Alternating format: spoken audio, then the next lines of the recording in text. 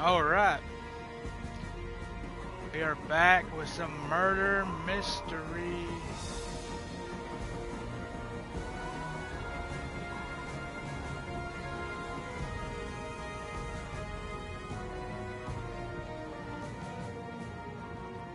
Alright, just give me a minute, y'all. Let me share out Discords. Appreciate the like and share, Ryan.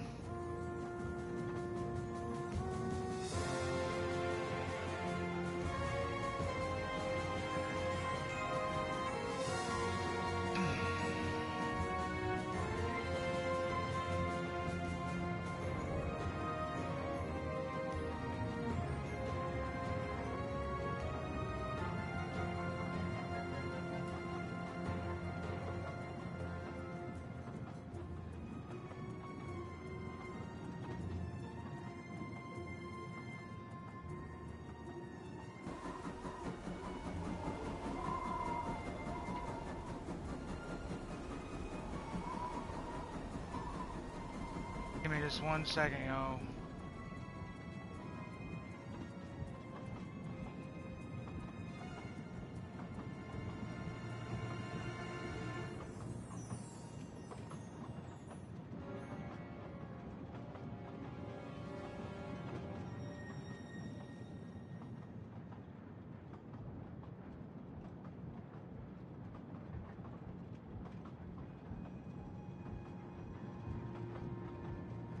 We're good to go.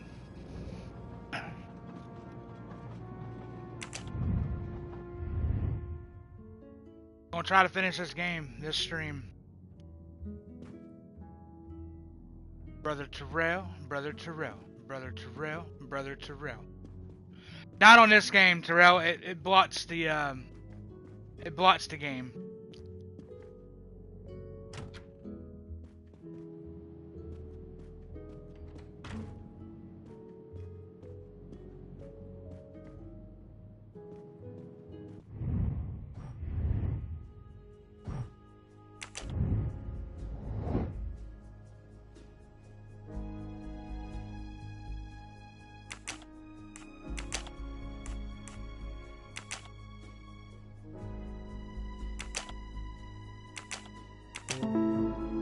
Yeah, not this game. It takes away the My little the gray game. cells did not let me down. Appreciate the like and share, bro. Much love. We got to interrogate 6 passengers.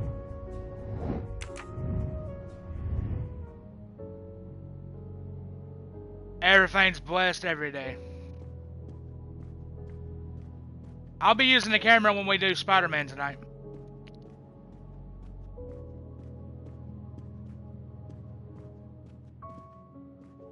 What's up, Smoke Dank? Appreciate that. Appreciate the like and share. Much love and respect to you too.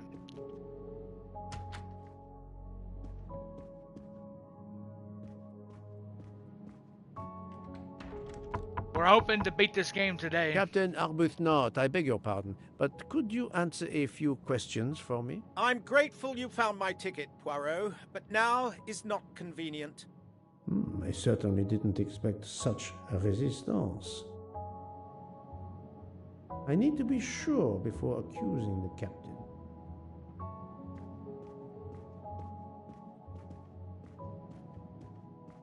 Around interrogating some of the passengers.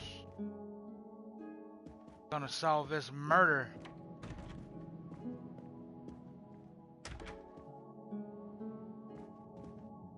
This is my room, okay.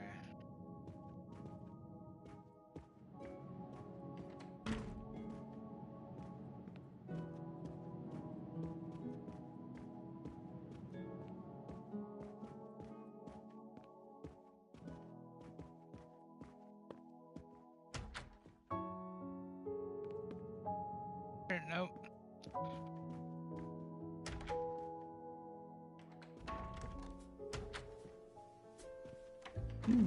Most of the passengers pass by the bar during the day. They eat, drink, write. Maybe I can use this information for my investigation.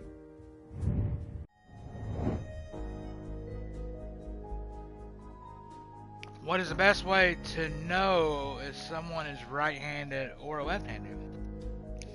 Ask Mr. Fulcher to reserve the hands of the passengers. Ask passengers directly if they are right-handed or left-handed. Ask... Think, Poirot. That is not a good answer. No, it's true. And I do not think that's the right answer. No. It is a flight. Nice. Yes. Yeah, we could do that. It could work. He appears to be an observant young man and serves. What's up, Yoda? You ain't missed nothing. Regularly. What's up? We're gonna be playing Spider-Man tonight too. Alright, what is the best way to know if someone is right-handed or left-handed? Appreciate the light, bro. Ask everyone to hold something in their hands. Ask everyone to write something. Ask everyone to reveal which hand. Right, left. Right. There we go. Yeah. Yes. If I ask them to write something trivial, they may do. We're gonna try to beat this game on this episode. Hand. We're probably gonna be streaming till daylight today. Because Spider-Man is gonna be lit.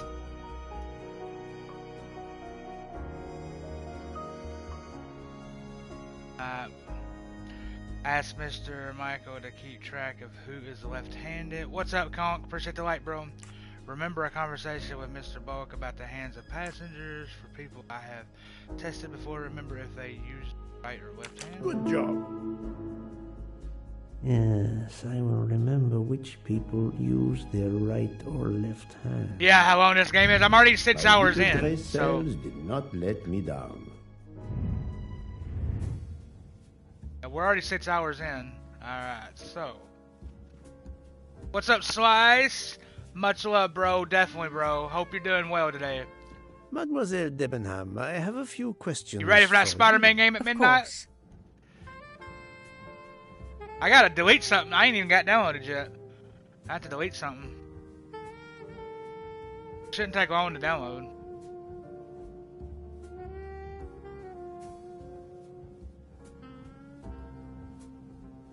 Yeah, you try and get his mustache. He's got his mustache. It's so fleek. It's so point right there. There's Look at little that. to tell. I went to bed and slept. Did you know the man who was killed? I saw him for the first time during lunch yesterday. Did you notice anything about him? Well, if I believed in auras, I might say he seemed dark.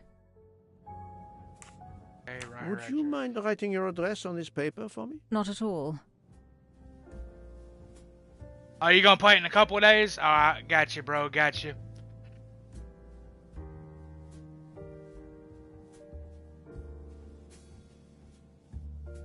Why are my comments? Hold on. Comments on the side screen ain't working. Let me refresh. Every time I refresh it, usually works. YouTube's gonna be a butt today, huh? I also put up 2 new shorts if y'all want to check them out too.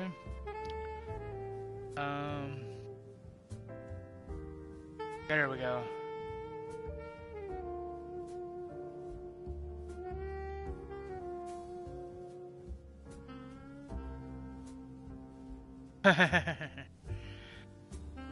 Alright, so she is right-handed. That's it. Mademoiselle Debenham is right-handed. Alright, she's right-handed. Do you recall what time Mademoiselle Olsen went to get some aspirin from Madame Hubbard? I remember glancing at the clock. She left our room just after 10:30 p.m. Was she away for a long time? About 5 minutes. That confirms what Madame Hubbard told me. Hubert was telling the truth, Yoda. Do you smoke by any chance? No, I never have. I knocked her out. She don't smoke. Do you own a scarlet nightgown? No, it isn't mine. Whose then? I don't know. What do you mean? You do not say, I have no such thing. You say, it isn't mine. Yeah, we're Meaning gonna be that saving the cities. You know who it belongs to, am I correct? Oh, I see. No. So this I one woke ain't up a this smoker, morning so about it 5 can't be a.m. her. With the feeling that the train had been standing still for a long time. I opened the door, and I saw someone in a scarlet kimono some way down the corridor. Her back was turned. It was impossible to see who it was. I understand. We're getting somewhere today. We're gonna get somewhere today. We are gonna get somewhere today.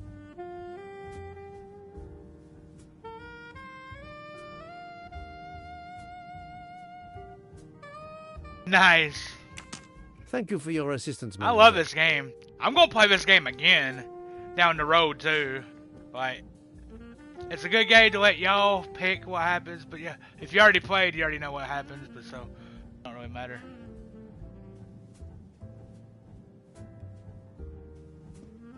Could be a girl and a guy. Yeah, it could be. All right, Mademoiselle, let's go I ahead am and sorry to disturb you, but I need to ask you a few questions. Are you the investigator? I am. We are lucky you are on the train. What do you want to know? I hear, mademoiselle, that you were the last person to see the murdered man alive. I do not know. It may be so. I opened the door of his compartment by mistake. I was much ashamed. It was a yeah, I think it's most gonna have awkward multiple mistake. outcomes too. You actually saw him? Yeah, he was reading a book. And what did you do after that, mademoiselle? I went into the American lady, Mrs. Hubbard. I asked her for some aspirin, and she gave it to me. I usually carry extra aspirin for the refugees, but I gave mine to a camp in Turkey. They needed it more than me. We almost hit 30 likes on this game last night. Alright, so we get to guess her. She sounds Swedish. I think she's 46.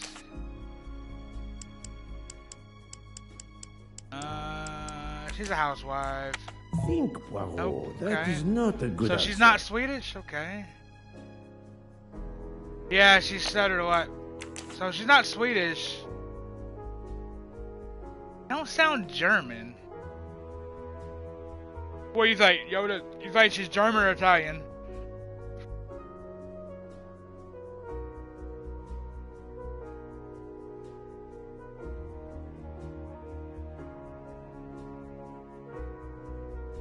Italian? Okay. This is wrong. Says it's But wrong. I'm never far from the You truth. don't look like she's 27. She could be 27. I do not No. think that's...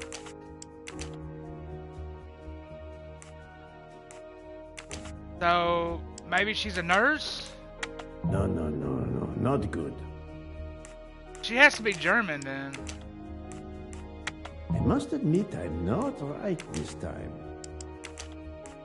I do not think that's the right... Ain't no way she's 27. No. Ain't no way she's 72. She don't look it. Think, Poirot. That is not a good answer. This is wrong. But I'm never far from the truth. What do you think? I'm gonna let you do it because I got everything wrong. Yoda. Pick the 3.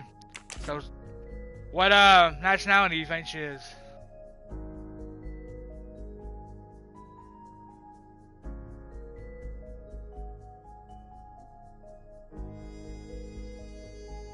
I got every one of them wrong.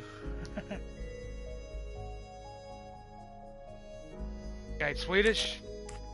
What about the age? 27, 46, or 72?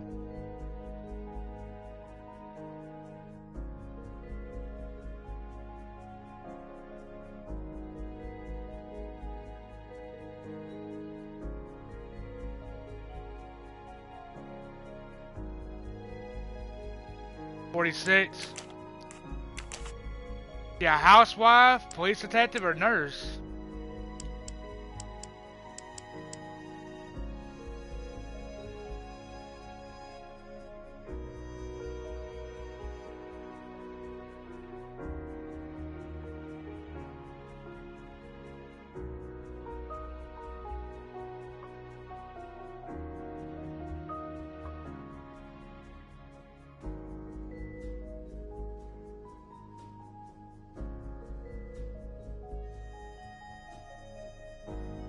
Police detective? Okay. No, no, no, no, Nope. not good. She might be a nurse, right? There we go. Swedish 46 nurse. There we I'm go. right again. That happens to me a lot. I didn't pay attention either.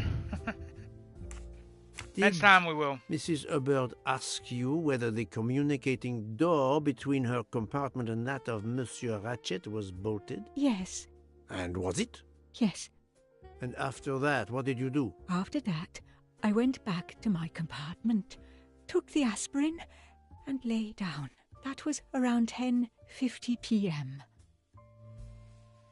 Is there anyone else in your compartment? Yeah, a young English lady. Very nice, very amiable. After the train left Vinkovsky, did she leave the compartment? No, I am sure she did not. Why are you so sure, if you were asleep? I sleep very lightly. I am used to waking at a sound. I am sure that if she had come down from the berth above, I should have awakened. Did you yourself leave the compartment after that? Not until this morning. Do you have a scarlet silk kimono, mademoiselle? No, indeed. I have a good, comfortable dressing gown of Jaeger material. I appreciate you, Slice.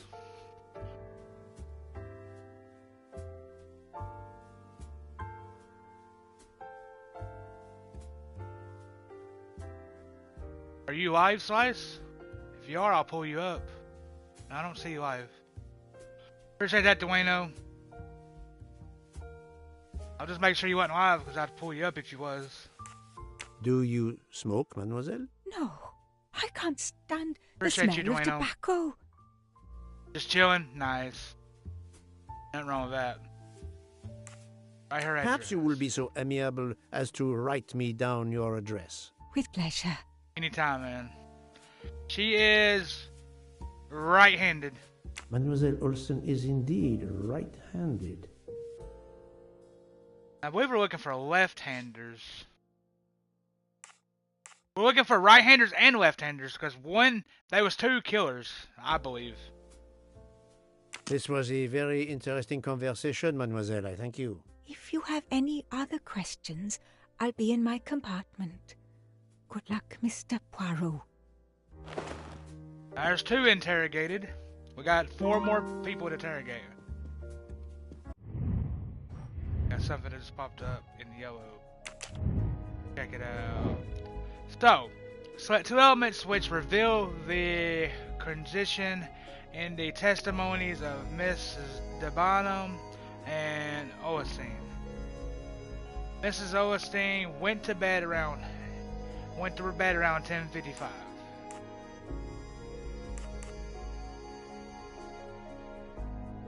Or 10:50. Or 10:55, yeah. So, we definitely know that she took the aspirin. I must admit I'm not right this time.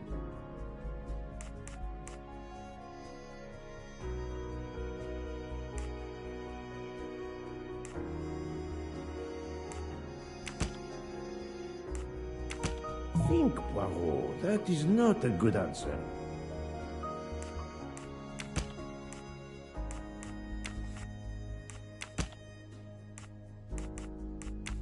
I do not think that's the right answer. That one.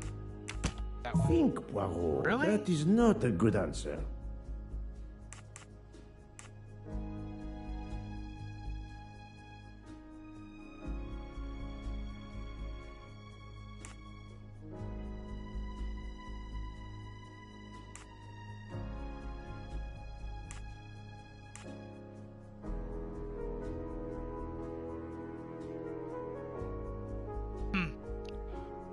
Which two you think goes together here, Yoda?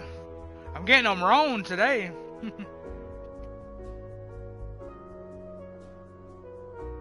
Or anybody can answer in the chat if y'all paying attention to the game. This is the chat can answer.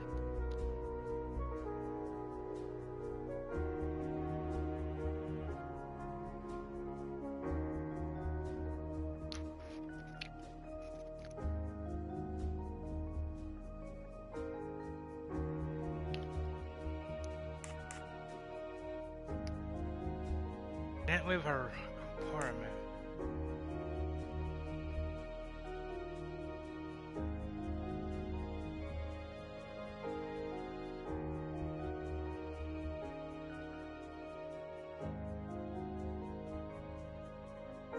Right.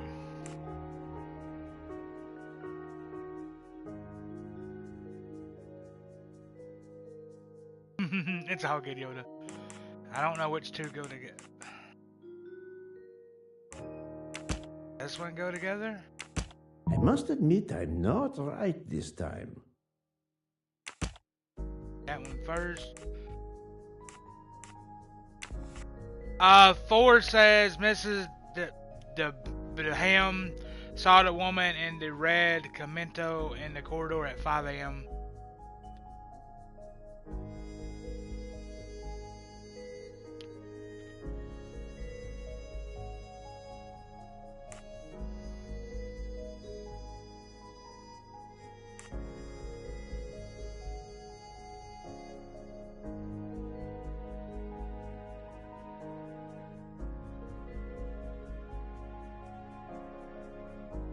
Two and three. I do not think that's the right answer. Maybe 3 first. No, not good.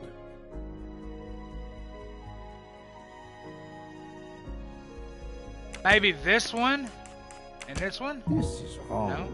But I'm never far from the truth. Maybe this one first. Think, Poirot. That is not a good answer. I may have to get a hint on this one.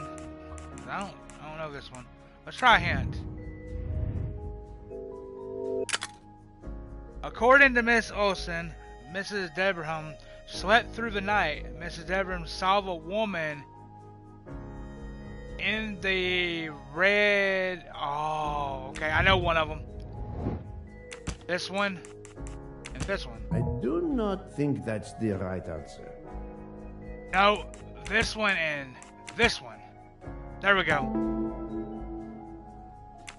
Got that one. We got it. What's up, Lone Wolf? Appreciate the lights, bro. If Mademoiselle Olsen is such a light sleeper, why didn't she tell me about Mademoiselle Debenham getting out of bed? She even made a point to tell me the opposite. My little gray cells did not let me down.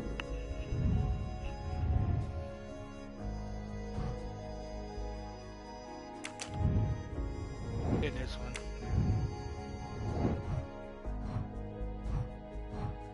Right, and over here, right or left-handed. Got 2 of them. Dragon dominant hands. Yep, they are. Is Mrs. Hubbard right or left-handed? We don't know because we ain't. Actually, we can tell right here. She's right-handed. No. I picked the wrong one. Oops. Brilliant. Yeah, she's right-handed.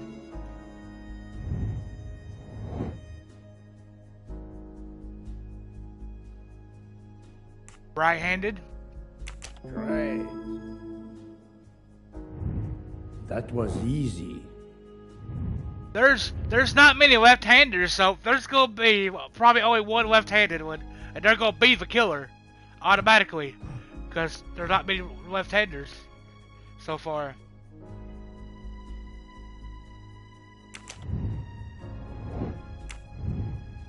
Get to him in a minute. Who vapes? Make sure we don't miss nothing. Oh, here's one. Who smokes?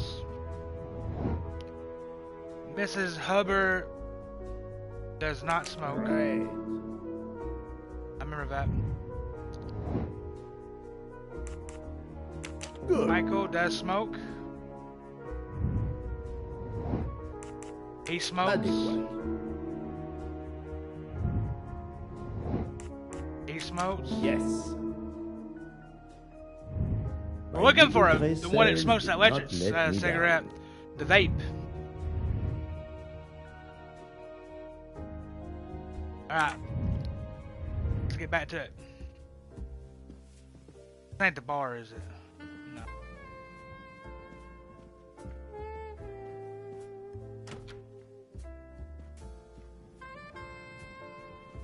I'll keep an eye on them instead. I'll observe her instead. She's right-handed. Something just popped up.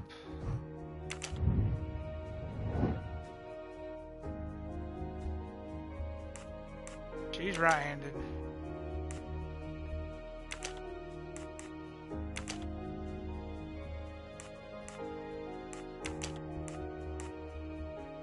I do not think that's the right answer. Hold on. So she is right-handed. Right-handed. Right-handed. These three are right-handed.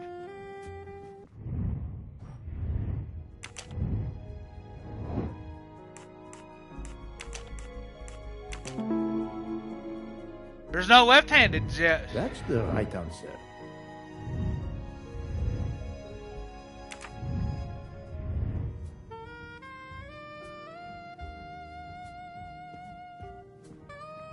Monsieur Fauché, may I disturb you for a moment? Of course. How can I help? It is, of course, about the murder Brother of Monsieur Ryan. Ratchet. Can you tell me your movements last night? I understand. Yesterday evening, I took a break at Vinkovsky station with Hotaru. We then went to our quarters in the staff accommodations, a section of the luggage car. Freya was there, reading, and I went to bed right after. Freya is there now, I think, and Hotaru is in the kitchen. Right. Yep. They can verify my story. What time was this? 11:30 p.m. or a bit after. The snow is beginning to fall heavily. I see. Thank you.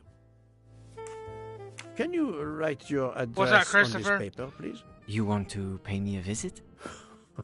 Who knows, Monsieur Fauché?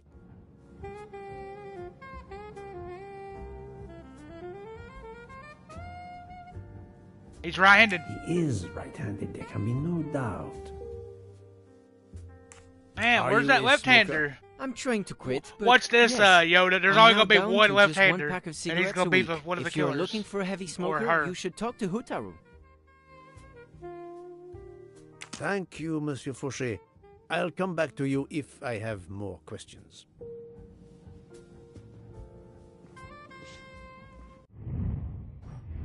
Because there's not many left-handers. Let's see, where was that at?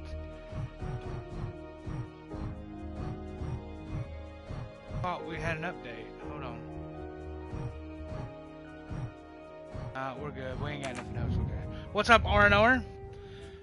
Y'all can answer these questions too when we get to them. When we get to the questions, where we're interrogating people, stuff, and figuring stuff out.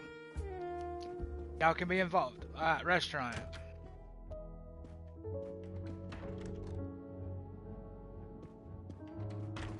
So, Poirot, I hope you are progressing in your investigation. I have not finished yet, but it is progressing, yes. I still have many questions that must be answered. I will report to you as soon as I can. What's up, Juno? Appreciate the like and share. Much love.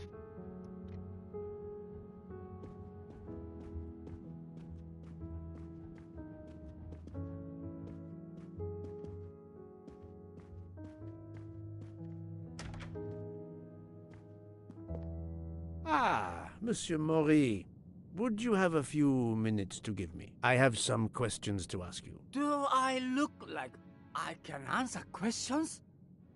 The room is spinning. My head is about I appreciate to that, R&R. explode. Much love. You were celebrating last night? Celebrating.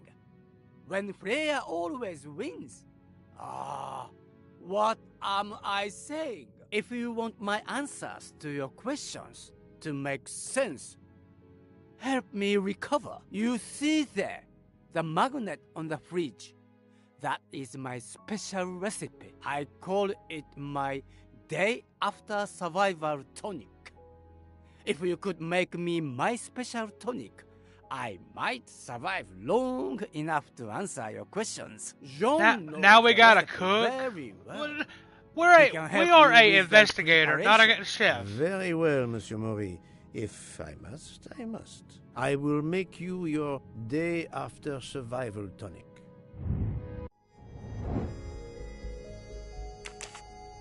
He's definitely Japanese. I would say he's 55. He's definitely a chef. I'm right again. That happens to me a lot. Yep, another recipe.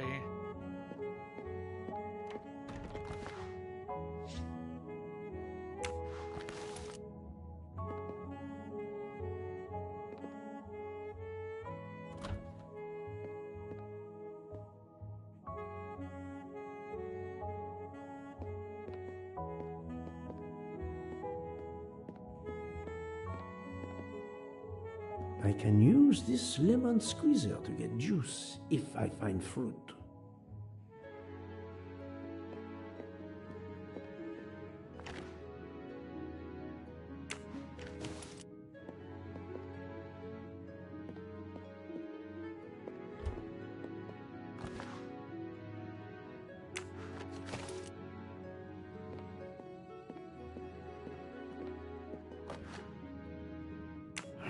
Missing half of the tonic ingredients.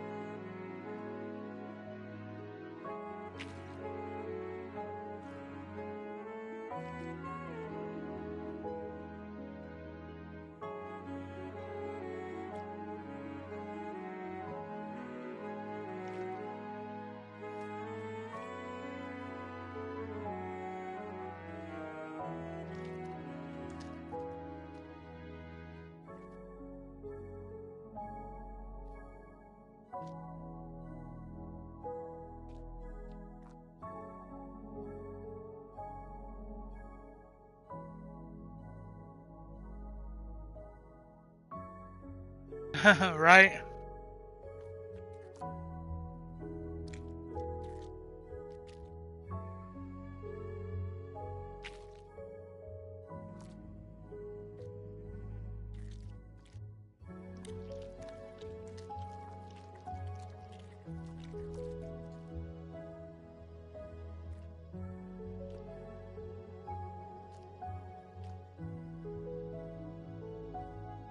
I don't get this.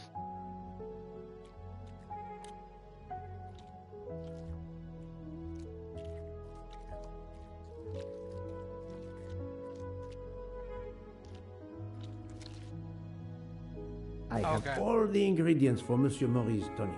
I have to go and see Monsieur Fauché so he can prepare it for me.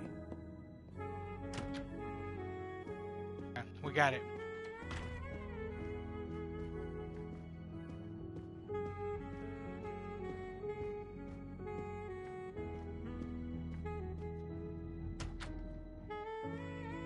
This recipe wasn't too bad. I guess we ain't done yet. Monsieur Fauché, may I disturb you for a moment? Of course. How can I help? Monsieur Fauché, I need your help to prepare a cocktail. What is this phrase? This is music to my ears. What can I fix for you? A mojito? A gin and tonic? Or perhaps a martini? Shaken, not stirred? It's not for me, but for Monsieur Maurice. Ah, his day after survival tonic. Unfortunately, I know it well. Here is everything that was listed on the magnet. Excellent! I can take it from here. Mr. Poirot, I'm uncertain about the lemon juice. Is it half a lemon or a full lemon for the recipe? I can't remember. Half a lemon. Oh yeah, it was half lemon. That's right. I can't remember if Hotaru prefers it with ginger or without. Do you remember? I can assure you that he will want the ginger.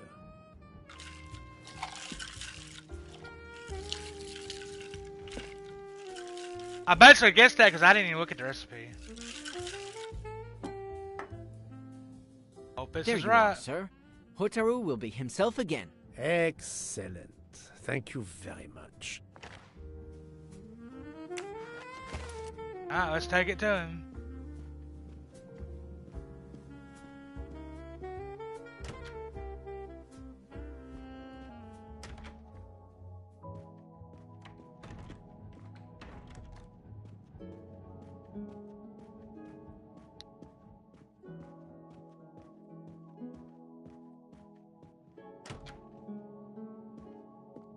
Here you go, Mr. Mori. I hope this will help you. Thank you very much. Please give me a moment while this takes effect. It will be a while, I'm afraid. But I will not move from the kitchen. Since I have to wait, do you know where I can find Mademoiselle Nielsen? She is in the staff quarters in the luggage car. If the door is locked, John will have the key. Thank you. I will return. I hope you have a speedy recovery. Got that.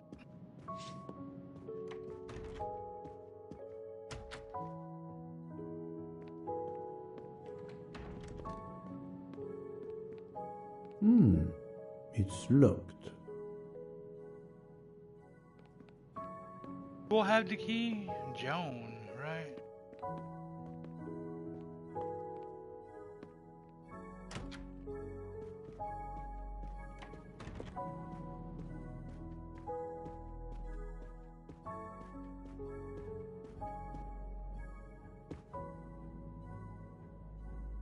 Monsieur Mori told me that you are the one who has the key to open the luggage car door. I will need it. Yes, that's right. Here it is. Please don't forget to give it back to me. I will not forget. I will Monsieur give it back Fouché. to you. I'm an investigator, buddy. I have a favor to ask. Could you visit the passengers who are in their rooms and explain there has been an error with their allergy and diet form? But, Monsieur Poirot, I made no errors. Of course not.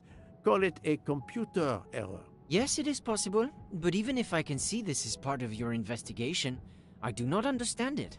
I would ask that you observe which hand each passenger uses. Ah, you wish to know if they use the right or left hand when they write? That is my intention. I will take on this mission for you. Excellent. Let's go.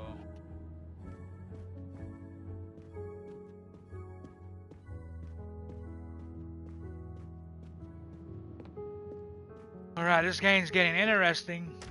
We're about 7 hours into this game. I mean, this is a decently long game. That's it. It's open now.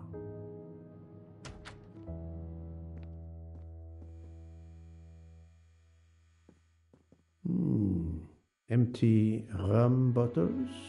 They have a party? Oh, they had a party. A deck of cards. What's up, I bros? suspect they were reading diamonds and spades instead of books.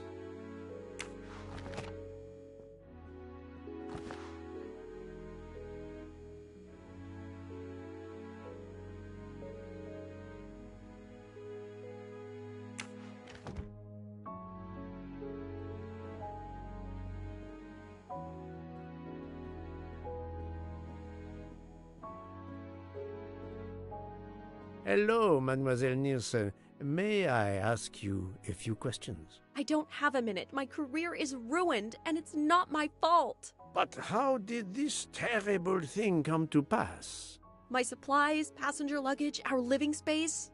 There is so little room. I gave the cargo handlers in Istanbul strict instructions how to stack my crates. It's containing good, Rose. I didn't wake up till need for my 4:30. desserts. So as one box is Actually, I used didn't wake up to it about can be 5. discarded. Actually. And these fools of cargo 'Cause I streamed handlers to like almost did 7 not o'clock this follow morning. your instructions? Ignored completely.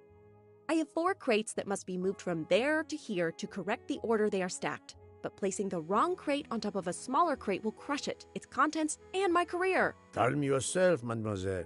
I understand. So, the problem is these 4 crates must be moved there. No. But Oh my god, you carefully. didn't listen to what I just Yes. said. I have to move these 4 boxes from this location to here. But there is not much space to move the boxes, and I have to be careful never to put a bigger box on top of a smaller one, or the smaller crate will be destroyed. The problem is clear. I shall assist you.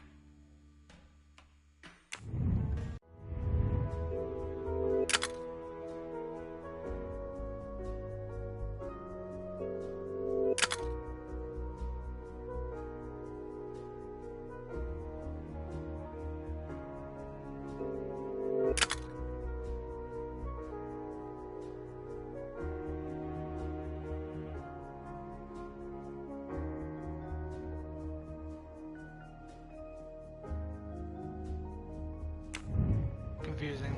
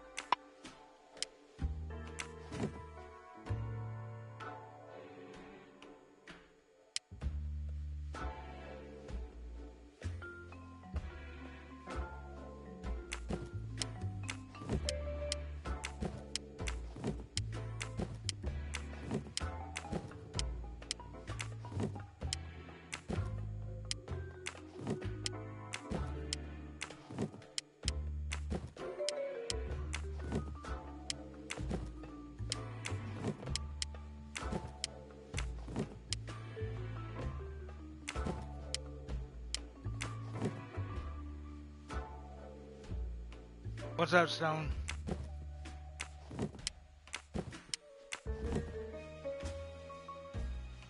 We got the big box.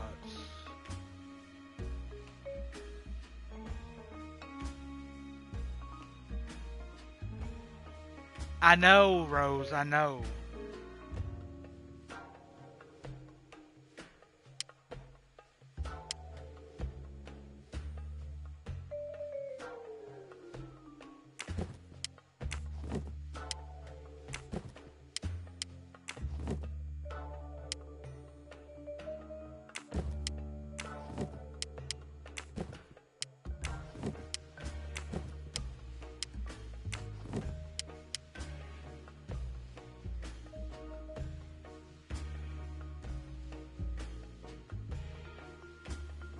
Appreciate the like and share, Stone.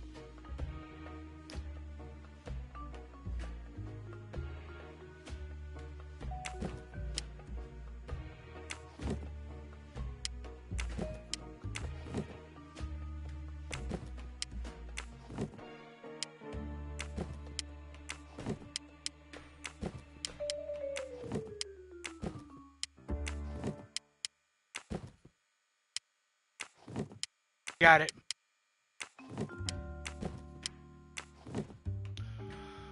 You had to move them around to get them right. You are a lifesaver. Or at least a dessert saver. Thank you, thank you.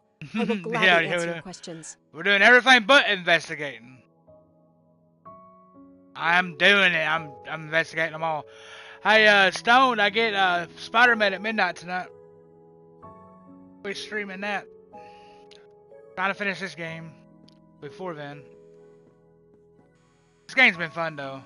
Can you let's tell ask her me some your questions. movements of last night? Last night after dinner, I stayed in the kitchen until 12:15 a.m. Then I joined Jean and Hotaru in our quarters. Oh yeah.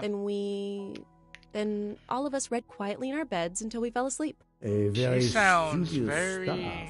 However, suspicious. Monsieur Mori doesn't seem to have followed the same literary pursuit as the others. And these rum bottles, do they have something to do with his hangover? Which of these sentences contains a lie? Here we go. Option 1, I stayed in the kitchen after dinner. Option 2, then I joined Jean and Horita in our quarters. Option 3, we then read quietly in our beds. Option 4, then we fell asleep. Which one's wrong? Which one's a lie? Option 1, 2, 3, or 4?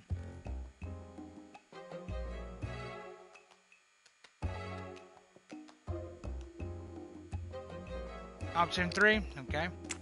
I rather think Got that it you right, didn't Yoda? just read last night. What makes you say that?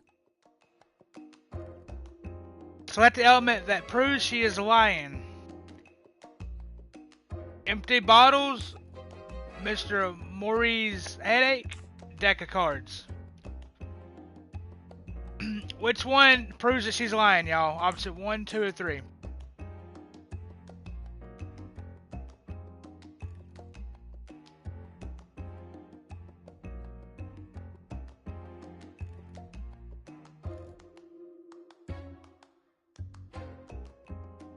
We'll go empty bottles. The empty It's empty rum bottles. Let's go. Were their labels part of your reading last night? I also My put up fault. 2 shorts, I y'all, if must y'all have want to left check them them there out. before I put them in the bin. I put up And 2 these short are straight from the videos. bar. Make sure y'all Our check out passengers must have drunk them them. shorts. It helps me out a I lot, have y'all. my doubts. Much love to y'all, and I Why appreciate every would one of y'all. she feel the need to We're up to lie? 336 now. Hold on just a second, y'all. I gotta get another 2-liter to put in the refrigerator.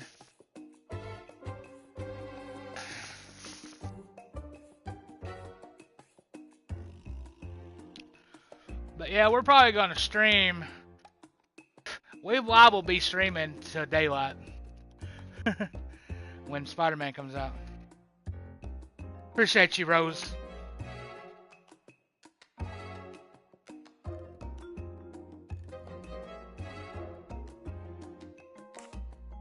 Okay, more I spoke to Monsieur Yeah. Mori. He seemed to be quite hungover. He even asked me to make him his day after tonic. He blurted out, "Freya always wins." Wins what? Looking around, it is clear you were gambling and drinking most of the night. Okay, Yoda. You don't understand. It's late when we're off duty, but we need to unwind. And now there's been a murder? Yes, I admit it.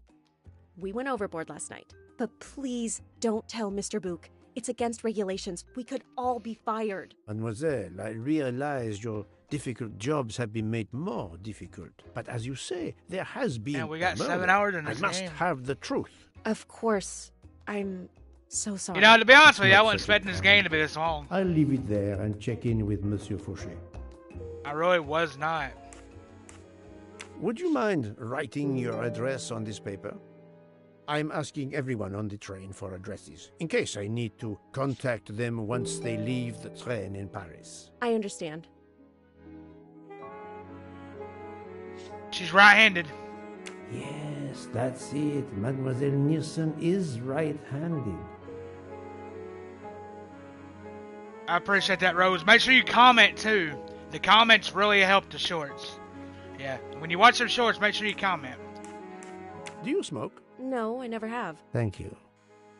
All right, we Thank got you it. for your answers, Miss Nielsen. You're welcome.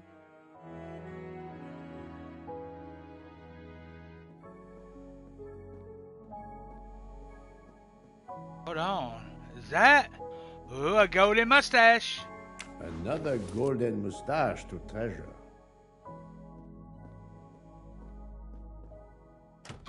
Alright, now we gotta go talk to the bartender.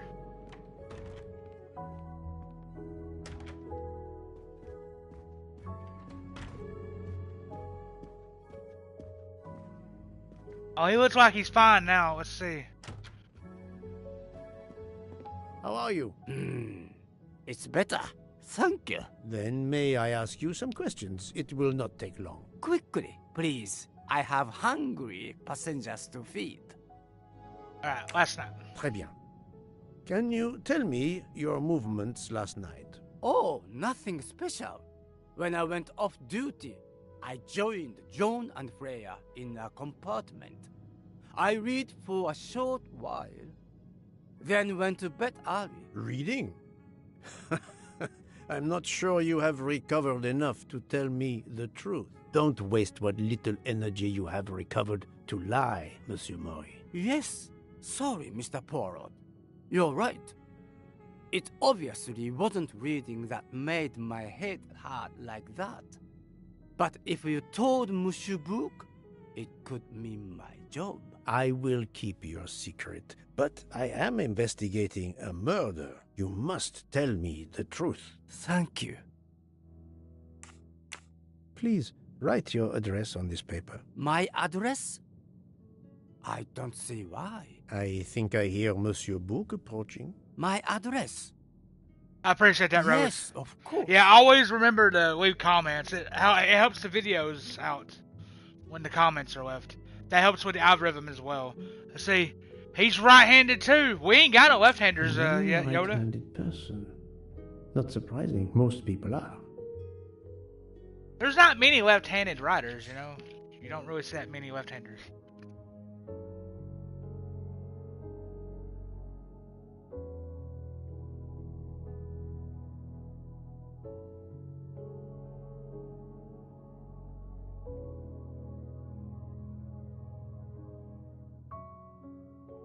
Welcome back, Yoda.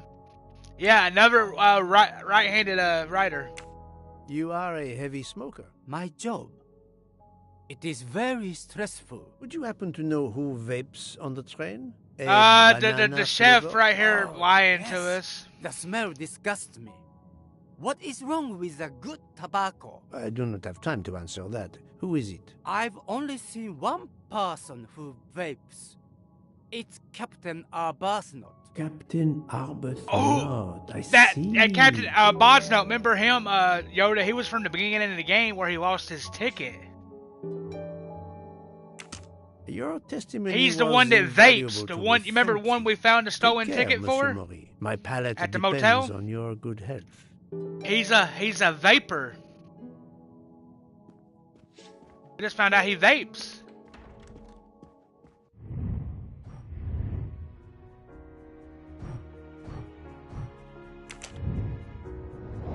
We got 4 out of 6 passengers interrogated.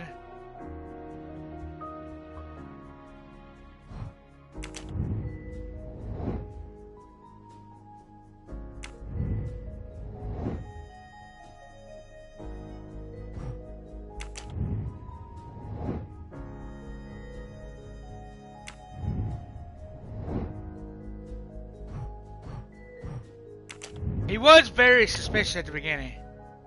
I appreciate that, Yoda.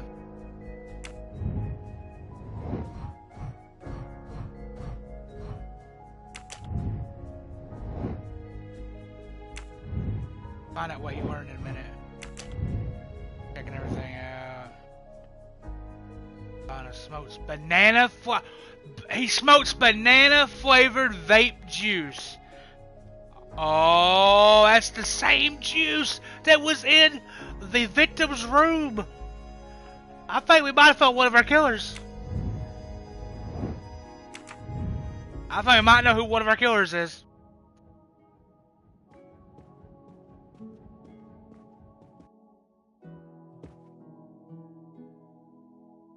Here is your key. Thank you very much.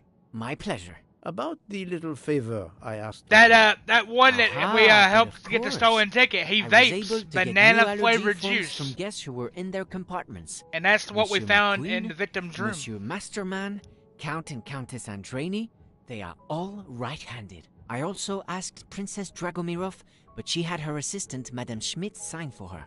She is right-handed as well. You have exceeded my expectations. Well done. Thank So you, we might Monsieur have Fauché. one of our I'll killers. come back to you if I have more questions.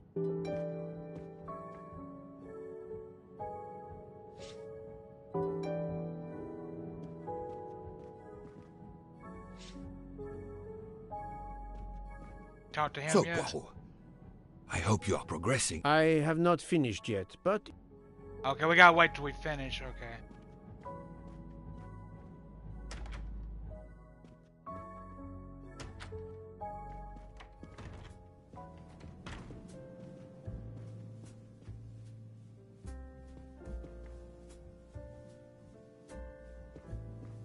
Monsieur Fauché, may I... Of course. Thank you, Monsieur Fauché. Hold on, I Monsieur do need to Fauché, ask him Of about course. last night. How can I... So, Monsieur Fauché, are you trying to hide things from me? I know about your little party last night. You are not a detective for nothing. I'm sorry, Monsieur Poirot. Thank you, Monsieur Fauché. I'll come back to you. We got him for now. Let's see. Alright. Gotta find these other passengers, two more. Talk to her.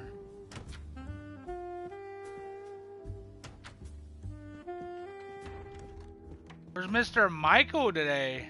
Look at that, he ain't at his post.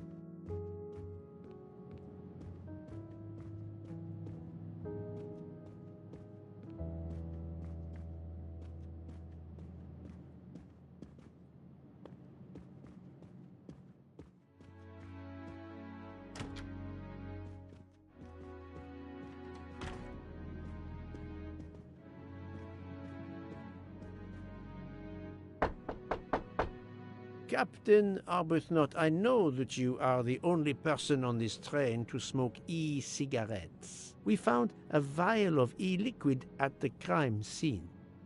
Will you talk to me about this, or should I pass on what I've learned to the police? All right. Come in if you must.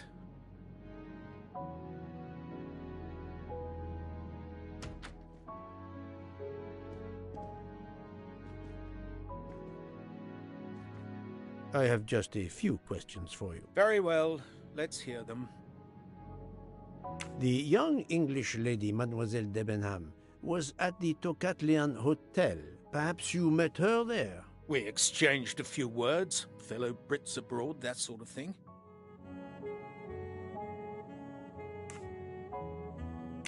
What can you tell me about Mademoiselle Debenham? Nothing whatsoever. We barely spoke. The director of the Orient Express, Monsieur Bouc, thinks the assassin is a woman. And that is enough to accuse her? She had nothing to do with this murder. How can you be so certain? The idea is absurd. Ratchet was a perfect stranger to her. She'd never seen him before. Ah, did she tell you so? Well, yes, maybe she did. She may have commented once upon his somewhat unpleasant appearance. If a woman is concerned, as you seem to think, to my mind, without any evidence, I can assure you that Miss Debenham could not possibly be implicated. It is clear that the captain is defending Miss Debenham, a woman he supposedly doesn't know very well. What were you doing last night around 1:15? 1:15? I believe I was still talking to that young American fellow, Mr. McQueen, the secretary of the man who was killed. We were in his compartment. He was a friend or acquaintance of yours? No, I never saw him before this journey. We'd hit it off at dinner, and the conversation continued into the early hours. Until what time was that? Until 1:45 or so. Then I retired to my room and went to sleep.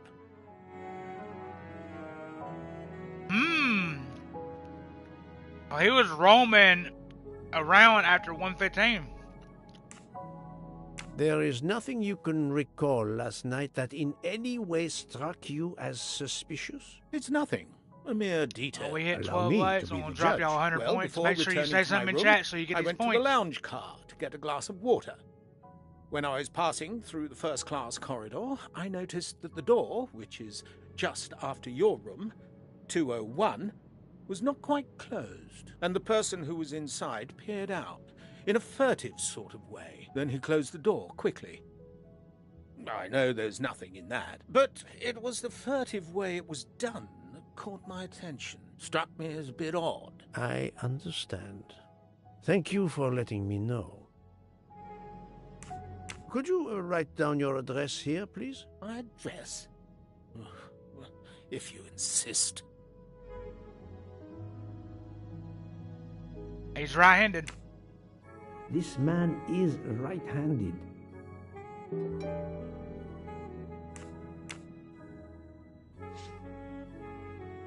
Is this e-cigarette liquid yours? What flavor is it? Banana. Well, that is awkward. That's my flavor of choice. But I have no idea what it was doing there, whatever. Can you explain how it ended up there? I have no idea. I never entered the man's room, Poirot. That's the truth.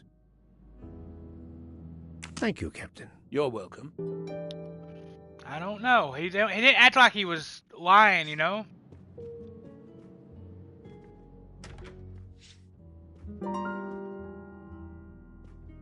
Before we talk to him.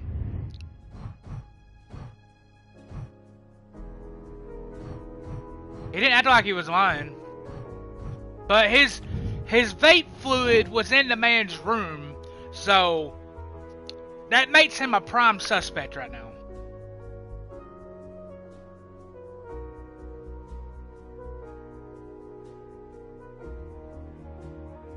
Bottle of vape juice is found at the crime scene.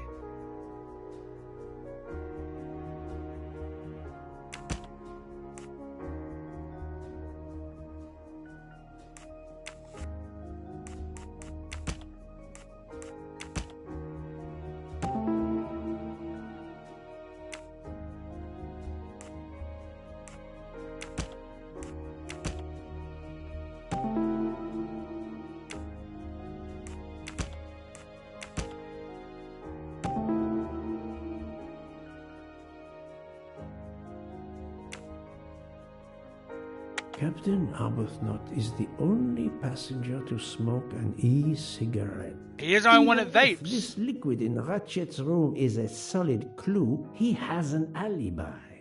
I cannot accuse him without any other proof. Can't accuse him of any other proof, yeah. Can't voila. accuse him right now. Ain't got no more proof.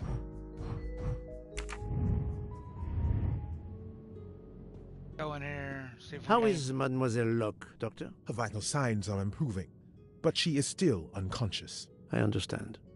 Thank you for looking after her. It's definitely a suspect, definitely.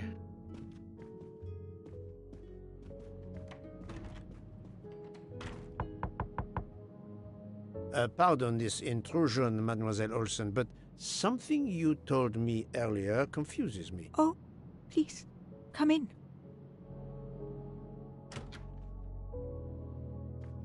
How can you be sure Mademoiselle Debenham was in bed all night? As I told you, I am a very light sleeper. The slightest noise wakes me up. If Fraulein Debenham had gotten out of her bed, I would have heard This her. one's I suspect. got up This this one morning around definitely 8 a.m. is suspicious. She was sleeping soundly.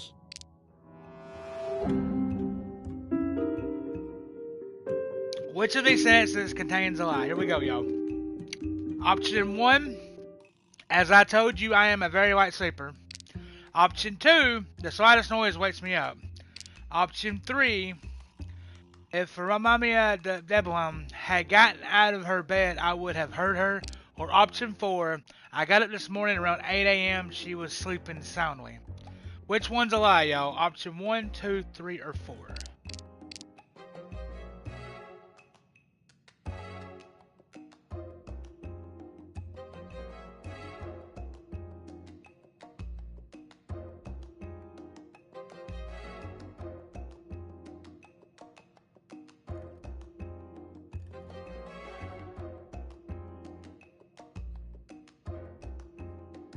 Okay, so option 1. She may be telling the truth, but Okay, she's telling the cannot be truth on certain. that one. Okay. The slightest noise wakes me That up. does not prove she's No, lying. that's not it. Are you certain It's you the would third have one. heard her? Yes. Why are you asking? Select the element that proves she is lying. Mrs. Demon woke up at 5 a.m., the train stopped, or a headache. Which one do y'all want to go with on that one?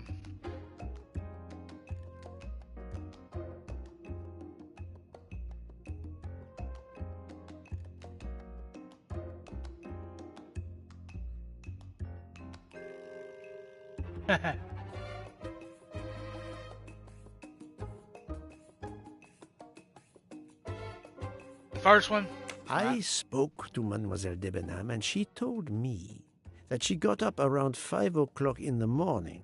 She opened the door and looked down the corridor. It was then that she saw a woman in a red kimono. How do you explain that? I think I must have been sleeping very soundly not to have heard it. Oh, I thought you was a light sleeper. does that make me a suspect? I am not accusing anyone, mademoiselle. Do not worry. I am just trying to determine what happened last night. Thank you for your testimony. For your testimony.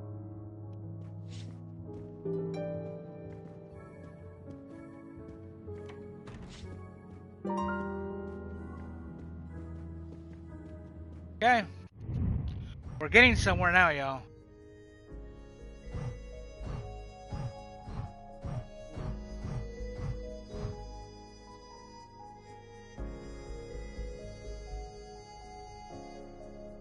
Yep. Alright, here we go. Who has an alibi that can be confirmed by another witness? Alright, so McQueen has an alibi to Captain. Evan has an alibi to her. Mr. Michael has an alibi there. And then... Think, Poirot. No. That is not a good answer. No.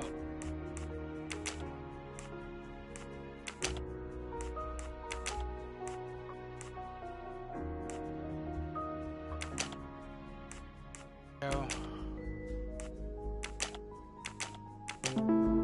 Alright. So they all have My alibis. little grey cells did not let me down.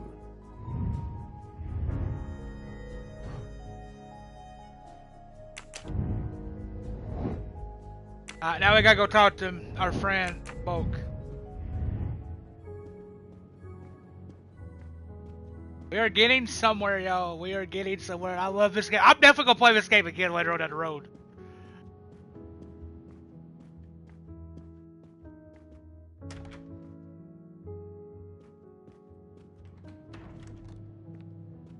Yeah, I can't wait for that Spider-Man game, Yoda, because you get to be two Spider-Mans. You get to be Miles and Peter. That's gonna be fun. I think this Spider-Man game is gonna be long, and it's okay if it is. I'm down for it. I'm down with the Spider-Man. I like interactive games. I like for my chat to get involved. It gives them something to do, you know. I'm thinking about doing them Jackbox Party games. You ever heard of them? Them Jackbox Party games are pretty good. They're fun. I didn't skip them. Okay, he's one. Jackbox games are fun. You can do them with your phone, tablet.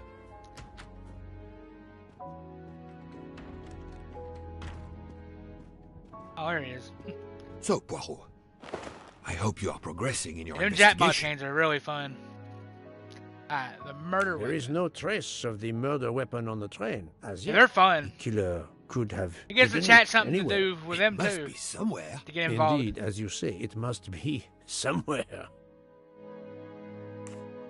The welder of the knife. According to Dr. Constantine's report, the stab wounds were made by at least one right-handed and one left-handed person, and with different strength. For the moment, everyone I have checked is right-handed. It is impossible to draw any conclusions as yet. However, I still have a few people to interrogate, notably the Russian princess. You still have many avenues to explore? Indeed, the case is far from over, mon ami. I identified the person responsible for the bottle of liquid for the vape found at the crime scene. So, this is our culprit? Do we hold him? No, unfortunately, this bottle belongs to Captain Arbuthnot, but he has an alibi, confirmed by Monsieur McQueen for the time of the murder. Monsieur Bouc, Monsieur Poirot. Michel, calm down. But it's Mrs. Hubbard. She says she found a murder weapon in her room. She's very She's upset. found a murder weapon in her room. Let's go, Poirot. Mrs. Hubbard found a murder weapon in her room. Oh, we got the murder weapon.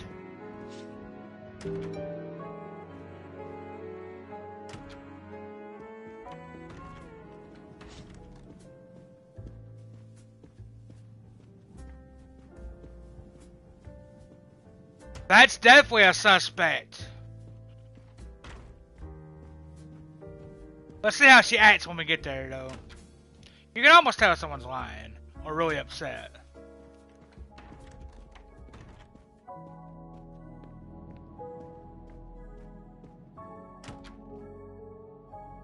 I demand to be allowed to leave this train! Madame, we are in the mountains, trapped in a snowdrift. Stating the obvious, there is a murderer among us. He had the audacity to hide his weapon in my room. Please, Madame Hubbard, take a deep breath and tell us what occurred. Where did you find the knife? I wanted to get a handkerchief from my purse, and when I opened it, I saw it! A bloody knife! The knife was in her I very much purse? doubt the murderer would give you his weapon. What do you mean? Madame, he would have used it. Oh, I have it! Did you touch the knife? Of course not! What a question! I will take that as a no.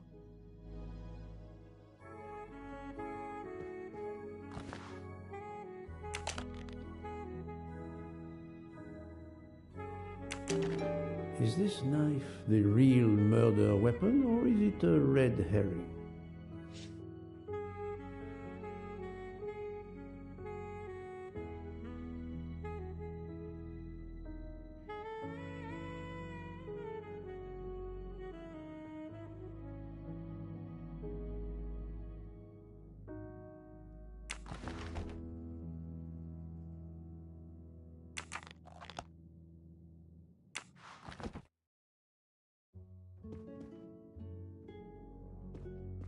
Mrs. Hubbard is distraught, Poirot.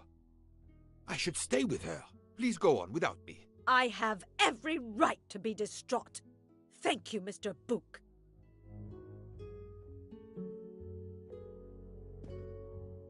What do you think? Is she guilty or not guilty?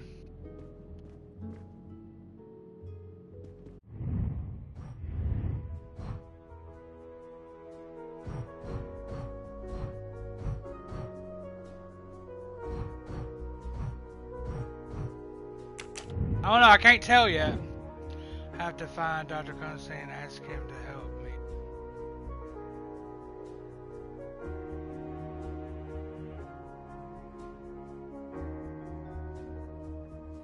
Could be an accomplice still, yeah. Now we gotta go find that doctor.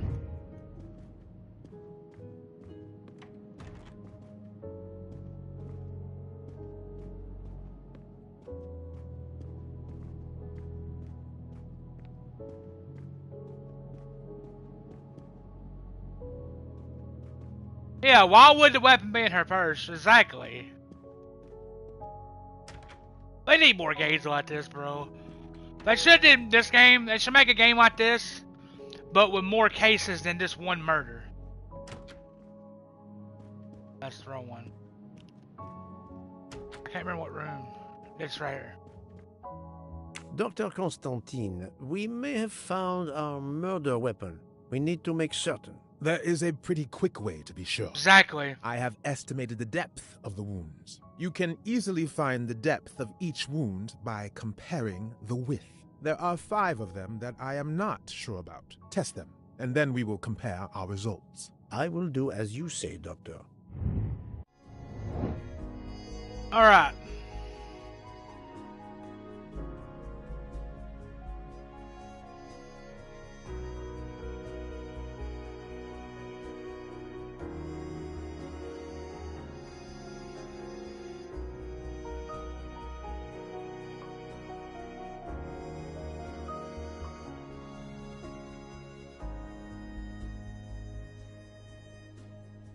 No, not good. This is wrong, but This is gonna be never hard. far from the truth. No, not good.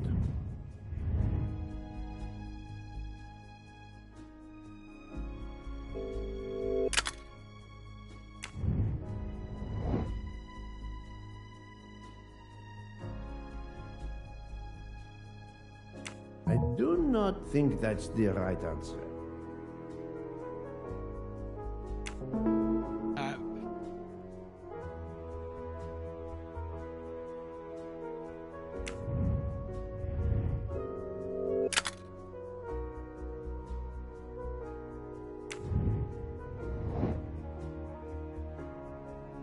I must admit I'm not right this time. Think, Poirot. That is not a good answer. I do not think that's the right answer.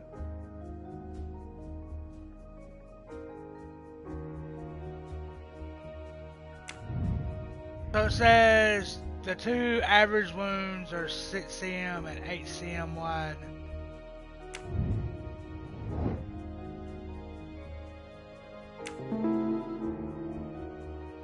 Okay. Left hand. The smallest wound is 4 cm wide. Think, Poirot. That is not a good answer. This is wrong, but I'm never far from the truth. So we're looking at what, 9, 8, and looks like maybe a 9. I must admit I'm not right. Oh, it this could be an time. 8. Could be an 8. No, not good.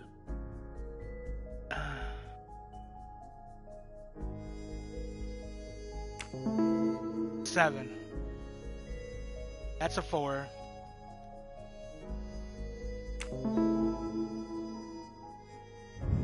My little gray cells did not let me down. What do you think, Doctor? Is this knife I really have the a Sherlock murder Holmes weapon? game, There can be no Yoda, doubt. that I can You play. found the same depths as the estimate I made during the preliminary autopsy. Thanks, I can Yoda. assure you that you hold in your hands the weapon that took Ratchet's life. You know, we don't know nothing about this Thank woman. you. I feel way better now. The rest gave you time to sleep off most of the effects of the drug. I'm still a bit groggy. That's understandable. Are you able to continue your story now? Yes. Yes, I think so. Where was I? You were explaining how you returned to the Armstrong house to tell them their poor little child was dead. Yes, that's it. I felt helpless. My part in the case was officially over, but I knew I couldn't let it go. Daisy deserved justice.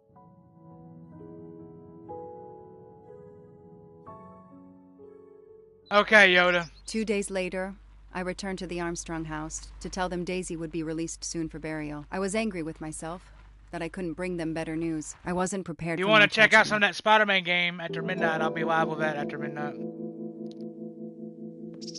That's okay, Rose. I appreciate you being here. Yeah, definitely, Yoda. I appreciate you, bro.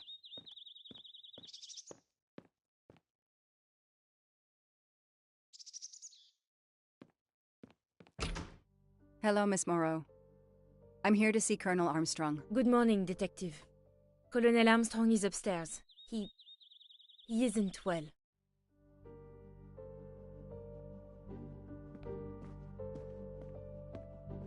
You too, Yoda.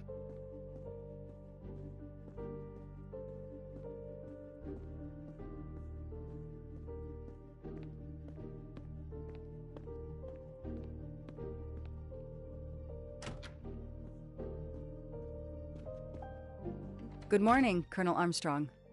Is your wife here? Here? No, Sonia is not here.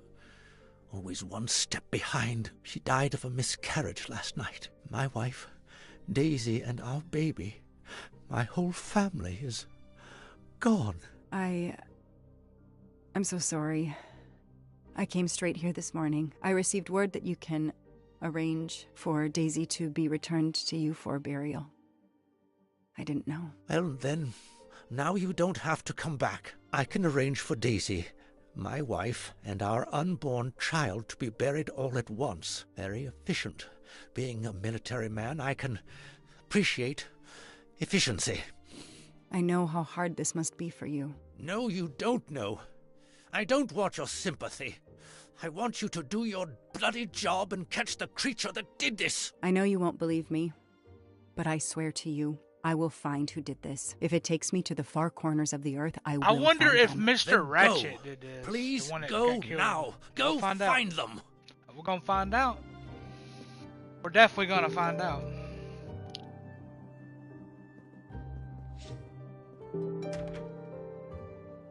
Back to the car. The house that once held the laughter of a child now feels so empty.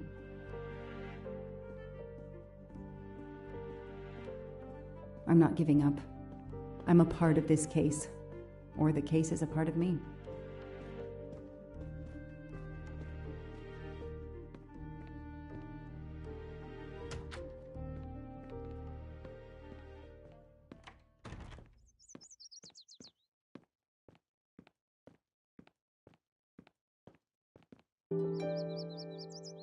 All units, Hike is in the vicinity of the cabin where Daisy Armstrong was found, spotted a pickup truck drive through the barricade tape, and then head up the dirt road toward where the subject cabin is located. Any car nearby who can respond? Unit 28, we can respond, but we're a ways away.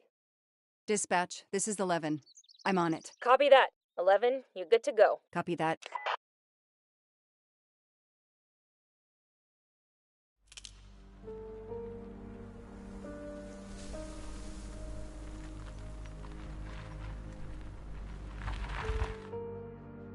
Okay, there's the pickup. Let's see who ignored our barricade tape. 11 here. Bet you this is the I'm boyfriend. at the cabin. Someone has broken in. Are you requesting backup? Not yet. I'm going to take a look around. Copy that, 11.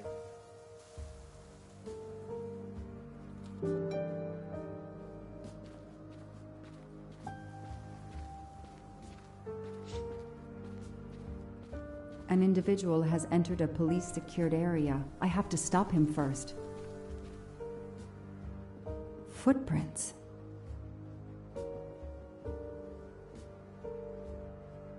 A forensics evidence identification marker.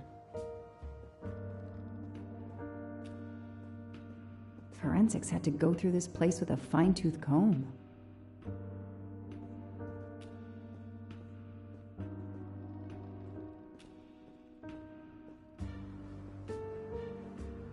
Duct tape to silence Daisy's screams. Damn it, Daisy. A forensics evidence identification. He's not here.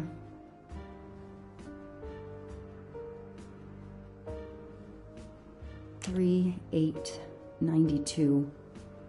Oh, when the poor dear was killed.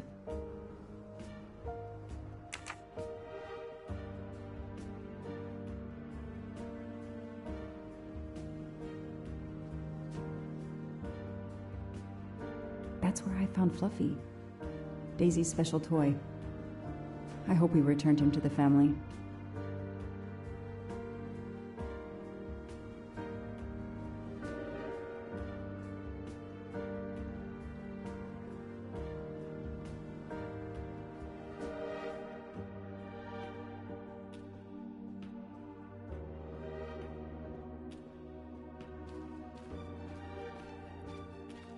An individual has entered a police-secured area. I have to stop him first.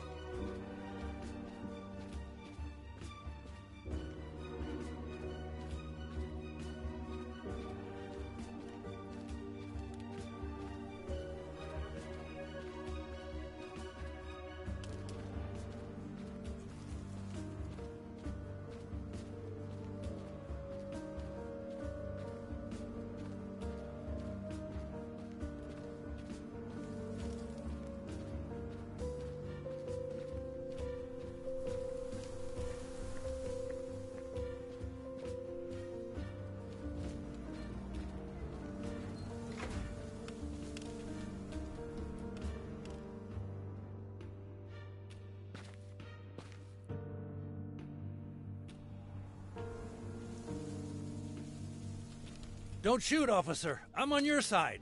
Sir, keep your hands where I can see them. Sure, no problem. Sir, this is a crime scene. Who the hell are you? I'm a reporter. Boston 6 News. You can get us on cable even here in the mountains. They haven't heard of crime scene tape in a big city like Boston? All right, that wasn't my best move. I got all excited. I didn't expect to find the place deserted. It was hard to resist. You should have tried harder. I'm placing you under arrest. You should be thanking me. Look what you apparently missed and I found. We'll get to that, but you're going to answer some questions first. I'm more used to asking questions, but fire away. Who are you exactly? I'm Michael Clark, journalist for Boston 6 News. Off camera, but someday I'm going to be anchor. You just wait. Do you have a way to prove that? My press card's in my truck. What are you doing here? You should know a crime scene is off limits. I'm investigating the Daisy Armstrong kidnapping like you. Does the pickup parked in front of the cabin belong to you? Yes, indeed, it's mine. I'll check. Show me your hands. I'm gonna cuff you. I'm sure we can work out a deal. Put your hands in front of you.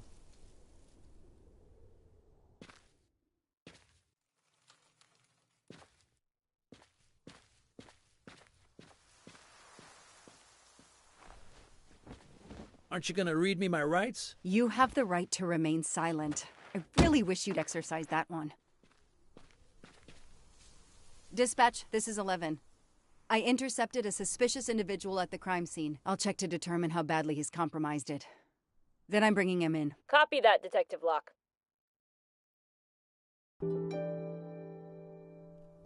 So we found we gotta go back here. At the bunker.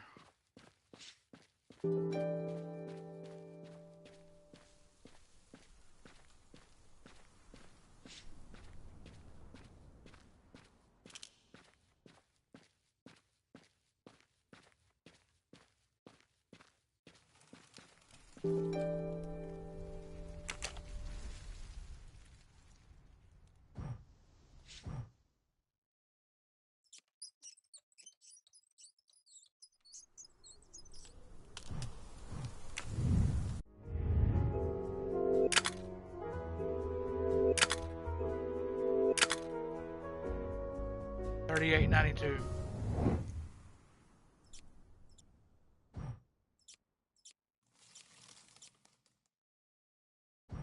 Actually, hold on.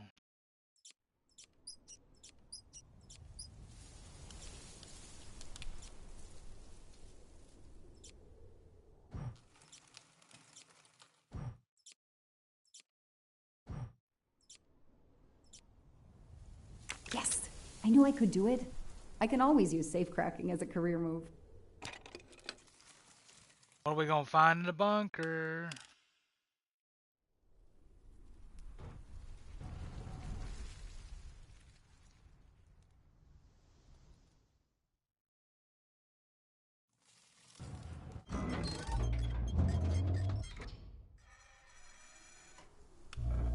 There. Now let's see what secrets you're hiding.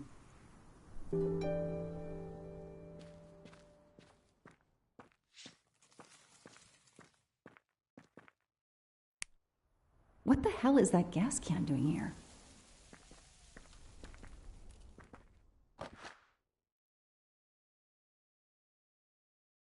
The cap's been damaged, and some gasoline has leaked out.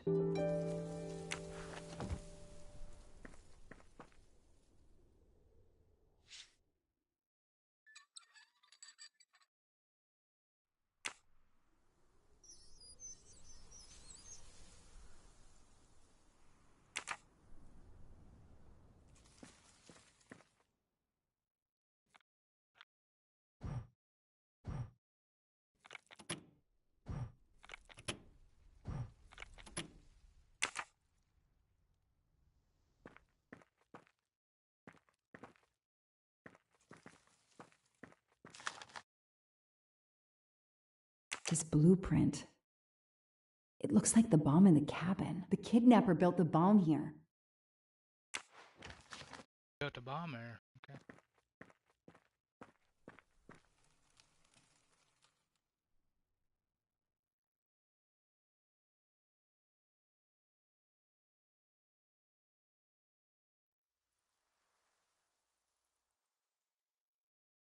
Okay. Okay, Stone.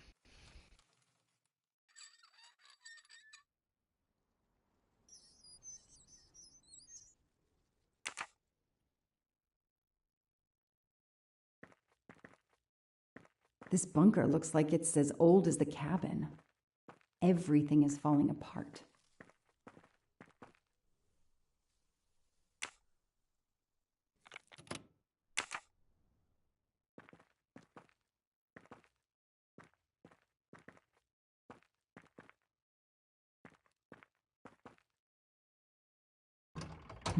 No, doesn't work. Now what? I have to turn the power back on to open this magnetic door.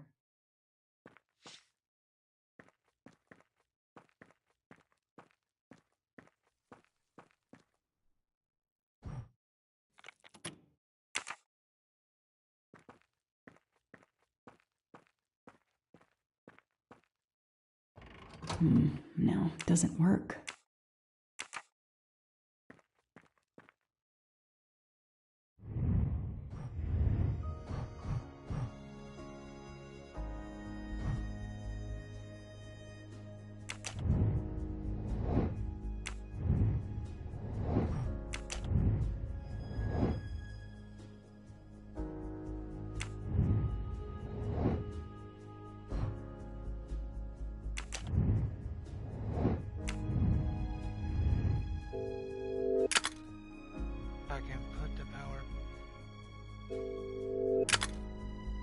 Follow the cables connect. I should be able to. First switch of each of the 3 electric.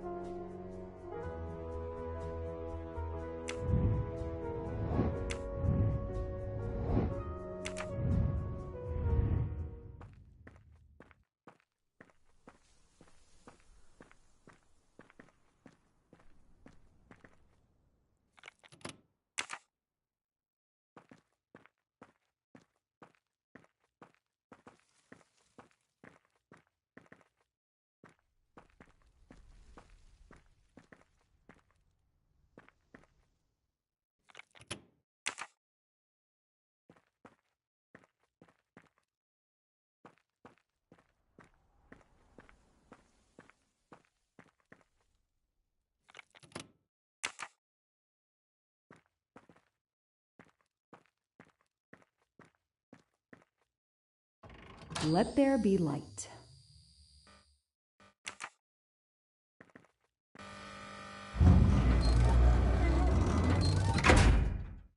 Perfect, it works.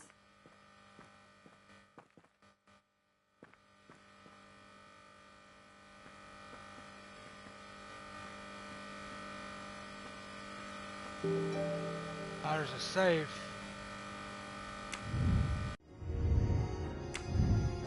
What's up, Susanna?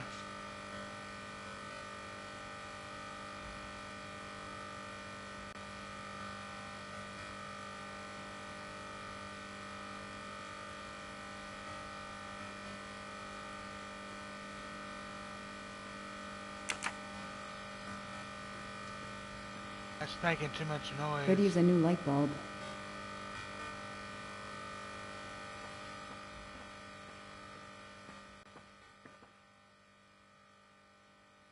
February 24th, the day of the kidnapping. They knew about the party and everything.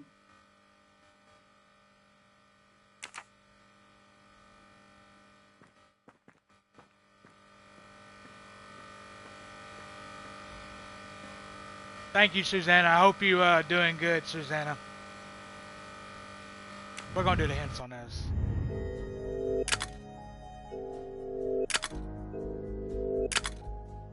$5173.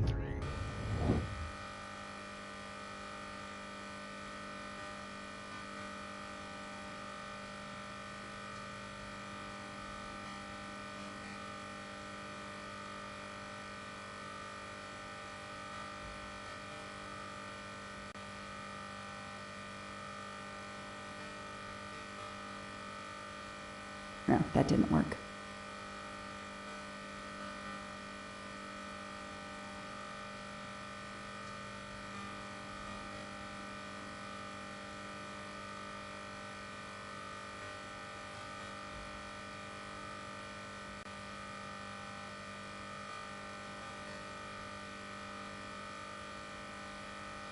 Yes!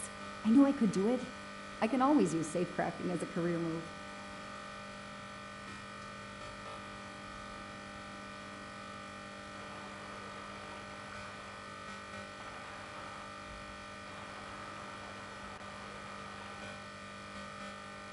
What's inside? Oh, look at this.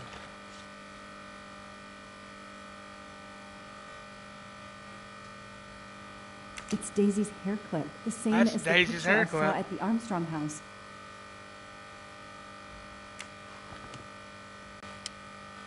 Money.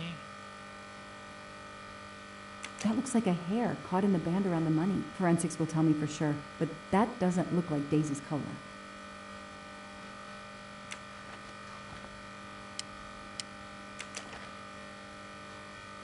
An expensive-looking pen with the initials JM? What's its story? These get locked up again until forensics get here.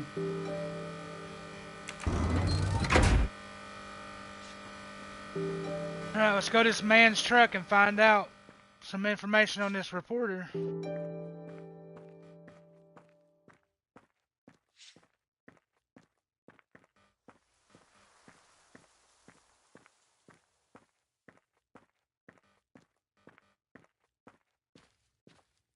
I'll secure the bunker for forensics. Progress at last.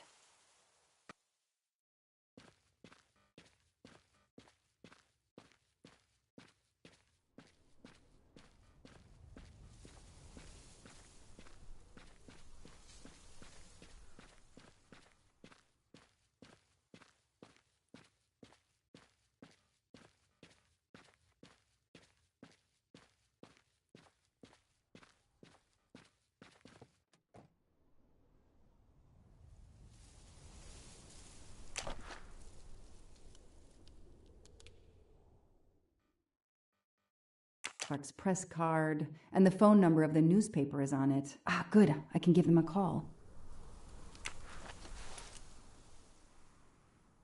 Got a camera.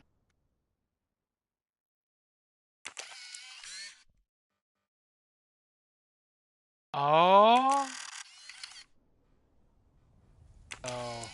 Why does he have pictures of the house?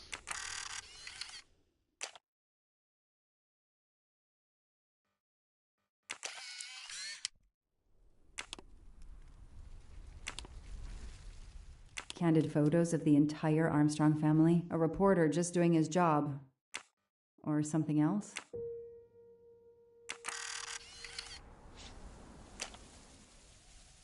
The glove compartment is closed.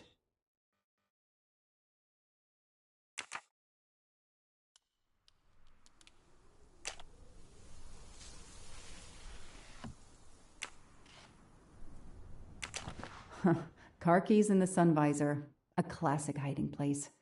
At least on TV.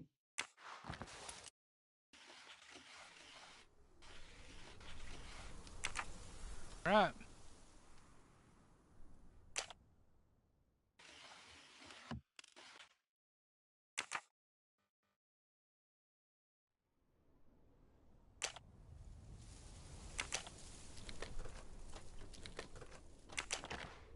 What this is.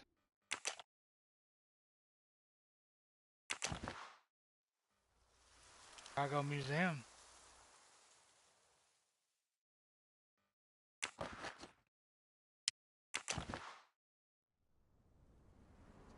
Clark's driver's license seems to be in order.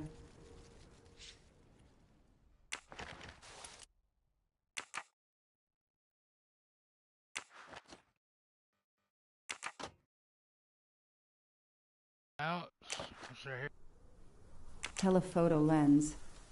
Not so surprising for a journalist.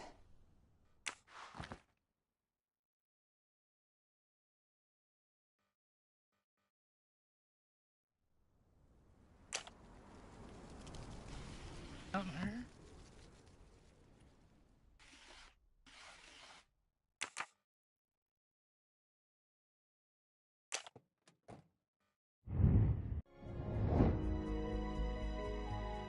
Verify the identity of Michael Clark.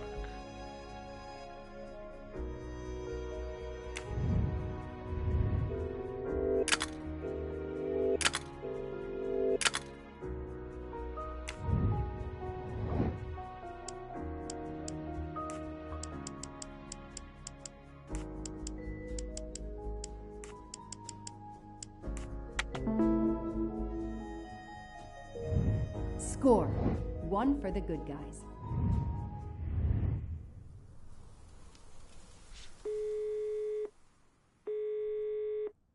Hi, I'm Detective Joanna Locke, Berkshire Police. I'd like to speak to an editor, please. One moment, please. Hello, Detective Locke? This is Abby Wilson. I'm a senior editor. What can I do for you? Does a man named Michael Clark work for you? Yes, he does. Why? When was the last time you heard from him? Oh, it's been at least 7 or 8 months. That's not unusual. He works in the field? Yes, Michael Clark is what we call a stringer. He works as a freelancer, comes up with a story we can use, we pay him, and we don't hear from him again for several months. What kind of stories does Mr. Clark write? Mr. Clark is an investigative reporter, mostly crime stories, to tell you the truth. He comes up with some pretty macabre stuff some of the time. Is there a problem? Or a story? Do you remember what the last case he investigated was? It was a murder case.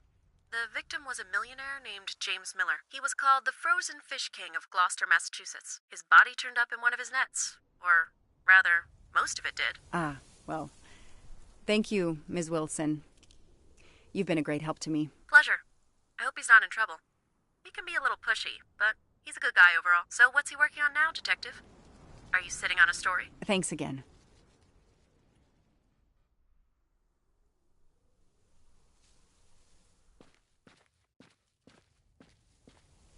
I don't need to talk to the suspect right now.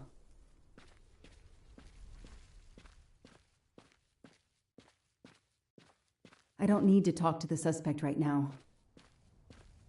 What gotta do now? Hold on. Give me 1 second, y'all. I'm gonna use the bathroom real fast.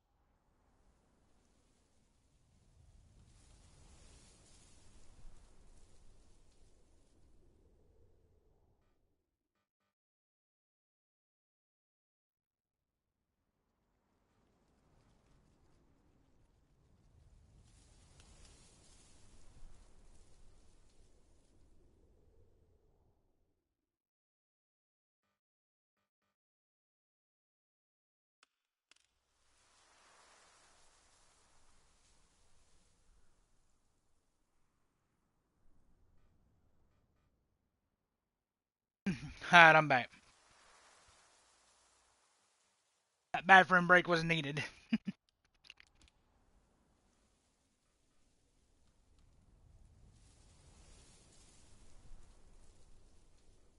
Well, if you're not paying attention, Rose, I can't tell you what happened. You just might have to go back and watch it. Supposed to be paying attention.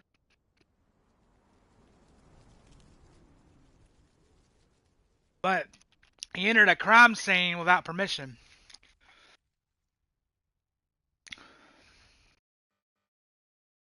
Just gotta figure out some stuff.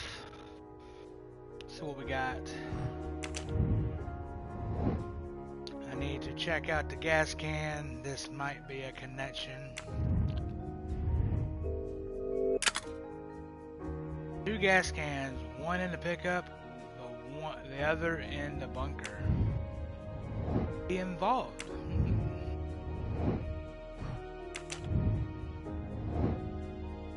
3 out of 5, so we gotta look at other stuff.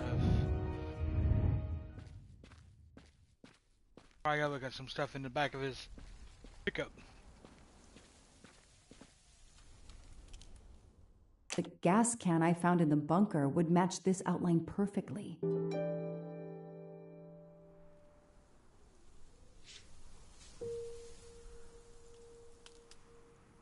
He's got some explaining to do. 4 out of 5. So there's one more, right?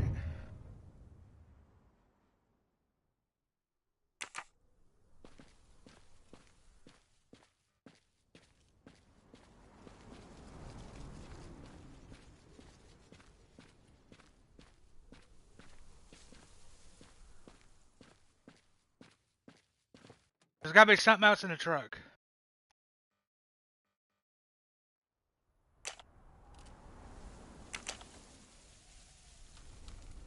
Oh, I didn't see this paper.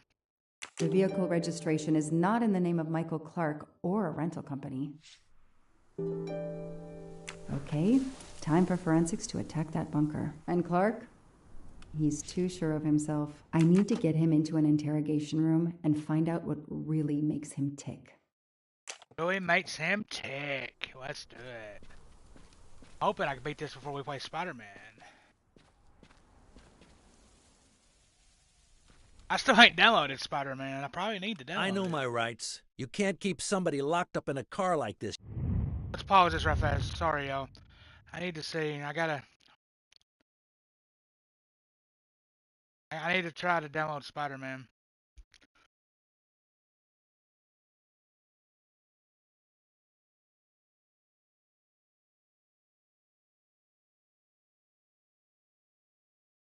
Spider-Man's 90 gigabytes.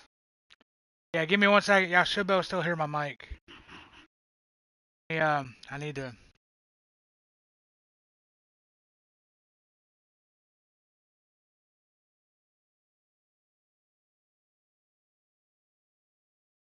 Big game. Probably Mortal Kombat because I don't play that enough.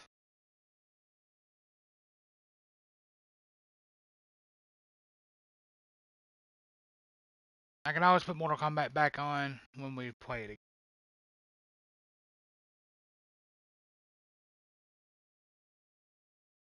Now let's now we go download Spider-Man.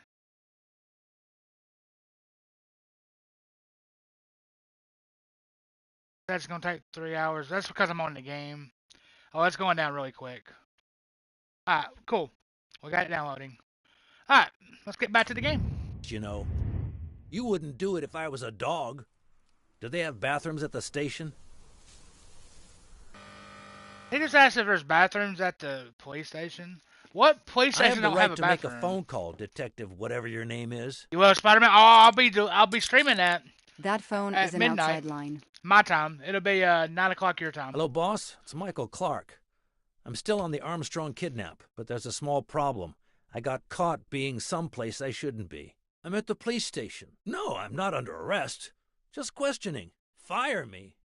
Why? The station's integrity? You're kidding me, right? If you think I've screwed up that badly, then fire me. Got that? Fire me. Yes, do it.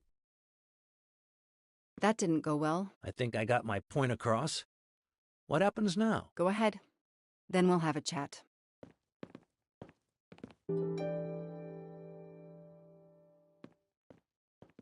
I like superhero games.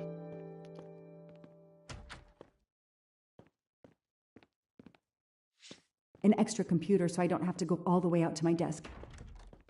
The only comfortable chair in the whole station. But there's no time to rest. Case files. A lot of them for our tiny town.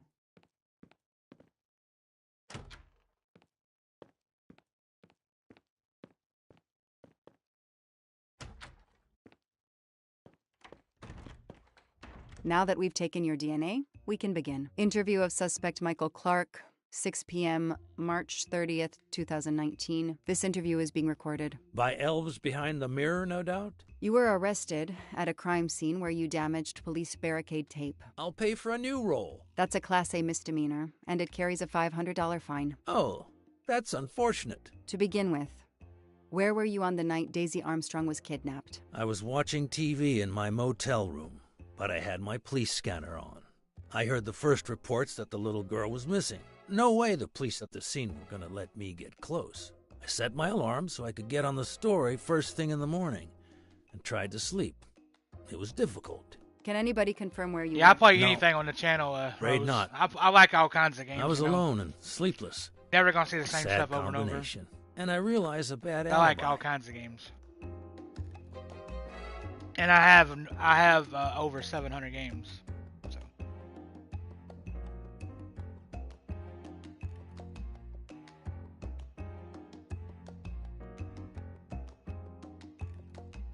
I said all kinds of games. You just have to wait and see, because I've got too many games to announce, to tell you. Way too many games. Plus, I got that PlayStation Plus Premium. There's like 800-900 games just on that. So, yeah.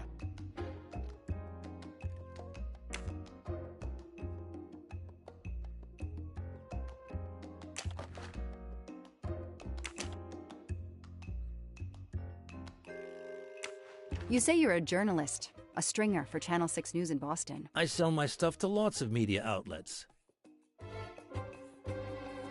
What is the most relevant topic? The name of the editor-in-chief. How is your editor doing? Last time we spoke, she was fine. But that was months ago. What's her name again? I work for lots of stations and lots of editors. She knows your name, but you don't remember hers? I'm not great with names. It's Kelly Johnson. Oh, What's yeah, up, T-Bone? Kelly. I just made that name up. Good for you. Her name is Abby Wilson. Mr. Clark, you lie like you breathe. Huh. Appreciate that the was like. mean. He thinks he's invincible. I need to play his ego. That's the key. What are you doing in the Berkshires? And what is your connection to the T-Bone Armstrong in case? the house. For the past few months, I've been working on a big case. Boston 6 How you doing, News T-Bone? is looking forward to my next story. The Armstrongs have been on my list of potential targets for a long time. I changed gears when Daisy was kidnapped and started investigating the Armstrongs.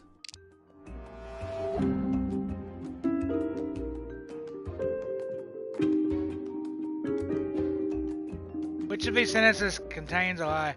For the past few months, I've been working on a big case. Boston 6 News was looking forward to my story. Armstrongs have been on my list of potential targets for a long time. I changed gears when they...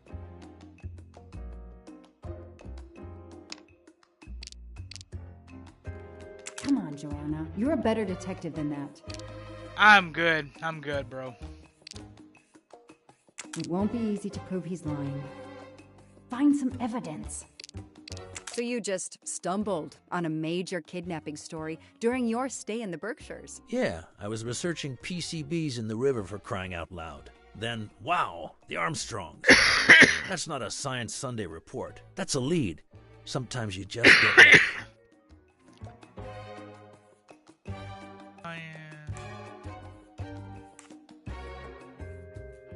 Your camera in the pickup. There were photos of Daisy from before she was kidnapped. The Armstrongs are a famous family, like the Kennedys or Hollywood couples. Gossip sites love them. People want to see how they live. I started out just stealing candid shots. Paparazzi live on getting that one exclusive shot. Steamy, intimate, whatever. Then when the kidnapping happened, I realized I was here first. What an opportunity, and I jumped at it. You have an answer for everything. You're not very good at this, are you? How long have you been on the job? Long enough to put you away for life, if you killed that little girl.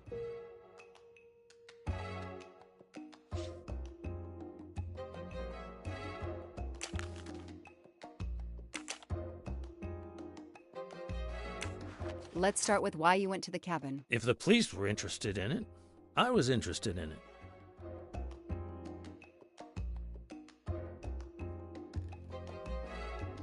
How did you find the cabin? Police radio. I heard the forensic team getting directions. Then, when they finally left the scene late this morning, I jumped in my pickup and hurried on up the mountain. You tore the tape at the entrance to the property and stomped all over the house. This constitutes a serious violation of a crime scene, Mr. Clark. I'm aware of that. I'm sorry. I'll pay the fine. But I got carried away. It isn't often I get a crime scene all to myself. He's enjoying himself. I need to throw him off balance somehow. Surprise him into making an error. Explain to me again how you got to the crime scene. I listened in on the police radio frequency. Anybody can do it with a scanner. I headed for the crime scene in my trusty pickup, like I've done for years. After the forensic team left, I needed to see the crime scene for myself. I got to the bunker just before you arrived. These contains a lot. I listened in on the police radio frequency. Anybody can do it. I headed for the crime scene after friends of the team left.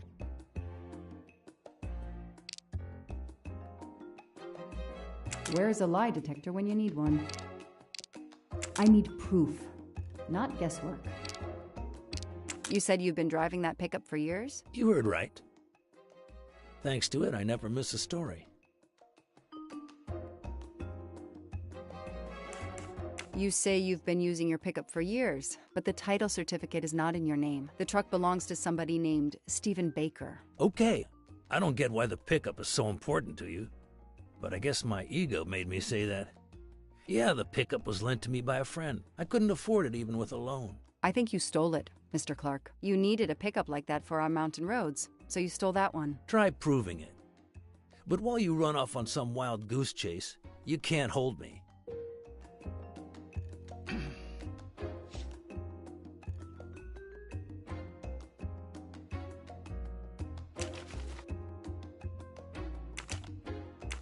Let's move on to the gas cans and what we found in your pockets when you were brought in here today. That sounds exciting. What's the most relevant topic? Bunker located. In addition to the gasoline in the back of your pickup and another in the bunker, you had a lighter and gloves in your pockets. You were going to set fire to the bunker and every scrap of evidence inside. Where to begin? I'm sorry to disappoint you, but I wasn't planning to use these things to destroy the crime scene. I've been around crime scenes my entire career. I brought the gloves so as not to contaminate it with my fingerprints. The gas can in the back of my pickup, I use it to put gas in the truck. Gas stations are few and far between in your mountains. I didn't know there was a gas can in the bunker. If that's true, I did you a favor. My arrival obviously scared off somebody planning to burn everything. Do you also have an excuse for your lighter? The lighter? I'm trying to quit smoking. I used the lighter as a reminder not to start again. I know that Clark is lying. I need to reconstruct the whole sequence of events in order to understand what happened.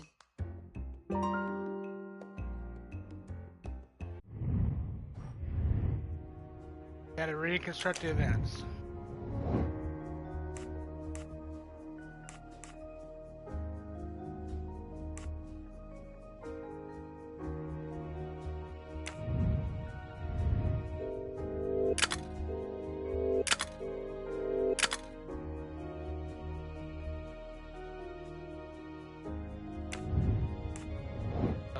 Gas can.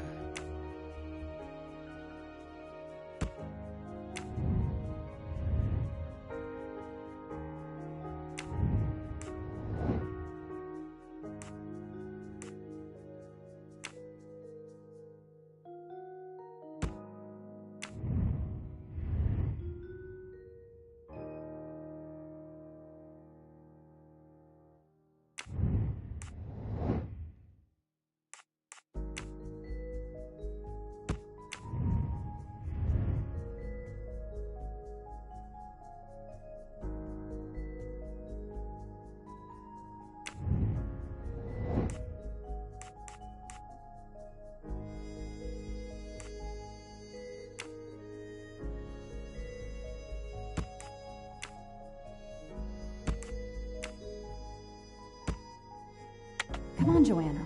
That's a rookie mistake. Maybe this.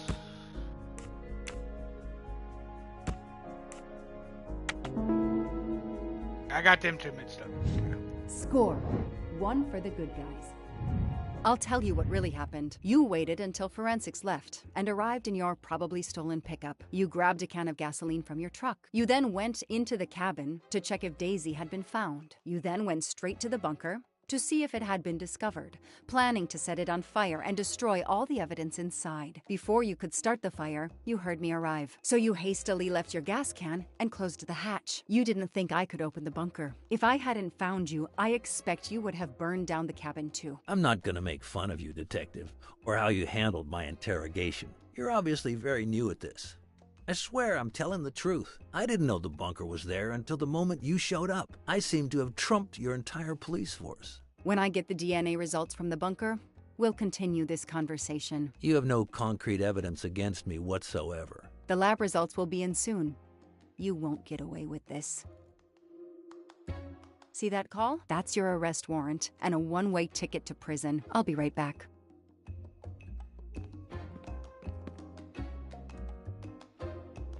Hello, sir. I think I found the man who kidnapped Daisy Armstrong. I'm interrogating him now. Hold on, Detective Locke. I have some bad news. Someone set fire to the cabin in the bunker. The fire department is on the scene, but they say it's too late. That's impossible. My suspect has been in the interrogation room with me all evening. We can't hold him. Suzanne Moreau. Her fingerprints are on the wine bottle found in the cabin. We also found an unknown person's fingerprints, but they don't match your suspects. Sir, with all due respect, I'm convinced Michael Clark is involved. Detective, I'm cutting you some slack already. But we cannot hold your suspect simply because you're convinced he's guilty. We have evidence that Suzanne was working with an accomplice, Noah Garrity. I order you to release the reporter and arrest this Moreau. Let me just check my last lead. The DNA analysis of the hair found in the bunker safe. The results just came in. I know how hard this is. Okay. Get the DNA results. Detective Locke, I will give you 1 hour maximum. Then you close the file and arrest Suzanne Moreau. Thank you, sir. It was the nanny. Gotta arrest the nanny. Alright.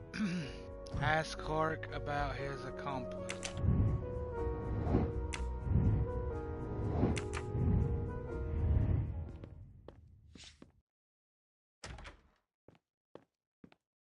Who did you call earlier? An editor from the Boston 6 News. An editor you repeatedly said should fire you. That was your accomplice, wasn't it? You were telling him to start the fire. An accomplice?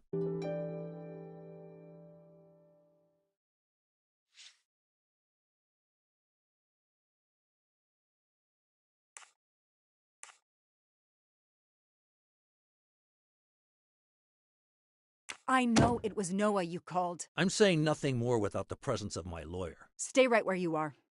I'm not done with you yet. Wow. Do I hear grounds for a lawsuit? Some poor, innocent woman is being accused instead of you. You set her up, didn't you? You have to let me go, Detective. All I need is one more phone call to the lab. I know it's you, and I'm going to prove it. Hello, this is Joanna Locke. I need the results of the DNA test I asked you for. Hi, Detective. Sorry, we only have the DNA sequence. We haven't had time to compare it with the suspects yet. It'll take 7 more hours. I'm sorry, but you are not the only one on the waiting list. Send your analysis to my computer in the office. I'll do the comparison myself. I need authorization. I have a murderer who is going to walk free unless I get those results now. Fine, we'll send it to you right away, but I'll have to log this. It's my last chance.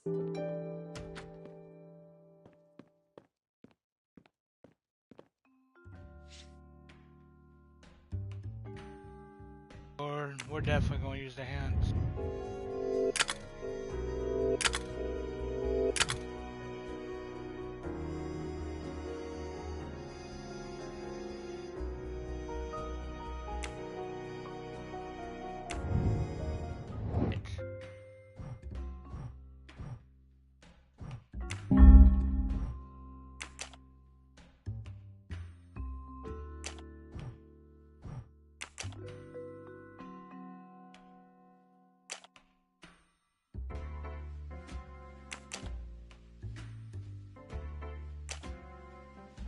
Oh, no. No! Suzanne? I don't understand. I was sure it would be Clark's hair. I'll have to let him go.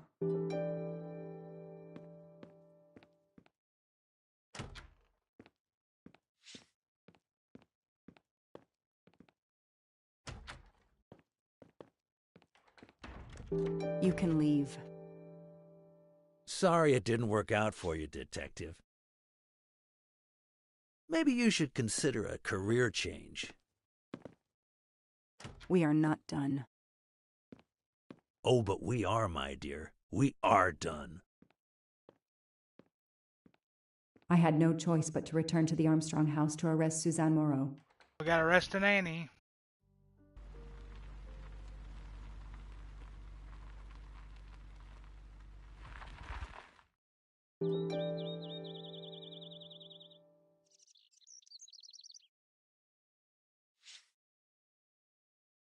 The arrest warrant for Suzanne Moreau.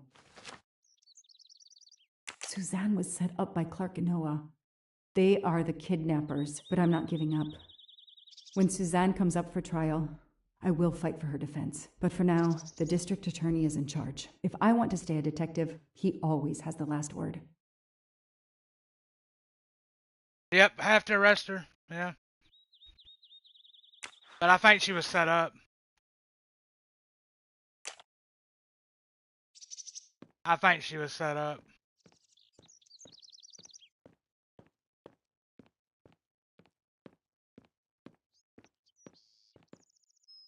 The door is wide open. Door's wide open. Uh-oh. How strange. What, did someone kill her? Hey, is anyone there? Miss Moreau? Miss Moreau? This is Detective I Locke. stay tired, Rose. So join the club.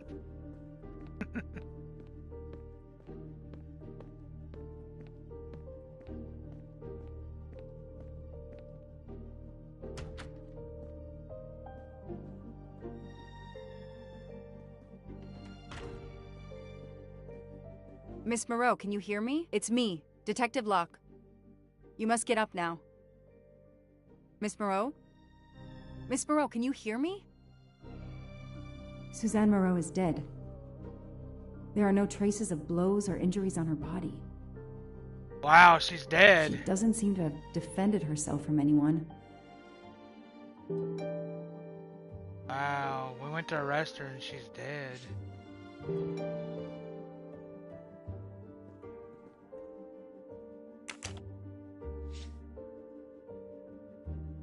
I killed Daisy. I was hell if I released her from the cabin alive. I can't live with myself. What I've done.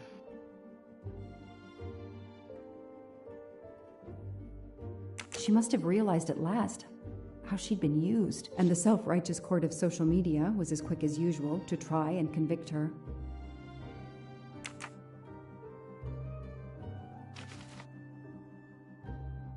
Suzanne was telling the truth about her mother.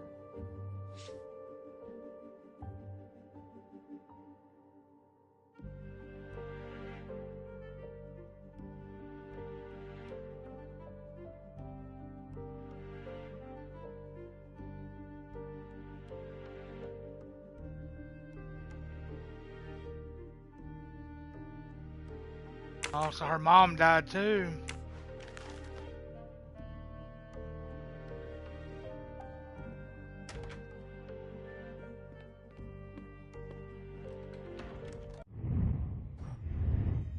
Interesting.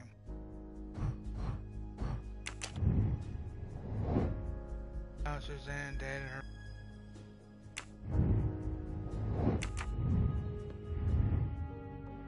Back in the room and find.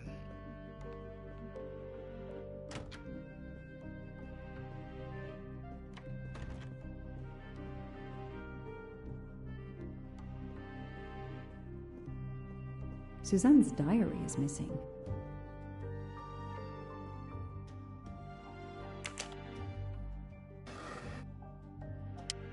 Her glasses are missing.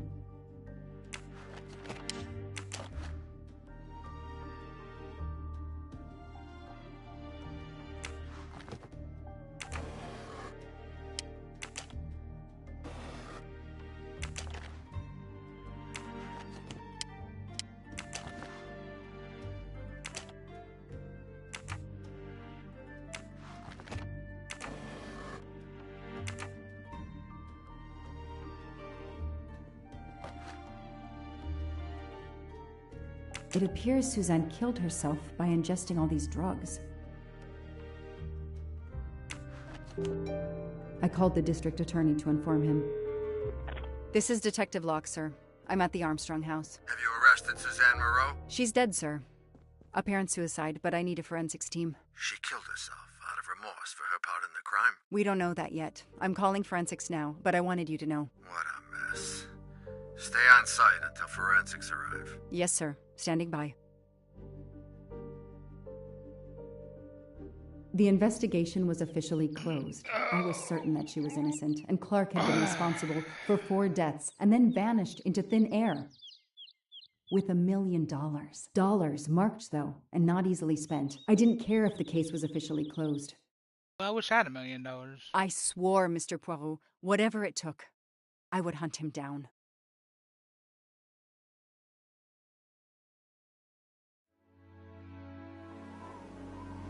Oh, back to the train.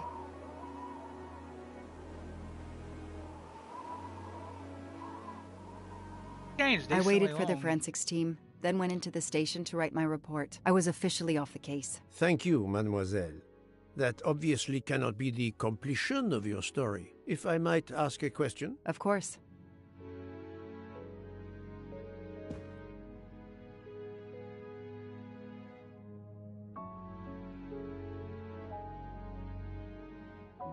That shit was Noah.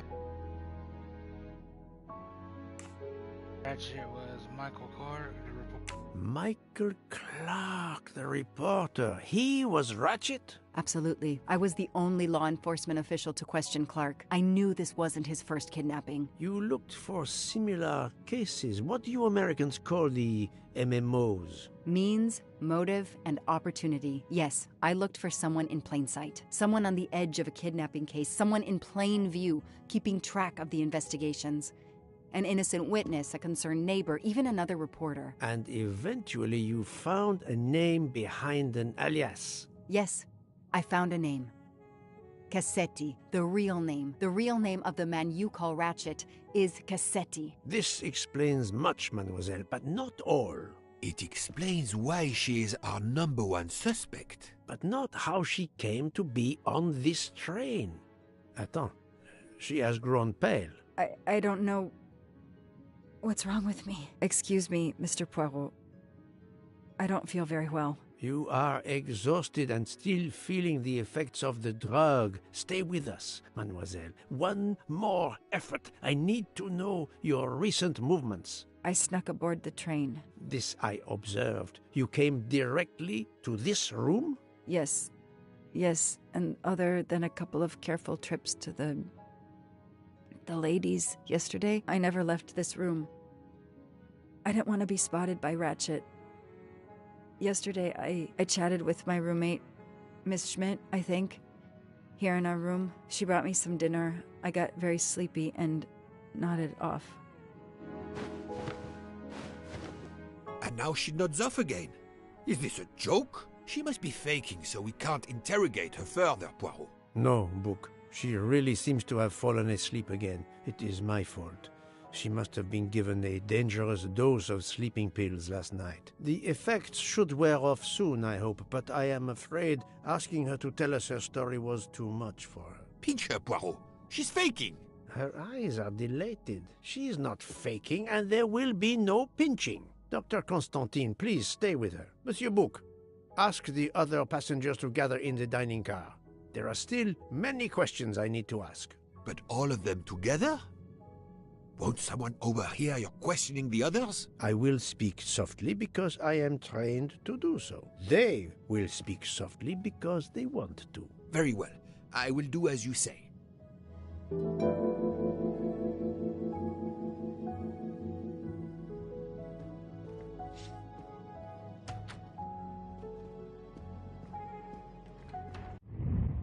Alright.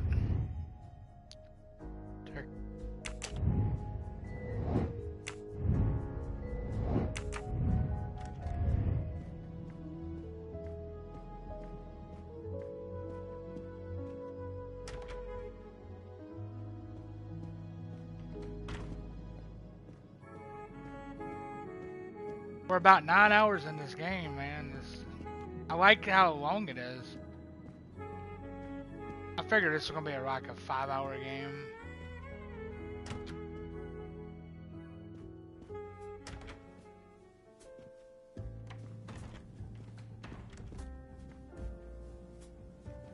I hope we will be leaving soon.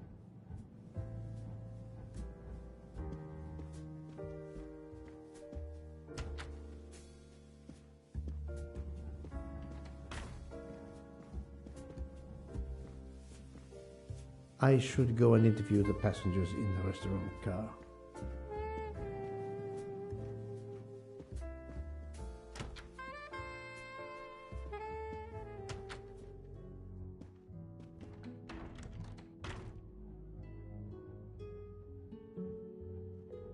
The passengers who agreed to come and talk to you are assembled, Poirot. Mr. Masterman is already here to answer your questions. Perfect. Thank you, my friend. Sit down, Monsieur Masterman, please. Thank you. Does the name Cassetti mean anything to you? No. Should it? Have you heard of the Armstrong kidnapping case? Of course. It was all over the news a few years ago. Your employer's real name is Cassetti. He was the man behind that kidnapping. Mr. Ratchet was... He murdered that poor little girl? Mr. McQueen, the man you worked for is a kidnapper named Cassetti. What? What kidnapping? He murdered his victim, a child named Daisy Armstrong. The Armstrong kidnapping? You had no idea of Monsieur Ratchet's real name? Damn skunk! Why are you so upset? My father was the district attorney who handled the case, Mr. Poirot. I saw Mrs. Armstrong more than once. She was a lovely woman, so gentle and heartbroken. If ever a man deserved what he got, Ratchet, or Cassetti, is the man.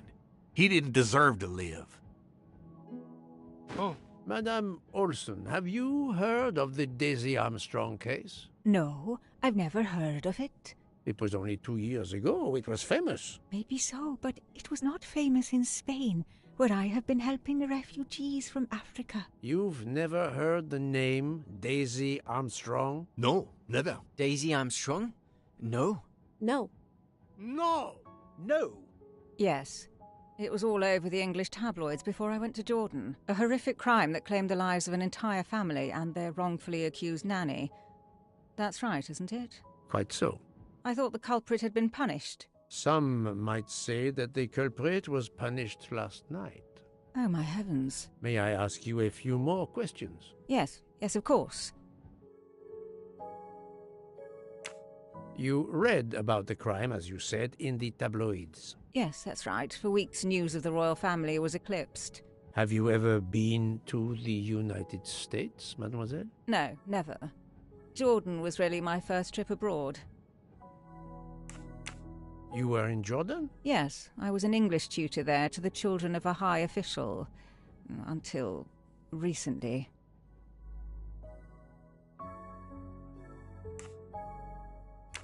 What is your relationship to Captain Arbuthnot? Who? A former soldier traveling with us. You must have met him. Ah, yes, I met him on the platform in Istanbul. We only had a brief exchange of pleasantries, nothing more. British Reserve and all that. Ah, the British Reserve. Yes, with this I am familiar.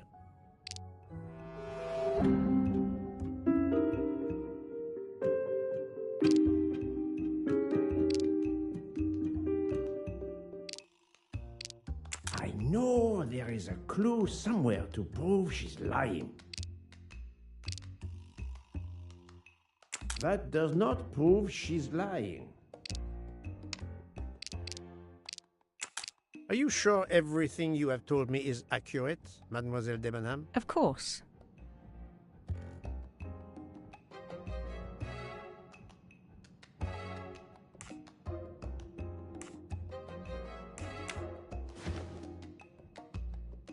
Mademoiselle, I know that you met Captain Arbuthnot at the Tocatlion Hotel. You were spying on me? I'm very attentive to my surroundings. It helps in my profession. Well, it's your word against mine. I had occasion to be of some assistance in recovering Captain Arbuthnot's train ticket. While searching his room, I also discovered one of your earrings. Whatever your relationship may be to the good captain, I doubt it has anything to do with British Reserve. You will not tell me your secret, mademoiselle? I can't.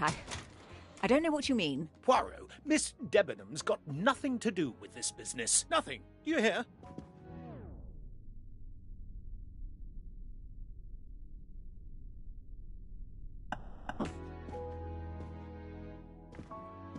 Archie, stop. Captain, no! This behavior is unworthy of an officer and a gentleman. Leave her alone! Have you no honor? Archie, we should go. Captain Arbuthnot, I am certain you are a brave soldier, but you are a poor actor. The truth is that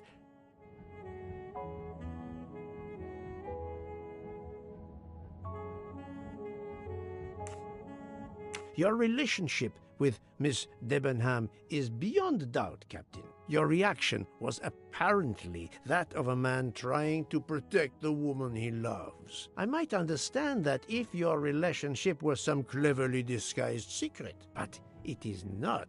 You make puppy dog eyes at one another at every opportunity. You cannot hide your love. Everybody knows. I advise you to stop with your accusations, Mr. Poirot. I'm going to escort Miss Debenham back to her compartment. Make of that what you will. The captain and Mademoiselle Debenham are obviously adamant about not revealing their relationship, but this scene convinced me there is more that is not so obvious. This murder has everyone on edge. In my 25-year career, I have never seen such madness aboard the Orient Express. I understand, my friend. The more we learn, the more perplexing this train ride becomes. But we have other clues to pursue. What do you have in mind? The broken watch on Monsieur Ratchet's wrist, for example, and the handkerchief found near the body. Who does that belong to? This little drama we have just witnessed has not put you off the scent. Far from it, my friend. Will you return to your watch over Mademoiselle Locke? Yes, I will. Dr. Constantine can probably use a break. Good. Au revoir, Poirot.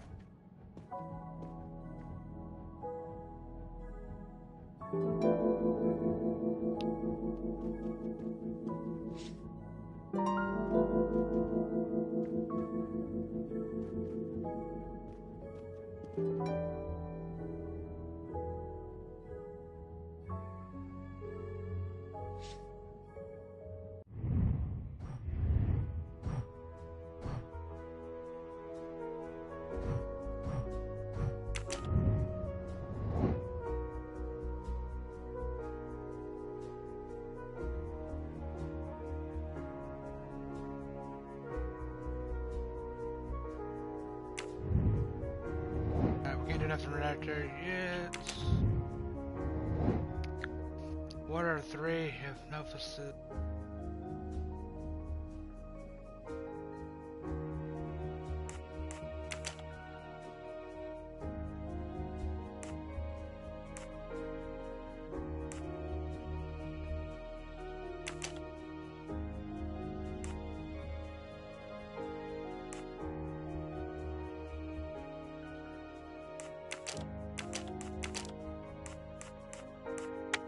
No, not good.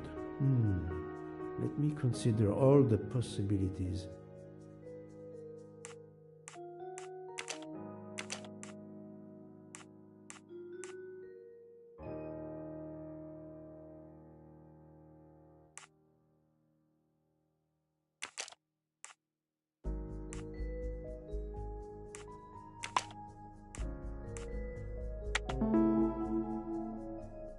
Yes, there are only 3 possible hypotheses. The watch has been tampered with, or it is out of adjustment, or it indicates the time of the murder. I shall explore these last 2 possibilities before reaching any conclusions. If the watch is out of adjustment, it may be broken. There may also be another reason related directly to Ratchet. Maybe the watch is set to another time zone.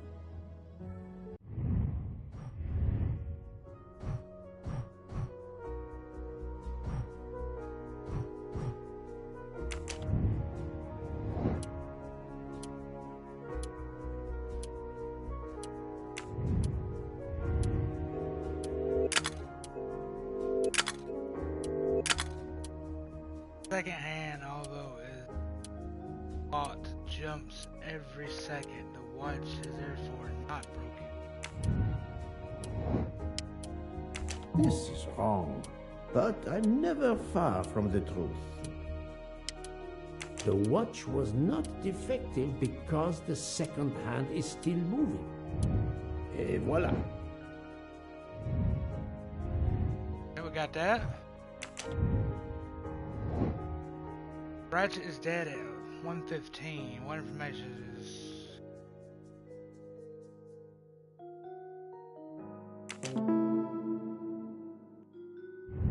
That's the right answer.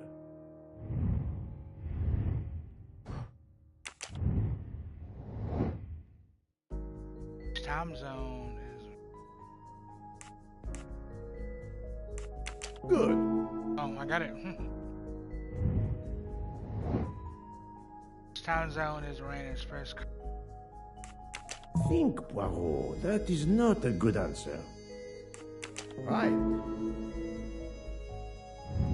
If this theory is correct, then the murder took place at 12:15 a.m. I must interrogate all the passengers to see if any of them have an alibi for this hour.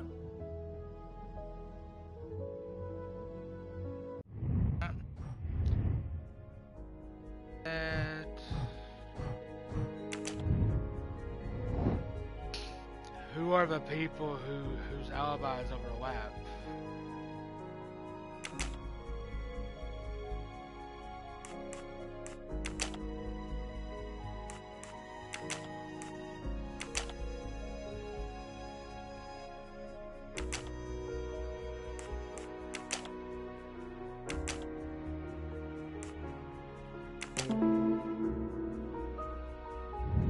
My little gray cells did not let me down.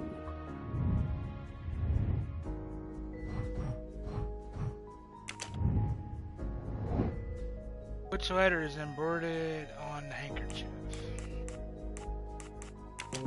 H. I'm right again.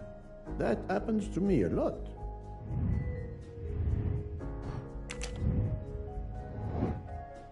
According to the information collected, who could the handkerchief belong to?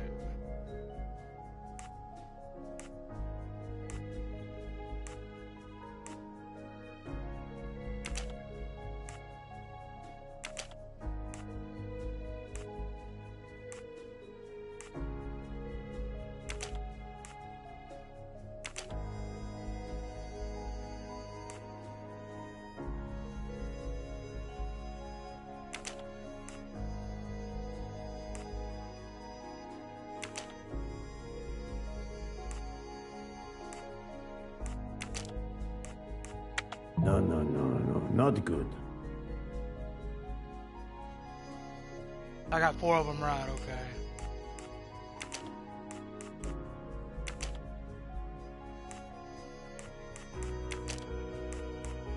I do not think that's the right answer. Alright, so... got 6 of them right.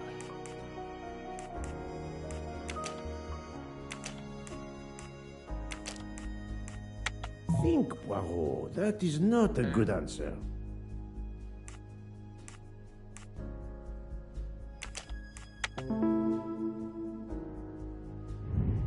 That was easy. Okay, well now we got 2 possibilities.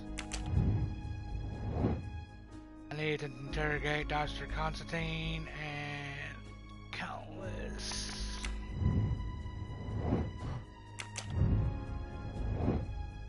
I have to interrogate those who have an initial H, their first or last name, Miss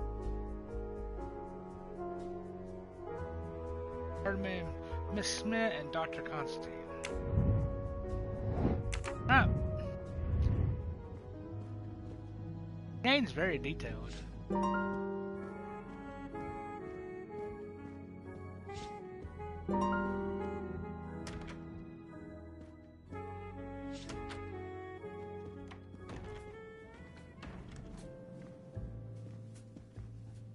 Monsieur Foscarelli, I would like to ask you a few questions, if you allow me. Ah, Signore Poirot, is it? I was wondering when you'd get around to me. Unfortunately, you find me on a mission of mercy. Hello, Monsieur Poirot. Sorry, we have a small problem. The orange juicer has broken down and I can't fix it. Mr. Foscarelli has kindly offered to help me. It isn't the car engine, but I am doing my best. Even with the two of us, we can't manage. Let me guess. You call upon Poirot to help. I'd be happy to answer your questions when we finished. Now I gotta fix a juicer. I'm an investigator, not a... Oh, we're gonna do the hands for this.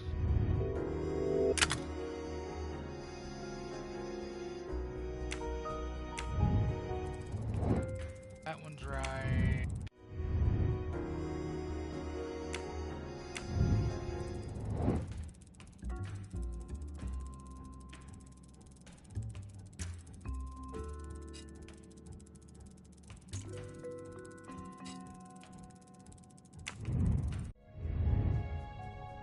Ain't none there.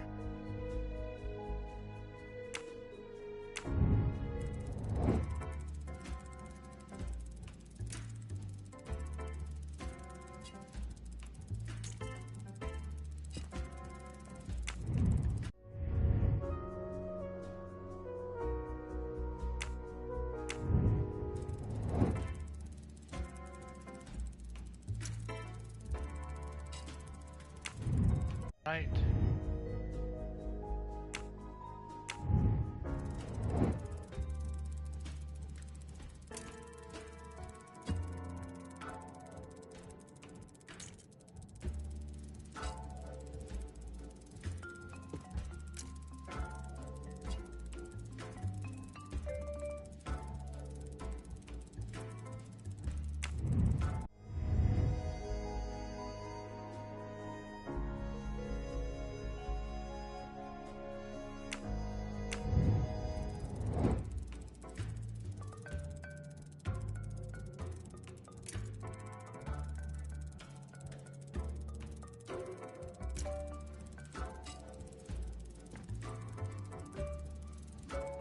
Here we go. Let's find out.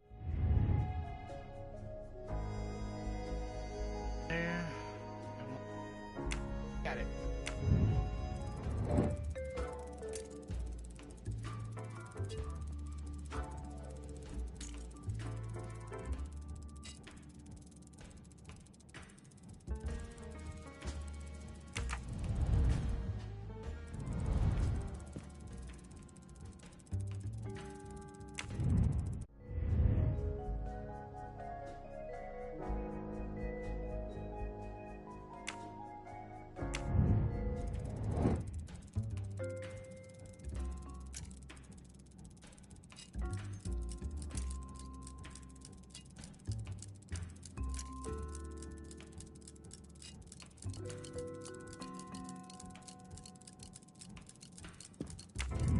That.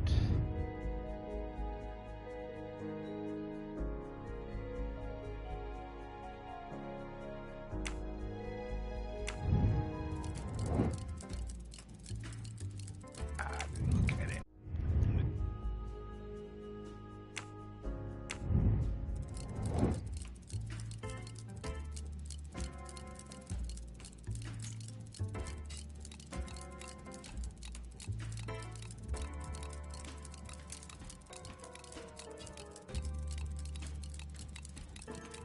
Last piece.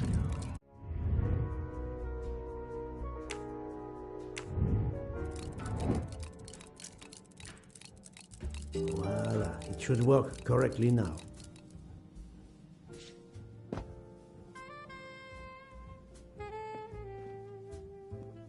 Bravo!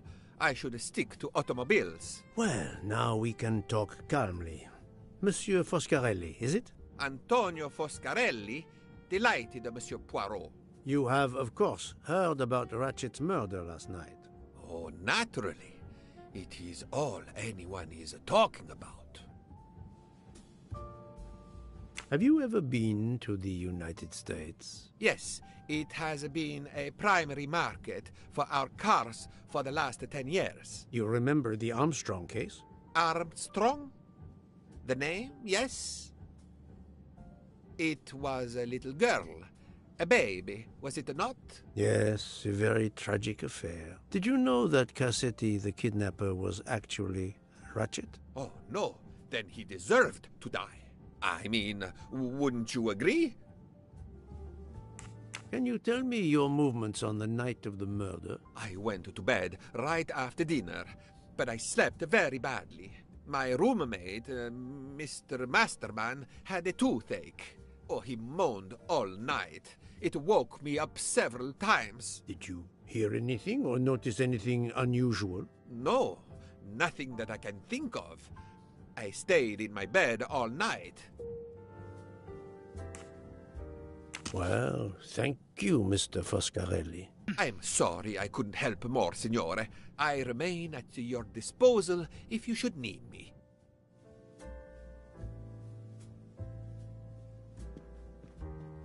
Thank you so much, Monsieur Poirot. I can put orange juice back on the menu.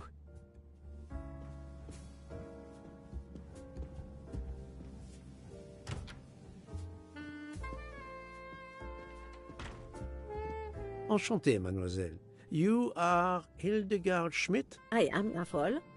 And you, I know, are Herr Poirot. Correct. May I ask you for a few minutes of your time to answer a few questions? With pleasure, but first may I ask for your help? Why does this not surprise me? I don't know. I am at your service, Fraulein. My mistress, Princess Dragomirov, has asked me to open this traditional Matryoshka doll. There is a trinket inside she must retrieve. Madame, in my experience, each Russian nesting doll simply pulls apart to reveal the next one inside. Indeed. Yet try it for yourself. As you wish. Ah, you are a gentleman.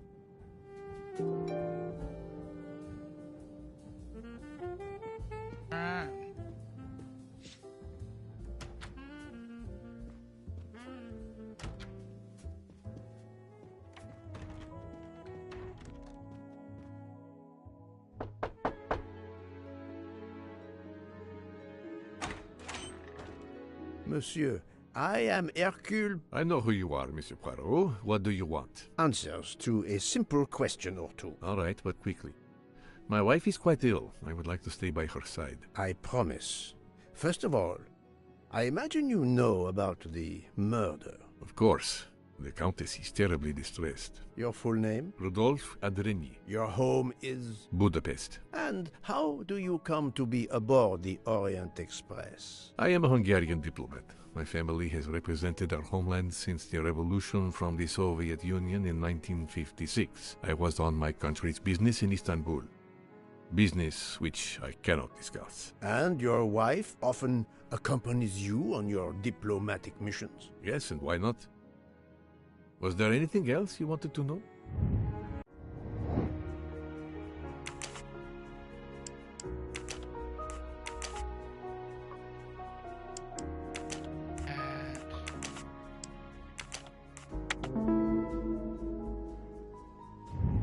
Et voilà. Stoned. Can you tell me how you spent last night?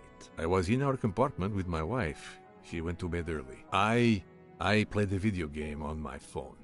Around 11 o'clock in the evening, my wife woke up and couldn't get back to sleep. She took a sleeping pill. As for me, I went to bed soon after that and slept straight through until morning. Have you ever been to the What's up, United Ginger? States? I was posted to the Hungarian embassy in Washington for a year. You knew, perhaps, the Armstrong Right, family. Stone? Oh, I knew you was Armstrong? watching me on the TV. Armstrong. It is Thank you, difficult to Ginger. recall. One meets so many people. If y'all haven't checked out my two new shorts, check them out. Be greatly appreciated. Leave a like and a comment. Much love. It was the kidnapping of a child, a very sad affair. The culprit was the man on this train who called himself Ratchet, the one who was murdered last night. Indeed. It sounds like justice finally caught up with him. Thank you for your time. Now, I'd like to speak to your wife, if you don't mind. It's impossible. As I told you, my wife is very ill. Thank you, and good luck with the investigation. Watch the S word, Ginger. Very well. The good count does not Please stay appear to want connected. me to talk to his wife.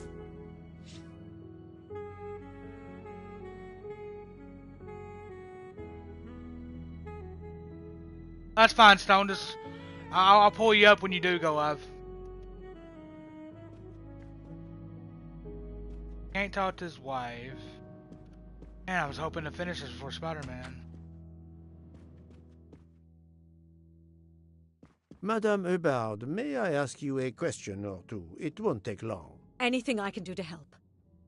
Yeah, connect to each other. We're one big happy Have family. you misplaced a handkerchief recently? No, I don't think so. Why? We found a handkerchief embroidered with the letter H, so I thought it might have been yours. I'm sorry, but it's not. It may belong to Miss Schmidt, Princess Dragomirov's lady's maid. I believe her first name is Hildegard. It is a possibility. Anyone could be lying, of course. Could be lying. I thank you, madame.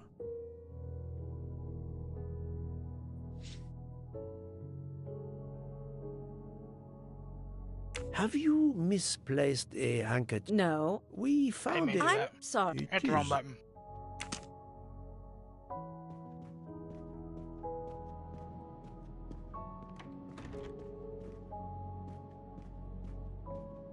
That's my room. Alright, go on.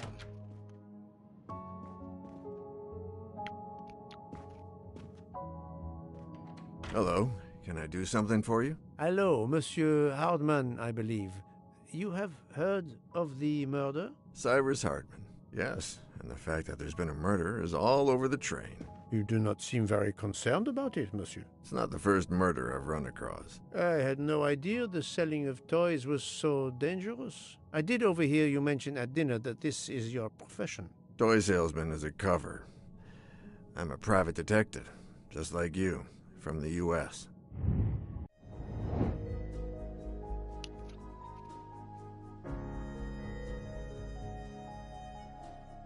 Check on my two shorts. 59.18.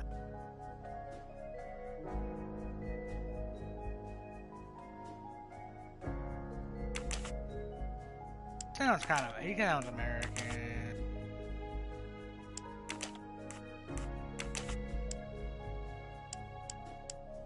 Probably 55. No, not good. Not American? I must admit I'm not right this time.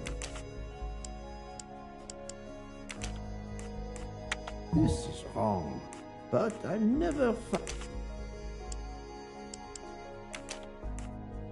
I do not think 30. this is wrong, but I'm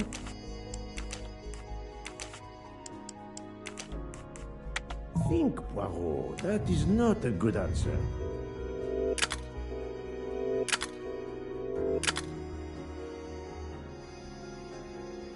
That is American, he's 55, so he's a detective. Oh, okay.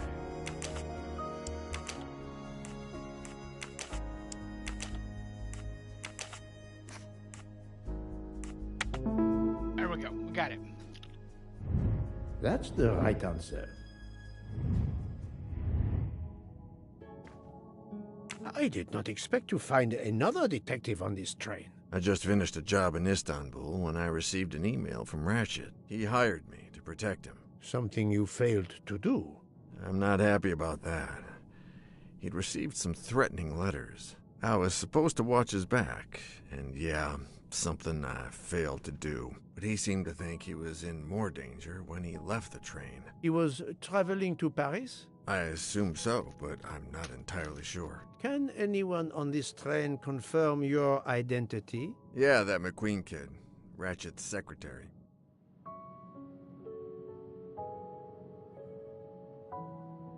Okay, Stone. Were you on duty last night? You bet. I kept my door open a crack and I watched all night.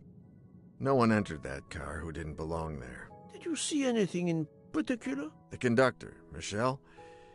He was there most of the time, too, except for 15 minutes or so after we left Vinkovsky. He must have answered a call from Ratchet's room. Then he was absent again for a while around 1 a.m. After that, he didn't move until 5. Monsieur Hardman, have you heard of the Armstrong case? Armstrong? The kidnapping 3 or 4 years ago? Who hasn't? Why? Ratchet's real name was Cassetti. I have reason to believe he was the kidnapper. What? He killed that little girl? No, I didn't know. If I had known, I wouldn't have taken the job. Man, this is taking a turn. Did you have any idea who was behind the threatening letters? I don't know his name, but Ratchet told me he was a small man. Dark hair, with a womanish kind of voice. Oh, thank you for your help.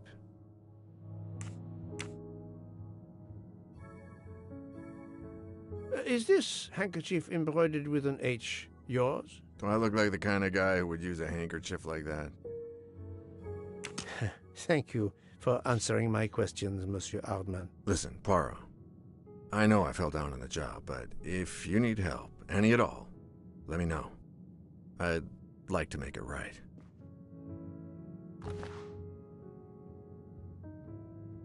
Well, it has been a while since I have seen one of those.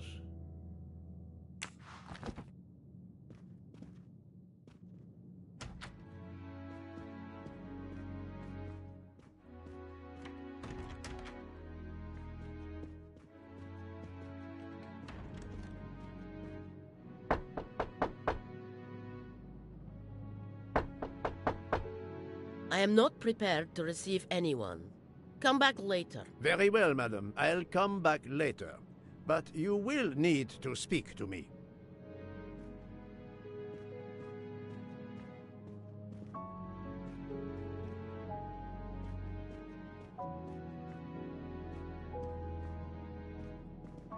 I hope your investigation is going well, Mr. Poirot.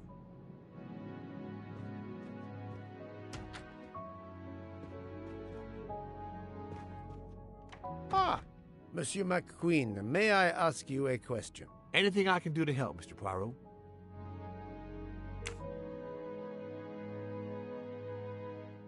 This handkerchief embroidered with an H. Is it yours? No, I don't use cloth handkerchiefs.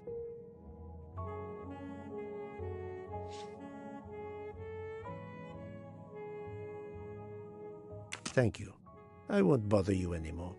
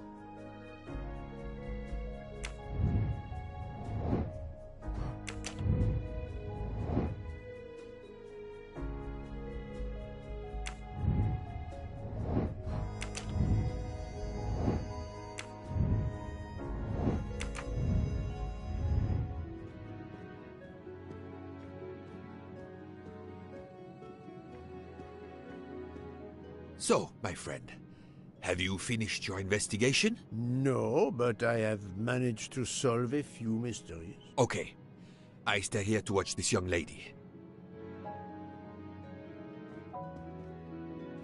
Excuse me, Doctor. May I ask you a question? Anything that can help the investigation, Mr. Poirot.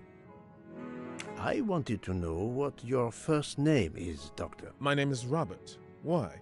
To find out if the handkerchief embroidered with an H could have been yours. I'm a doctor, Mr. Poirot. Cloth handkerchiefs are a playground for viruses. I would not touch one.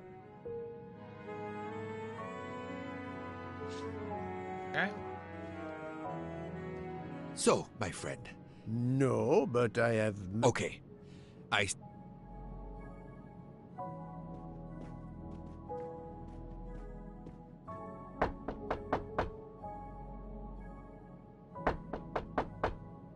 am not prepared to receive anyone. Come back later. Very well, madam.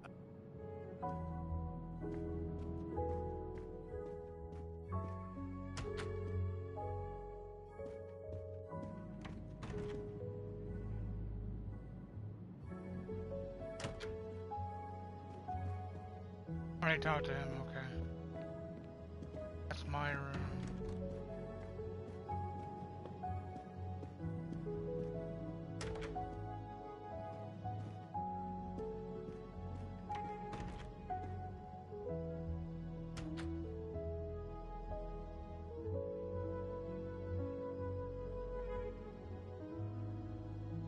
Monsieur, if I am to catch this murderer, I will need your help. My help?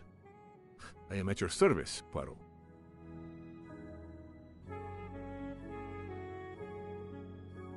You are obviously a devoted husband, Count Andreni. My wife means the world to me. There were questions in Budapest about a Hungarian diplomat marrying an American woman. It did not deter you. I would have given up my position for her. I would think it is universal.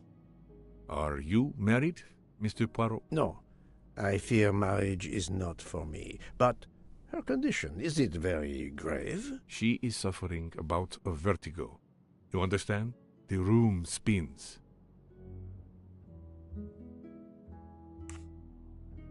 I think Dr. Constantine could help your wife. There is a doctor on this train? I did not know. Where is this doctor? Yo.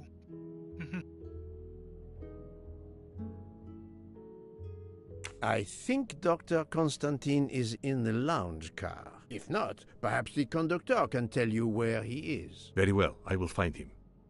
Thank you very much. Yeah, Ginger, just watch the S word. Say connected or followed. Forgive me for intruding, madame. I am Hercule Poirot. I know who you are, Mr. Poirot. I overheard you send my husband on a wild goose chase. Your husband cares for you greatly, madame. I apologize for exploiting that fact. But the situation is urgent, and I need to ask you a few questions. Apology accepted. Before Spider-Man comes I realize you must speak to everyone. This horrendous murder. It's very upsetting. That is a beautiful music box. Please don't touch the music box. It's a fragile family heirloom. Your accent, is it American? Boston, perhaps? You have a good ear, Mr. Poirot. Yes. Born and raised in what we call the Back Bay. Are you in the diplomatic service like your husband? No, not officially. I was still in college when I met Rudy 2 years ago. I keep myself busy handling his scheduling, travel, appointments. What's up, Stabby? What is this saying? Behind every great man there is a great woman. That was the saying. Today one might reverse the sentiment as well, don't you think? Of course. I stand corrected. Welcome to the stream. American.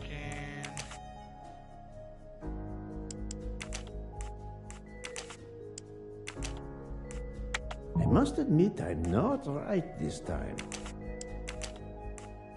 Think, Poirot. That is not a good answer.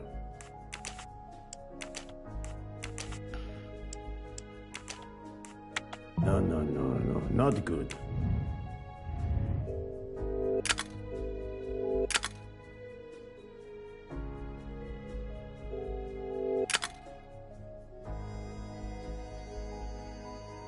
she's 21.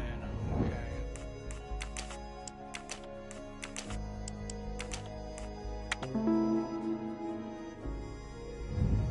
That was easy.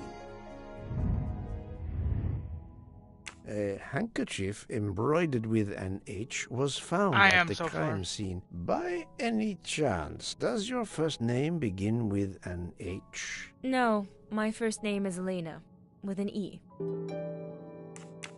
Can you tell me what you did last night? Well, my husband and I went to dinner. Then we came back here. We went to bed around 10 o'clock. I tried to sleep, but I couldn't, because of the shaking of the train. I suffer from vertigo. I finally took a sleeping pill, and that did the trick. When did the train's motion prevent you from sleeping? Between midnight and 2 a.m. I know because I must have looked at my watch about 10 times. I see.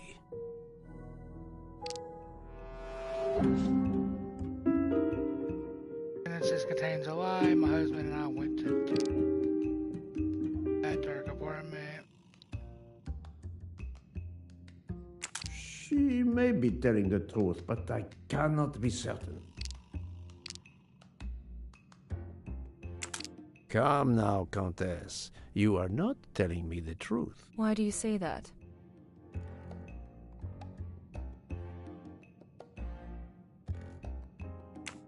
Even with the sleeping pill, you could not sleep? I told you that I took the sleeping pill much later. The Countess did not fall for my first attempt to confuse her.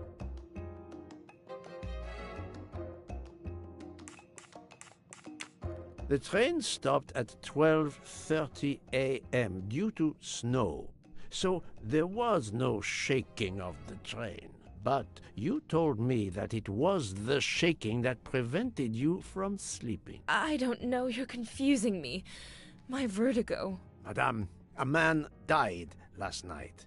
You can't talk nonsense just because you're sick. You are hiding something from me. How dare you? I didn't do anything wrong. I'm going to find my husband.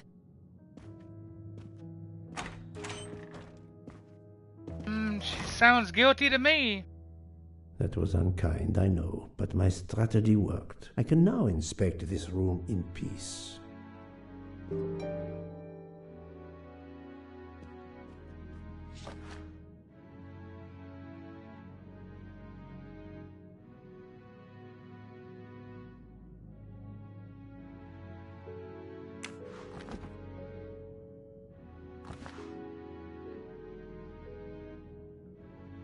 These must be the sleeping pills that Countess Andreni took last night. Dying sleeping pills, that was into the victim.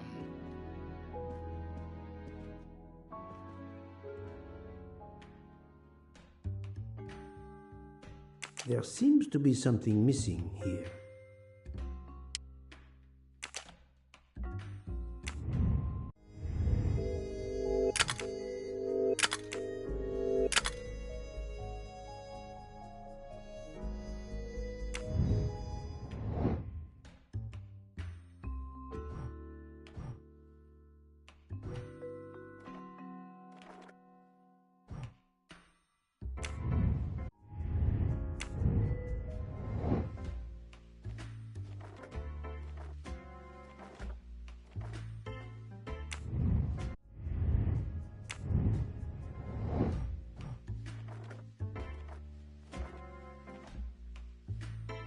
It's closed.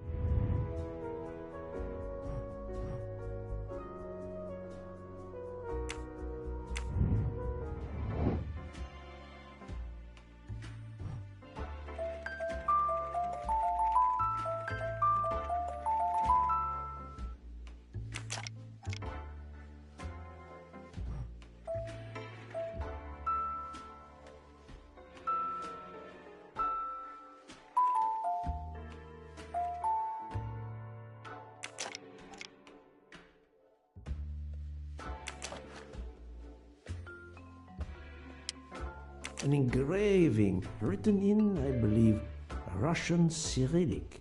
It looks like a first name.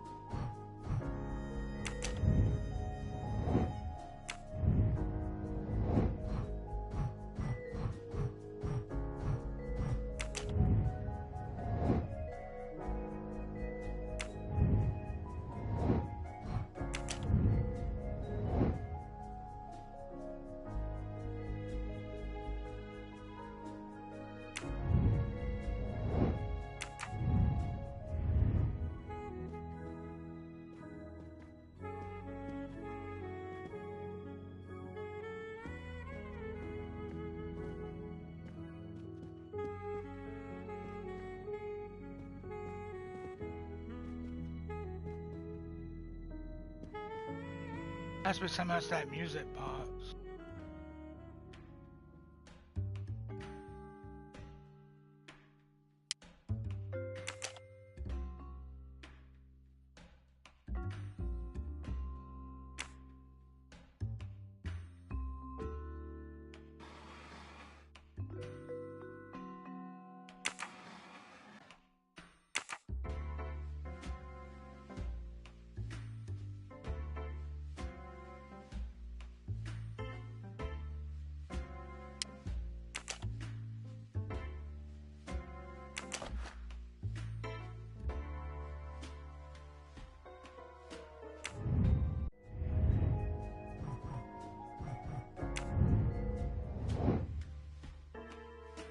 Ain't a good time to get stuck on this game. Oh, there we go. Got that.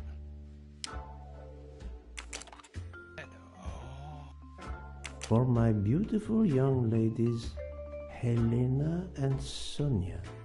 Helena with an H. It's Countess Andreni with an older girl. Poirot! Have you no shame?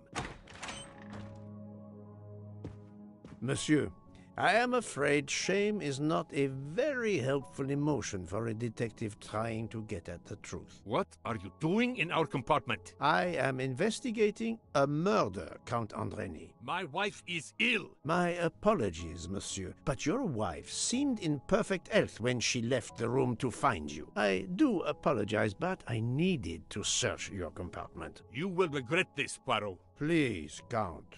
You aren't going to challenge me to a duel, are you? Countess, I'm afraid I took the liberty of inspecting your little music box. How dare you? The message in the medallion was addressed to you and Sonia. Sonia Armstrong, your older sister, the mother of Daisy, the murdered child. Ooh, I think we found the murderers! I am a Hungarian diplomat. You have no official standing here. You have no right to search... No, Rudolph. Let me speak. It's useless to deny what this gentleman says. I am Helena Goldenberg, the sister of Sonia Armstrong, and Daisy was my niece. The music box is a gift from my sister's godmother, a very close friend to my mother. We hid the truth from you when we learned that the man killed last night was the person who destroyed my family. I panicked. I didn't want to be accused. That is also why you lied about the H in your first name? Exactly. Your ferreting about looking for the H is obviously part of your investigation. If I found a handkerchief in Monsieur Ratchet's room embroidered with an H, I might suspect you had been there. A handkerchief? I don't have any handkerchiefs embroidered with my initial. To be honest, that sounds awfully old-fashioned to me. I give you my word of honor that last night, Helena never left her compartment. My wife is telling you the truth, Poirot. I hope so. I'll let you rest. The matter of the H on the handkerchief still needs clearing up. But first I should check the inscription on the back of the medallion.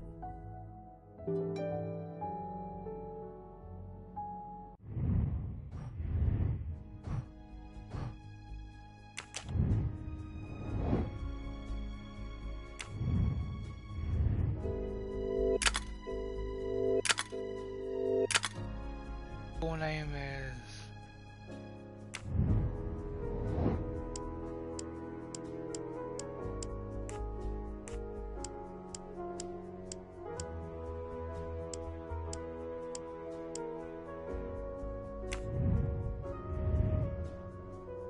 J...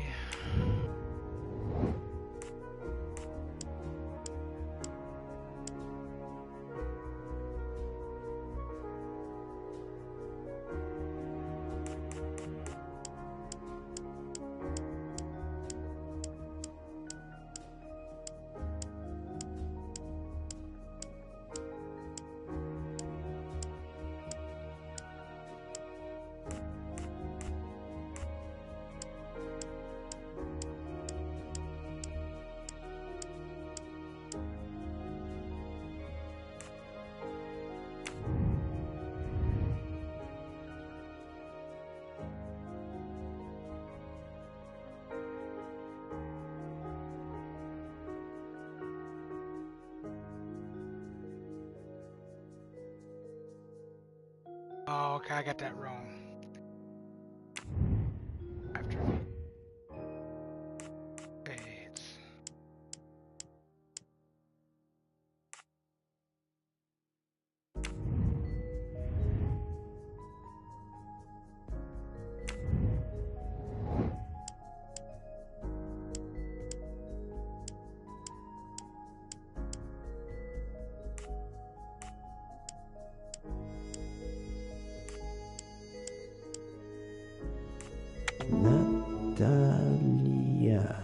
Natalia.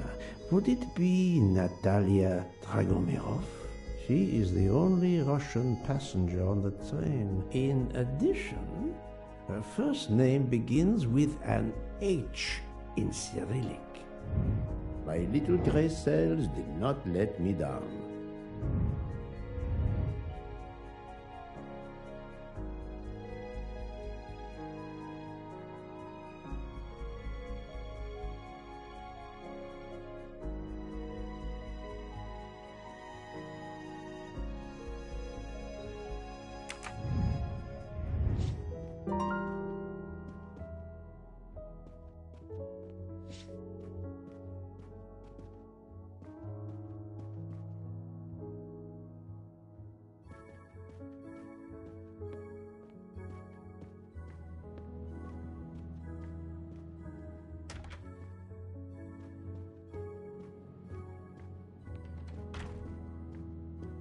and 100s.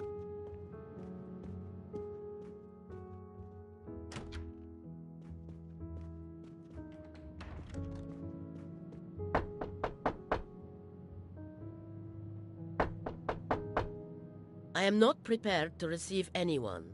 Come back later. Very well, madam. I'll come back later. But you will need to speak to me.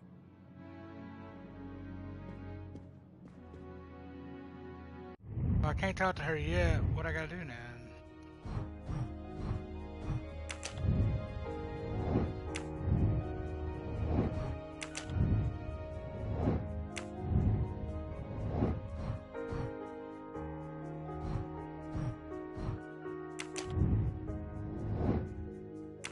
Nothing else to do.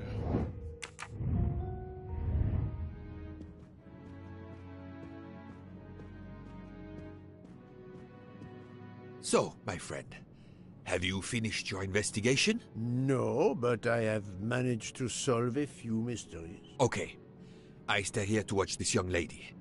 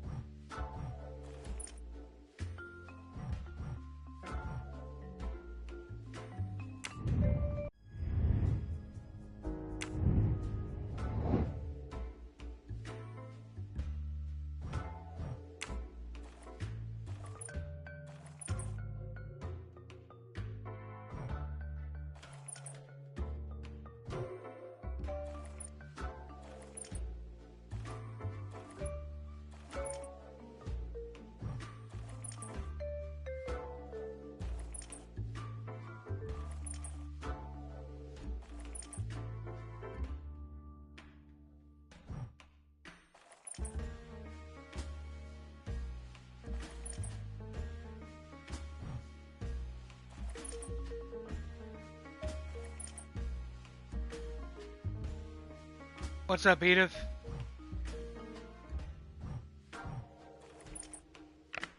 There we go.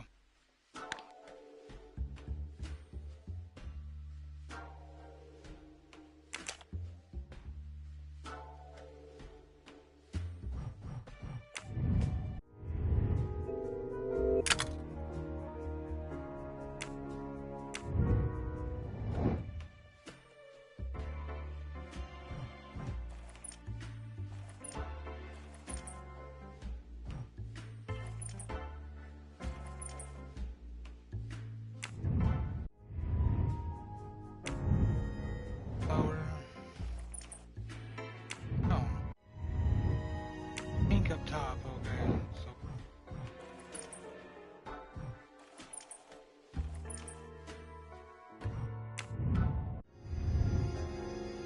purple blue.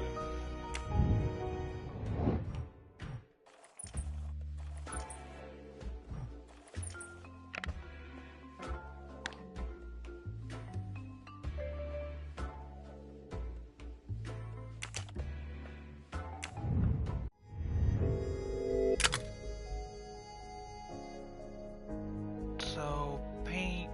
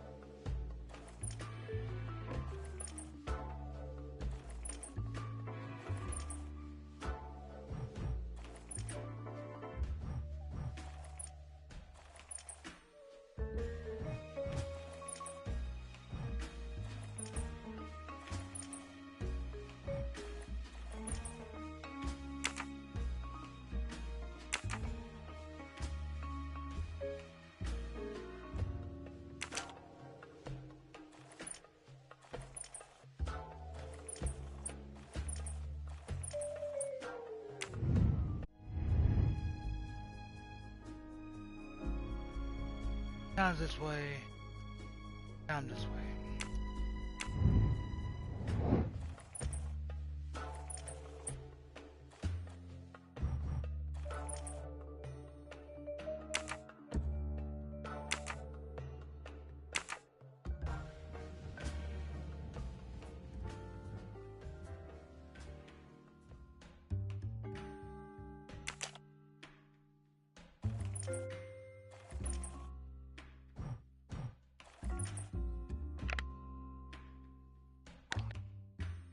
This is a Russian doll, okay.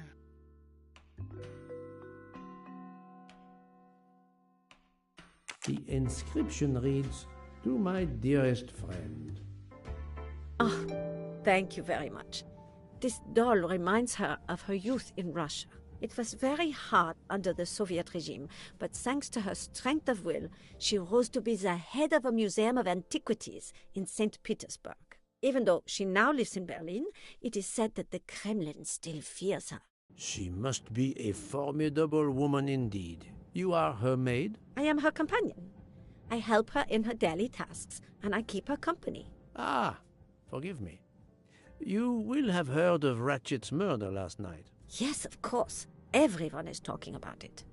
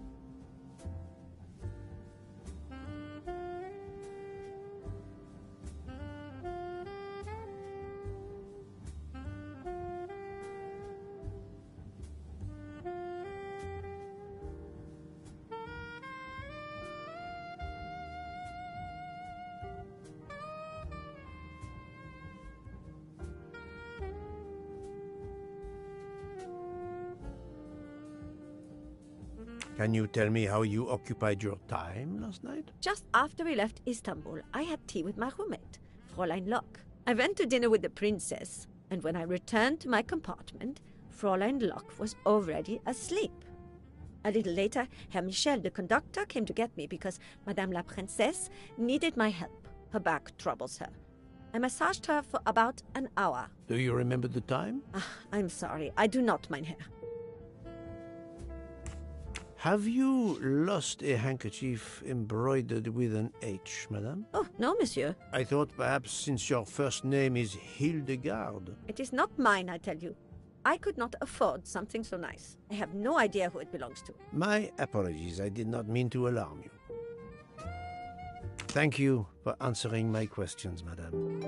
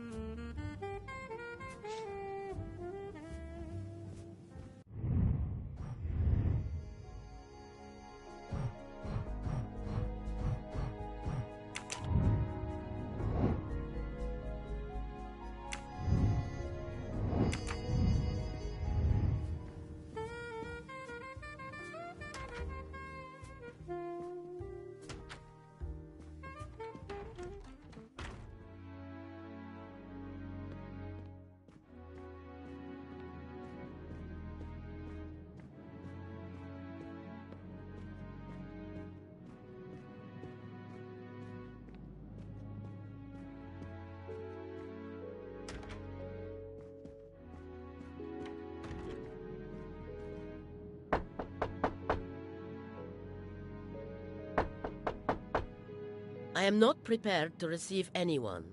Come back later. I'm sorry, madame, but a man has been murdered. I must ask you a few questions. You must have misunderstood me. I cannot speak to you just now. Madame, I know that Sonia Armstrong is your goddaughter. Come in, please. Please forgive my intrusion, madame, but I really must ask you some questions. Then ask. I'll answer if it pleases me. We have not been properly introduced, yet I have observed her a couple of times, so I can already deduce some things about her.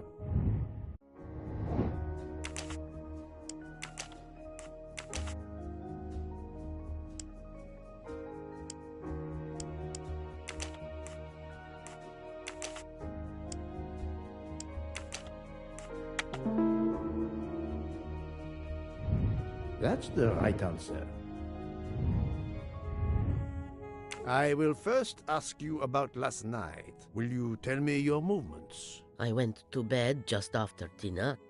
I read until 11, then tried to sleep. Later I woke. What caused you to awaken? I suffered from back pain, a consequence of old age interfering with an active life. I called Schmidt around 12:45 a.m.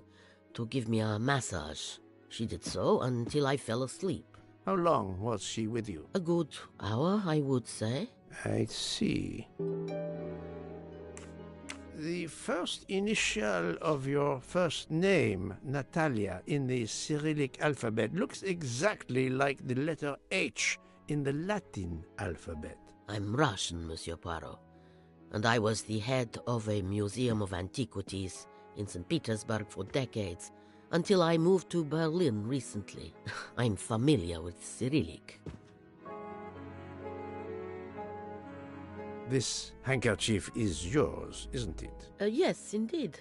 I lost it. It was found in Monsieur Ratchet's room. Can you explain to me why Madame Schmidt didn't identify the handkerchief? She must have known it was yours. Possibly to protect me. She is very loyal. Your next question will be, how did my handkerchief come to be lying by a murdered man's body? My reply to that is that I have no idea. That is not an answer, madame. It is all I am able to give you.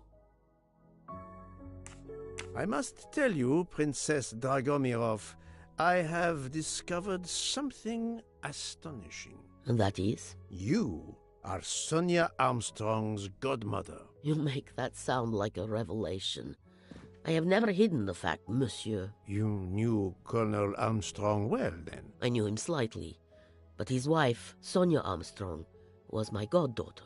I was on terms of friendship with her mother, the actress Linda Arden. Linda Arden was a genius, one of the greatest tragic actresses in the world. I was not only an admirer of her art, I was a personal friend. Very well. But this links you to the Armstrong kidnapping case. Helena Andreni is the sister of Sonia Armstrong, the late mother of Daisy Armstrong, kidnapped and killed by the man who was murdered on this train, Ratchet. Indeed. Was it he?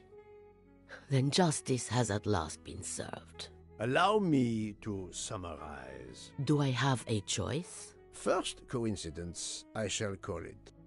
You are close to the Armstrong family, and the presumed assassin of Daisy Armstrong was killed while you were on board the same train. Second coincidence.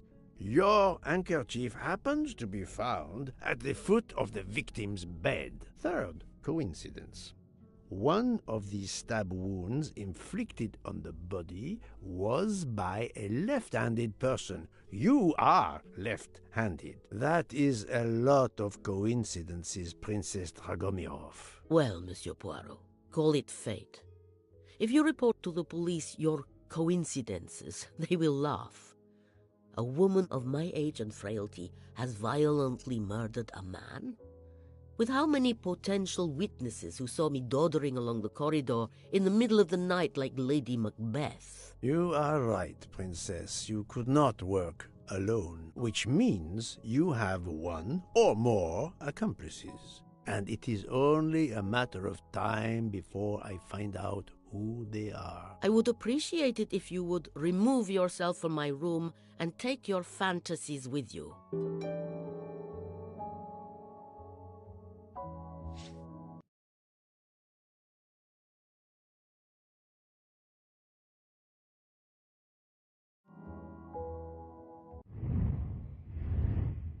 I'll be right back, y'all.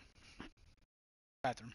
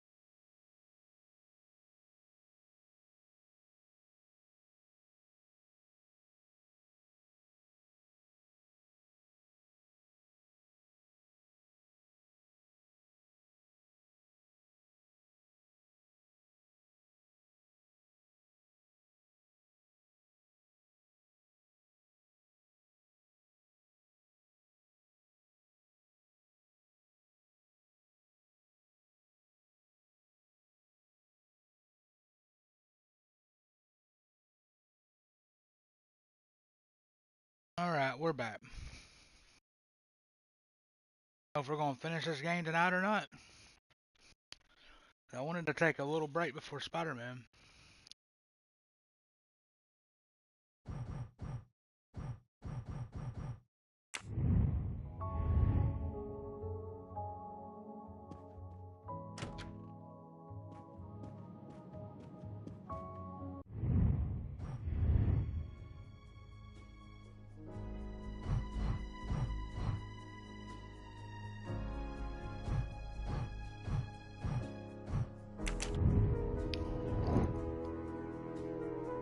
For people whose alibis match.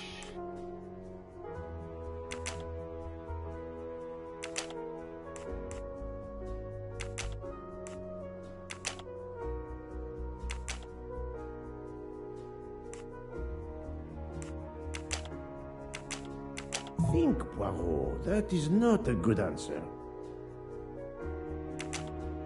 F with them.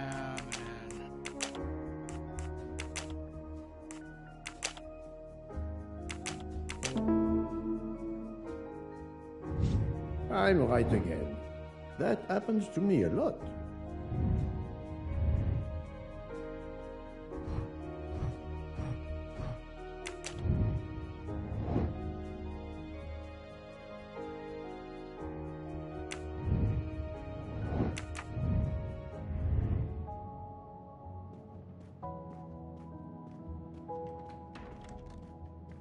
Oh, Poirot, you're there.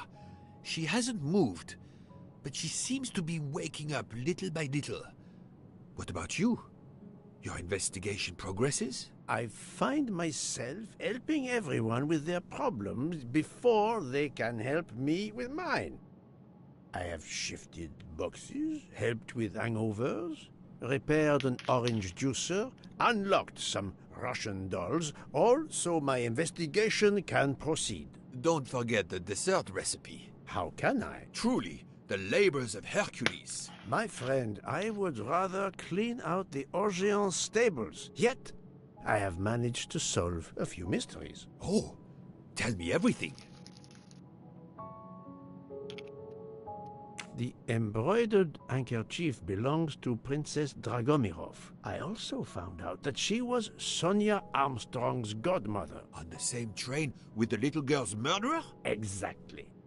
Also, Elena Andreni is the younger sister of Sonia Armstrong, Daisy's mother. Another passenger connected to the Armstrong case? Yes, Book. What are the odds, do you think? But I cannot see either woman stabbing Ratchet over and over again in a frenzy. And they apparently have alibis.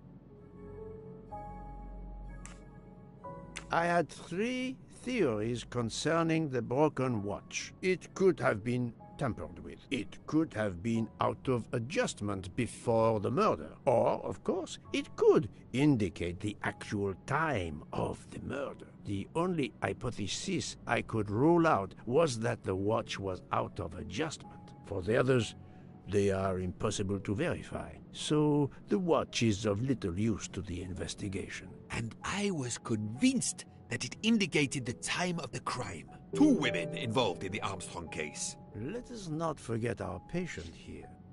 There are 3 women. Look, she seems to be waking up.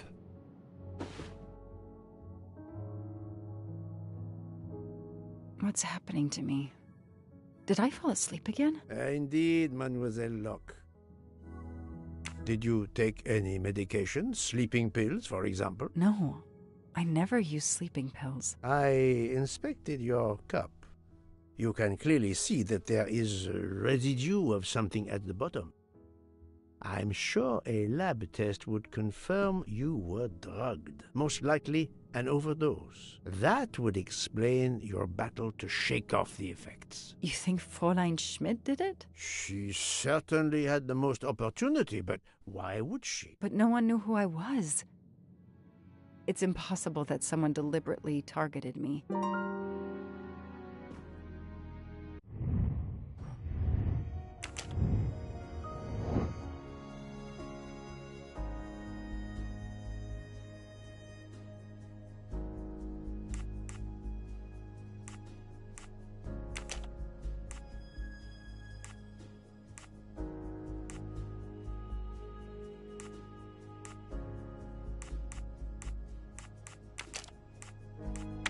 must admit I'm not right this time. I do not think that's the right answer. Fräulein Schmidt or Monsieur Michel may have drugged the tea that Mademoiselle Locke drank. Fräulein Schmidt or Pierre Michel could have drugged your tea. They are really the only two people on this train who could have done it. But why would either one do it? Mr. Poirot, I'm feeling much better. I'd like to bring you up to date to why I ended up on this train. If you are able, I would very much like you to finish your story. Very well then. After the Daisy Armstrong case was officially closed, I put out a standing request to the police departments in the Boston area for anything on Michael Clark. But he didn't turn up on their radar. I even set up an anonymous tip line for news about Clark. That's how I met Braid, a sketchy contact on the dark web, but they found nothing I could use.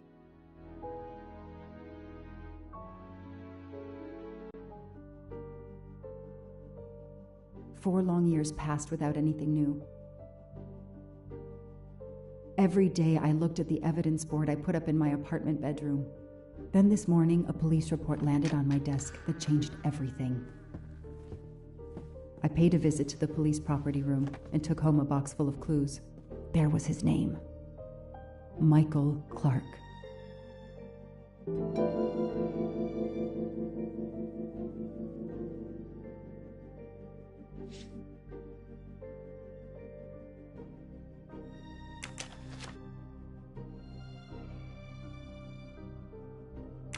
A bill from the power company with, I'm sure, plenty of excuses why my rates keep going up.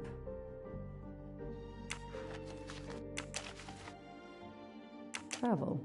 For the discriminating traveler. Also for the overworked detective who never seems to have time for a vacation. Well, I can dream, can't I?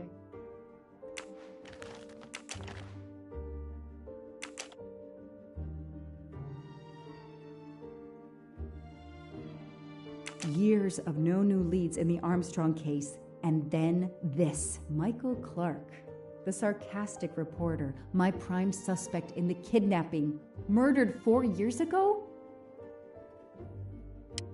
This is Michael Clark? He doesn't look anything like the journalist I interviewed. Michael, you have earned a place on my evidence board.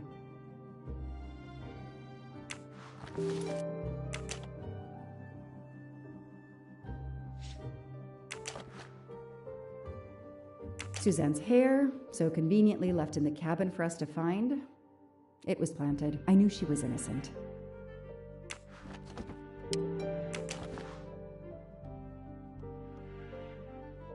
The only fingerprints found on the bottle were Suzanne's.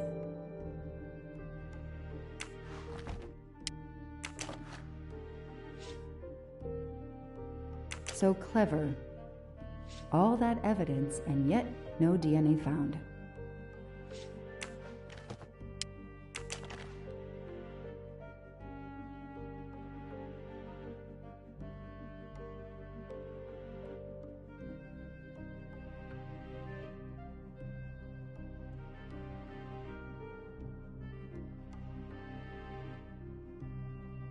The lab team found this keychain in the cabin, but they wouldn't have bothered to examine the keys once the DA shut down the investigation. The keys were just tossed in the evidence box along with everything else. It's too unusual not to demand a closer look.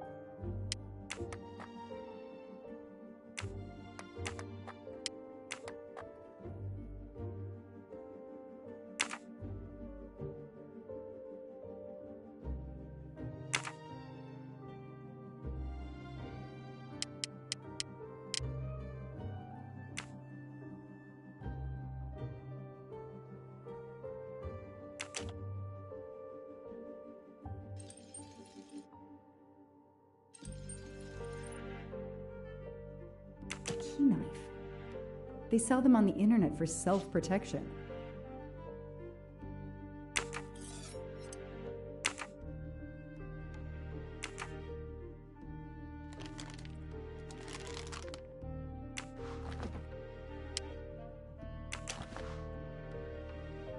Fluffy. Daisy's plush toy.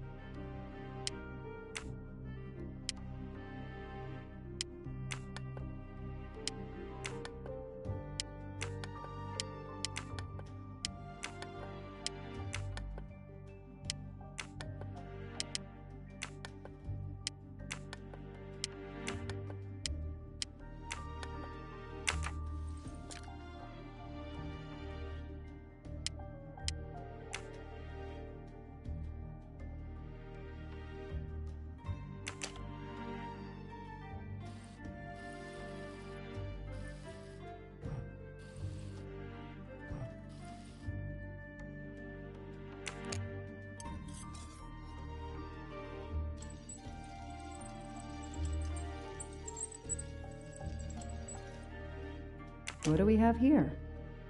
A flashlight. They can also conceal knives, but in this case we have lockpicks.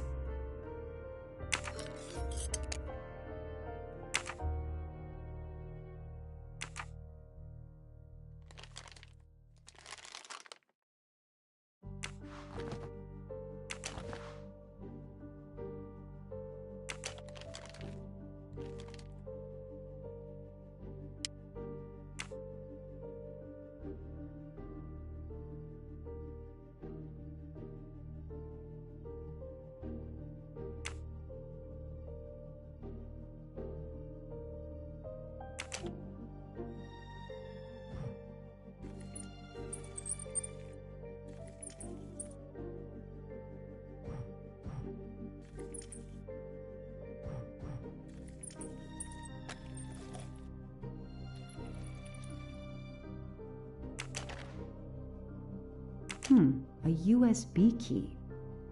Let's plug it into my PC and see what nasty little secret it contains.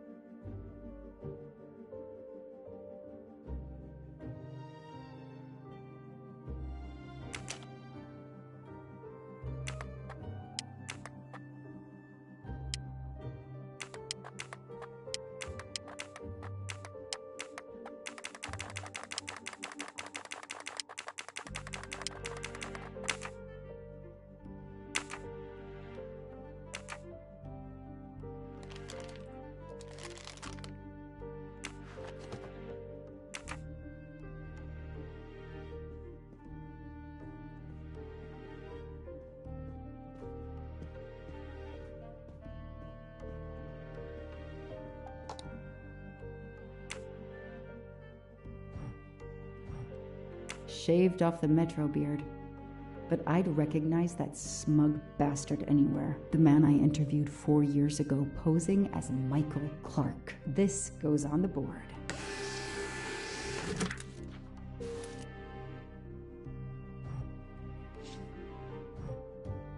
Maybe they needed to show the ransom to someone, to check if the serial numbers were still on record. I'll print them, and on the wall they go.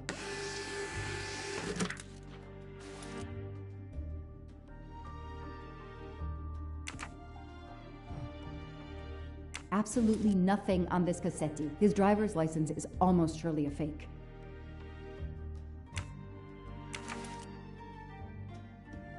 I know I have to stop printing. It's bad for the planet.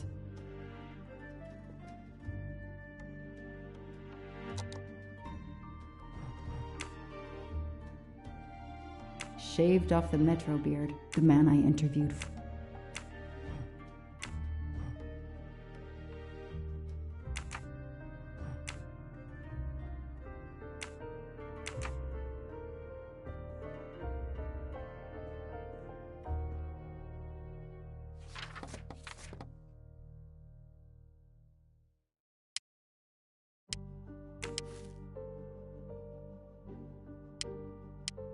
So, Ratchet's real name was Cassetti.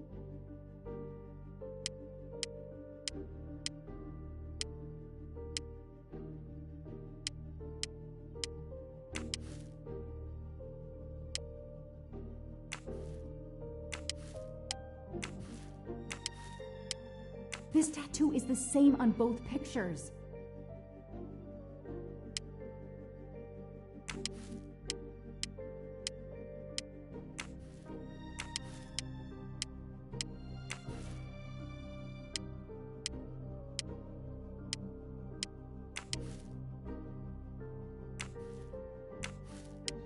I knew it! The faces don't match at all. They are clearly two different men. I should run facial recognition on my computer.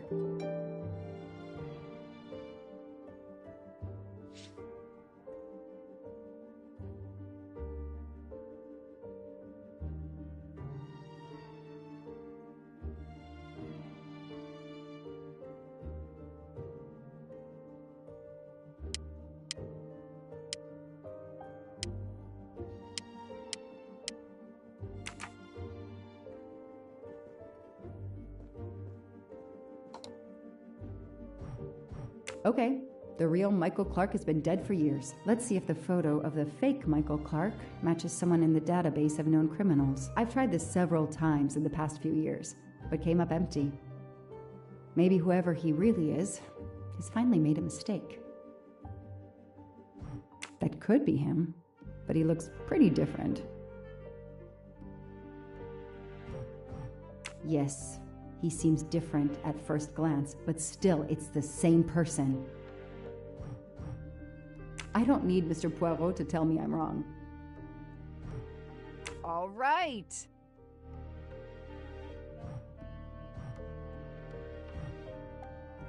Nice. No, this isn't it. Think! He's changed his appearance a lot. Probably had some plastic surgery on his nose, but there is no doubt it's the same person. Let's see why he was arrested.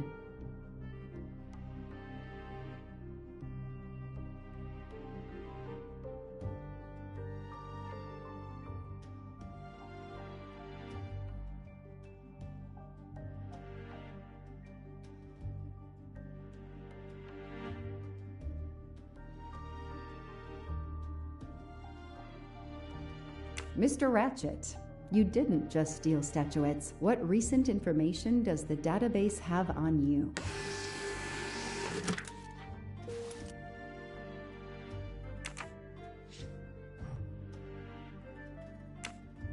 It's so frustrating. I have a name, but I can't find anything about him. But I know just who to call.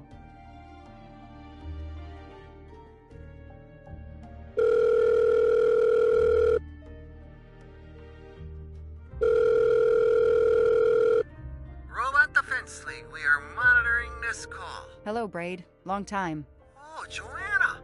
Hey, how may I assist you? I need you to search the dark web. Yeah, can you narrow that down a little? 'Cause it's pretty big and pretty dark out here. Could you find intel about a Samuel Ratchet? Samuel Ratchet. Got it. Bad dude? They don't come worse. Send me what you find by email. Alright, hang on. Okay. Yeah, uh-huh. Okay, nope. Nope, and... Okay. Oh, this might be something.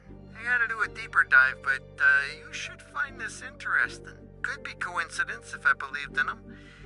Emailing details. Domo arigato, Mr. Roboto. We're here to save mankind.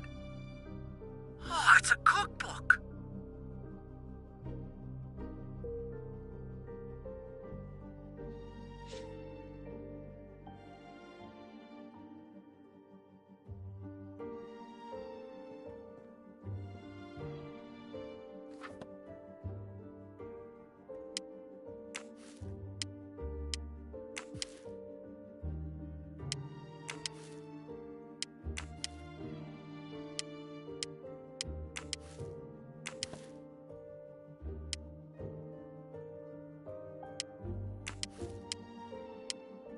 As Ratchet is alive, the dead man can only be Noah.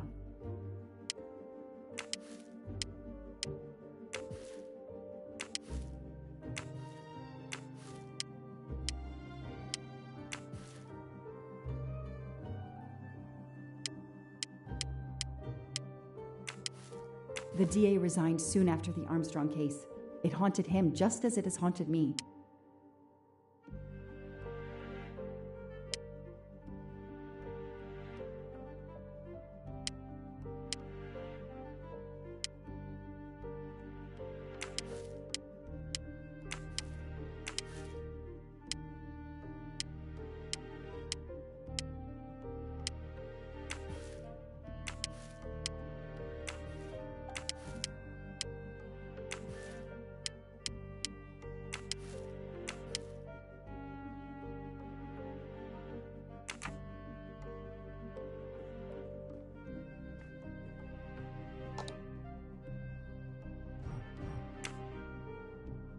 The Orient Express.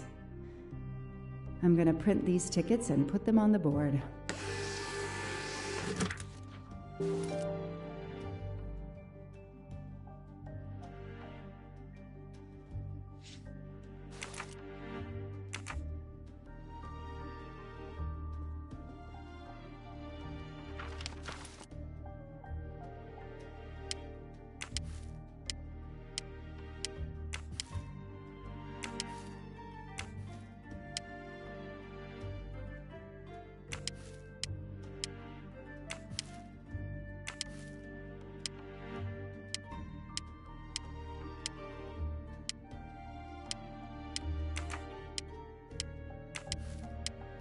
This is Ratchet's ticket.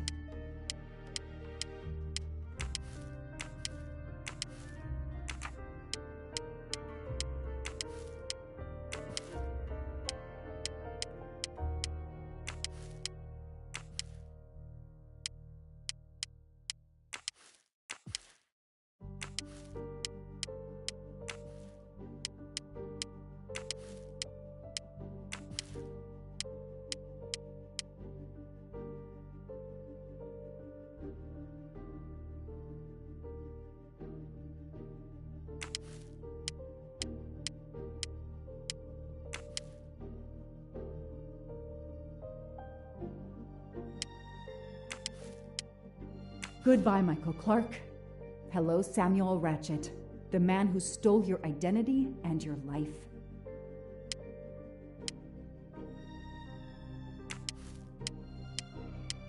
These tickets were all booked by McQueen.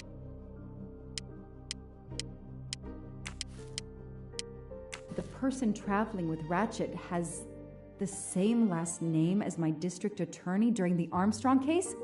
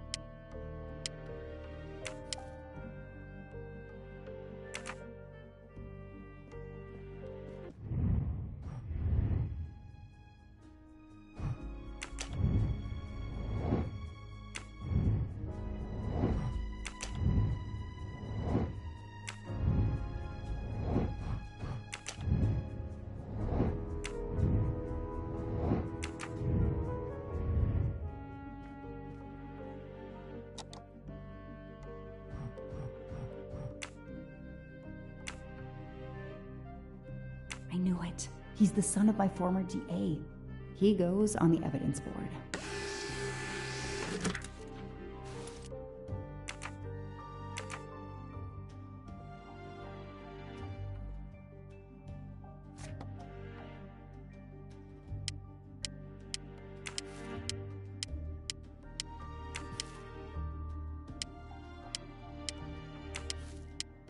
Hector McQueen is the son of District Attorney McQueen.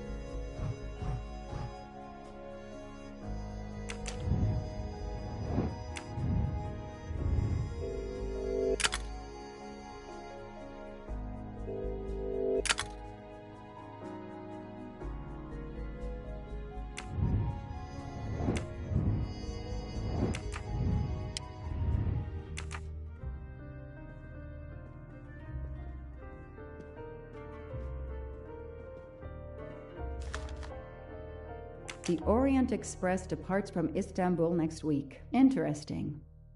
I'll put it on the board.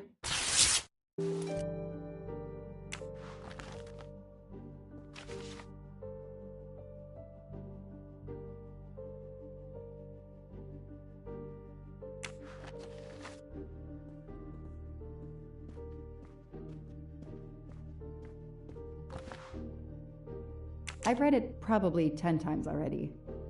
But I can't get enough of it. Don't know why. Maybe because it helps me sleep?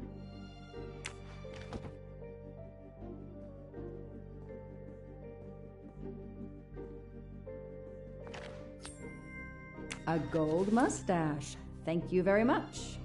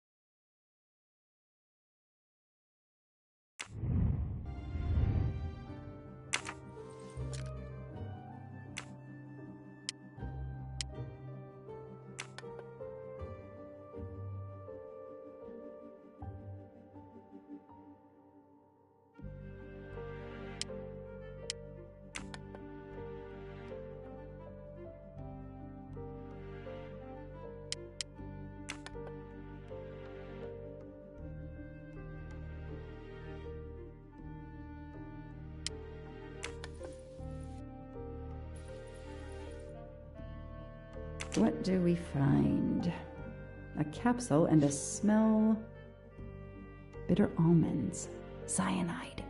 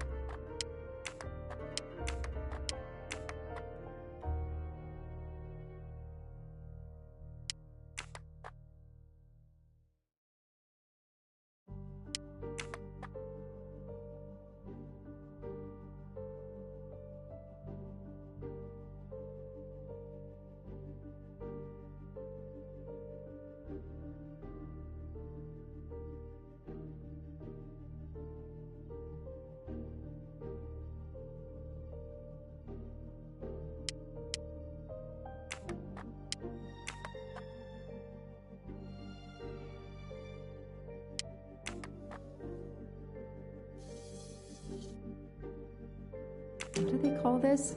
Brass knuckles? Knuckle dusters? Illegal in Massachusetts. Possession alone can lead to serious jail time.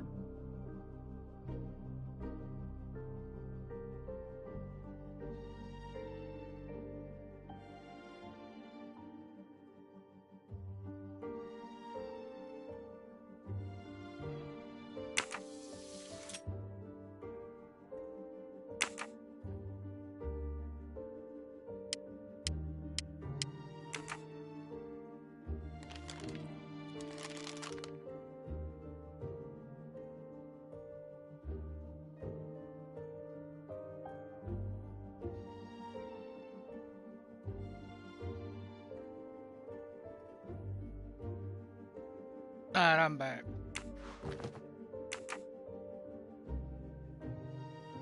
I had to watch how to beat that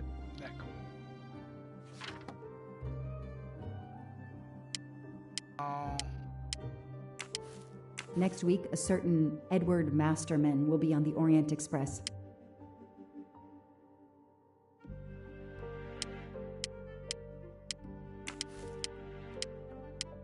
Hector McQueen will be on the Orient Express next week. Ratchet will be traveling on the Orient Express in a week.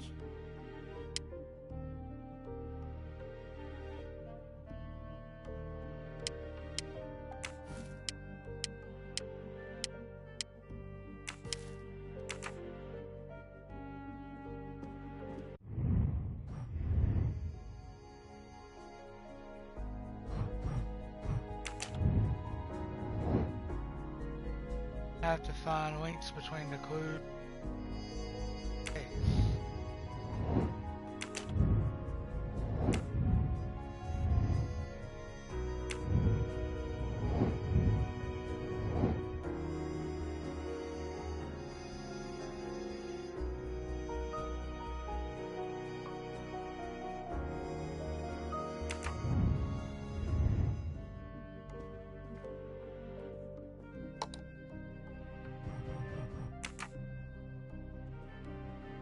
Gotta be something to do with his board.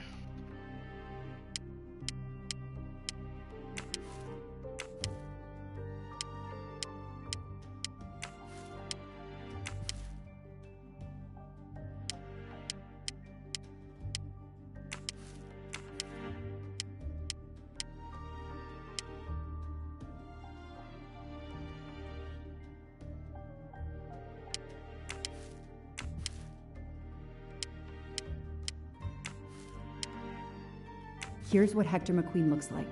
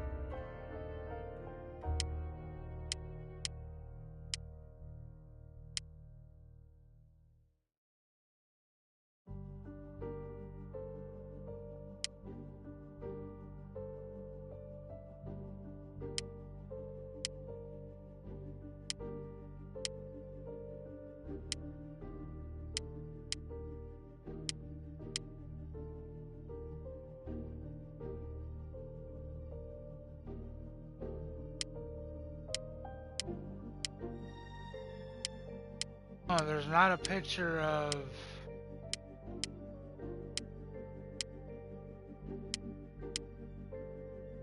Yeah, there is, right there.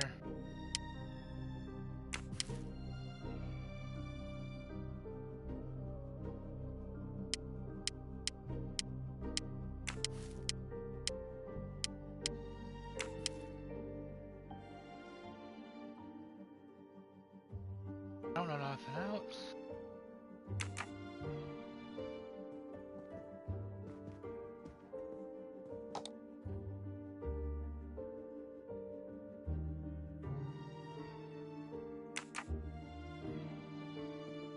Picture of Masterman.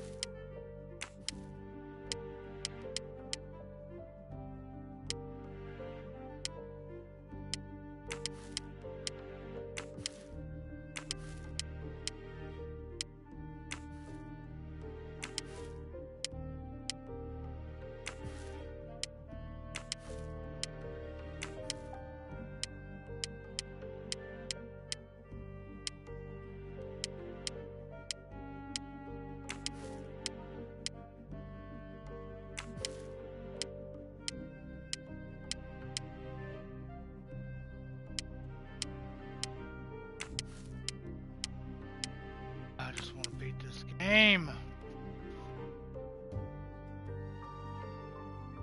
Like a 30-minute episode.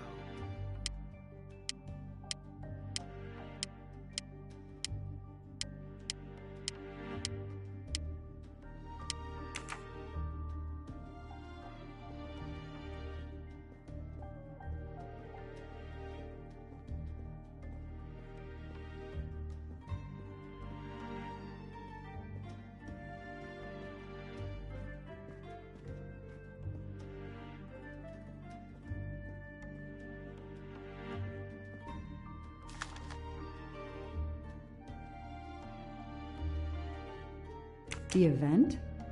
Some old train? But that face, that man.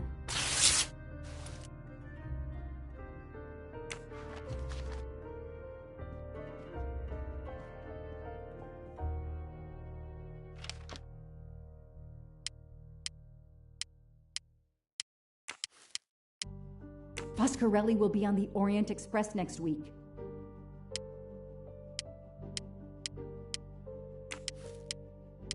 I know that face. That's John Armstrong's driver. Damn! Ratchet is taking the Orient Express next week. McQueen, the district attorney's son, is too. Foscarelli, the Armstrong chauffeur, is too. It can't be a coincidence. McQueen and Foscarelli must have decided to take revenge and will undoubtedly attack Ratchet on this train. I have to be on the Orient Express to stop them. And above all, I must stop Ratchet. But I can't do it in Istanbul because there's no extradition treaty with the United States. Ratchet can never be judged in the US without an extradition treaty. I'll have to wait until he's in Paris to have him arrested. Oh, we figured it out.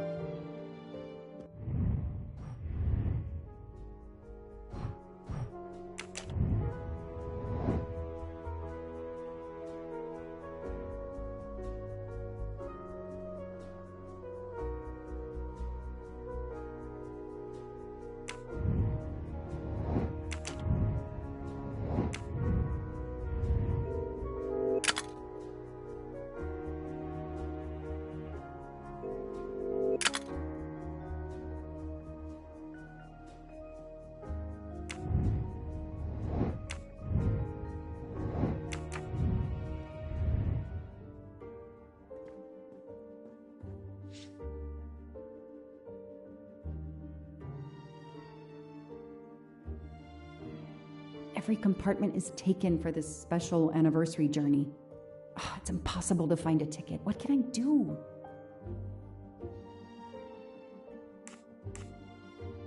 I could try to get on the train without a ticket, but I could end up arrested. And Ratchet could get away or get murdered.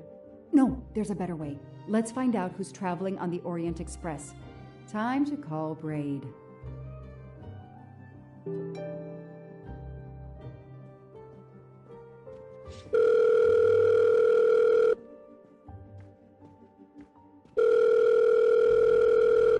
Braid! It's me again. I haven't found anything useful yet. I need one last favor. But it's a big one. Uh-oh. Can you find me the list of passengers of the Orient Express for that anniversary trip? Hold on. Jeez, their IT is surprisingly good. Maybe because of the big event. I found the list, but they sealed my back door as I was starting to capture it. Oh, no. Whoa, calm down. I got one name.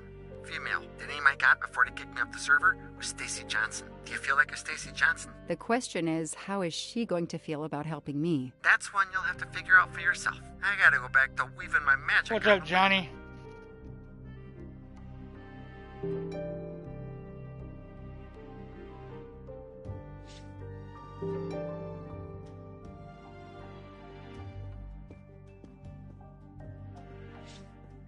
That's good, bro.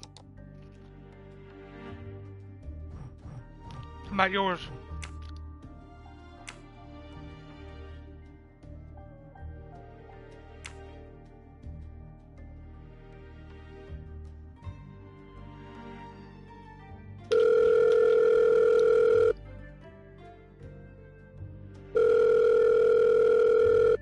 Hello, is this Stacy Johnson? Who's asking?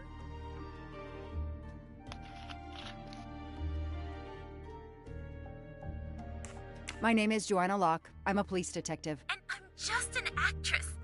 Now what did I do wrong? Nothing. I need your help. I need to take your place in the Orient Express. Is this a joke? No way.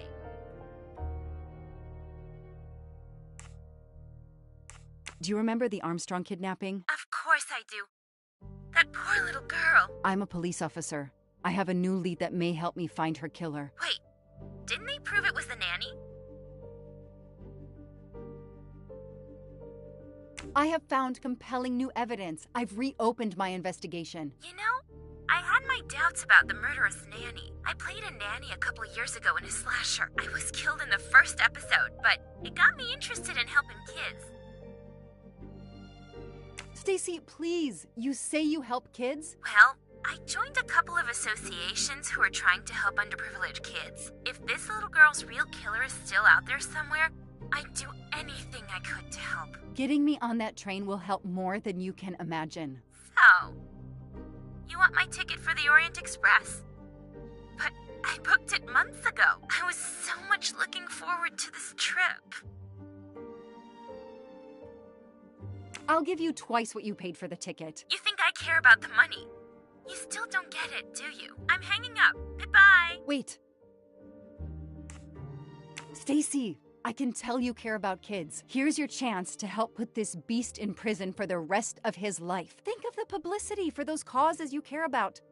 Think about the kids. The kids. Yeah. All right. We'll do it for Daisy and the kids who suffer. I'll take care of changing the tickets to your name and send it to you. Get him. Make him pay. I will. Thank you so much.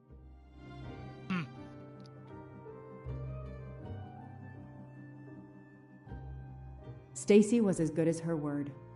I received the ticket. I called my chief to let him know I was taking my vacation time. I had coming. I flew to Istanbul.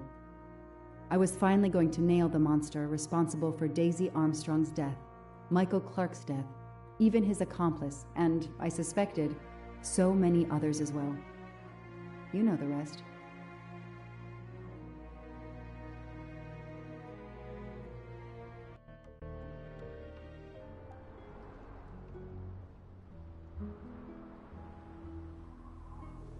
Damn. And that's how I found myself on this train. On Ratchet's trail. The rest, you know. My identity is easily checked with the Berkshire Police. Thank you for your detailed account, Mademoiselle Locke. In addition to giving us crucial details of the investigation, you have made it clear that there are many who might wish to see Ratchet dead.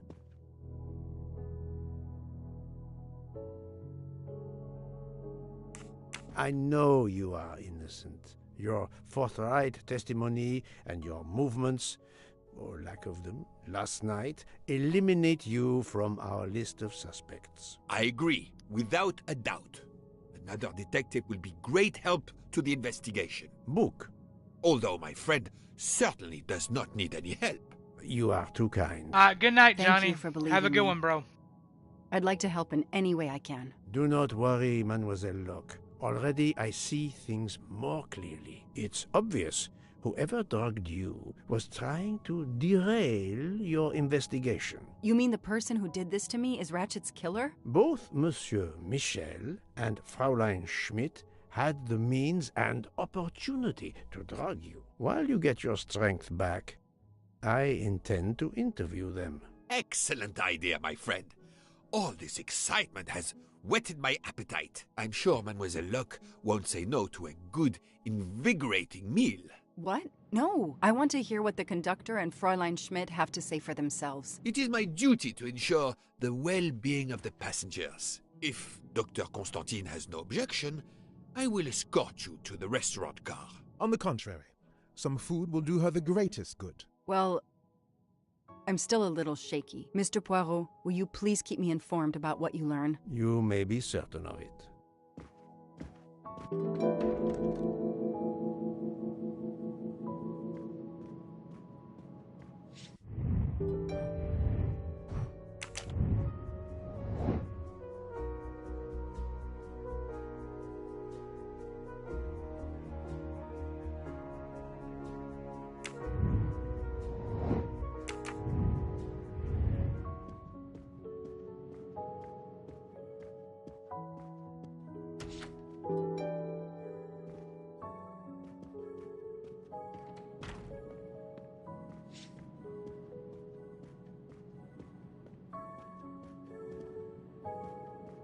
I have nothing to ask them at the moment. I should leave them alone.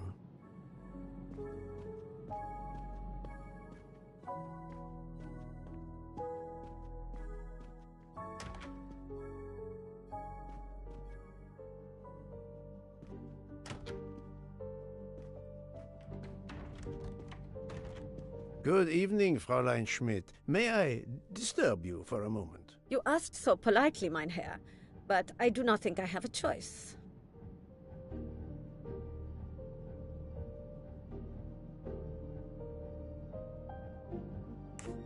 I know you drugged Mademoiselle Locke's tea. Don't try to deny it. Nevertheless, I do deny it.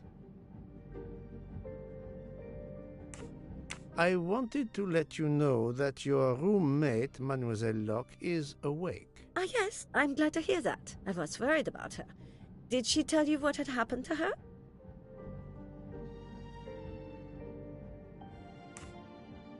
Unfortunately, she doesn't remember much, but we found a residue of a sleeping pill in her cup of tea. Since you two were alone together in your room when she drank it, who else but you could have dragged her? Must I point out I do not make the tea on this train? You should question the conductor or the kitchen staff.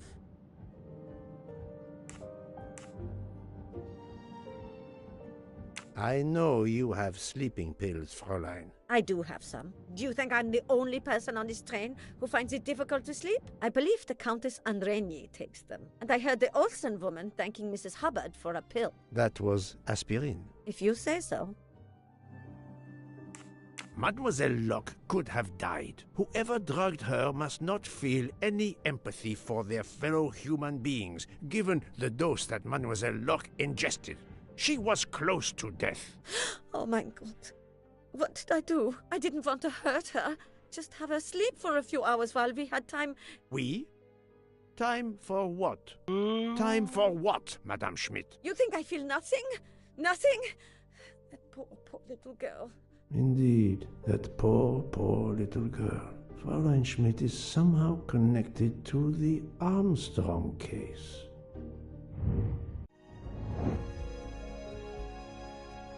Could be linked between Miss Smith and Armstrong.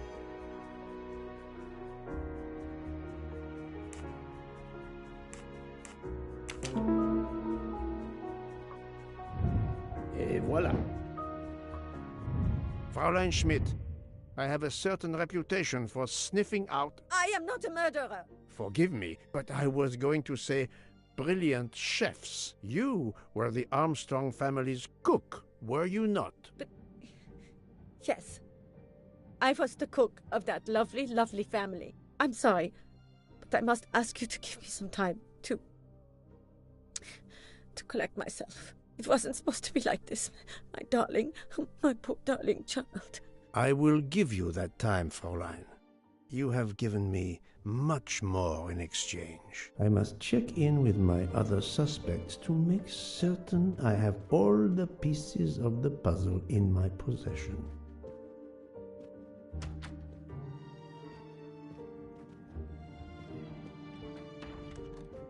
Can I get you something, Monsieur Poirot?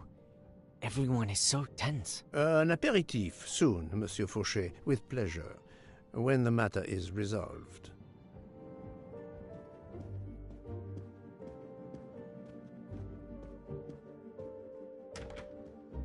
What's up, Conk? Appreciate that, bro.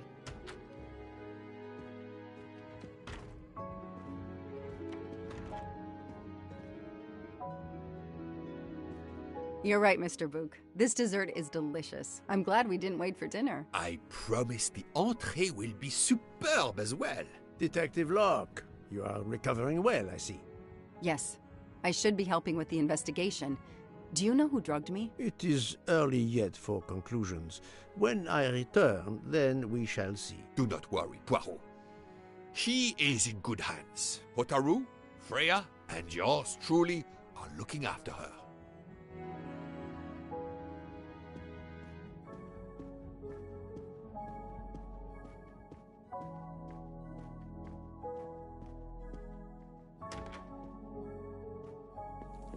Not now! Not now!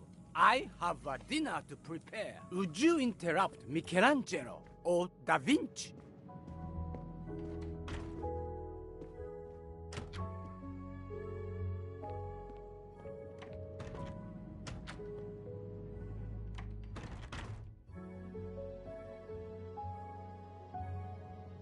Good evening, Michel.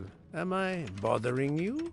You seem stressed. With everything that's going on, I must admit, it's difficult to be relaxed. Of course, I understand. Especially since we know that Detective Locke's tea was drugged before it was served to her. Detective? Come now, Michel.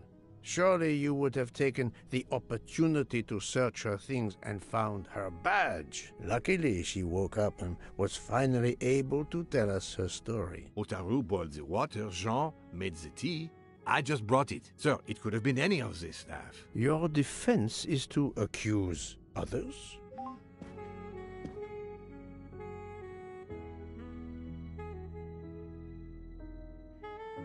You have a network connection? No, unfortunately.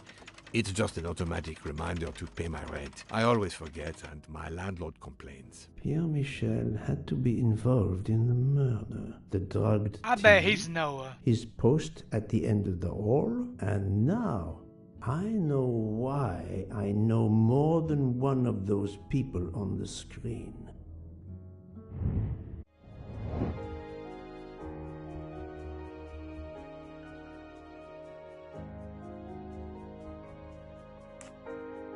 Yes.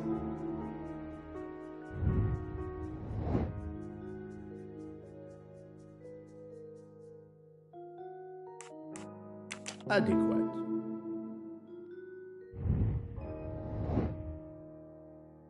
Great.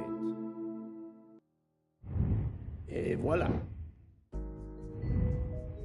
You are the father of Suzanne Moreau, Daisy Armstrong's nanny. My condolences on the death of your wife. What? But my wife... Enough lies. Suzanne does not bear your name? No. Suzanne's mother and I were divorced.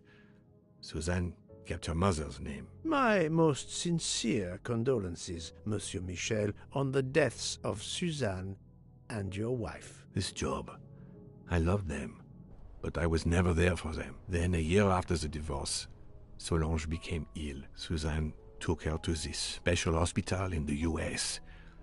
Got that job as Daisy's nanny. I understand your pain, and the reason that led you to drug Detective Locke. We really can't hide anything from you, can we? Many have been foolish enough to try and keep the truth from Hercule Poirot. Yes, I admit, I drugged the tea. But it was only to keep her quiet, until I could... But she reacted so much to the sleeping pills. She was lucky, as are you, that she didn't die. To be frank, there is one more thing that puzzled me, but I think I understand now.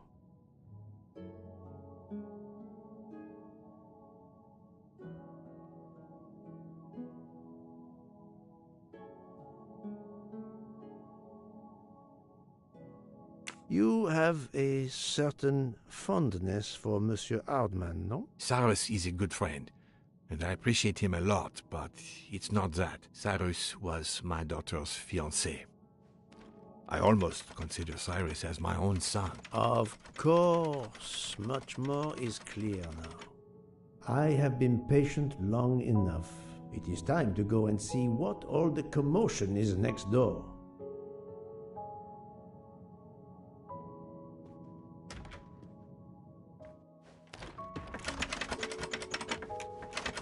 Monsieur Hardman, excellent. The gods who watch over detectives must have trapped you here.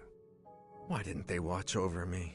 I'm a detective, too. I was talking to Michelle about a leaky faucet, and I wanted to go out, but, you showed up. No need to invent some preposterous story. But really, Michelle has told me everything. You are the fiancé of Suzanne Moreau, his daughter. Oh. I see. Surely this is not a big surprise to you. No. Suzanne was the only woman I ever loved. And I failed her. We got into a spat.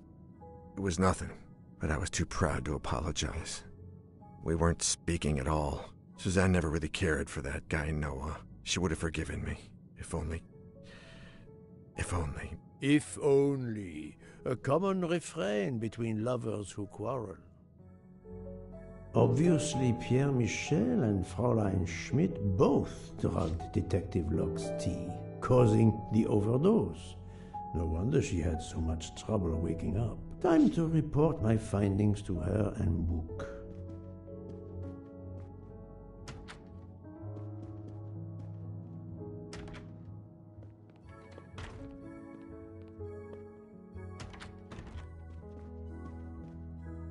We're not gonna get to start Spider-Man right at 12, y'all. It's taking a little longer. I think we're at the end, though. I really do think we're at the end.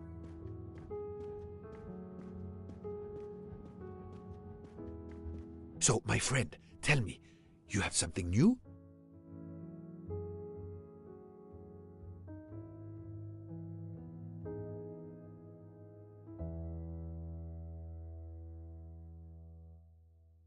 Mademoiselle, look. I know who drugged you. Fräulein Schmidt and our conductor, Pierre Michel, both admitted putting sleeping pills into your tea. This explains your overdose. They are relieved you are recovering. Michel drugged a passenger? On behalf of the company, I offer my apologies to you, Mademoiselle Luck. Michel will answer for this outrage. Both of them? I was pretty sure about Fräulein Schmidt, but I admit that I did not suspect the conductor.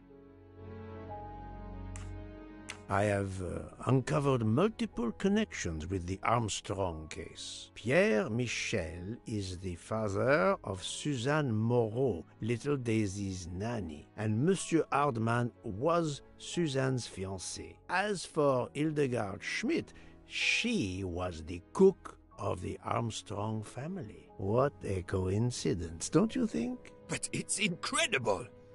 What are the odds that so many people linked to that tragic affair ended up on the same train? About the same as you winning the lottery, my friend. I wasn't the officer who interviewed Fräulein Schmidt back then, so she couldn't recognize me here on the train. How could they know who I was? There were other passengers who might have. Or she may have seen you when you visited the Armstrong home. It is now clear to me that some of the clues to this elaborate plot were staged for my benefit. What did they want me to pull?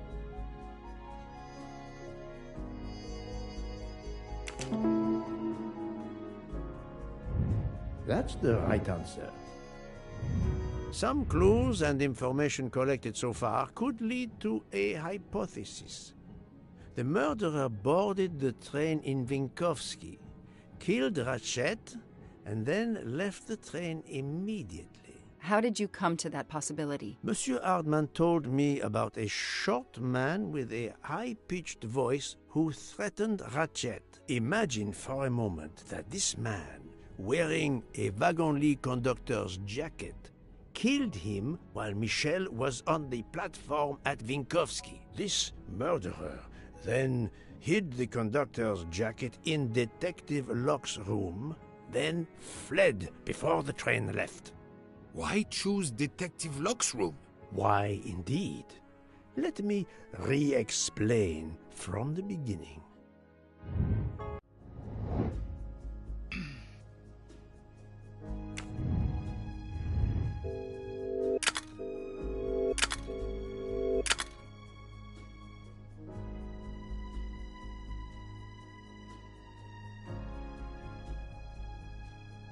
Or took advantage of the train stopping and that got off the platform to enter as a conductor.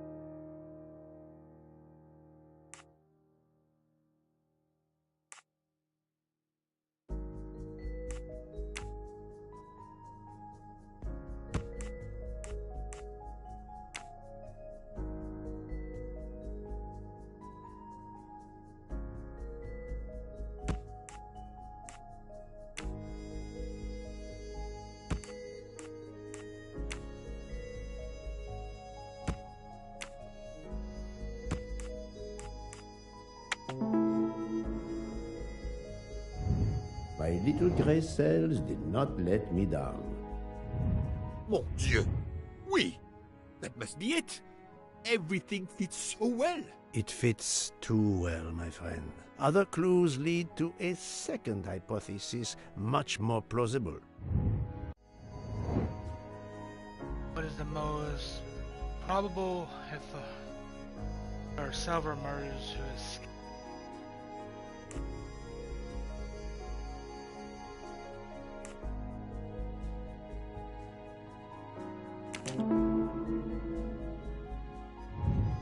That was easy.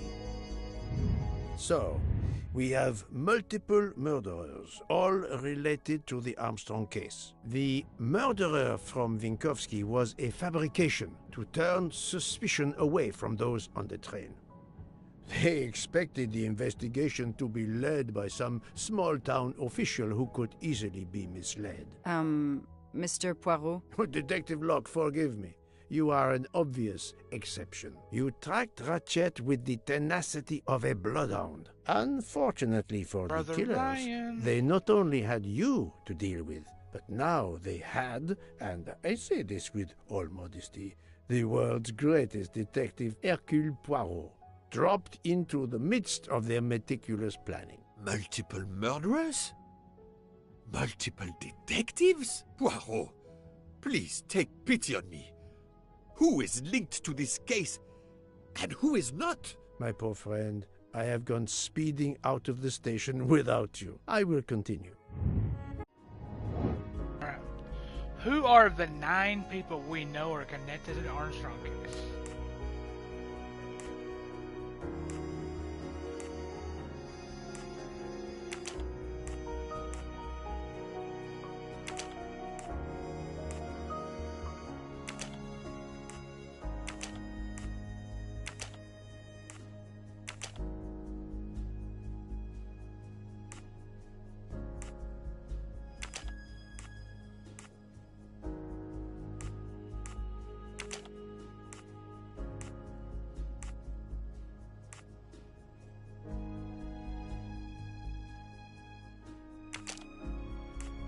This is wrong, but I'm never far from the truth.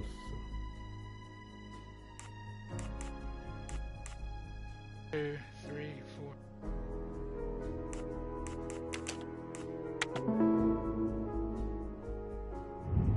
Et voilà. Fraulein Schmidt, Pierre Michel, Monsieur Hardman, and Monsieur McQueen are all linked to the Armstrong case. I also know that Sonia Armstrong's sister and godmother, Countess Andreni and Princess Dragomirov, are on this train. And finally, Detective Locke discovered that Mr. Foscarelli was the Armstrong chauffeur. If we add Detective Locke and Ratchet, of the 12 passengers in that coach, 9 have a connection with the Armstrong case. What next, Poirot? Or should I say, who next? It is time to summon everyone. Everyone? Even Dr. Constantine? The train crew other than Michel? Dr. Constantine, yes. I will need him. But we don't want the others as witnesses. I will see that their duties keep them occupied elsewhere. Excellent. I have always thought this moment in a case is much like Rodin unveiling the thinker before a captivated audience. A work of art. Have you not felt that way, Detective? No, Mr. Poirot. I'm happy just to slap the cuffs on him. Well, there is some artistry in that as well, I suppose. Where would you like the unveiling, Poirot? The lounge? Perfect. Then I will gather all the passengers in the lounge.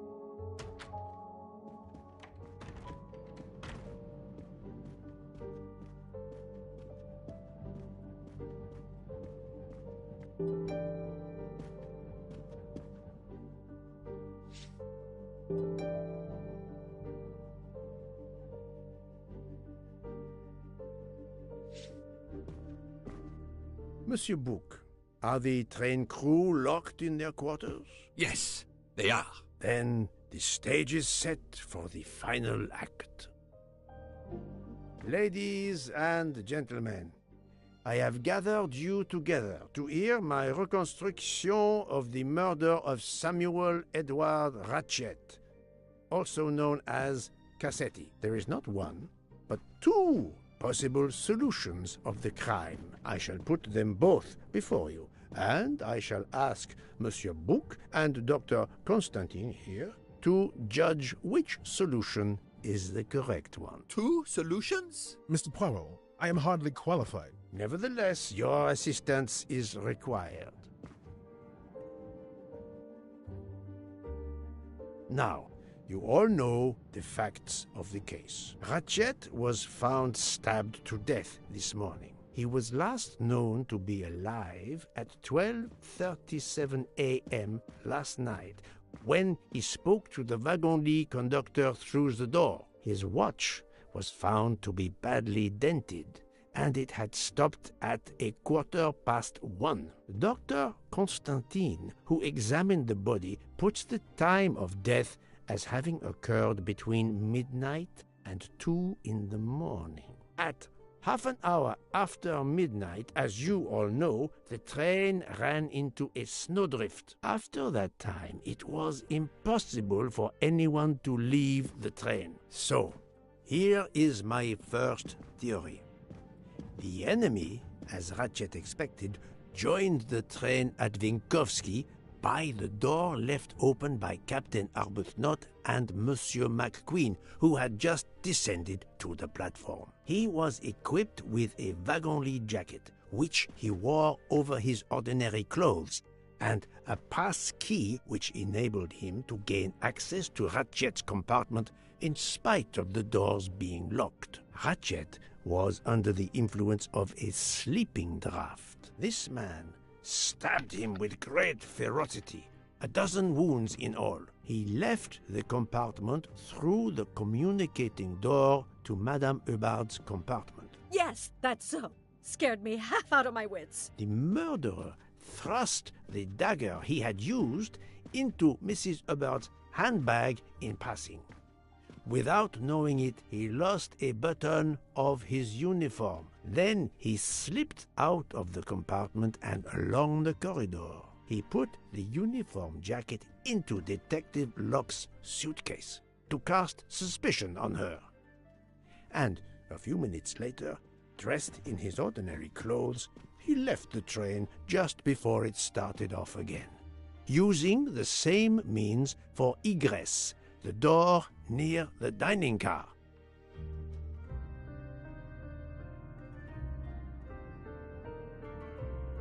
That is the first hypothesis.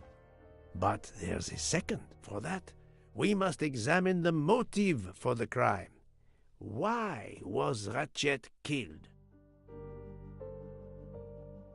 The motive is clear. Revenge, of course. Nothing was stolen, and we know that Ratchet had made many enemies. This was a premeditated crime, meticulously planned.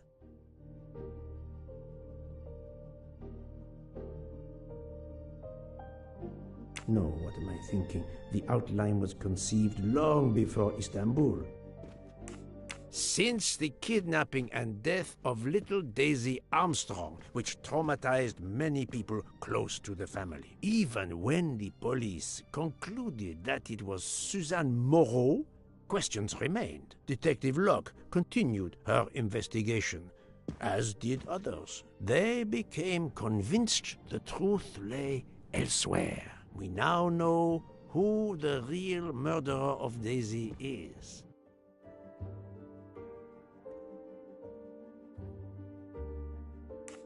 It is clear now that Daisy's killer was Ratchet, also known as Cassetti and Michael Clark and how many other names. But of course, many of you have known this for a long time. It is obvious that the 12 stab wounds are not a random number. Dr. Constantine's analysis revealed that some stab wounds appeared to have been caused by a right-handed attacker. Others indicated the knife wielder was left-handed. Some wounds were deep, more than one fatal, yet others were not much more than mere scratches. What can explain these discrepancies? This leads us to an obvious conclusion. They are symbolic.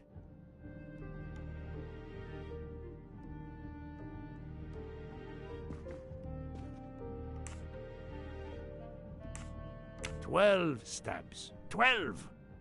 The same number as a trial jury in the United States. But not just a jury of 12 members condemning him to death, but 12 executioners as well. This self-appointed jury had meticulously planned for everything except snow.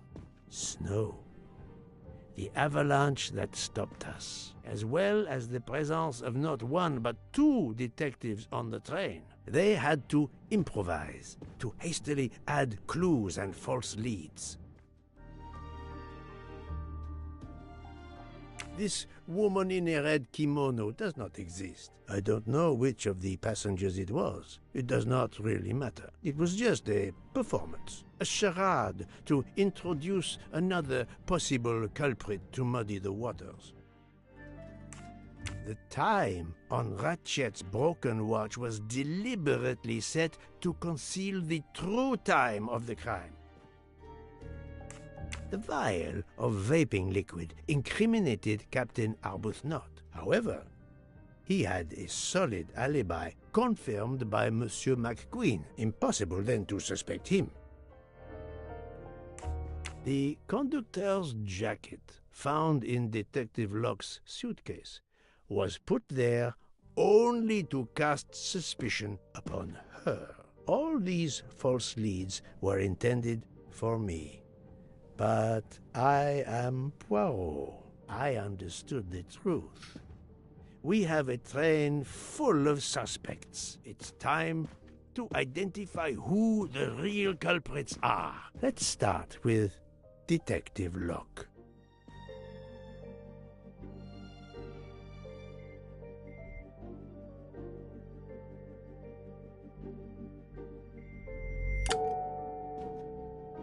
I do not think that's the right answer.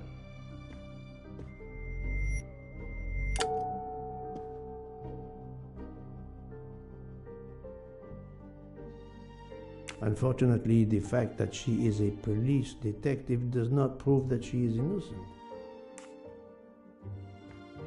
Planting the conductor's jacket in her suitcase was an attempt to implicate Detective Locke, but she couldn't fake her drugged condition. Dr. Constantine can testify that the drugged tea incapacitated her for hours, and she had 2 relapses. Let us move on to Monsieur McQueen. When I told him about Cassetti, he looked very surprised that I managed to make the connection between him and the Armstrong case. He told me, "But I thought we had..." I think he meant,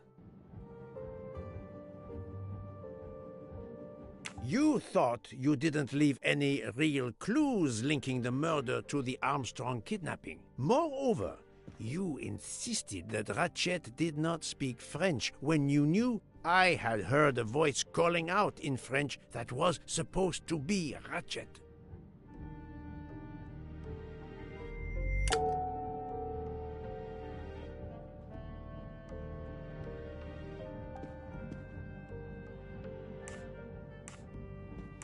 You took some pleasure in leaving me false clues, I think. It was quite annoying. But you told me yourself that your father was the district attorney who handled the Armstrong case. The case haunted my father. At first, he believed Suzanne Moreau had helped her boyfriend, Noah, to kidnap Daisy, even though there were questions that went unanswered, and a young policewoman refused to let it go, continuing to find discrepancies, but never enough to reopen the official investigation. That policewoman sits there. Her name is Joanna Locke. Then tell him. Tell him how in the end my father believed you, how he resigned a job that he loved, racked with guilt that he may have let that monster go free. He died young, broken, his faith in justice broken. That's what Ratchet did to him. Thank you for your honesty, Monsieur McQueen. Your father is one more victim of the man who called himself Ratchet. Now, I will turn to Ratchet's valet, Monsieur Masterman.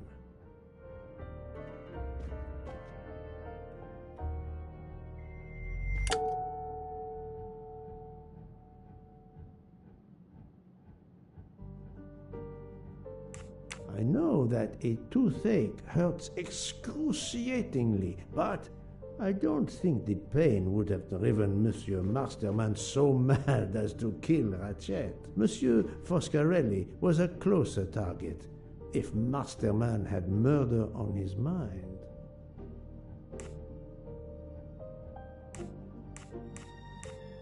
Ratchet sensed danger close to him and naturally wanted to stay awake. You gave him sleeping pills without his knowledge. Once he was sound asleep, you could do what you had to do in peace. Sir, I'll tell you the truth.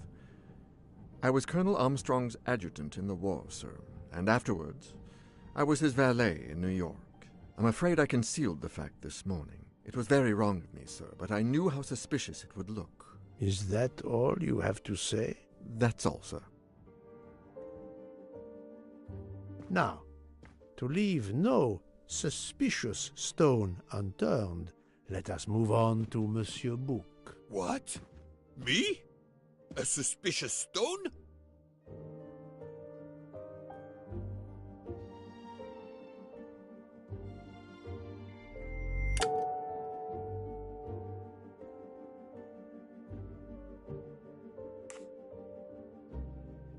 Monsieur Bouc is certainly a very close friend, but I never allow my affection to take precedence over reason. It is not tangible proof. His lofty position as director does not clear him of suspicion. Murderers can come in all shapes and sizes. Bouc, my friend, of course you are not guilty. You did everything you could to get me on this train. What madness would cause you to ensure, and I speak with all modesty, that the best detective in the world could be present to witness your crime? But doesn't our friendship count as well? Most assuredly, but a murderer can wear all sorts of masks, including friendship. Let us consider our ever-efficient wagon-lit conductor, Pierre Michel.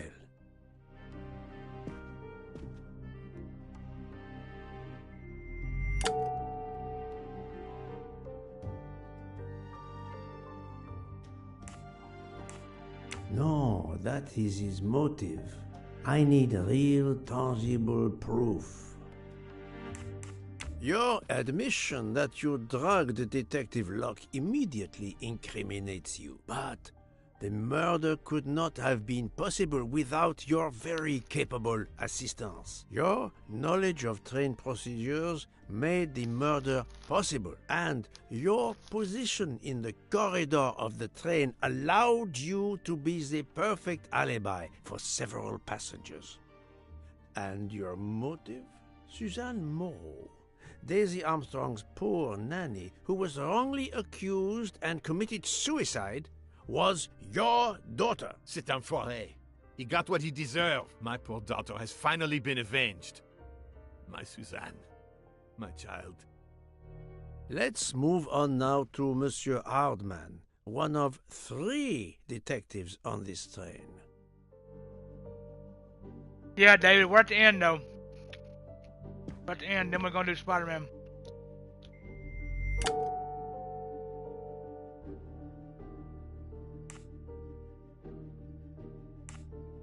He lied about his profession, but he was hired by Ratchet. Why would he kill the man he was hired to protect? Monsieur Hardman, I think you are It's a a decently real long detective, game. but So, you like, were we're at never 11 hired hours. by Ratchet. Your alibi Oh, was I'm that not. you were I'm not. watching the corridor I'll let you watch to it back. protect Ratchet, which, of course, you never did. And You it's such a good protected game. Pierre Michel. It's about 11 or 12 hours However, long. Around we that. just saw that We did his 6.5 alibi doesn't last hold night. up, so neither We're at does yours. 5. I don't know about the conductor. So 11 and a half. Being Suzanne's fiancé, Almost 12 you hours. had a substantial motive to punish Almost Ratchet. 12 hours. That's a good You game. used That's a good your distance for this kind of game. skills, just as Detective Locke did, to hunt him down and finally avenge the death of your beloved. That's right, Mr. Poirot. I do have some detective skills. I never doubted it. Been such a good game, though. Now, Fraulein Schmidt, the lady's maid with the soul of a cook.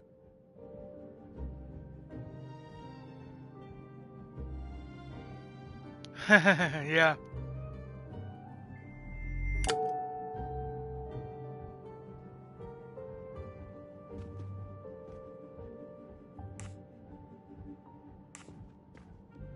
Fraulein Schmidt, you told me of your remorse for drugging Detective Locke. I believe you are sincere. However, as the cook of the Armstrong family, you I'm gonna play the experienced heck the out of drama Spider-Man next from couple days. within. The death of Daisy, then Till I beat it anyway. Sonia Armstrong, who died in childbirth, and finally, It's 90-something Suzanne gigabytes, too, and Spider-Man John is. Armstrong.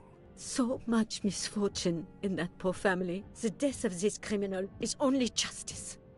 I was hoping I got this done so I could take a Let little us break move before on to Spider-Man. Countess But I'm not going to André. take a break, I was so we'll impressed go right by into the Spider-Man once earnestness we of beat her this. husband when he swore to me solemnly on out what his happens. honor that his wife never left her compartment that night. Should I believe it?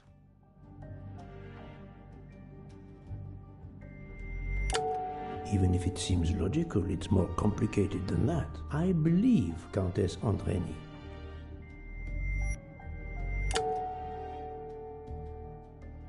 On the contrary, this fact gives her a motive for murder. Countess Andreni is young and fit, physically quite capable of stabbing Ratchet. The problem must be somewhere else. Countess Andreni, being Sonia Armstrong's sister, you had every reason in the world to want to avenge her.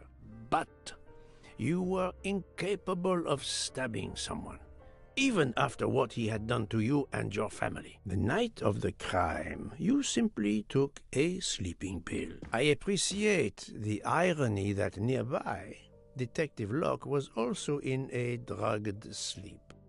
When you awoke, you thought the nightmare was over. Rudolph? Hush, my love. Hush. Excellent transition. I was coming to you, Count Andreni.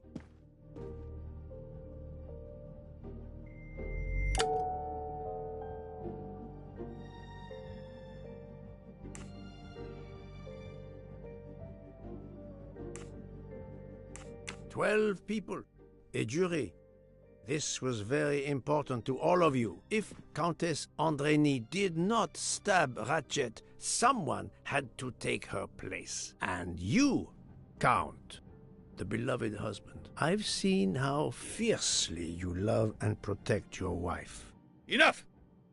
I would do anything for Helena. Anything.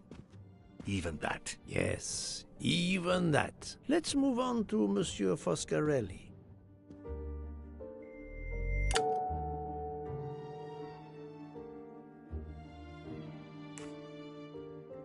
Detective Locke found out that you were the Armstrong chauffeur. So many people. And that you planned to travel on the same train at the same time as Ratchet. That is what made her decide to obtain a ticket as well. Unfortunately, she could not prevent the murder.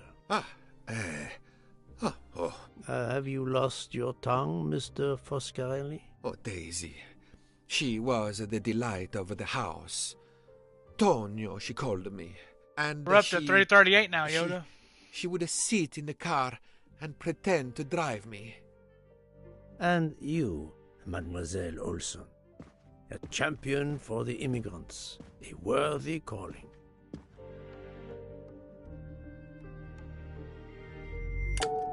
I do not think that's the right answer. Oh.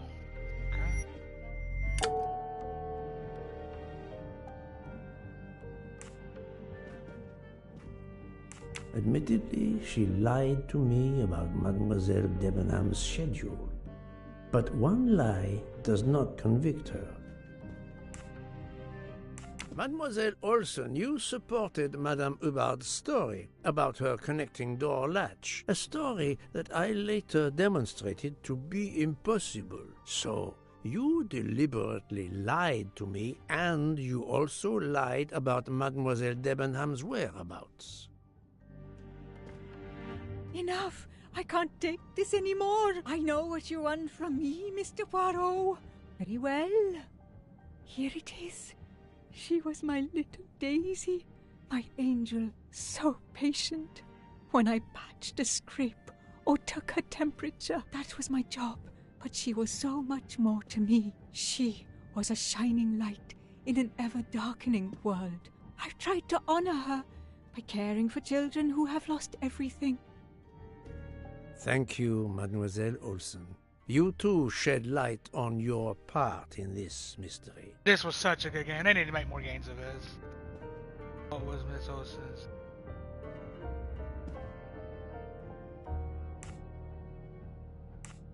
You were Daisy Armstrong's nurse.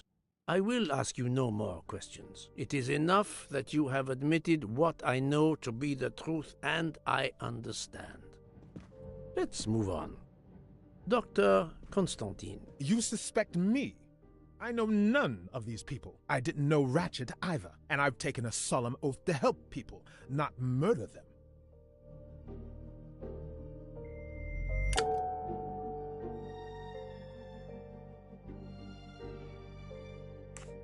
It's true that doctors take the Hippocratic Oath, but that is not enough to exonerate Dr. Constantine. I'm gonna try and get this done so bad because I want to play Spider-Man so bad.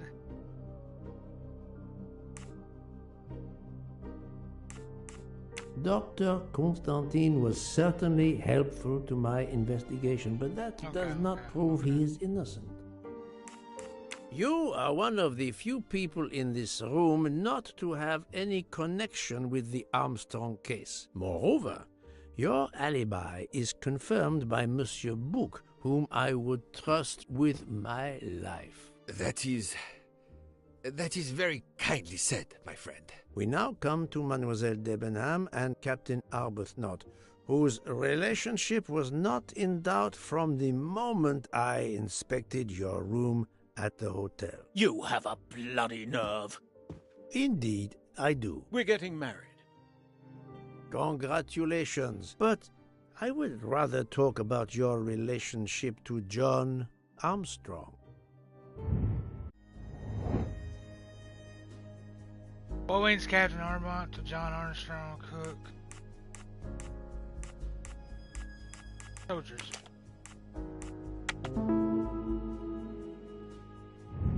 That's the right answer.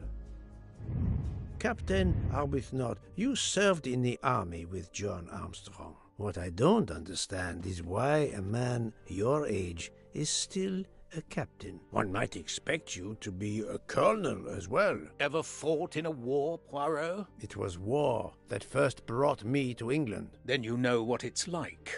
There's a shattering sound, and death, and mistakes, acting on intelligence that proved to be wrong.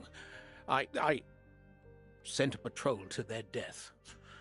Good men, brave men, wasted. John testified on my behalf. Wait till you see it, man. It was I'm good. not a colonel. I don't deserve to be everything a bloody fool, but linked I'm up also together. not It was good. John remained my best friend until there, you have my story. Understand now? Archie, calm down, please. You're right, Mary. What you see in me, I don't understand. Oh, Archie, I see in you what John saw. Miss Debenham, I'm sorry. My turn, is it? I'm afraid so. And you have caused me quite a puzzlement. Your connection with the Armstrong family was not obvious. Then I remembered the job you currently hold.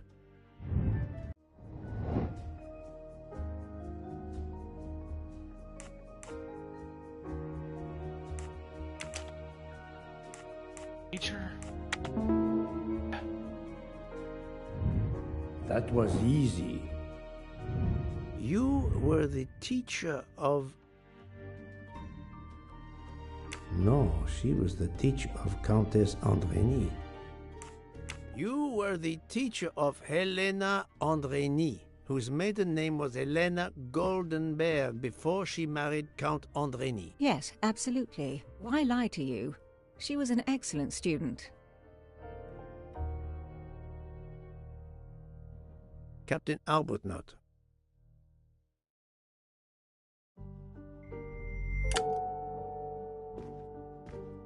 No, his vial found at the crime scene was a decoy. The fact that he probably killed enemies during the war does not make him a cold-blooded murderer. You had one of the strongest alibis, thanks to Mr. McQueen. But his testimony melted like a snowflake. There went your alibi. Poof! Unless you have... Oh, yeah, yeah. As for you, Mademoiselle Debenham... When you left, there was only 2 people.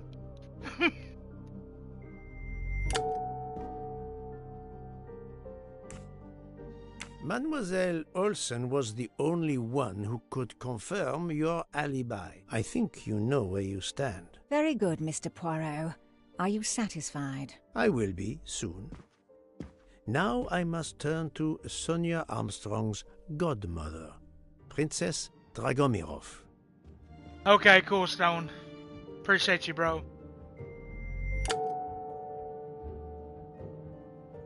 Princess Dragomirov, you weren't on my list of suspects at the start, given your social position. I left my social position in a cold country. Do you object to being addressed as Princess? I deny people the opportunity. You have a good night, It makes Stone. a good story to tell their friends. It also guarantees a good table in the best restaurants. Princess, there is also, forgive me, your extreme physical fragility. It does not stop me when I must be strong. Indeed.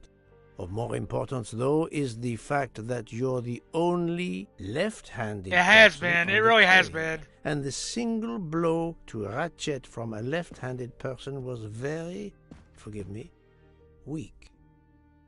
Finally, I'm afraid I know the alibi that you shared with Fraulein Schmidt is false. You have been very thorough, sir. I hope you will permit me to say we are much alike. I am honored. Now it is time to end with Mrs. Hubbard, or should I say...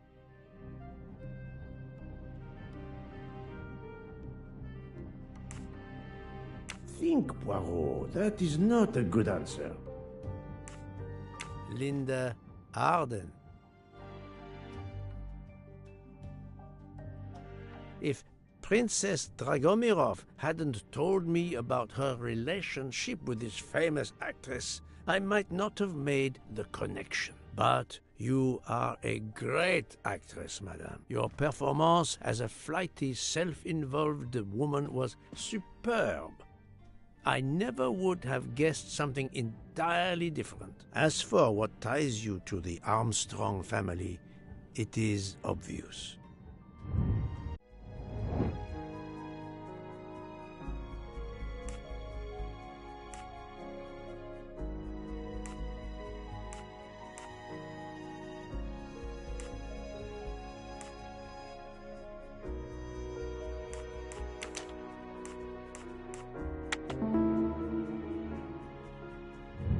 My little gray cells did not let me What down. does it look like, you know? Mrs. Hubbard. Of course. You And we still are got Spider-Man the to play. mother of We're Sonia not done yet. Armstrong and Mrs. Andrény. Hope you're doing good, Juno.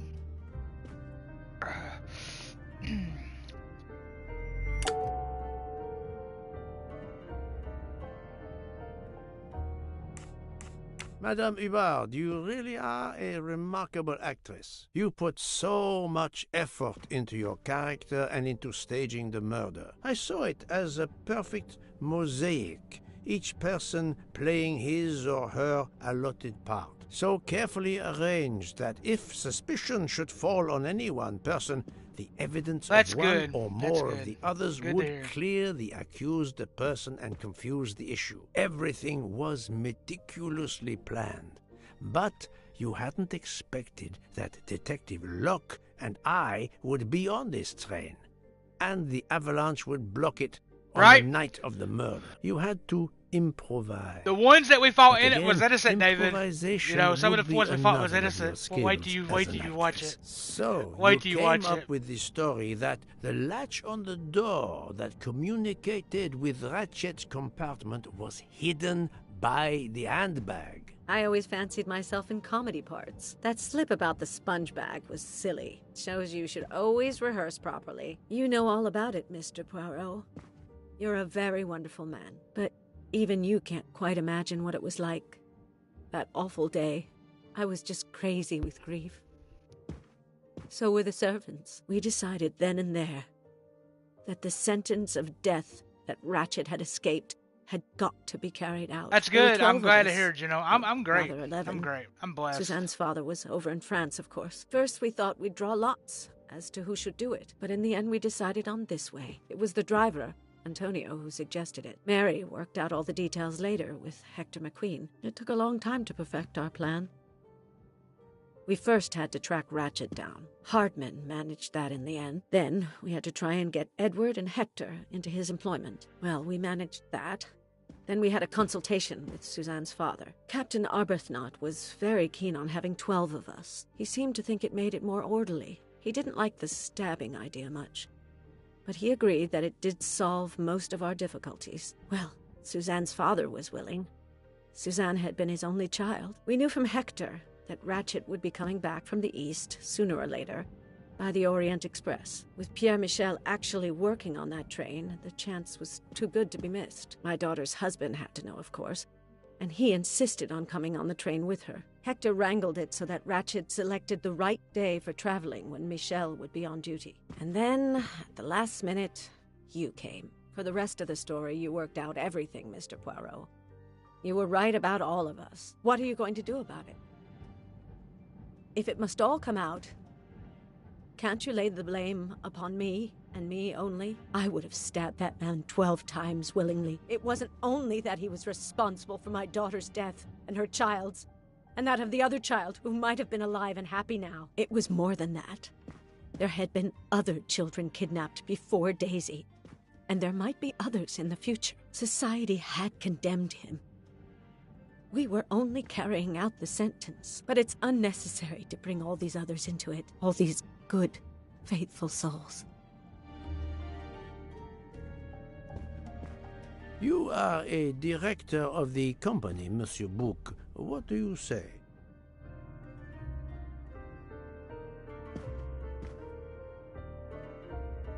In my opinion, Poirot, the first theory you put forward was the correct one. Decidedly so. I suggest that that is the solution we offer to the police. You agree, Doctor? Certainly, I agree. As regards the medical evidence, I think that I made one or two fantastic suggestions. Then, having placed my solution before you, I have the honor to retire from the case.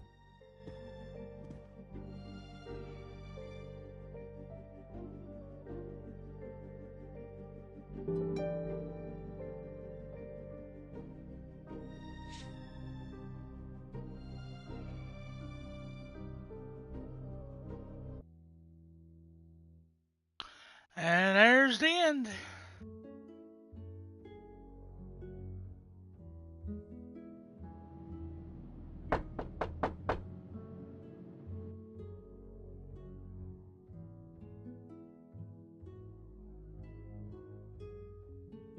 I'm sorry to wake you up in the middle of the night, Poirot, but it couldn't wait. There was a detail that bothered me in my preliminary autopsy of Ratchet's body. I went back to examine the body and I discovered a wound covered by another. The blow I hadn't seen was delivered by a thinner, sharper blade. So there were not 12, but 13 stab wounds. 12 stabs for 12 jurors. It doesn't work with 13 wounds. The symmetry is destroyed. Yeah, It can't multiple, be one of the culprits multiple, who stabbed him multiple. twice? Doctor, a different knife was used. There is only one explanation. Somehow, some way, there is a 13th murderer on this train. We must tell Book. The case is not solved.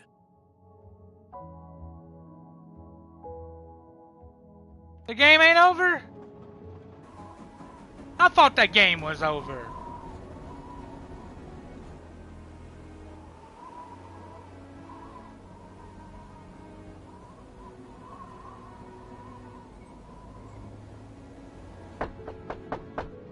Please, come in.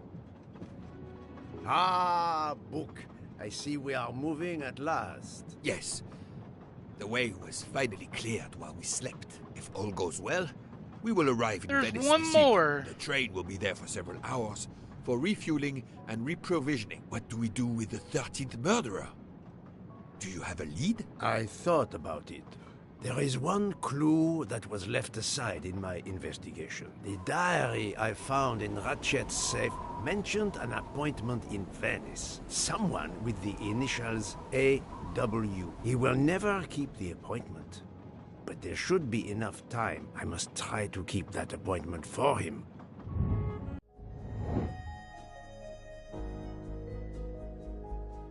We're gonna go ahead and do the hints.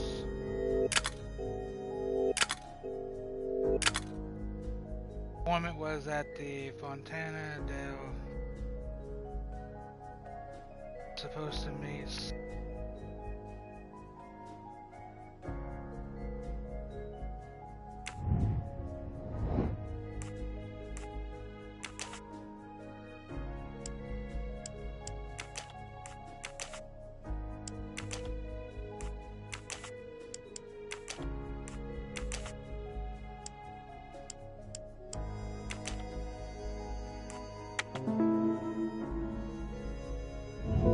I'm right again. That happens Yeah, to they me a are. lot. I thought the game was over. God.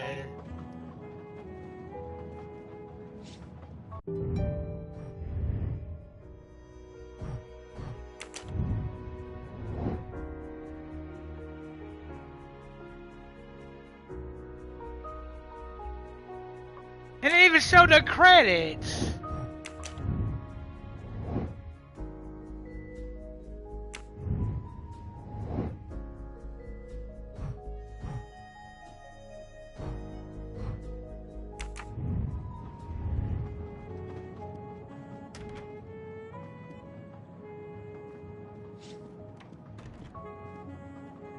I think we should let Ratchet rest in peace. I don't have time for small talk. How would it look to the police if I asked a suspected murderer for help?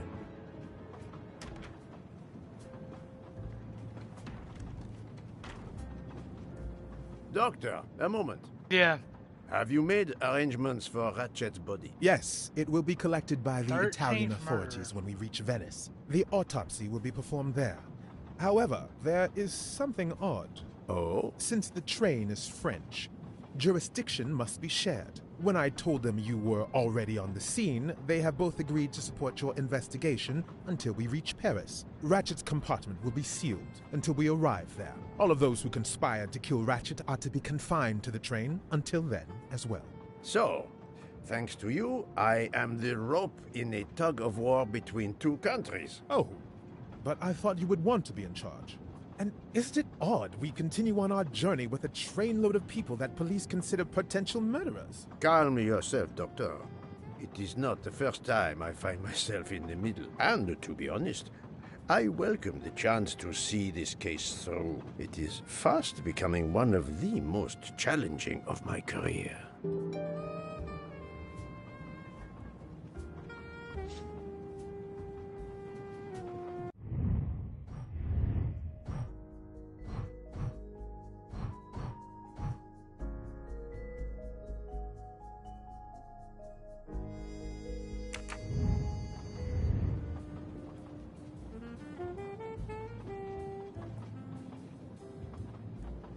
I'm not going to ask a murderer to help me catch himself.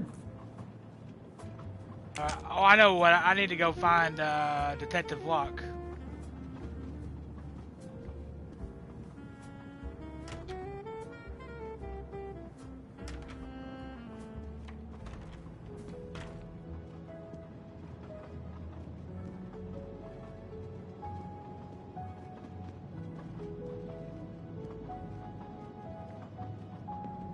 I don't have time for small talk.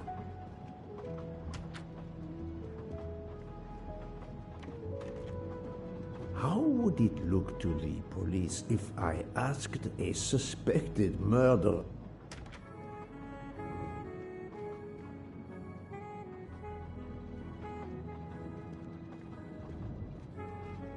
I don't have time for small talk.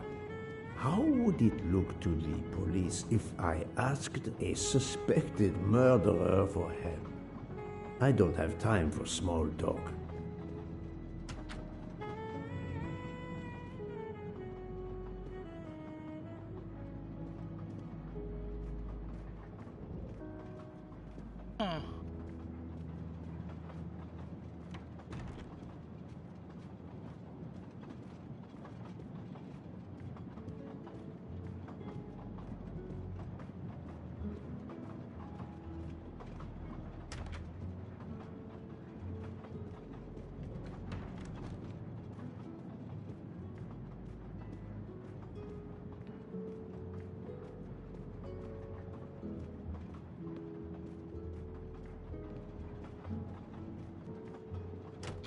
I had to be in like the dining area.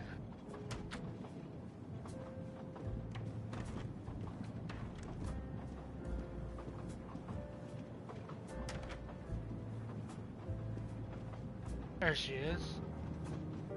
Mademoiselle Locke, you are clearly an excellent police officer. Could you accompany me to Venice for an investigation into Ratchet's activities? There is much we still need to know. Well, yes. It would be an honor to work with you. And I'm glad you trust me. What do you have in mind? There was a notation in Ratchet's appointment book. He had an appointment. With who? There were only the initials A.W. They were to meet at 10 o'clock at the Fontana dei Conigli. I want to know who Ratchet was meeting and why. But you've already discovered the 12 conspirators. Why is this meeting important? Unfortunately, the case is not complete. Dr. Constantine has discovered the presence of a 13th stab wound. One of them could have stabbed him twice. The wound was made with another, finer blade. Why would one of them have used 2 knives? Did they want to confess they killed him more than the others? And if so, why bother to deny it when they have already confessed? No, it makes no sense. And I do not close a case until all questions have been answered. You, of all people, must understand this. You're right. I do understand. I'll help you. Thank you. Together, we will uncover the truth. We will arrive in a few hours. Can we hurry uncover the truth to so I can play Spider-Man? I slept well last night. No more effects of the drug. Excellent. Then be prepared when we reach Venice. We have another mystery to solve.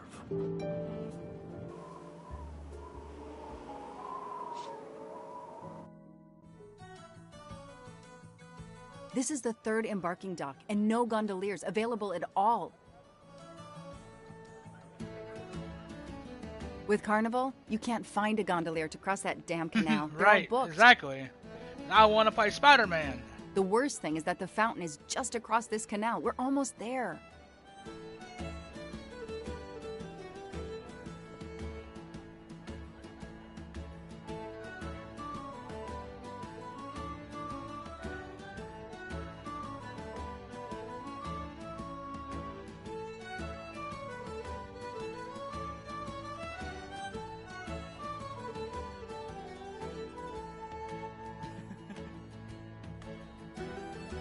I see a gondolier just over there.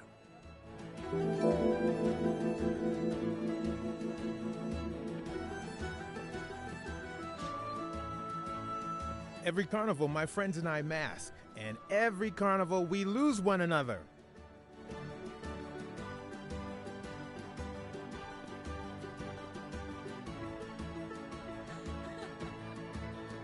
It's impossible to find a gondolier during Carnival.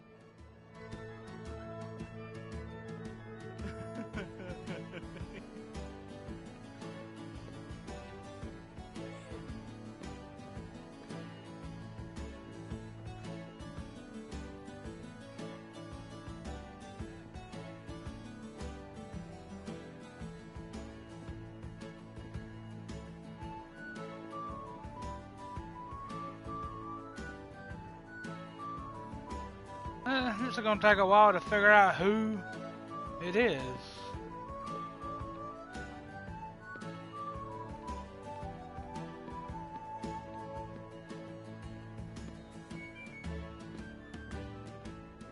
It's calm and relaxing, although not as clean as it could be.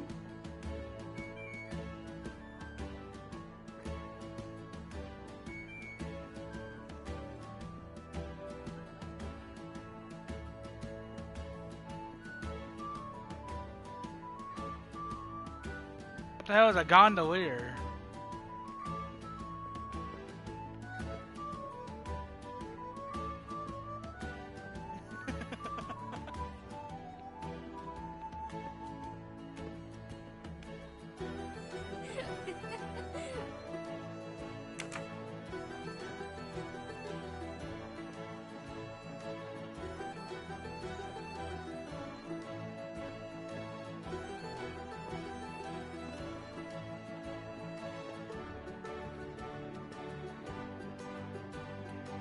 I don't know.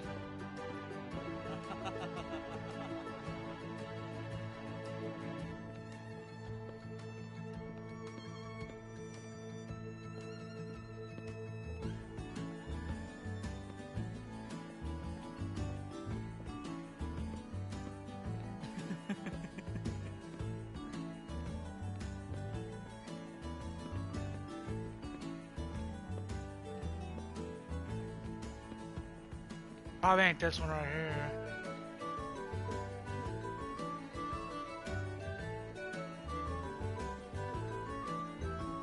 Hi there. We'd like to cross the canal, please. There is a bridge about a kilometer down the canal. Please. According to the map, the Fontana dei Conigli is just across the canal here. No, I, Gabriele, cannot help you. I'm sorry. We'll miss the 10 o'clock rendezvous if we try to get through this crowd. And have to walk a kilometer in both directions. Why is he refusing to take us across? He looks upset. I should try to find out why. If it's a matter of price, I'm sure we can work it out. Money?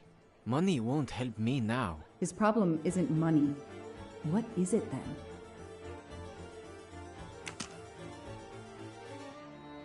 If it's a matter of price, I'm sure... Money? His problem is... How we gonna find out? This game don't want me to play Spider-Man.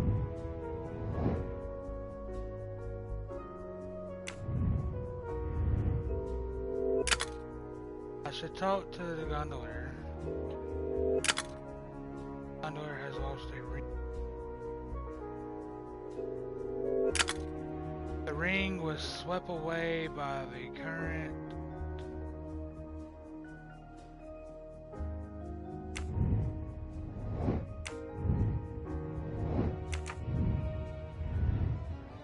Gotta look for a damn ring, really? You have my full confidence, mademoiselle. I'll leave it to you.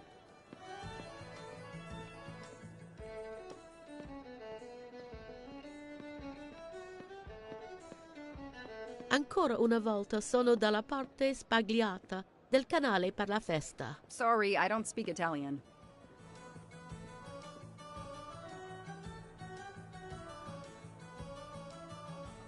Not a picture for the tourist brochures. Not a picture for the tourist brochures.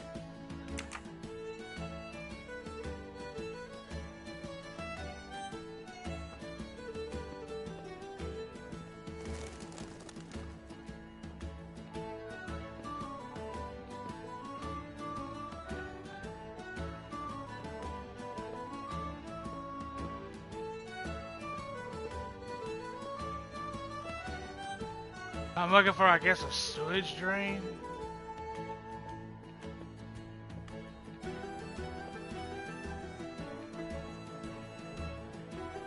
Might be on the other side here.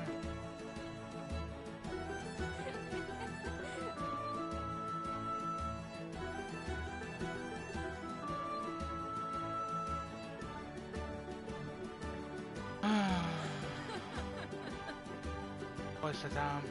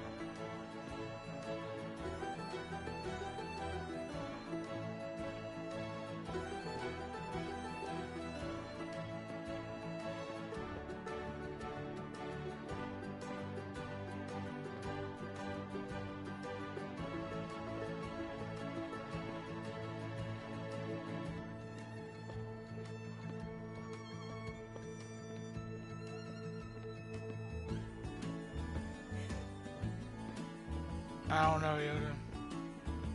It's like might not be getting a Spider-Man today.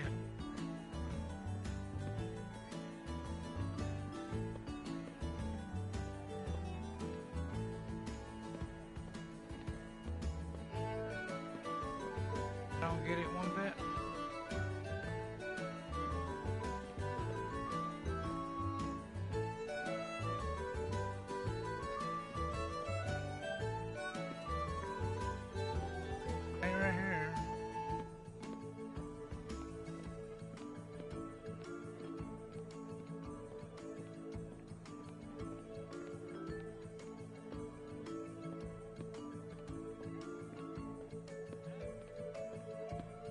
Has to be that. Has to be.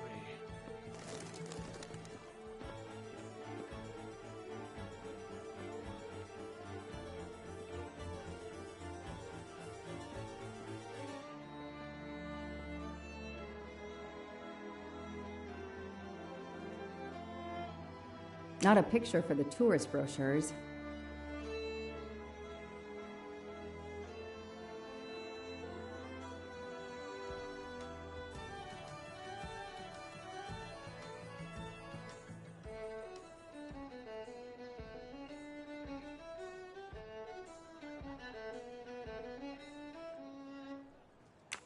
Let's do there.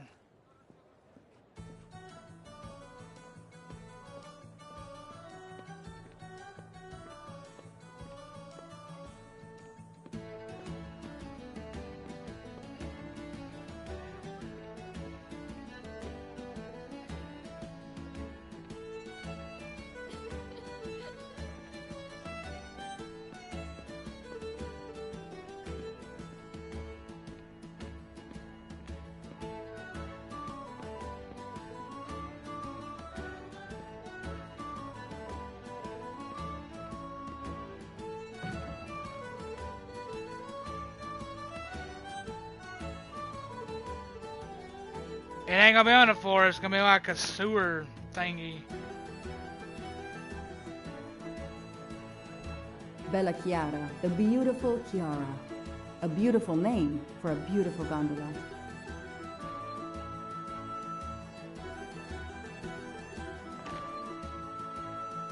Ah, what a sham. A beautiful bouquet crushed by revelers.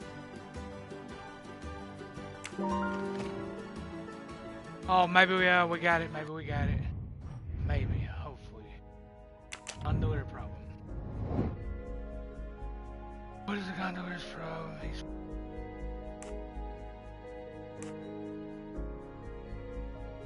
No, Joanna. That doesn't track. Okay. That was girlfriend.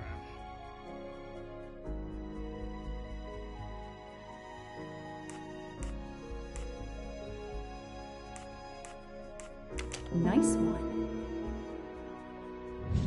That is a great detective job.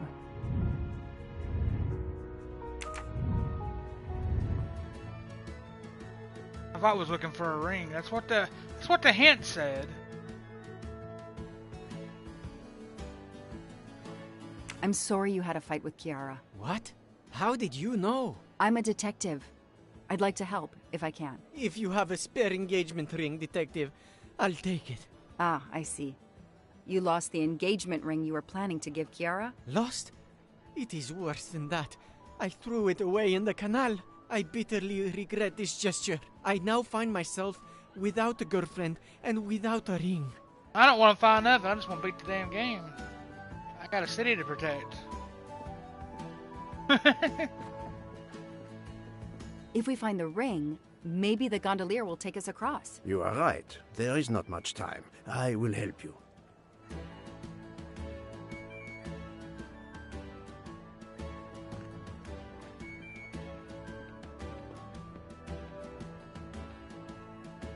I bet it's over here in that stuff.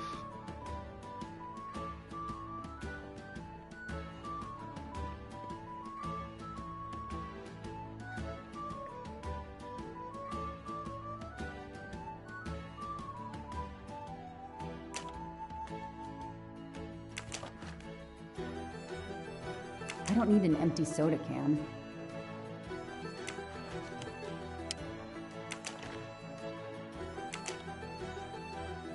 I know someone who will be happy. Got it.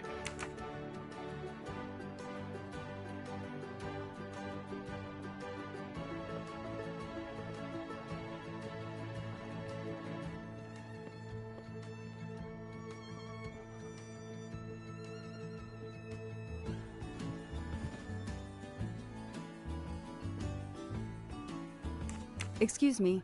I believe I have something that belongs to you. Mamma mia, grazie mille, signorina. With this, I can now win my Chiara's heart again. I know it.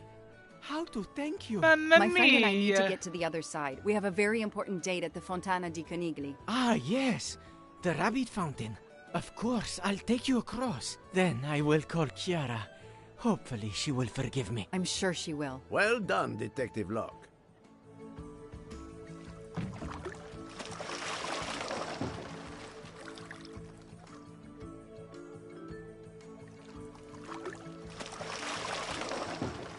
This district of Venice is very charming. You will love it.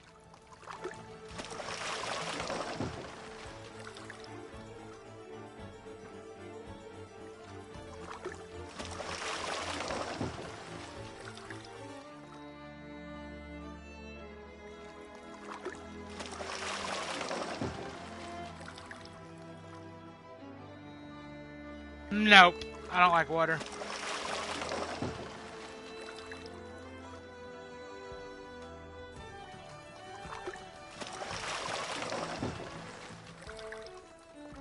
I won't fly neither.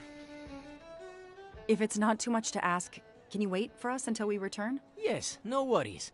I can call Chiara from here. To find the fountain, walk along the quay on the left, then cross the bridge and you are there. You cannot miss it. Got it. Thank you. Thank you, signorina. You have made me the happiest gondolier in Venice. Do you forgive me?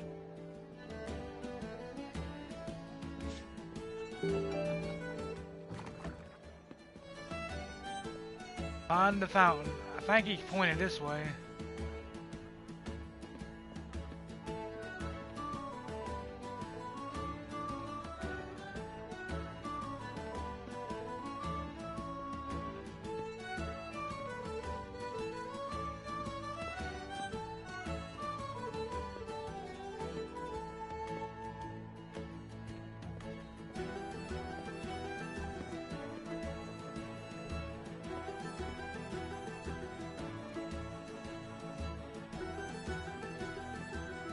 Here's the fountain. Here we go. Is this our 13th murderer?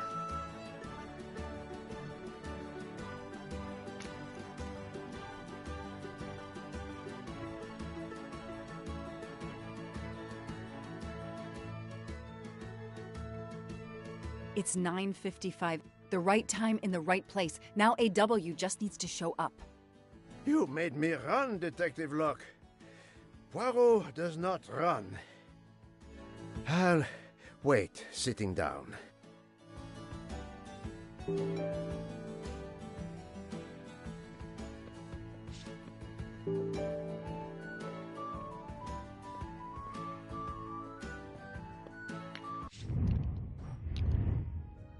Okay.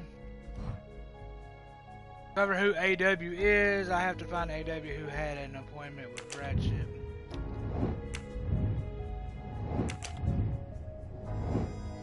I have to find this AW who had an appointment with Ratchet today at the Fountain of the Rabbits. Get the hints. I should check the nearest hotel. Maybe his name is on direct. I must return to Mr.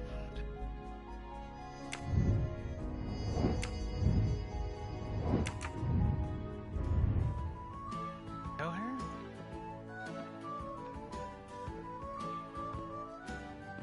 I have an appointment with you, don't I? No, dove la tua mascara?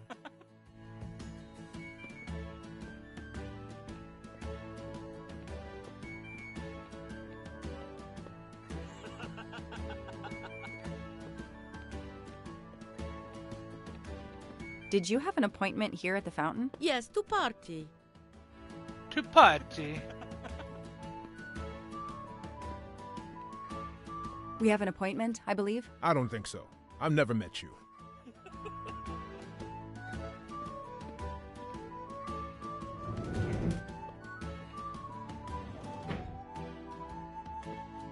What's up, Chaos? Much love, bro. Appreciate the like. Nobody. The desk clerk must be asleep or off partying.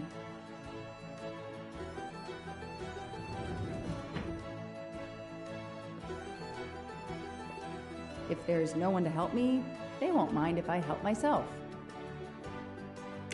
We're gonna do hints. What's up, Sniper? There's only one name with the initials AW.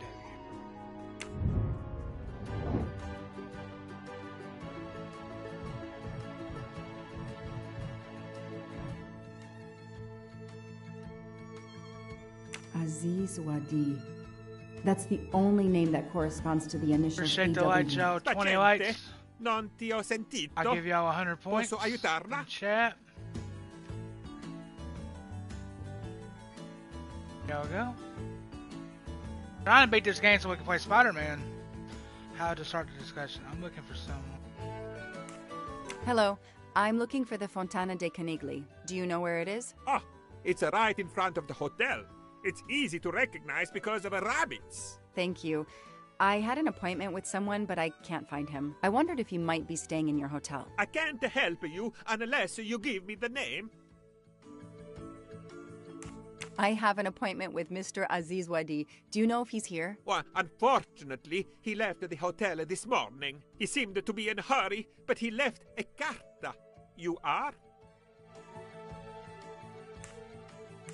I'm Mrs. Ratchet. Mr. Wadi asked me to give the message to the signore, but I suppose this is okay.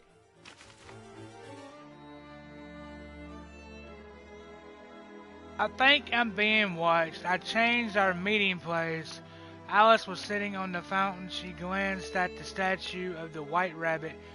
Suddenly, the beast hopping away. Alice followed it again. Let Alice be your guide. After walking through a narrow alley and crossing a bridge, Alice came upon two men who were arguing over who had the tallest hat. Her feet led her back. Rose, please quit spamming my name, please. That's twice you've done that in like 10 minutes.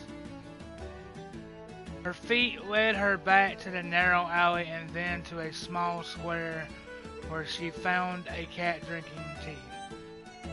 Mischievous Kitty ran into another alley. Alice chased after him. Breathless, Alice arrived in a large square with a barracks for playing card soldiers. Out they came, marching towards her. Alice ran to the end of the quarry. There, a large door with a Gordon's face on it demanded a secret code, a code that Alice had collected throughout her journey.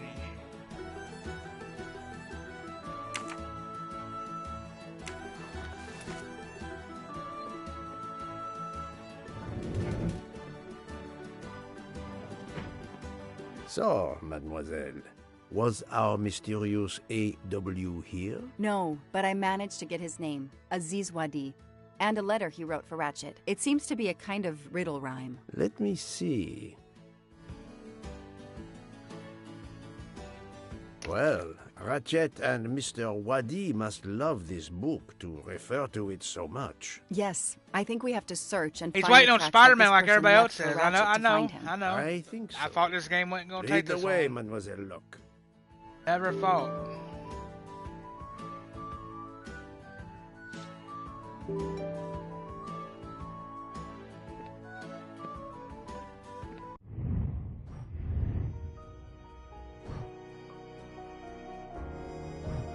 And this game is definitely a long one.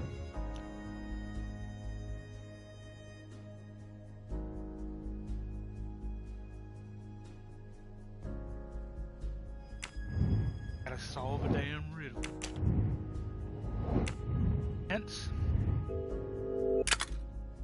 first number is written on the rabbit's fountain, the second on the hat shop, and the third on the cat bar.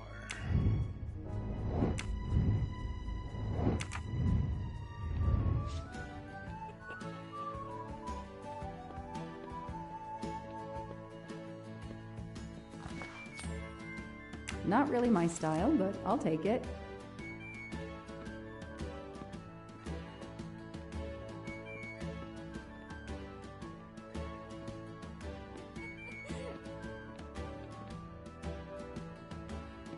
Hey, Yoda, write down the number 2.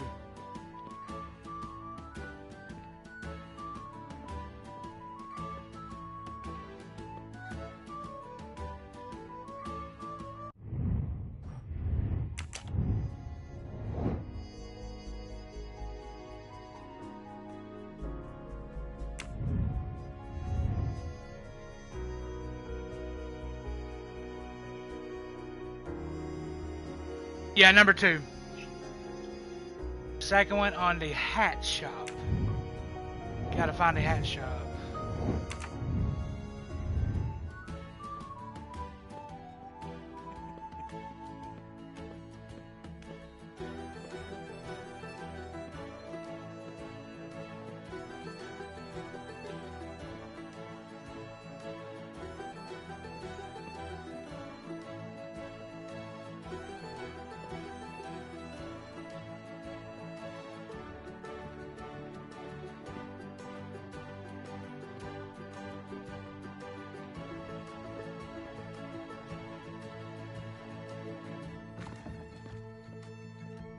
Gotta find the hat shop. Y'all see a hat shop, let me know.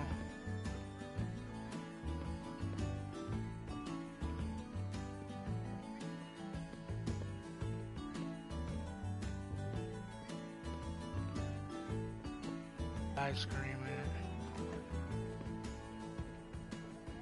I have an appointment with you, don't I? No, dove la tu.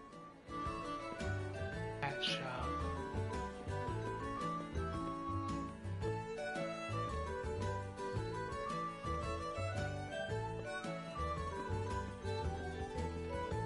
I don't see a hat shop.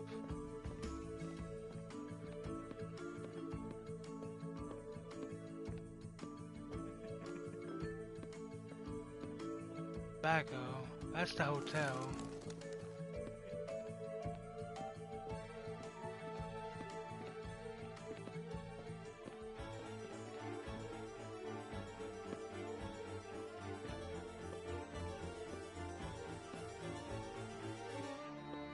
That's a restaurant.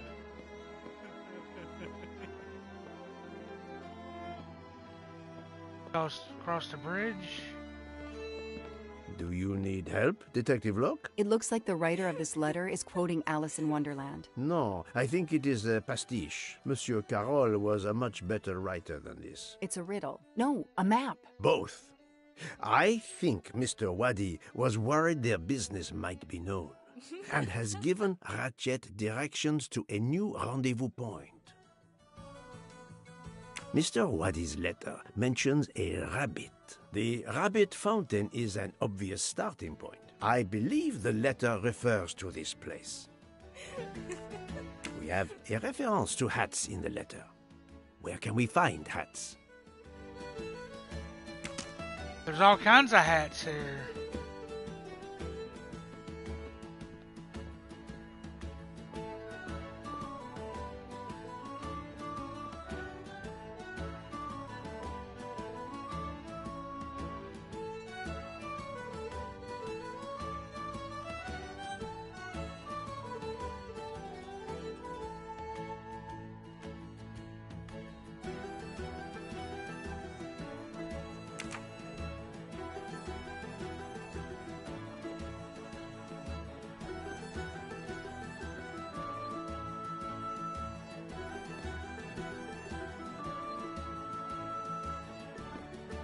Did you have an appointment here at the fountain? Yes, to party.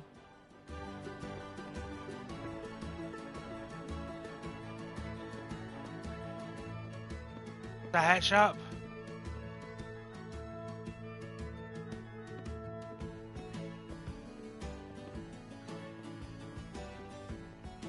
This is really pissing me off.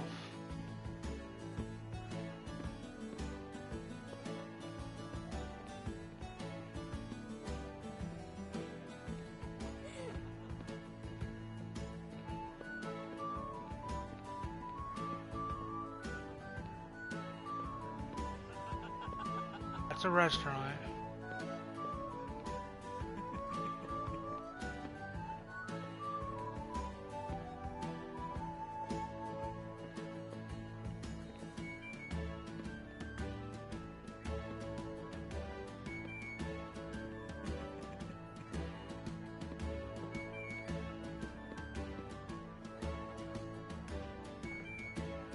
Restaurant.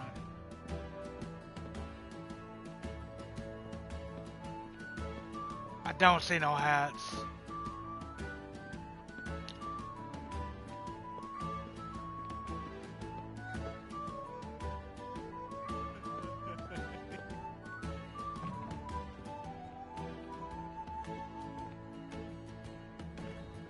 I mean, I see hats they're wearing, but I don't see a hat shop.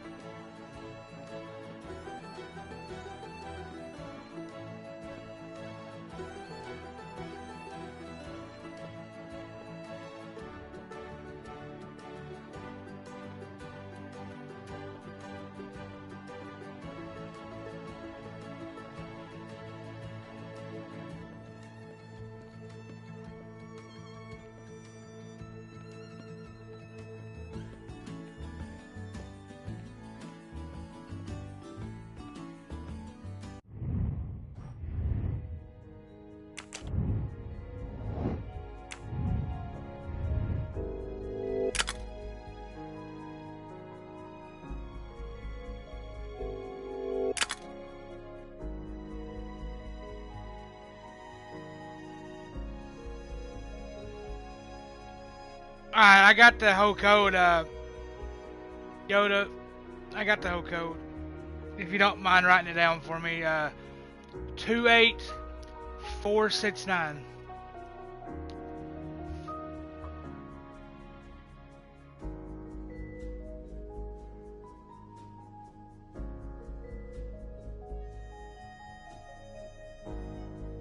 Yeah, 28469, yeah.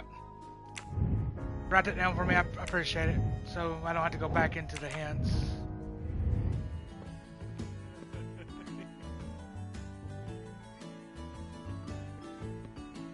Where did he go?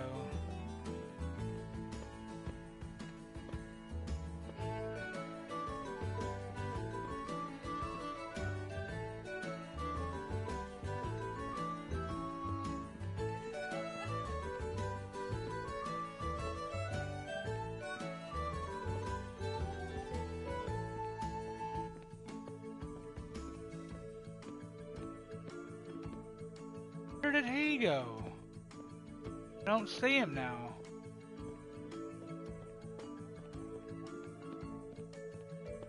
We have an appointment, I believe? I don't think so. I've never met you.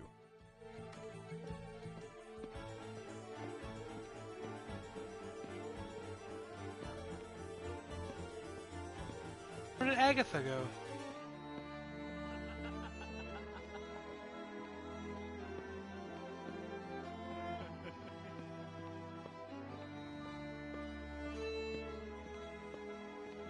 Man, just weird.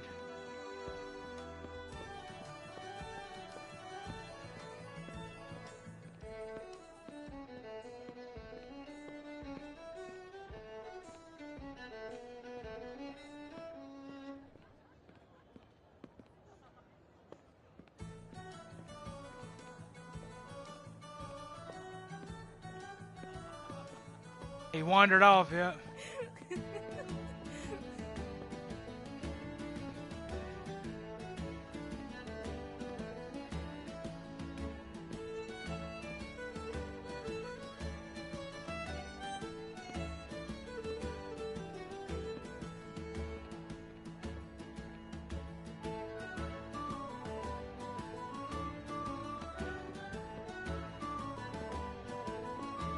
Oh, do we have a murder here? Oh, someone killed someone up there.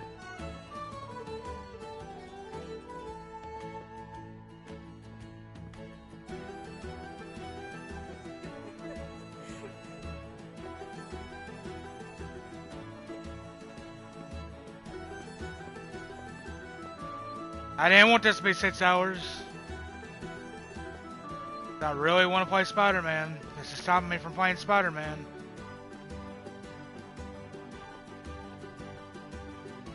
That's the police station, I think.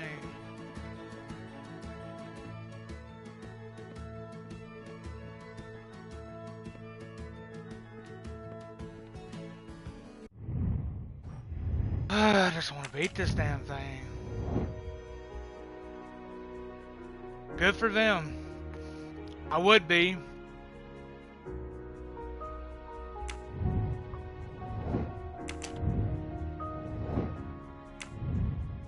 Would be, but nah, this game wants to keep me from it. So, the last one is near the door's keypad.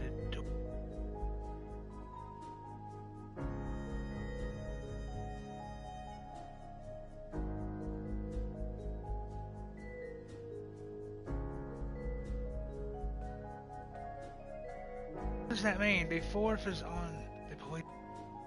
The fifth one is on the side of the aquarium. The door has a head of a woman, snakes in her hair. Look for a head of a woman with snakes in her hair. Y'all see that? Let me know.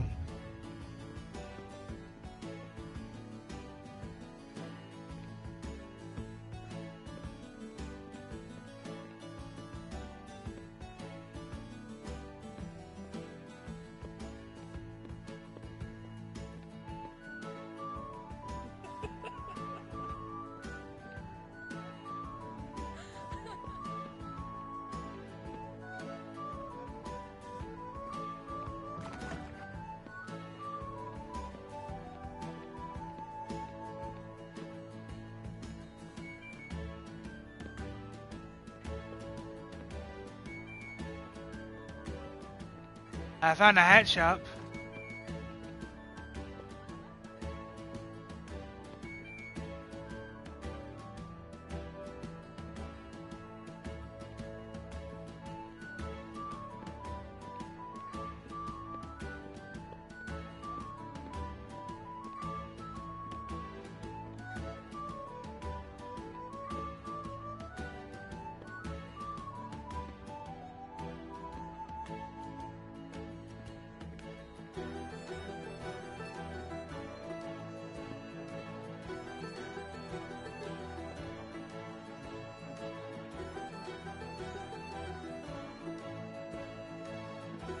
I gotta go back to where I arrived. Trying to get back there.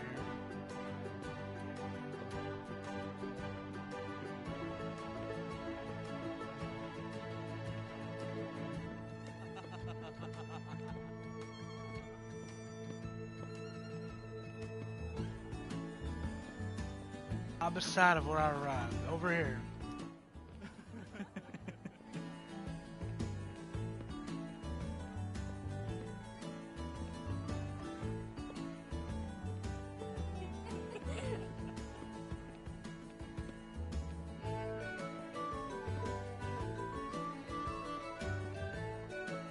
It ain't right here, so we just gotta find it in here.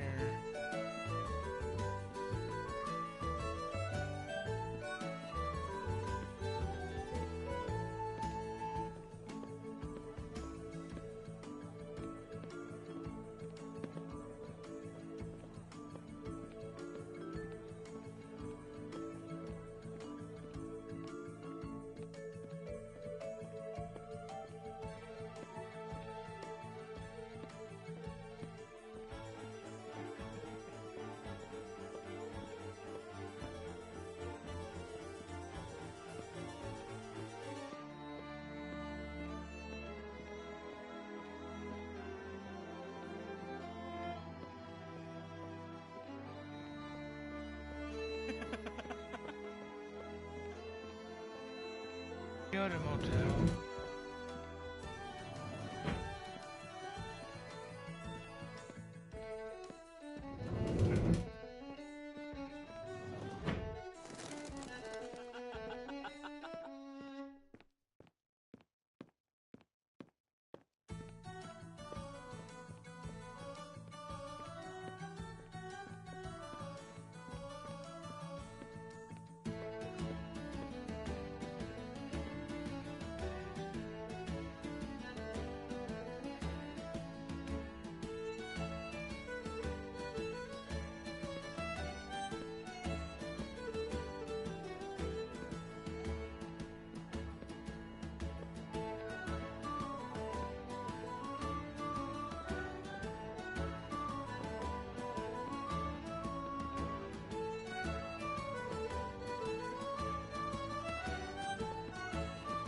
I give up. I'm about to give up.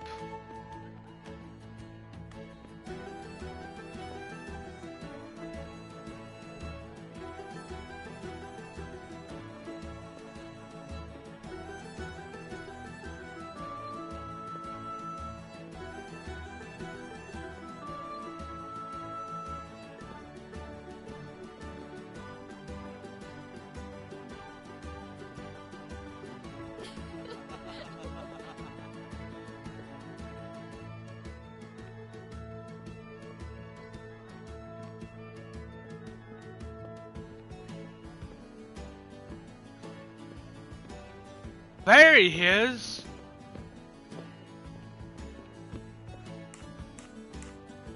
If we follow the letter, our next landmark will be a cat. A real cat is not likely.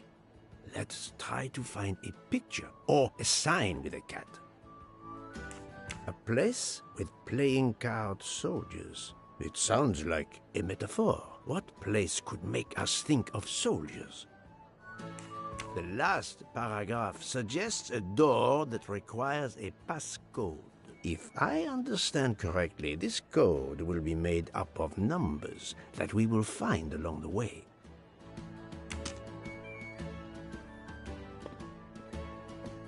This way. Oh, is it this way?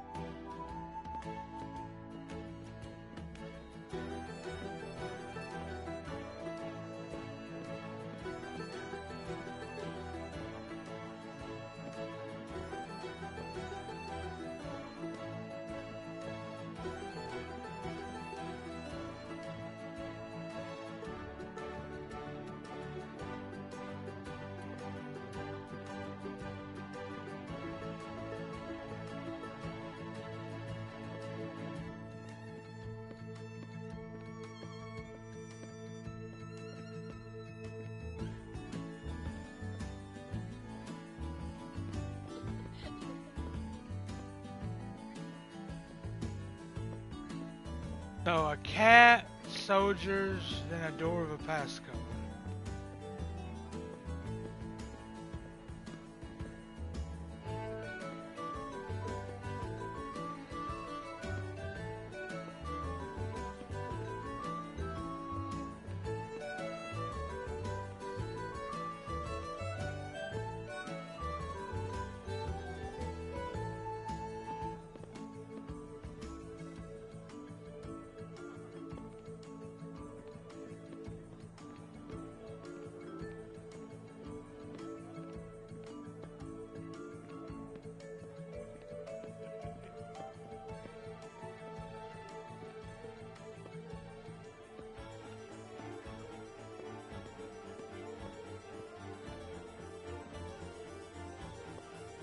There's the cat. Picture of a cat.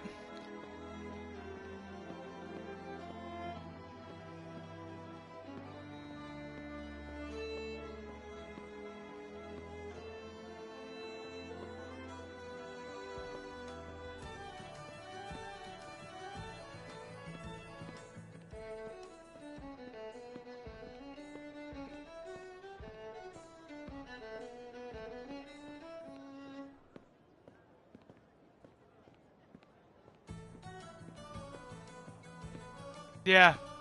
Just make sure it went this way. Is it this way?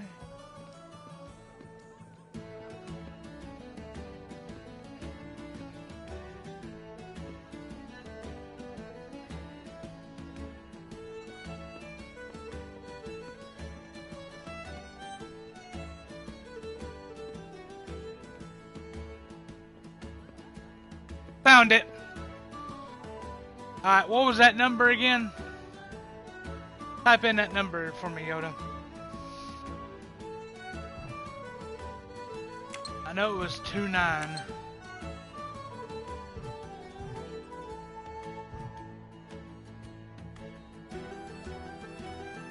Or 69. Oh, 28. 28.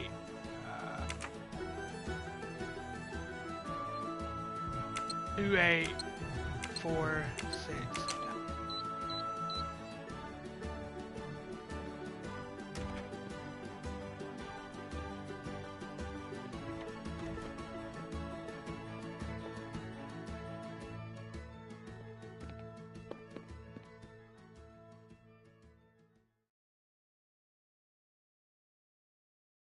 They was murdered. I can't lose them.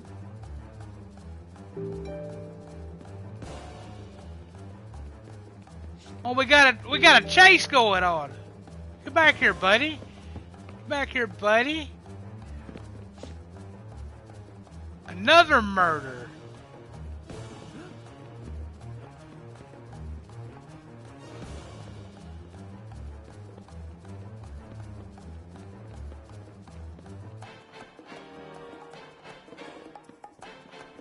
Get out of my way.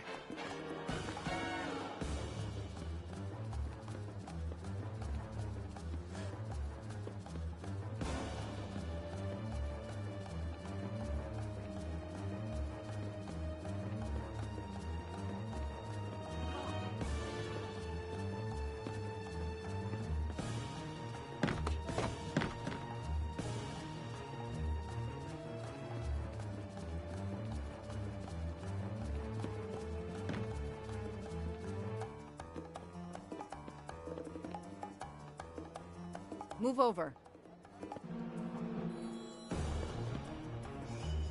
Oh no.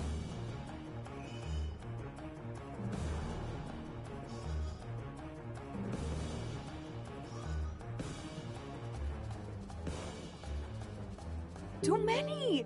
Too many masks! The murderer could be standing there watching me and laughing.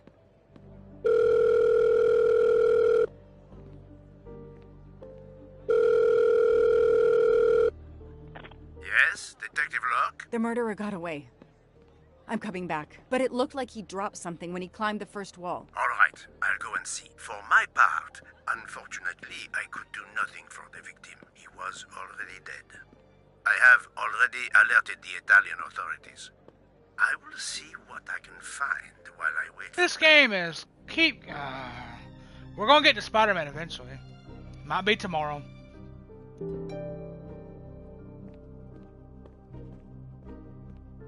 Hey, Melissa.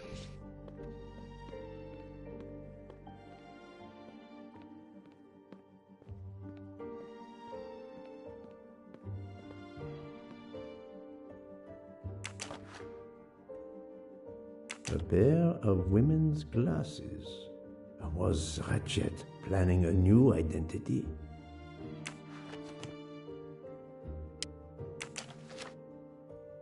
There must be several tens of thousands of dollars in this bag.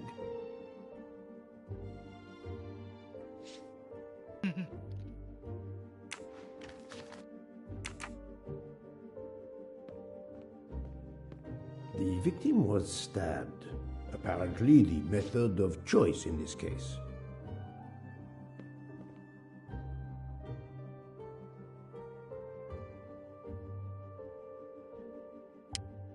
Various clothes in his suitcase.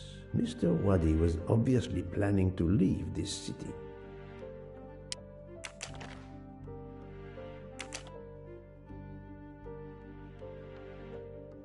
Mr. Waddy's Swiss passport. I'll see if I can find a match on the internet to confirm his identity.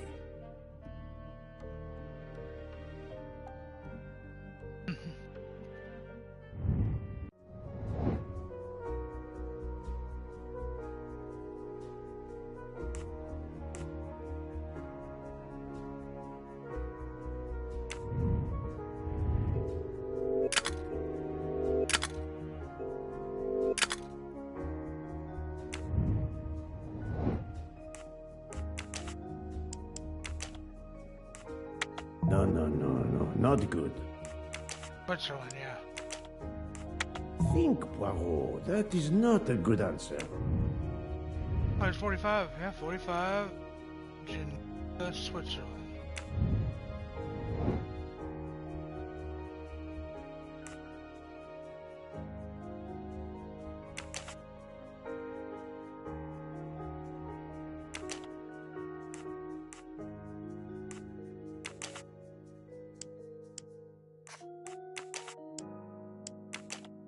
Is that not This it? is wrong, but I'm never far from the truth.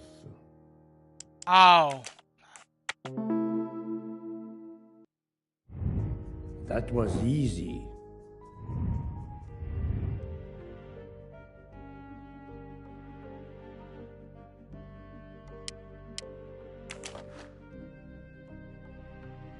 A bunch of keys. If, as seems likely, Mr. Waddy is a resident of Geneva, then one of these may belong to his home there.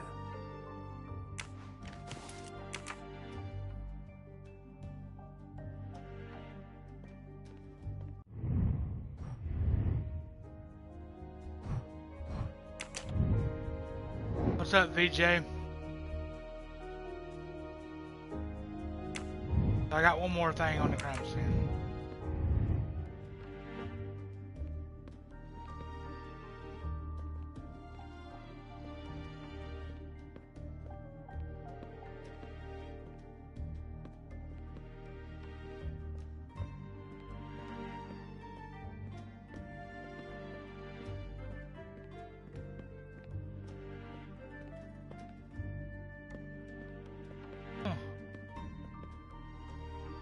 What else?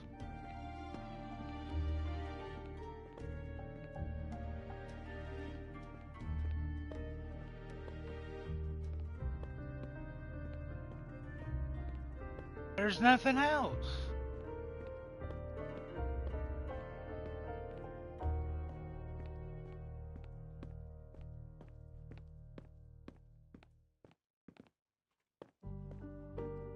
Maybe where I chased that man.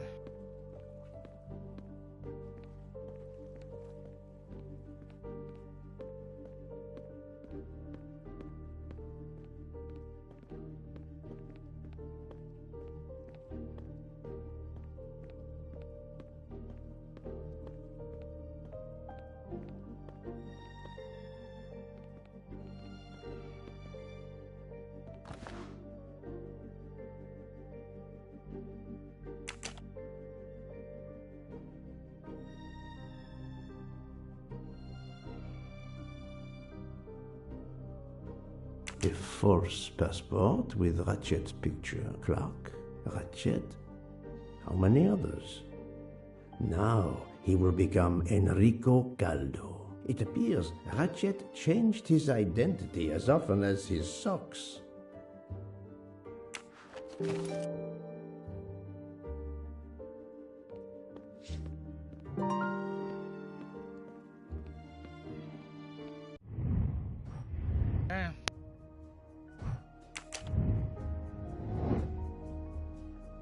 Allow you to draw your own.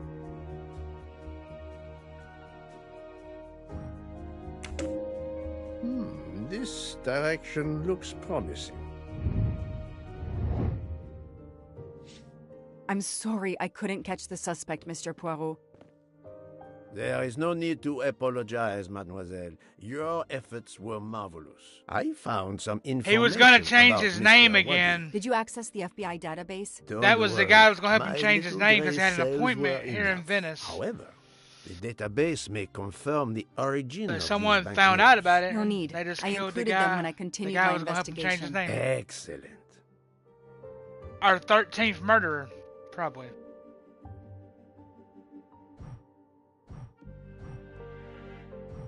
Find the serial numbers of the dollar bills among the photos.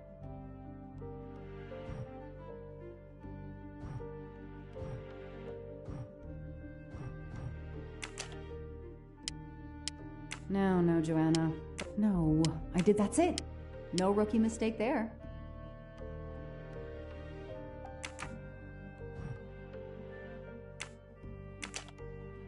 Come on, Joanna. That's a rookie mistake. No, I did something wrong.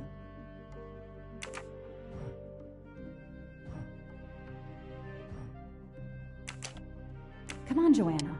No, this isn't. No, Joanne. I don't need Mr. Poirot. No, Joanne. I don't need Mr. Poirot to tell me I'm wrong. Come on, Joanna. No, that's it. No rookie mistake there. No, Joanne. I don't need Miss. No, this is. Come on, Joanna. No, Joanna. That doesn't track. Come on, Joanna. That's a rookie mistake. No, this isn't it. Think. I don't need Mr. No, I don't need Mr. Come on, Joanna. No, Joanne. No, this is. No, Joanne. No, this. Come on, Joanna. That's a rookie mistake. I'm just going through everything. I just want to be done with it.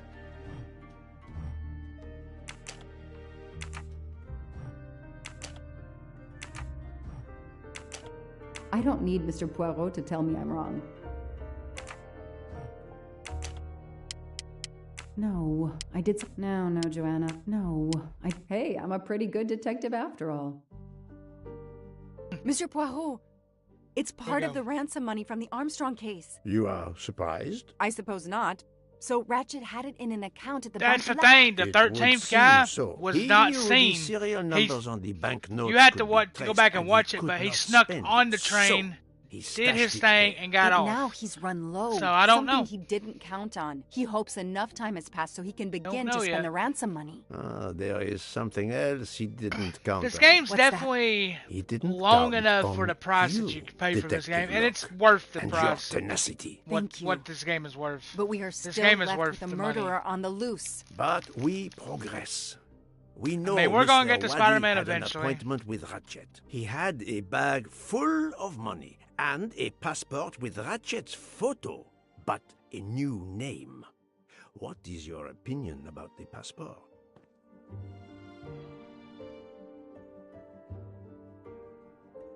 Ratchet wanted to disappear.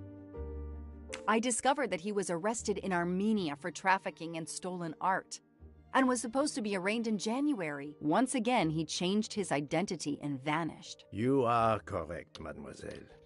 He also told me that he was threatened, and that threatening letter we found in his room was real. He had to disappear once again.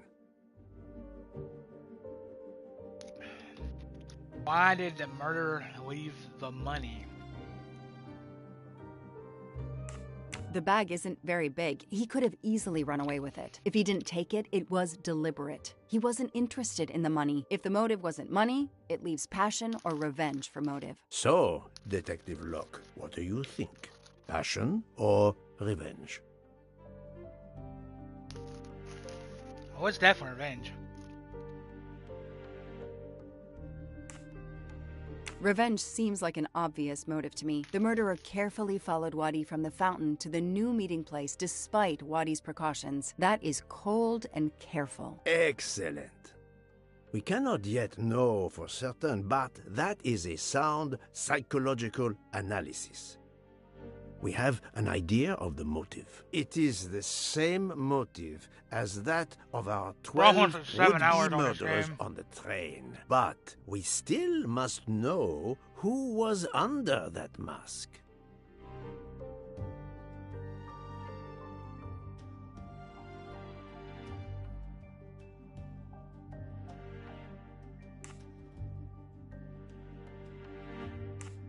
I think Waddy's killer is also Ratchet's murderer. The motive for both deaths was revenge, and both are related to the Armstrong case through the ransom money. Exactly. So our murderer is linked to the Armstrong case. The money is linked to the Armstrong case. Could it be that But Noah dude? These glasses That Noah that I dude found in the bag, they must have something to do with this case. It's a women's. too. It's women's those glasses glasses. mean something to me. So it's got to be a woman.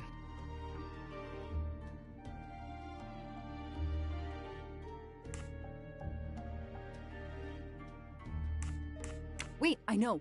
I've seen these. They belong to Susan Moreau, little Daisy's nurse. I remember seeing them in her bedroom, but they were gone the day she died. I remember the press saying that the nurse had committed suicide. I've always believed otherwise, and the glasses are proof that she was killed by Ratchet or his accomplice. He took those glasses. I always had a gut feeling, but now, Mr. Poirot, now I have proof Suzanne was innocent. Yes, you do. But the question I ask myself is this. Why did Ratchet keep these glasses? Trophies of his victims, future fake evidence. Ratchet used to leave fake evidence at the scene of his crimes to incriminate others. He did the same thing to frame Suzanne. Possibly. But keeping an object belonging to his victim as a souvenir of the murder, that is the behavior of a fetishist. Now that you mention it, in my investigation at the time, I had already found Daisy's hair clip in Ratchet's cabin, and now we find Suzanne's glasses in a bag for Ratchet. 2 objects from 2 victims of Ratchet. He is a trophy hunter. Okay, we managed to clear up some of the gray areas. What now? The bag only contained a fraction of the $1 million ransom of the Armstrong case. Oh, I wish I had $1 million. Can I have the money, please? Place. I will make a wager with you that it is the Banque du Lac in Geneva where Mr. Waddy worked. Waddy was also the keeper of Ratchet's secrets. They were killed by the same murderer. Agreed. Well, there is nothing more we can do here except wait for the police. Prepare yourself for a long evening with the police. We have a lot of explaining to do. And after that? A visit to Geneva, perhaps? We're not done yet.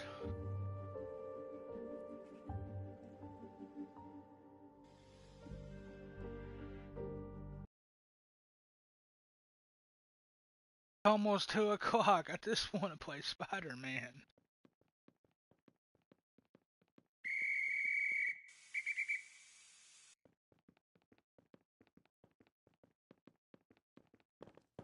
Here you are at last. I was worried about you. We just left the police station. We had to explain to the Italian police that we were not murderers. What? Another murder? I'll tell you when we're underway. Are all passengers and staff aboard? Yes, everyone is here. We were waiting for you. Excellent. Let's not waste any more time. We have to make a longer than usual stop in Lausanne. What? How long? Long enough to do a little banking in Geneva.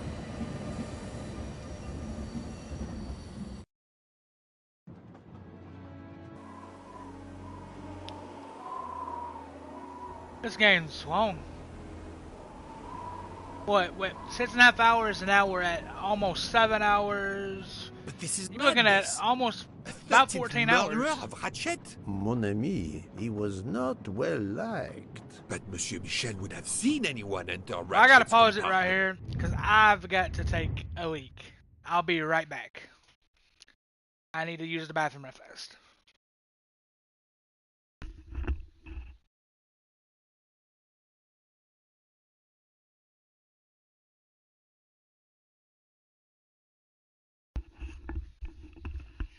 Yeah, I know, Ryan, but I'm at the end of this game. I'm going to beat this game, and then I'm going to play Spider-Man. We're not going to bed tonight. We're not going to bed till tomorrow. But I'm going to use the bathroom right fast, and I'll be right back.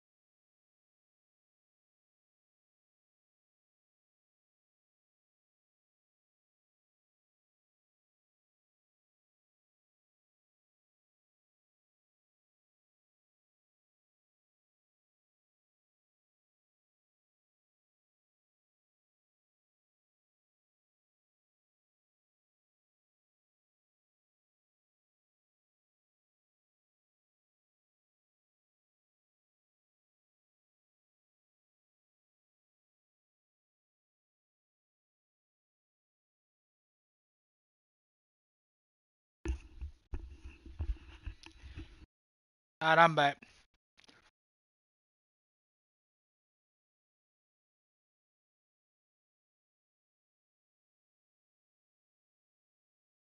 Alright.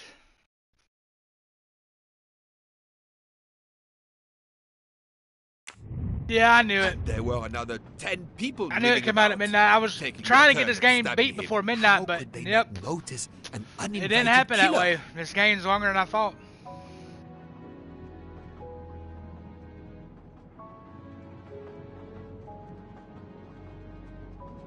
Pierre Michel's testimony is, of course, false. He was actively involved in the murder plot. I must know his real no movements sleep to tonight. understand when our We are 13th gonna play murderer could have acted undetected. I wasn't expecting this game to take 7 hours.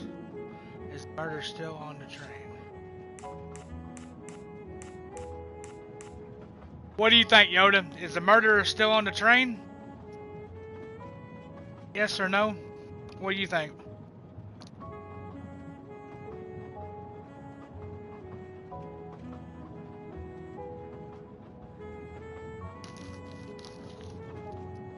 Think they're still on the train? Yes, he most certainly returned to the train. How can you be sure? It's obvious. I mean, I hope Mr. Poirot agrees. Please continue, Detective Locke.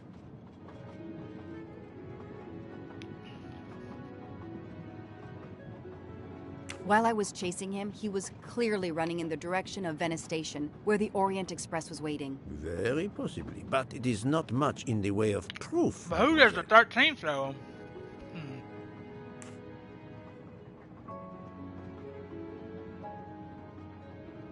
The train is French. The murder took place in Slovenia, and the victim's body is in Italy. Jurisdiction won't be sorted out before the train reaches Paris. The murderer is probably content to sit tight aboard the train until Paris, where he can disappear. It is undoubtedly a possibility, but we have no proof.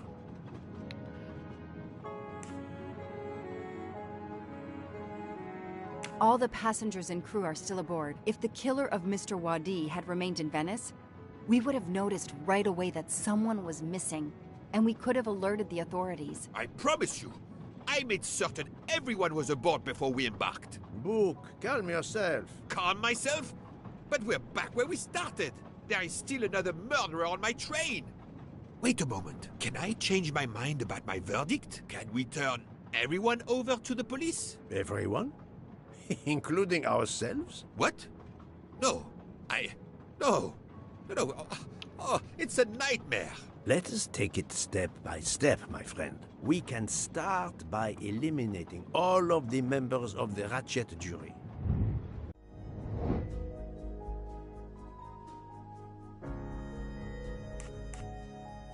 It was him, her, Michael.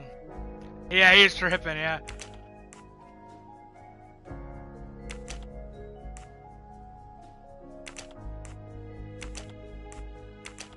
That's 1, 2, 3, 4, 5, 6, 7, 8, 9.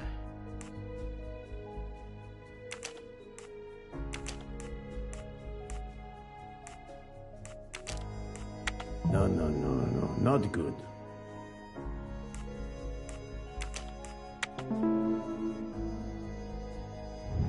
I'm right again. That happens to me a lot.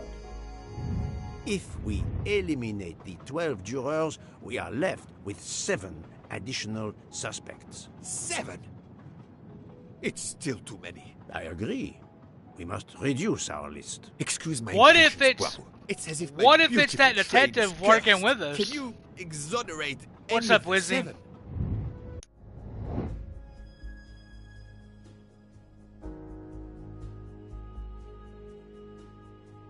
Do you think he's a suspect, Yoda? Bulk, do you think he's a suspect, yes or no?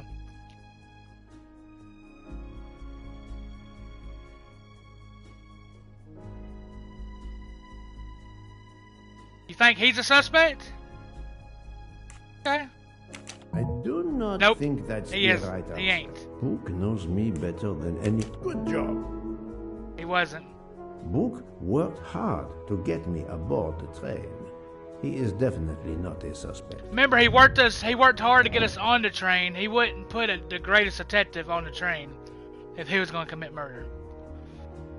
I tell you what, though, Mrs. Locke, I think she's a suspect. This is wrong. Okay, well, I'm wrong on that one. Well, you was wrong on Bulk. I was wrong on her. Adequate. Mademoiselle Locke cannot be a suspect.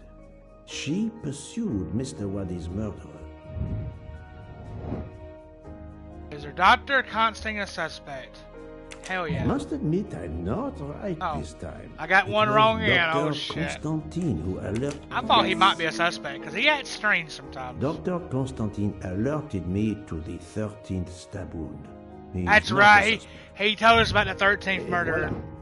Never mind. Yeah. I have 4 suspects left who I must now examine more closely. There is 4 more. Miss The Nielsen, bartender, Monsieur Maury, the Monsieur the Fauché, dessert André. cook, the one of my employees, entree cook. Suspicious? All 3 got off the train in Venice to restock supplies. Any one of them might have slipped away without being noticed. I suppose. But what of Countess Andreni? You cleared her yourself. She is cleared of the first murder, but we know little of her movements here in Venice. So, we still have 4 suspects to interview. Detective Oh Locke? God, I we can't got join to you, be Poirot. 4 My more chief people. saw something on the news about the case and my involvement. He's demanding an explanation. If I want to keep my badge, I have to call him. Then you must do so by all means. I'm sorry. No need to apologize. I understand. I'll make the call from my compartment. If you're looking for me, I'll be there. I hate to say this, Poirot, but I must. There is, of course, one other suspect with a motive for murder. The ransom money. You mean Detective Locke? Then who did she chase? Who killed Aziz? We both saw the masked murderer standing over the body.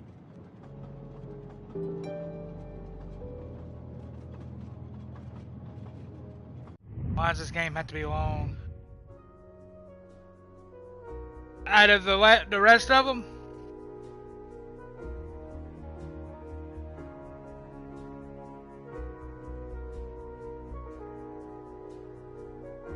I think it could be the bartender.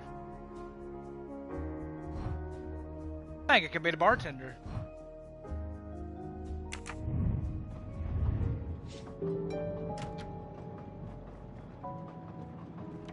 Because he can drug you.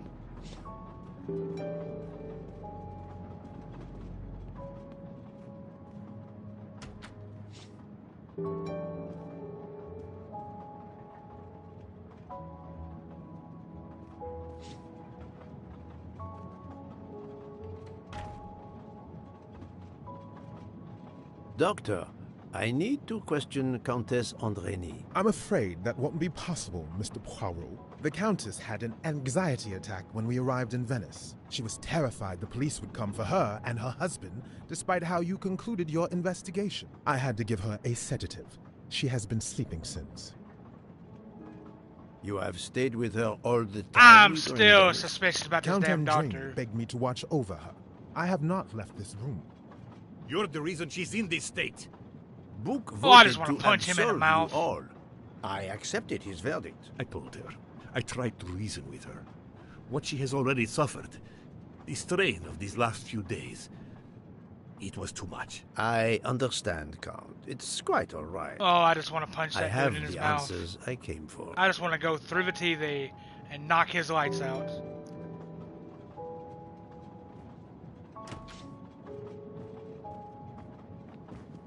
Ah, Michel, I have a few more questions to ask you, if you will allow me. Anything, Monsieur Poirot.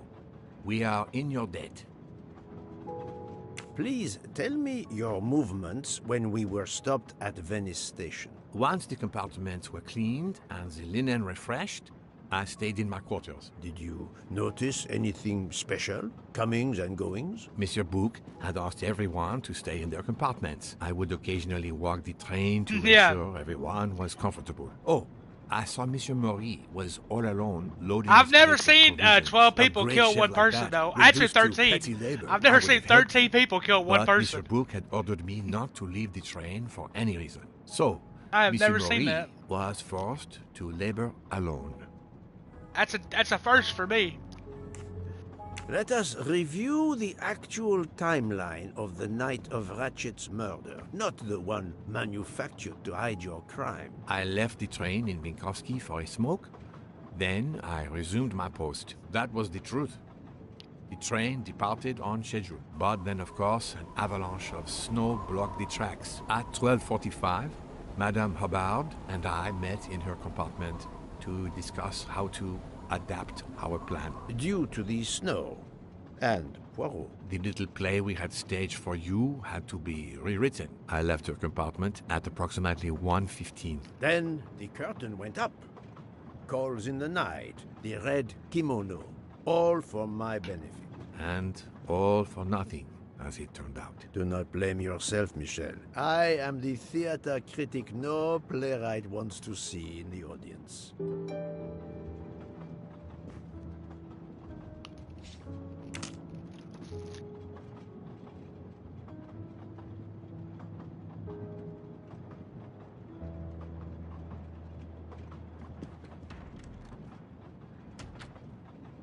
Yeah, we're gonna make up wrestling next week, y'all. Instead of doing 2 days of wrestling, we're gonna do 4 days.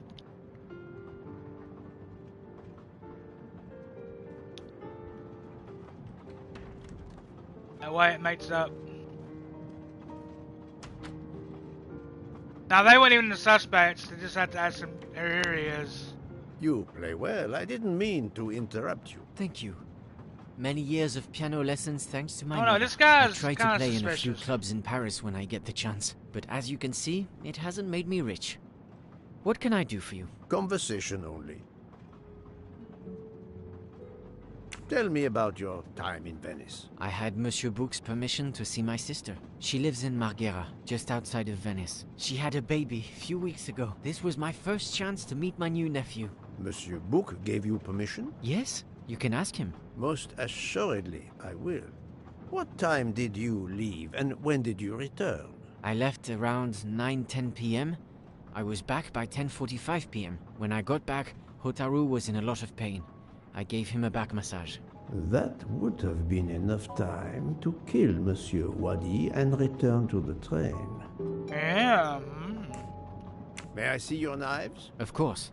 They are here. If you don't mind. Help yourself. They are under the bar counter. Tell me again about your poker game the night of the murder. It's a regular game to help relax after a long day. Let's see, we started around 11 p.m. We took a short break in Vinkovsky. Hotaru, Pierre, and I. The game finished up around 2 a.m. We'd all had quite a bit to drink. Yes. I left for about 10 minutes to refrigerate champagne for the next day. That must have been around 1 a.m. He changed his story. He changed his story.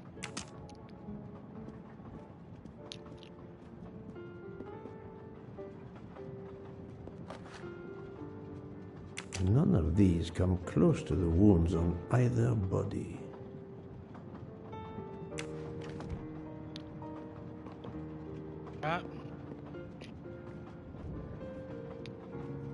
What's this right here? I never. Oh, this is like storage. Okay. Or.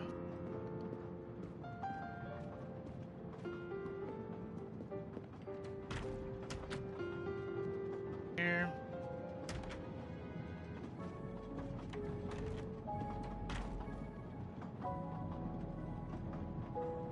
You told Fauché he could go into Venice? Marghera, actually. Not so far away. It was his only chance to see his sister. He's been working every trade for weeks. There is never time to see the new baby. Enough, Book.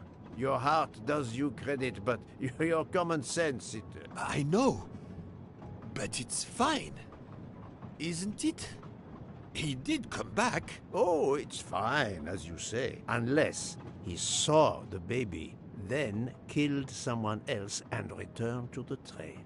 But that's monstrous. Murder is always monstrous, my friend.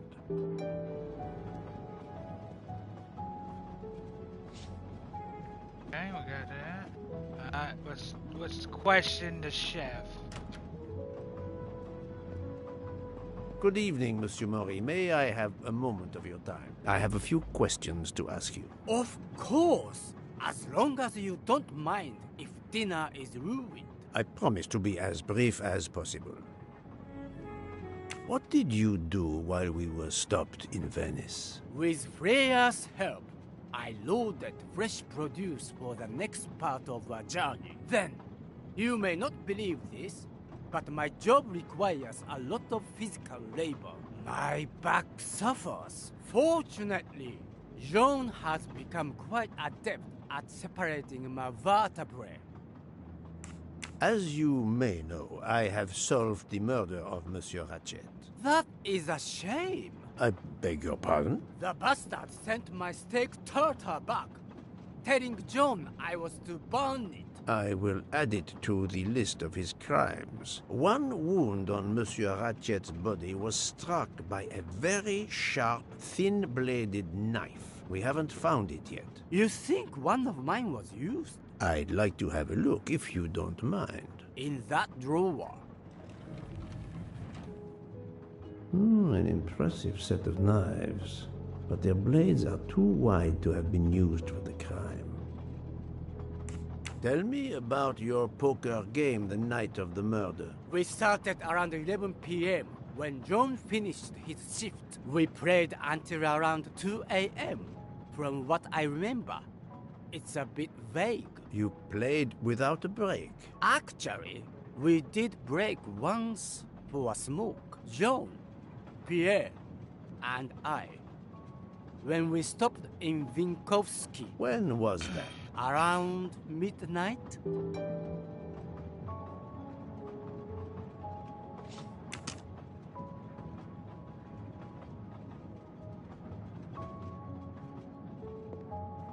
Yeah, he is. He changed his story.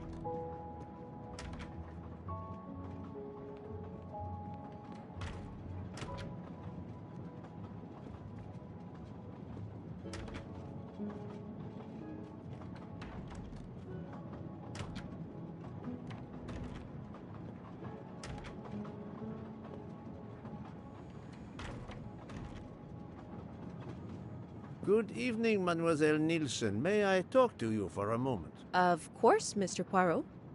I'm not going to bed right away. Can you tell me your movements while we were stopped in Venice? That'll be easy. I didn't move much at all. Let's see. I helped Hotaru load all of the food crates aboard the train. Hotaru had everything he needed, but I realized they forgot half of my order. I spent over an hour on the phone with the supplier without success. I had to change the dessert menu for tomorrow.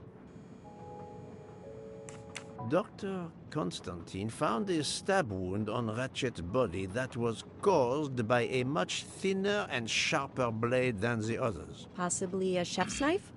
My thought, precisely. And you'd like to see my knives? If you wouldn't mind. I would gladly show you if I had any, but I don't. I use the regular kitchen knives. You may search if you don't believe me. I see. All the knives the staff use are in the kitchen or in the lounge, except... Except? Hotaru prefers to use his own. Monsieur Mori doesn't use the kitchen knives? Not usually. I know he keeps a set of traditional Japanese knives in a box in his room. He doesn't let anyone else use them. Although now that I think of it, he has been using the kitchen knives lately. Can you tell me exactly about your poker game the night chef. of the murder? We started around 11 p.m.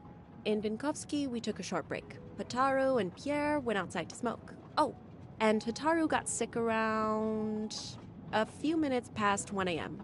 1:10 a.m. maybe? Why was he sick? Because of blood? Why he's stabbing his victim? Did his luck improve? No, so we played to around 2 a.m. He lost every hand. I've talked to everyone, but some elements of the testimonies do not seem to correspond. I need to recheck a few things.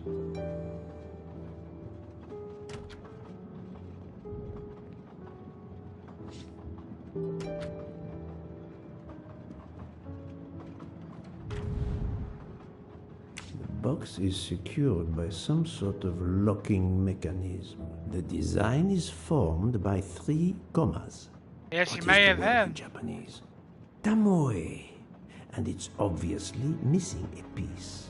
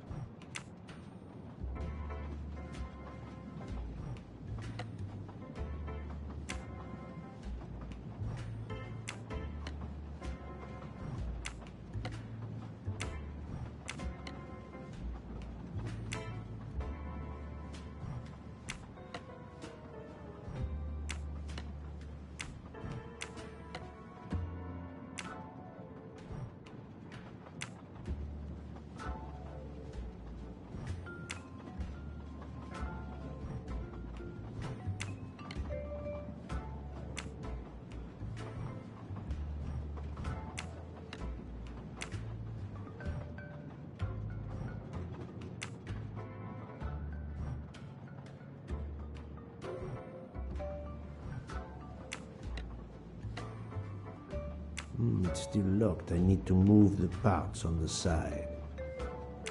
It's still locked. It's still locked. I need to move the parts on the side.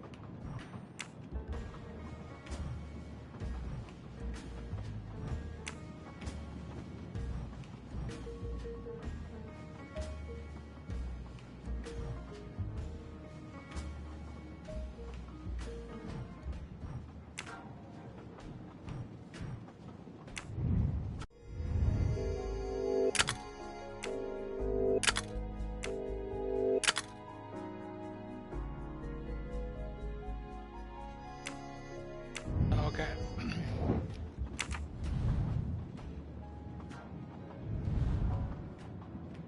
How'd I reset it?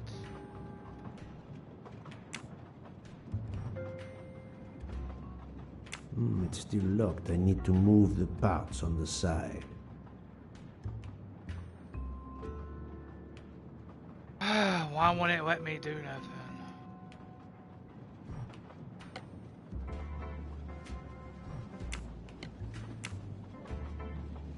It's still locked. I need to move the part.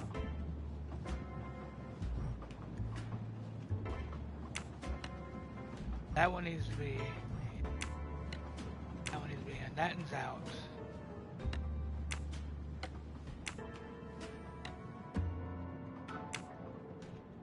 I want it.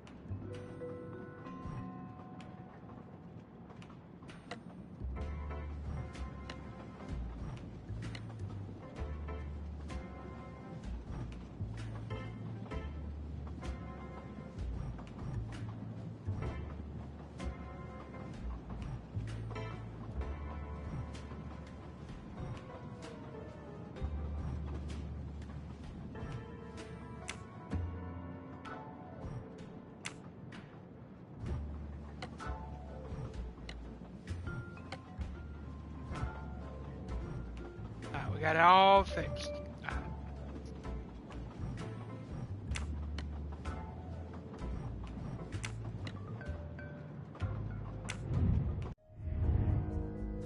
The only one needs to be out. Second picture. What side is that? I don't know what side that is.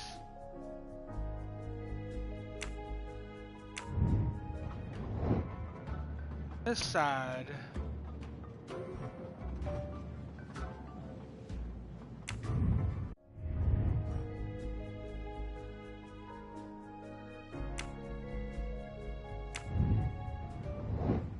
This one right there.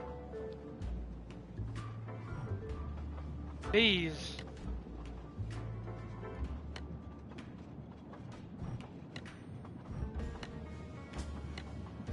Oh, there we go.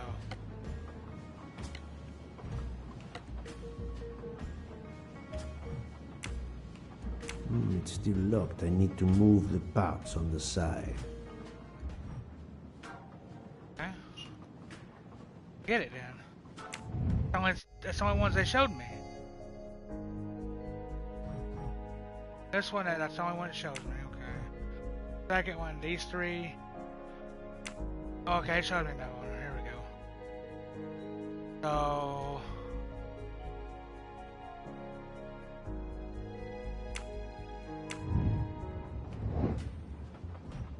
Alright.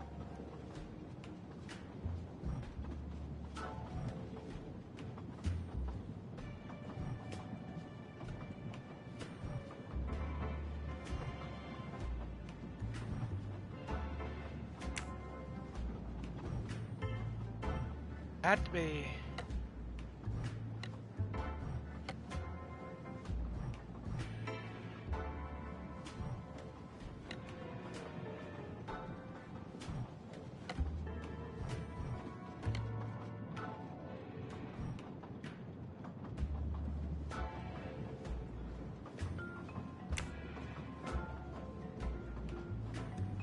It's still locked. I need to move the parts on the side.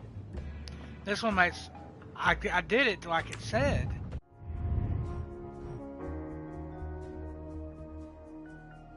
Oh, okay.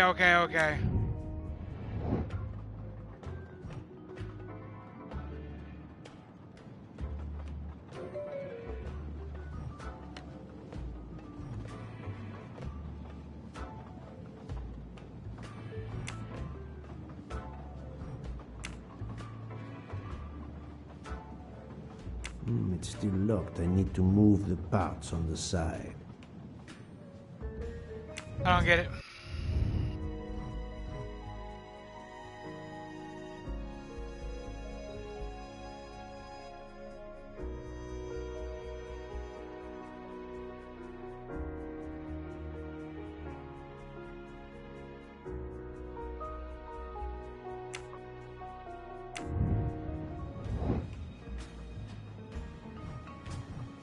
Oh.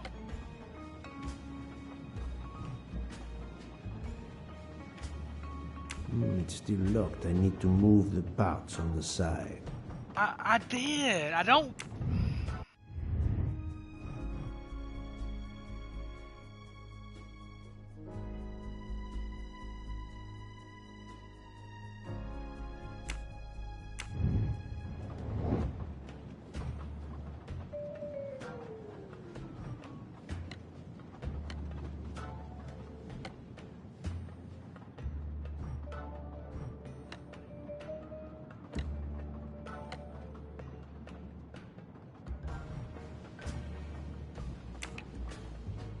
There we go.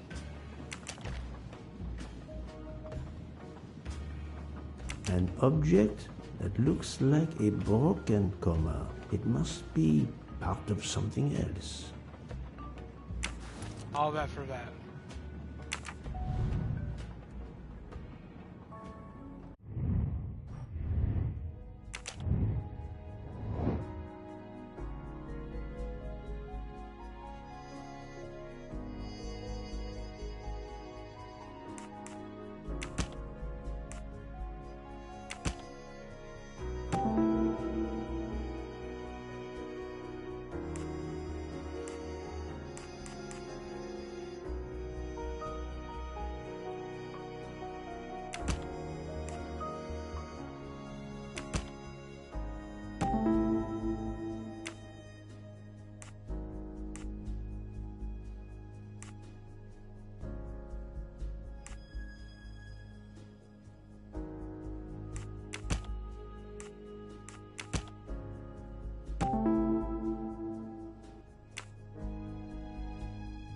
Any of the three staff members had the opportunity to kill Ratchet when Monsieur Michel wasn't watching the hallway.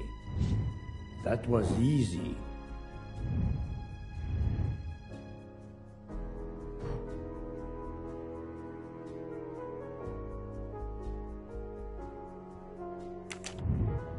What room is he in, though?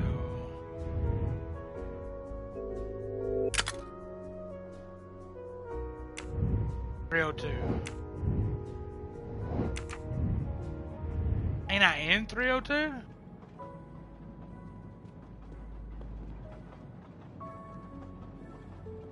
I don't know what number it is.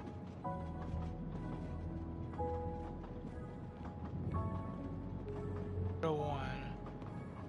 Yeah, this is 302. This is his room.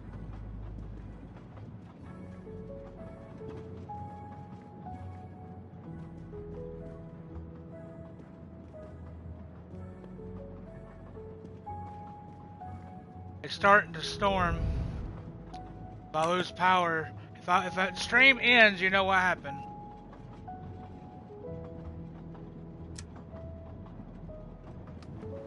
There they are. There's the special knives. Sushi knives, razor sharp.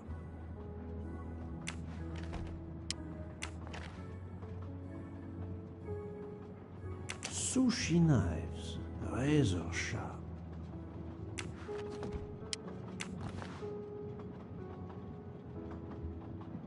Sushi knives, razor sharp. How are sushi knives?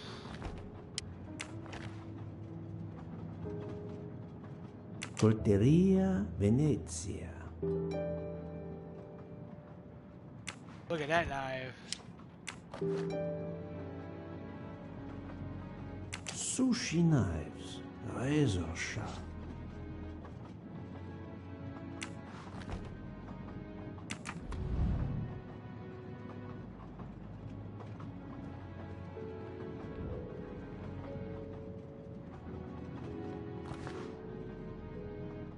A black feather that reminds me of something.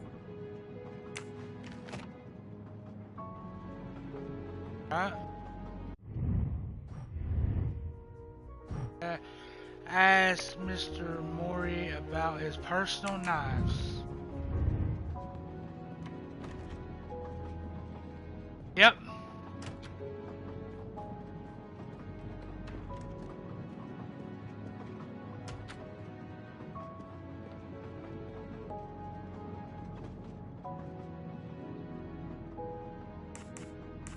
I'm sorry, Monsieur Mori, but haven't you forgotten something? You haven't told me about the knives hidden in your room. Ha! Yes, indeed. I forgot to tell you about those. They are my personal knives. I only use these knives. There are none better. I bought them all in Japan. No one is allowed to touch them except me. They are my personal knives. I only use these knives. There are none better. I bought them all in Japan. No one is allowed to touch them except me. I need some hard evidence to prove he's lying. What evidence can help me prove he's lying? I'm afraid you are better at sushi than lying.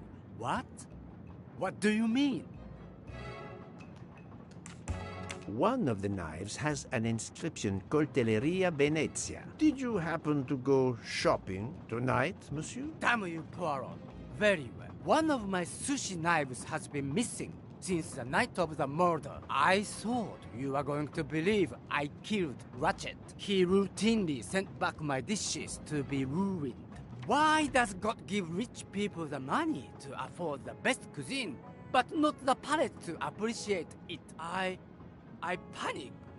I know a very good store in Venice. I went to buy a knife to replace the one that had gone missing. So one that gone missing, I won't be accused. I assure you that I had nothing to do with any murders. I would have an easier time believing you, monsieur, if you put that knife down. Oh, yes, of course.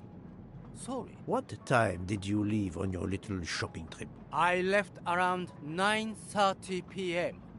I was back a little after 11:15 p.m. Time enough to stab Monsieur Wadi and return. Very well, Monsieur Mori. That's all for now. If I have another question... I'll be right here, cooking.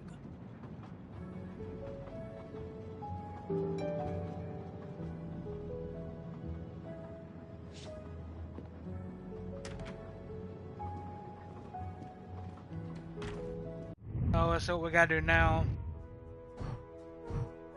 Confronting Miss Nelson. What does it look like, you know?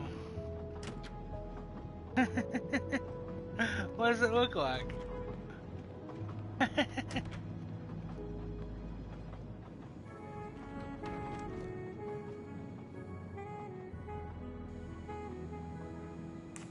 Can you tell me exactly? Wrong one. Oh, he spent about... But he didn't want to... Did his luck improve? No, so we played to around...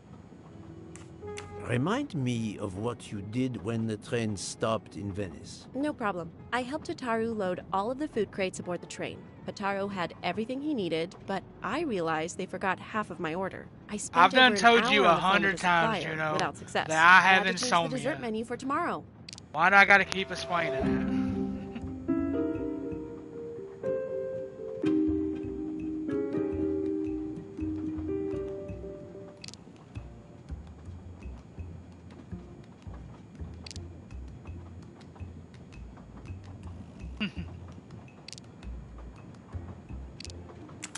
She may be telling the truth, but I cannot be certain. She is lying, but why? And plus, I've been doing this for 14 years. Mademoiselle, I believe you're hiding the truth from me. What makes you say that?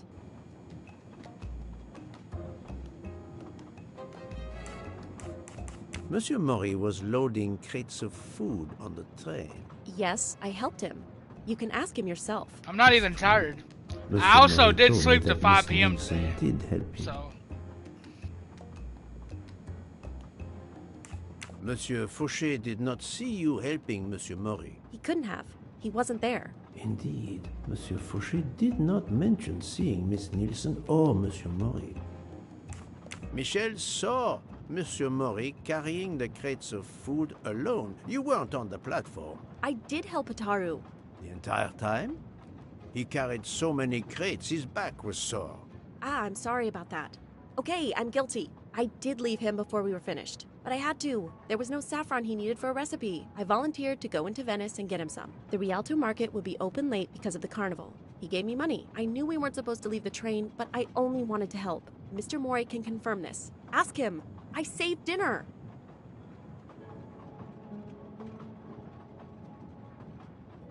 Oh, on behalf of my palate, I thank you. How long were you gone? I left at 9:10 p.m. and was back with the saffron around 11. That's when I called my supplier for the items I was missing. Miss Nielsen had almost 2 hours to buy the saffron, find a costume, kill Monsieur Wadi, elude Detective Locke, and make it back to the train for that phone call. Yes, it's possible that was enough time. Thank you, Mademoiselle Nielsen. That is all for now. Sorry again, Mr. Poirot. I hope you enjoyed tonight's dessert. well, if you read the title, it's called Murder on Orient Express.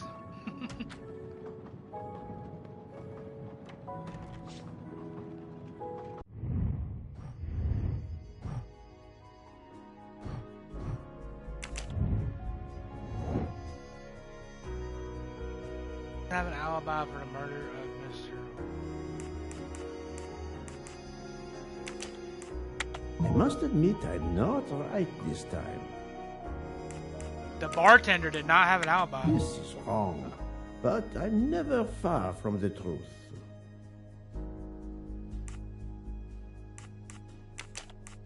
No, not good. I do not think Yeah, that's because it's the a right movie. answer.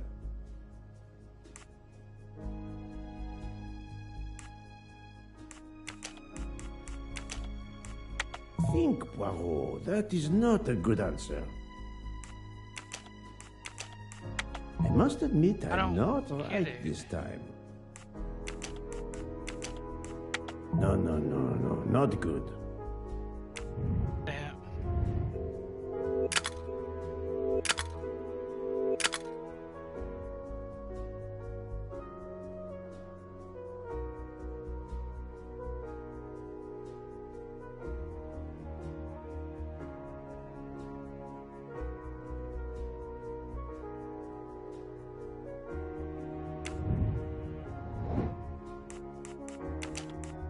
I must admit I'm not right this time. All of them? I do not think that's the right answer. Oh, okay, then 3. I'm right again. That happens to me a lot.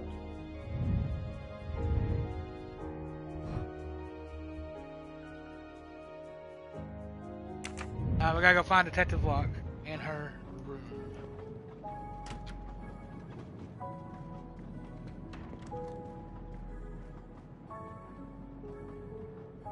Seven and a half hours. I was expecting this to last this long.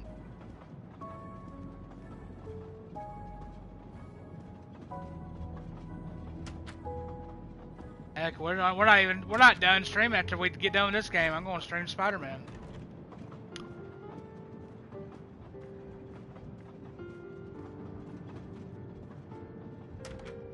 Or how much longer this takes, though.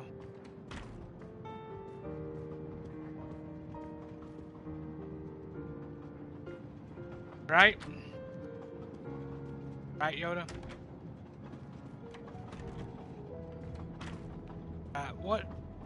She was in the hundreds, wasn't she?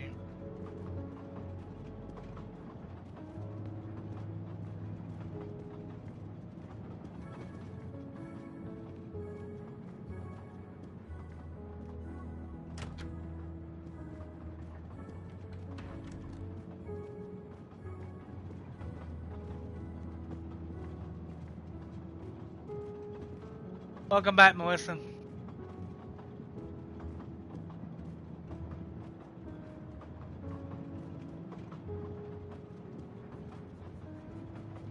That should be in her department. When was that? Oh, 105.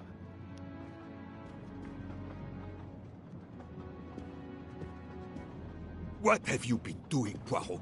I am completely in the dark. I will shine some light on the situation, my friend. I have 3 new suspects who could have killed Ratchet and Monsieur Wadi. Miss Nielsen, Monsieur Fauché, and Monsieur Maury. They all had periods of time during both murders to commit the deed, and their alibis are weak. A visit to a family, and not 1, but 2 shopping. This is almost an 8-hour stream. But all are my employees. Alas, yes, my dear Book. But we have no proof against any of them.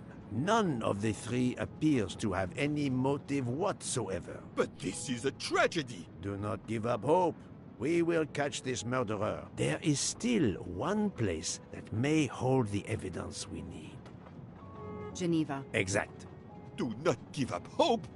Well, that's easy for you to say. But what if it's Freya? What becomes of dessert? If it's Sotaru, who will cook?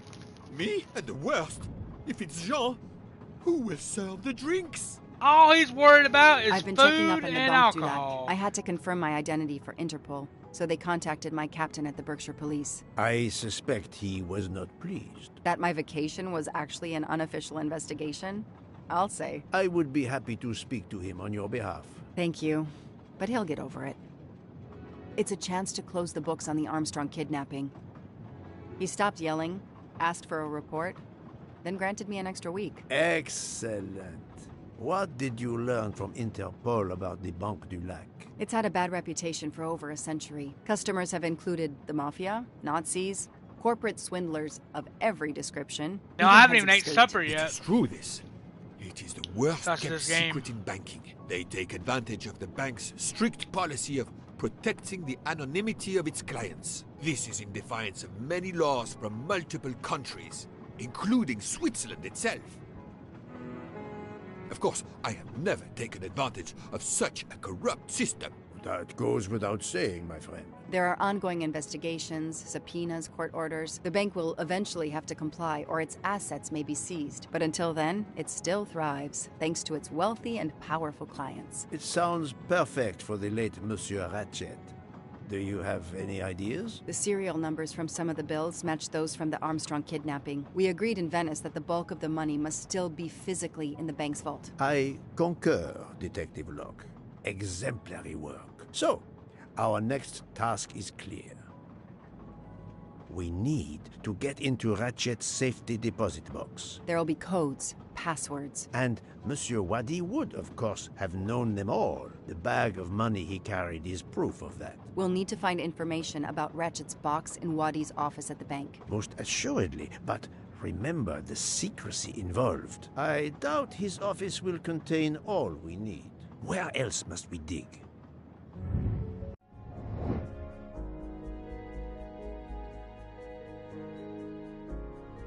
Where can I find information on Ratchet's safety deposit box? Think, Poirot. That is not a good answer. There was nothing helpful in Ratchet's diary. No, not good. Mr. McQueen. That was easy.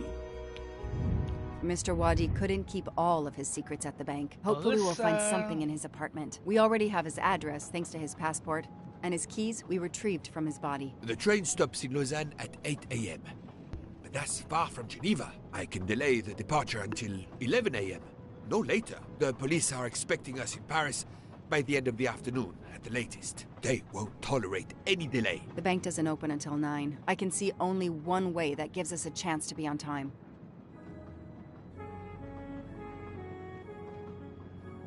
Ferries travel between Lausanne and Geneva, but it would take over 3 hours. We can't depend on finding a faster boat. Better to take a taxi and pray traffic is light. We could search the apartment and the office together, but we won't have enough time. Better to separate. We are going to use the bank's anonymity policy to our advantage. And the quickest way is for you to impersonate Ratchet. I would rather impersonate Jack the Ripper, but in the interest of justice, I will do it. We need to find the account number. Along with everything else. I will say I want access to the vault. They don't ask for papers or even names. The vault information is enough. I'm not hearing any of this. I run a train company. I don't rob banks. Perfect. Let's recap the plan.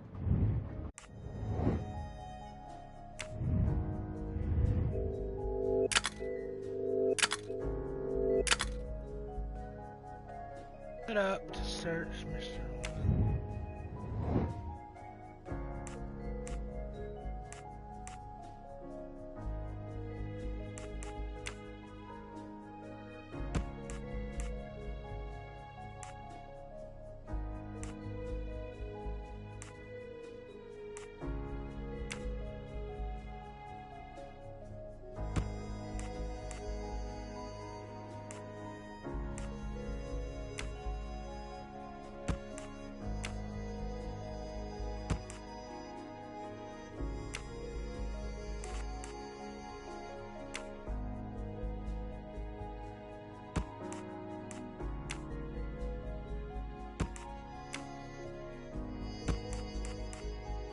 I must admit I'm not right. How did I this get that time. wrong?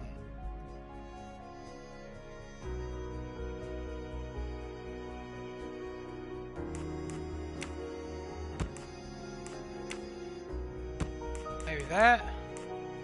This is wrong, but I'm never far from the truth.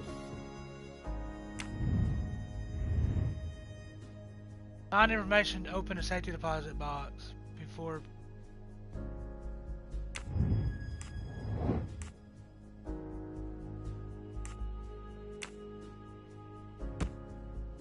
Think, Poirot. That is not a good answer.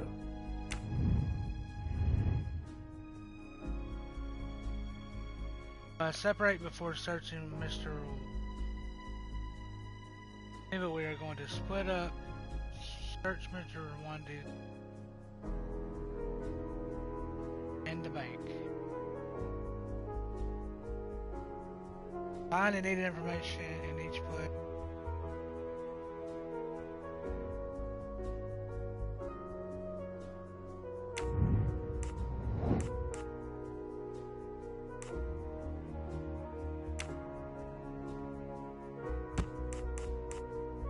I must admit I'm not right this time.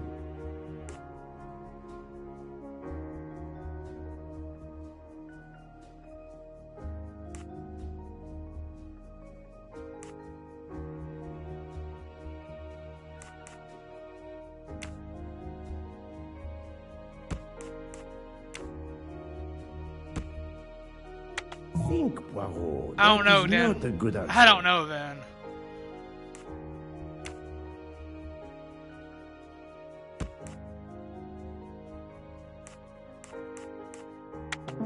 Okay, that right there. I'm right again. Right. That happens to me a lot.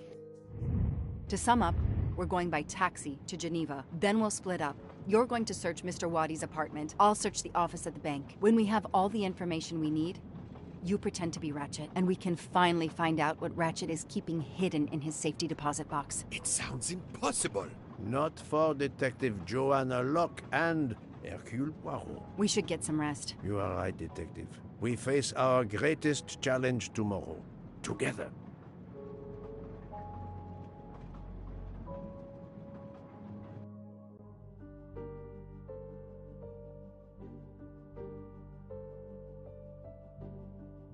Nine o'clock. Our driver did well. It took barely an hour to get here from Lausanne. But we must conclude our business in 1 hour as well. Book can only hold the train until 11 o'clock. 1 hour to find the key of Ratchet's safety deposit box, the box number, and its passcode. A lot to ask. Indeed, which is why we must split our forces. I will take the cab to Monsieur Wadi's address. You must search his office. I have you on speed dial. And thank you, Mr. Poirot. For what, mademoiselle? For trusting me.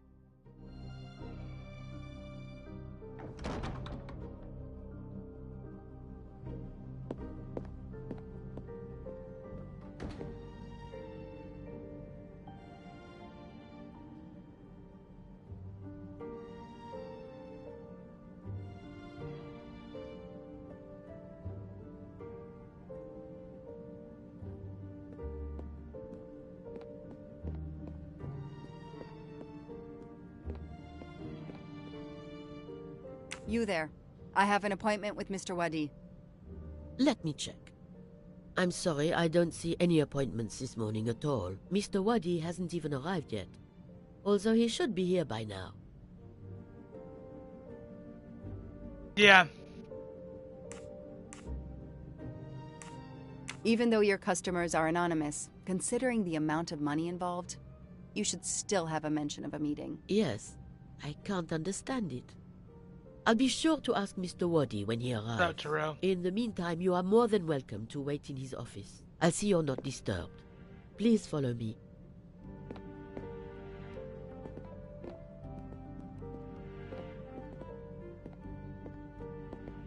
We're gonna get to Spider-Man eventually. I thought it was at the end of this game.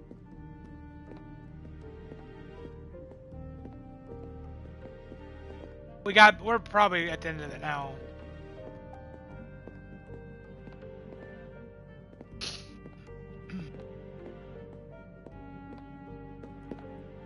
I can't understand where Mr. Wadi might be.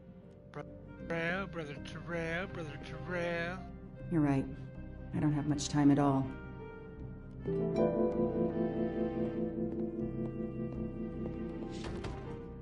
It's closed.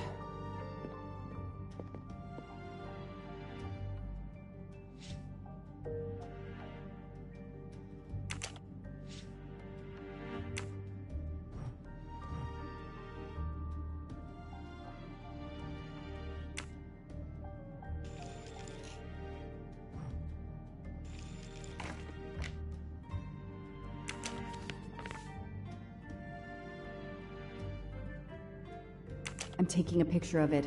I'll send it to Poirot. It might be useful to him.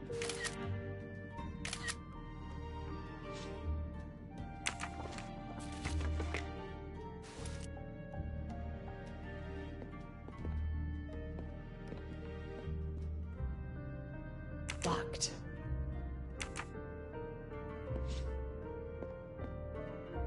A souvenir tower of Babel. Makes sense. We know that Mr. Wadi is from Iraq, and the ancient tower is said to have been built there.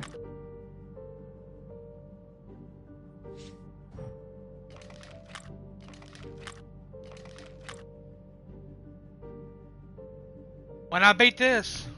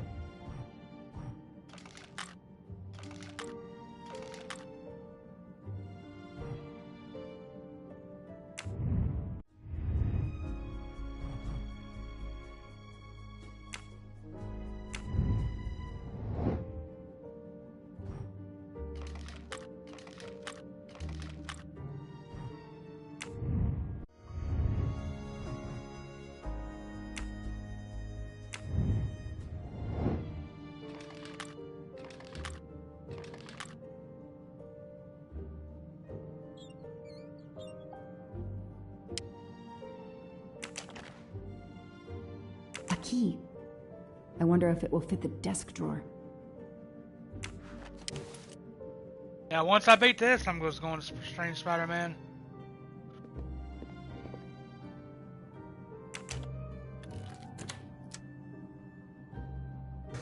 I wasn't expecting this game to take this long.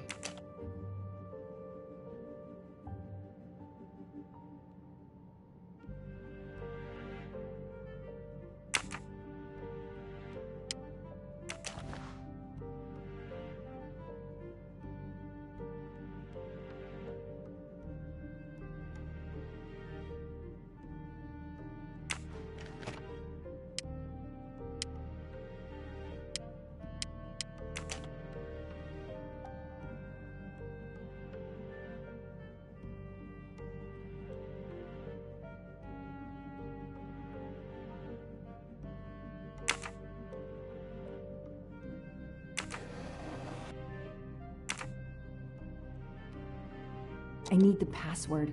Maybe Poirot can help me.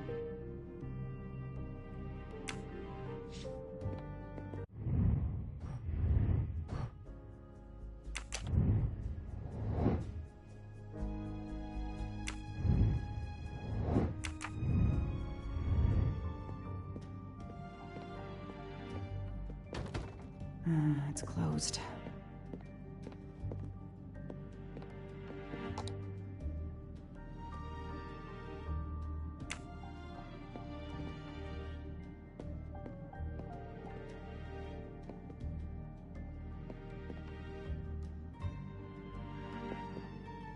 Alice in Wonderland, again. Mr. Waddy seems to have really liked this book.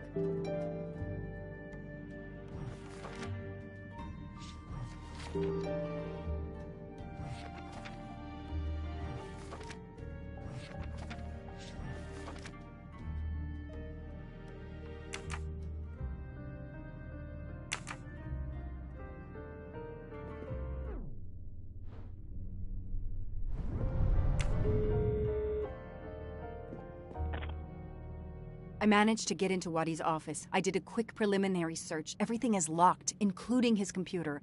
All I could find was a photo with a date on it. I just sent it to you. Maybe you can use it. Thank you. That might help. I've just arrived at the apartment. I'll call you when I find something. As quick as you can. I can't stay here long.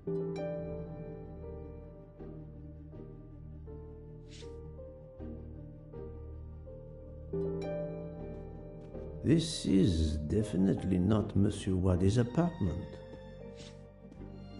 This is definitely not Monsieur Waddy's apartment.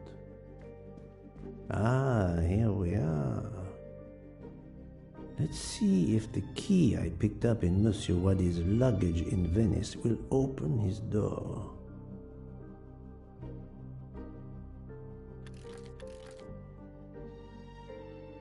Great.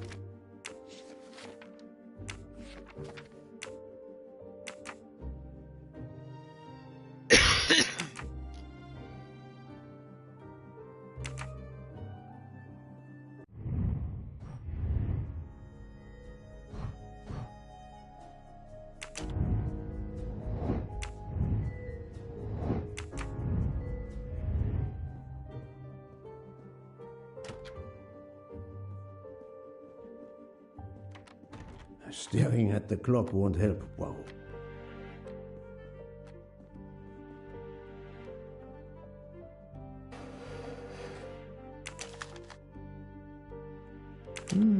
This could be the password to Monsieur Waddy's office computer. He must change it every month. It seems to have a logical sequence, but I need to find the one for December.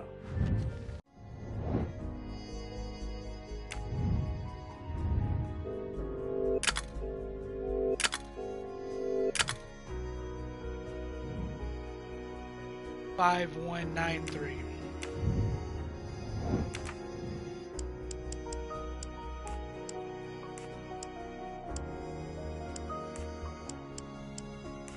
If that's the password to the computer in Monsieur Wadi's office, we still need to translate the Arabic characters. And there weren't any Arabic characters on the office computer's keyboard. I wonder if the computer in Monsieur Wadi's office has a similar Arabic keyboard. That was easy.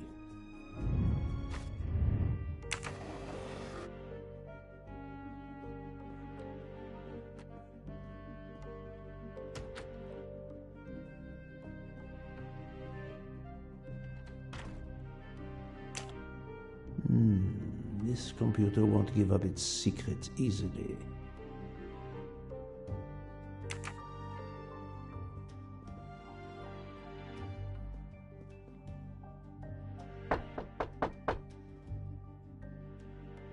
Shit.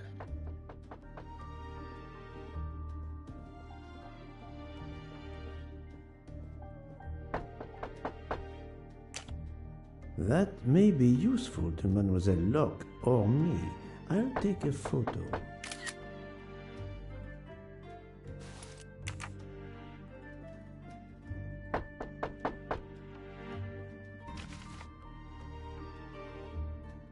The key to the password is close. I can feel it.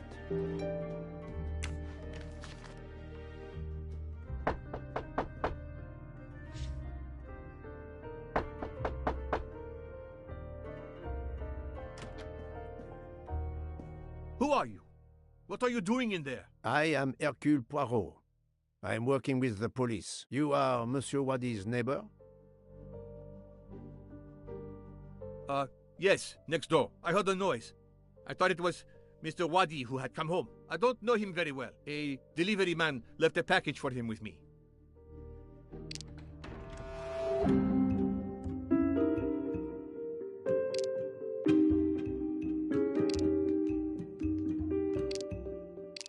You don't know your neighbor very well. Yes, what of it?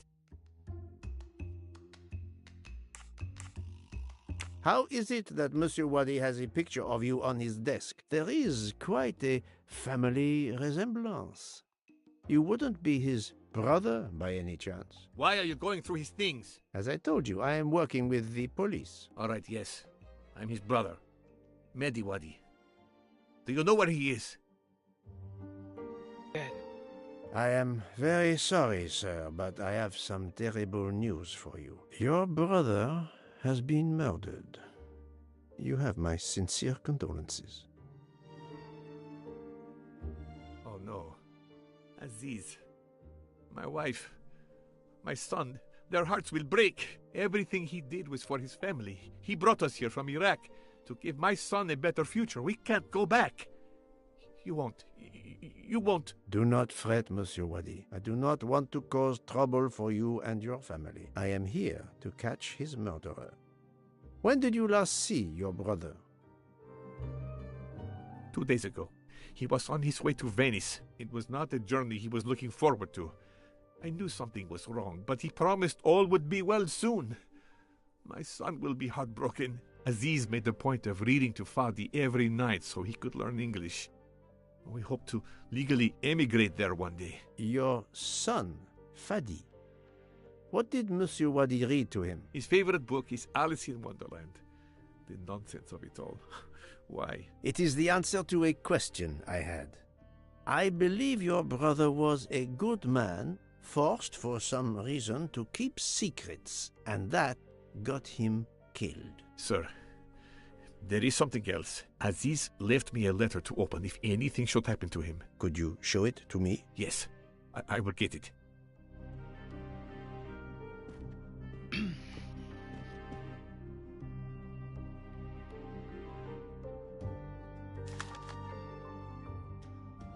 It all makes sense. It's horrific. But to Ratchet, it would be just business as usual. At least I have Ratchet's account number, 82664. Brother, a man named Ratchet found me at the bank. He threatened to kill you and your family to force me to do illegal. If I die violently, this man will be responsible. Send an anonymous message to the police. Tell them of his safety deposit box, Banku Dulak, his bank account number 82664. They will know what to do. Goodbye, my brother. Give my love to Asha and Betty. I wish you all a good life. So, Ratchet was threatening him.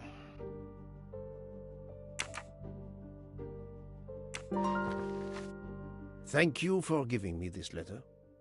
Let me assure you, the man Ratchet cannot harm you.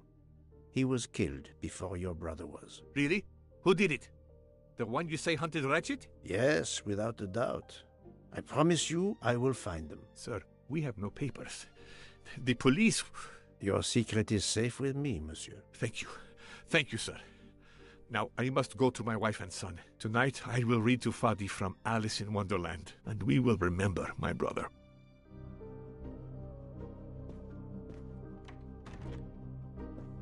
I need to notify Mademoiselle Locke that I have Ratchet's Damn, this game bank is account long, ain't number. it?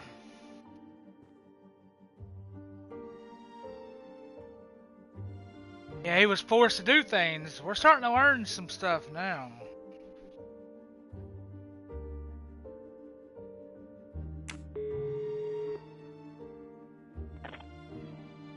Ratchet was a bad man. The peculiar habit some people have of displaying things on the door of their refrigerator. I've just sent a photo to you in case it might help you. Thank you. I texted Ratchet's account number to you. Wonderful.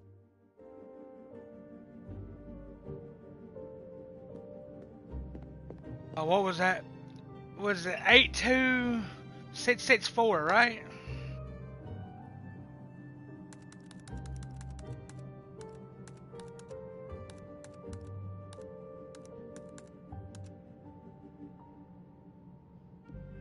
That's gonna be more than...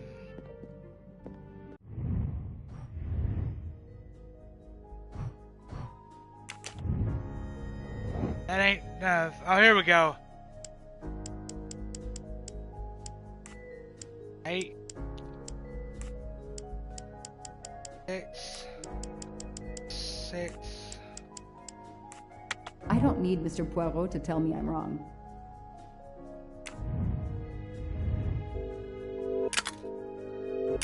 I'll just get it again. Right here. Okay, never mind. 34962.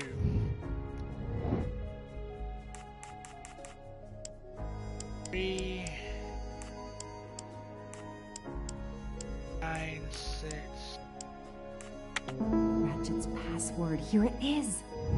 That's it. No rookie mistake there.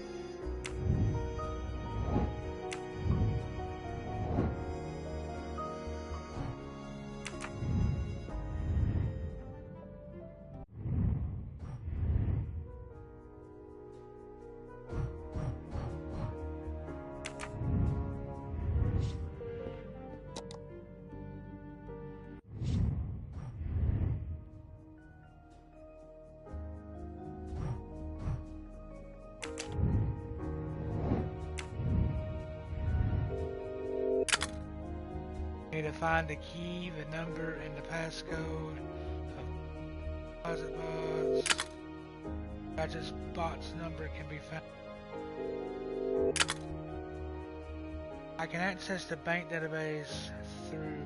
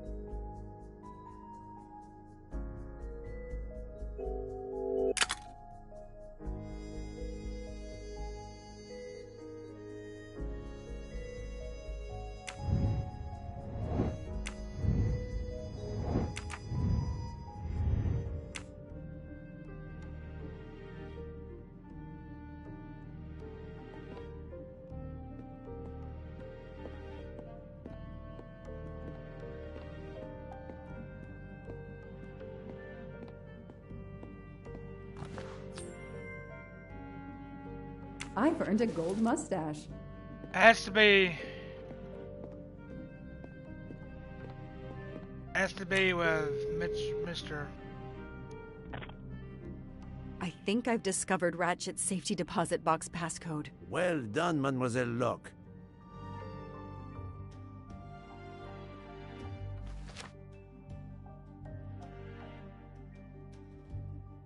Meet me in Venice, December 18th at 10 p.m. Confirm the appointment by sending me a postcard with the meeting.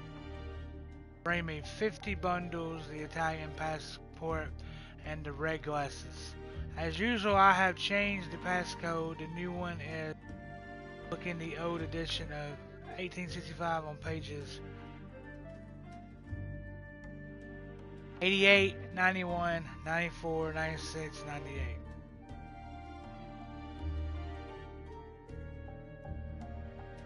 And I'm going to have to write this down, ain't I?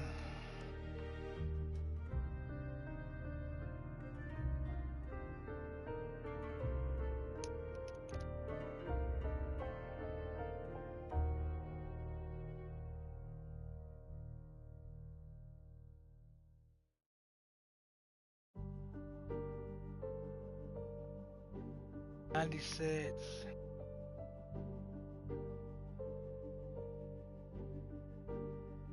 The new one is look.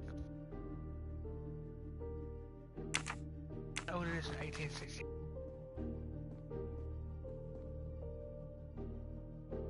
This is old edition 1865.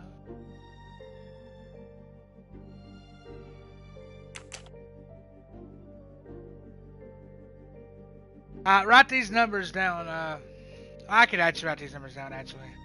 So there's page 88. See a 3. Now we need to look on 91.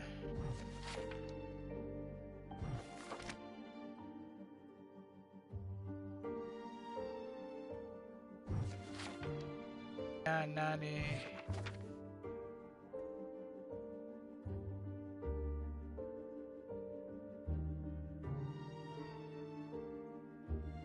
I don't get it. There's not a number. Do you see a number?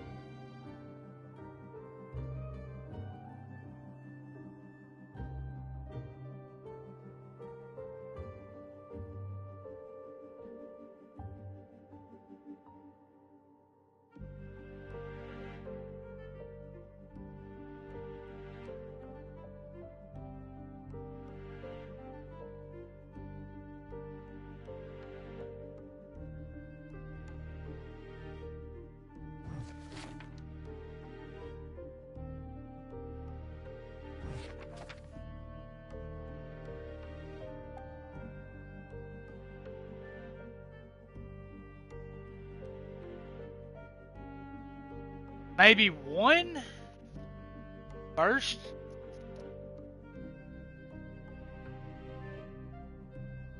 Now page 94, which is 9.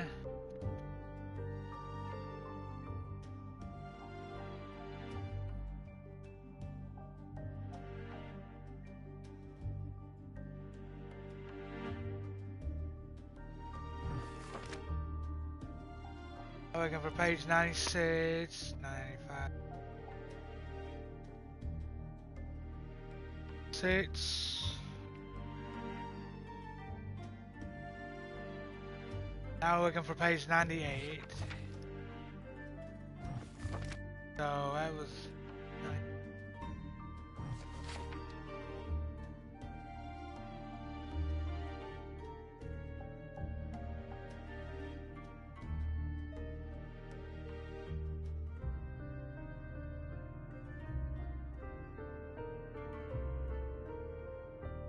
Yeah, third is 9. The fourth is 6. I'm thinking of seconds first, but right here, now we stuck right here. There's no Alice or Pride. Can't take less, said the Hatter. Very easy to take more than nothing. Nobody asked your opinions. Making personal remarks now, the Hater asked triumphantly.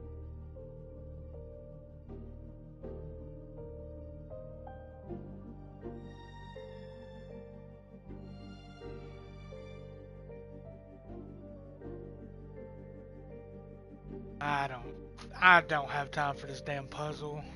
I really don't.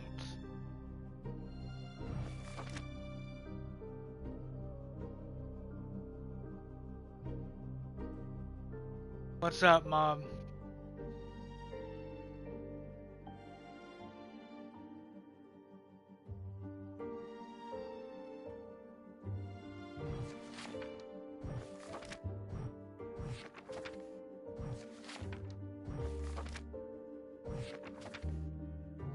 '88 is 3.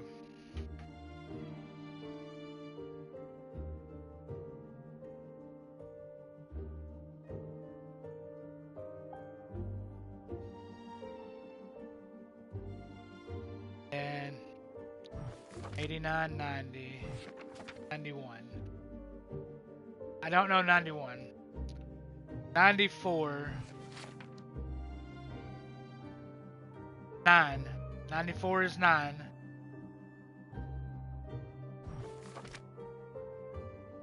96 is 6. 98 we don't know.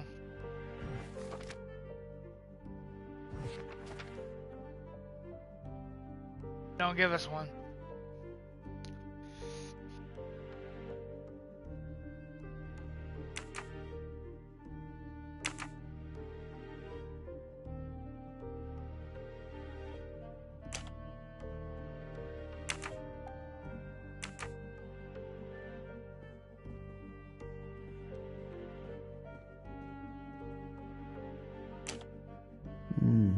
This computer won't give up its secrets easily.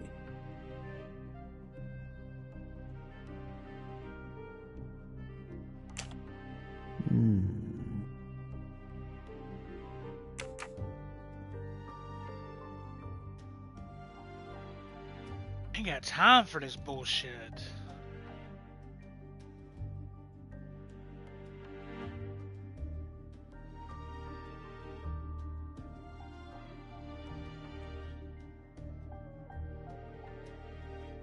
It don't say month state. It don't say nothing about a month in 98 on that page 98 though. It does not give a month.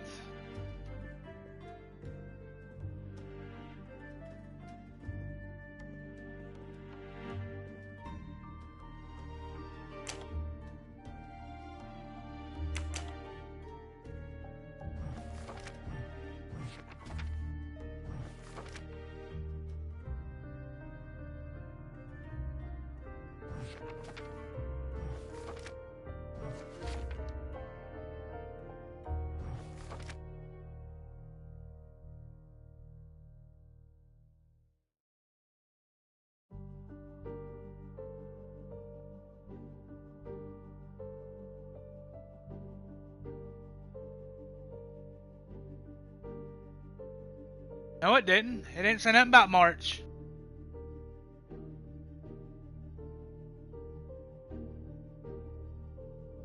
That's not page 98. That's not page 98, Yoda. No, that's not. That's page 97.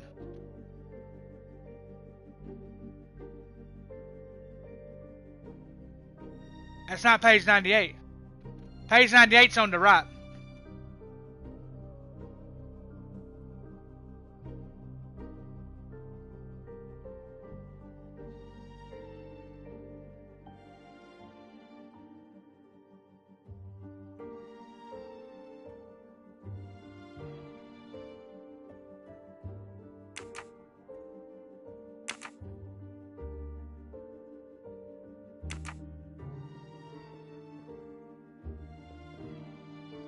I think this belongs here.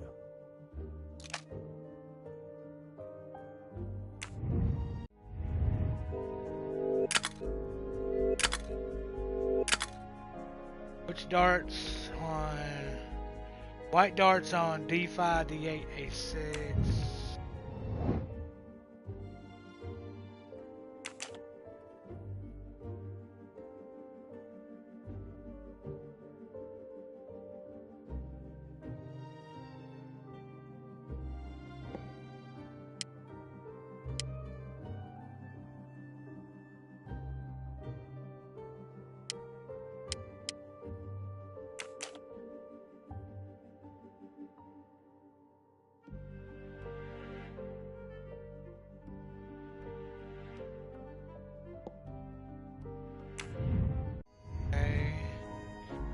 Gate.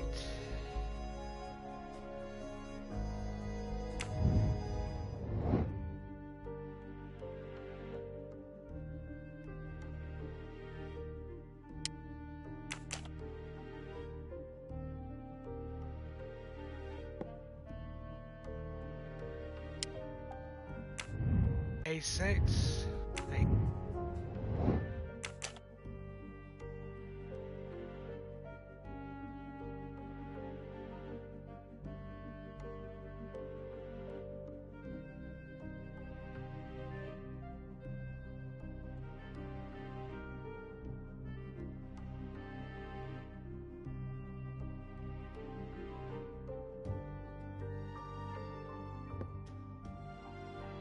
I did this one wrong. Hold on.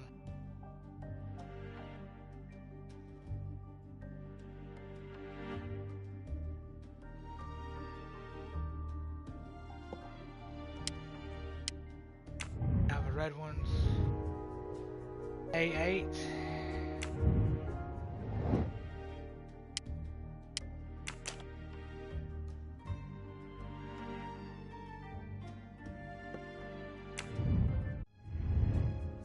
Seven.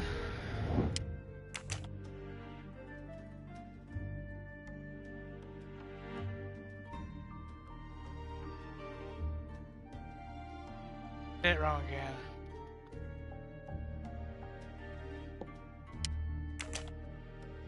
Should be right here. Last one. B7.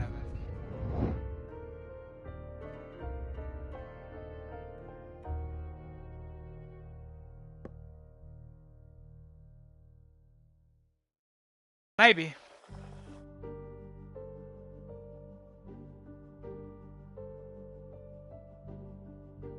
What was this code?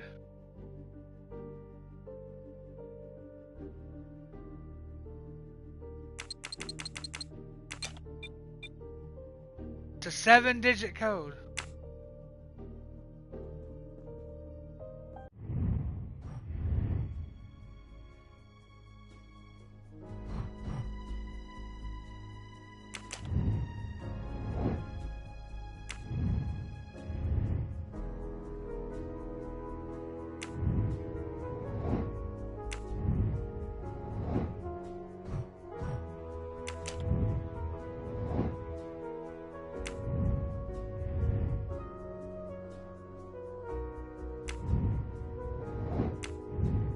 Which was what?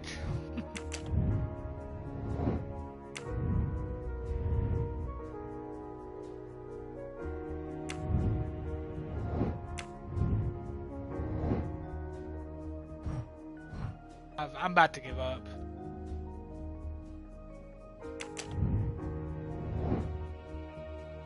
Can't be that when it's only 5 digits. We never sent a 7-digit code.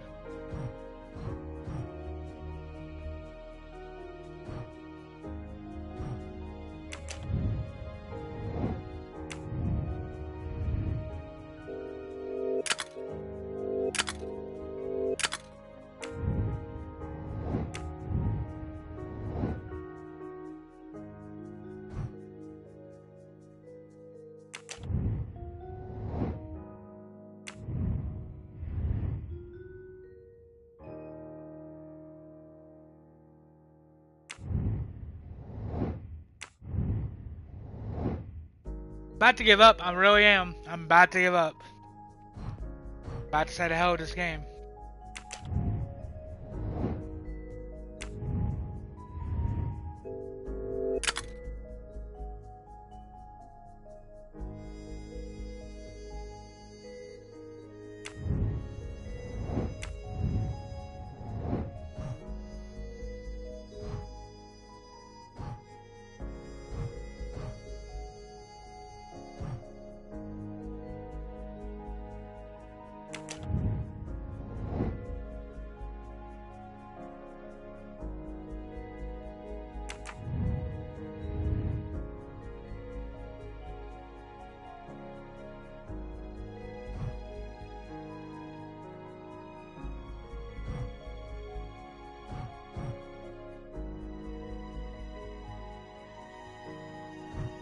There's no 7-digit. There's no 7-digit.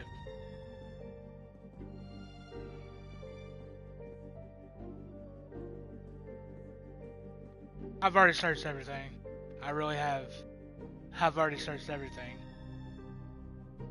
I'm just about to give a fuck up.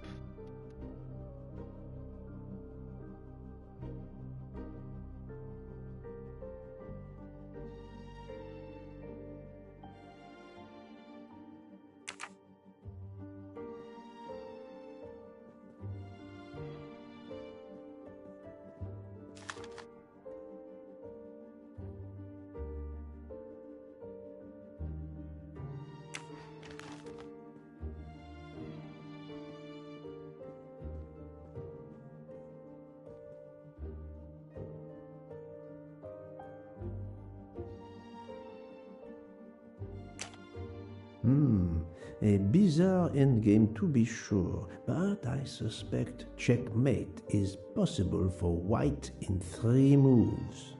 Let's see.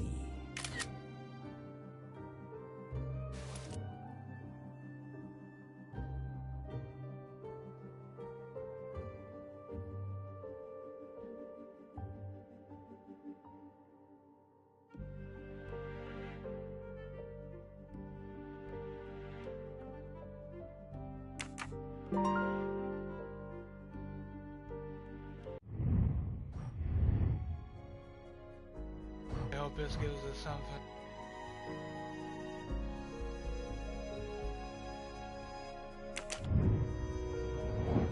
I don't play chess.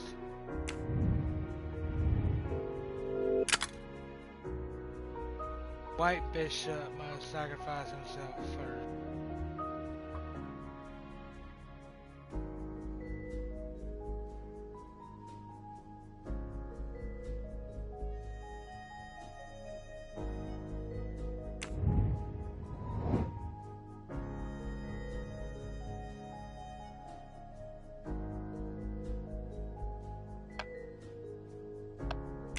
Yes.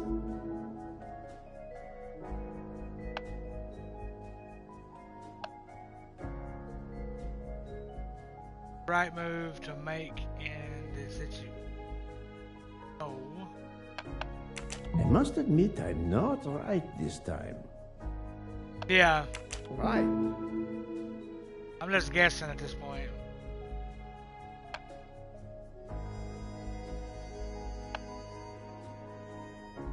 Think, Poirot. That is not a good answer. This is It's hard, a good answer for me, but okay, I'm damn it. never far from the truth. Adequate.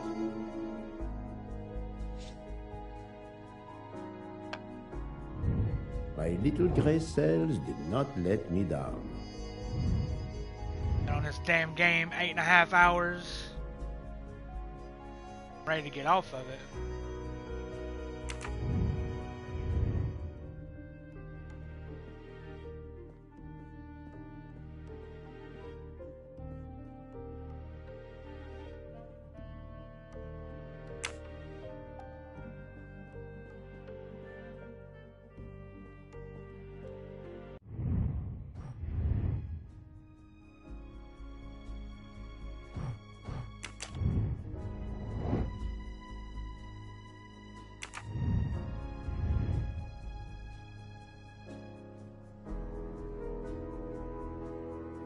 I'm so fucking done with this game.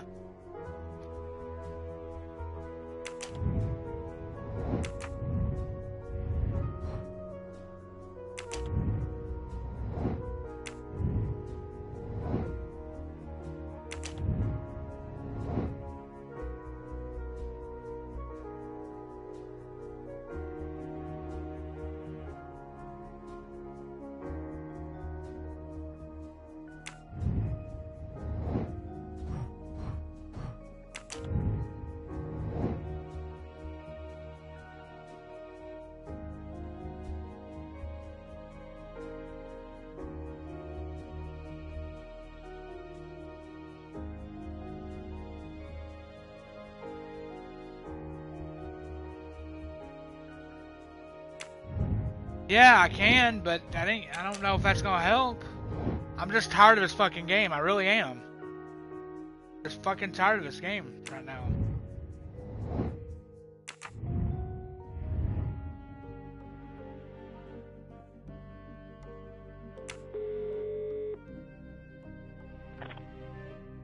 Mademoiselle Locke, how far along are you? Still not very far, but I'm not giving up.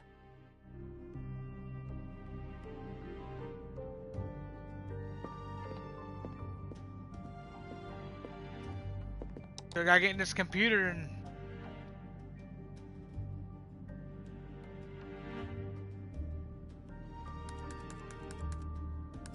How many digits is this? 9. We definitely haven't found 9 digits. We need 9 digits, and we definitely haven't found that.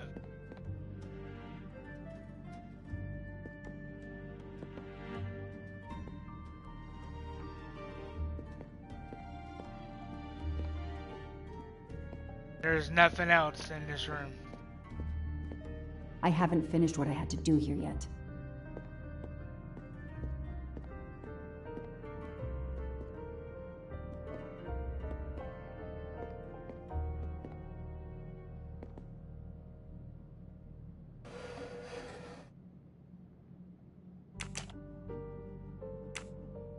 Nothing on this paper.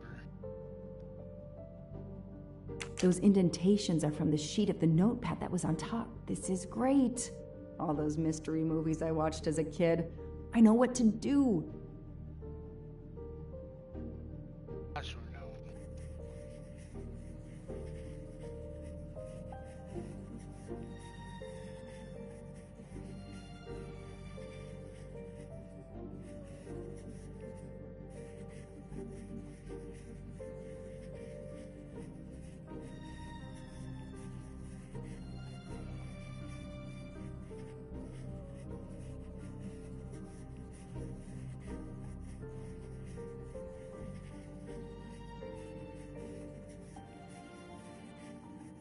I'll send a picture of this to Poirot. That don't show me nothing.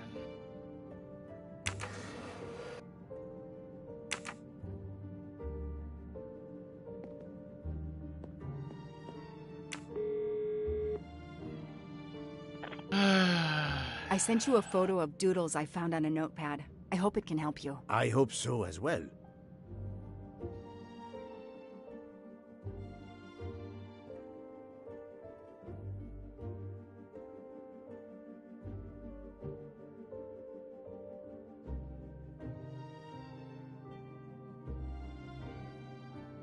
Oh, it ain't gonna stump me, because I'll delete it before it stumps me. It's about to get deleted right now.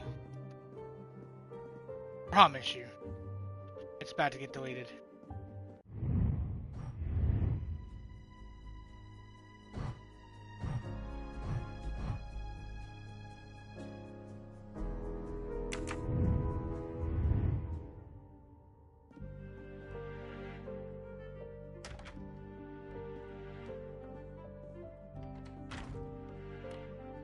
Staring at the clock won't help, Poirot.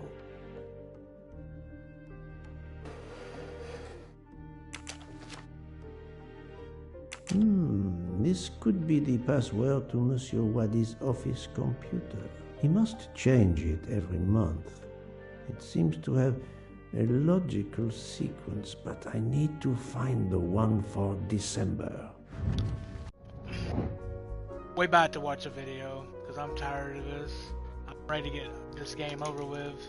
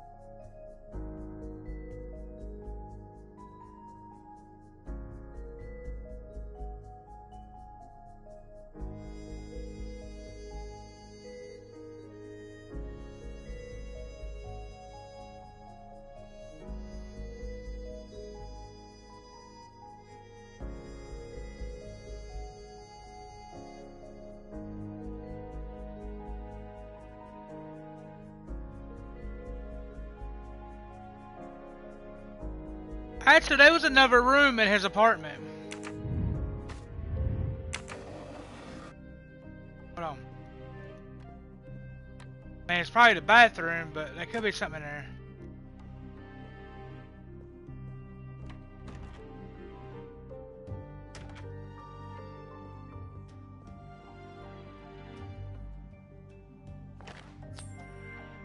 Another delightful trophy for my collection. Yeah, there ain't nothing in here.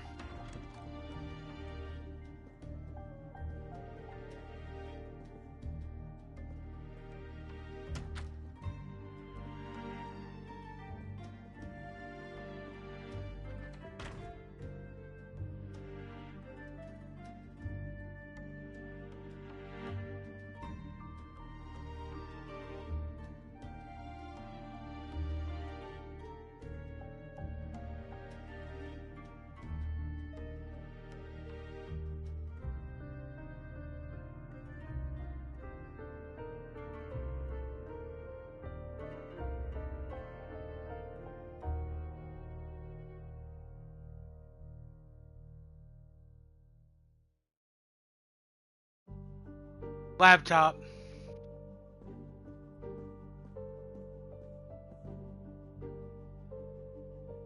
This keyboard should help me translate this code.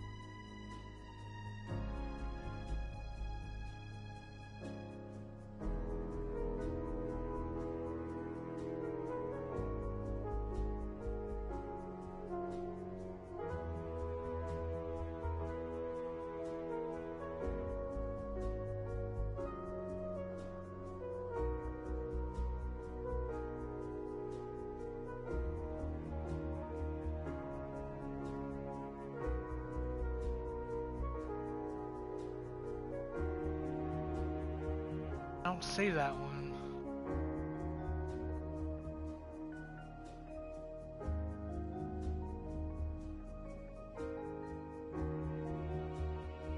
That's A, maybe.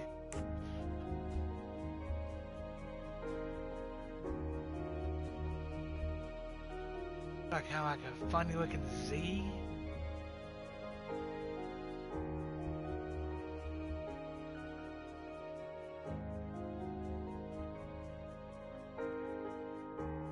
See a funny looking Z?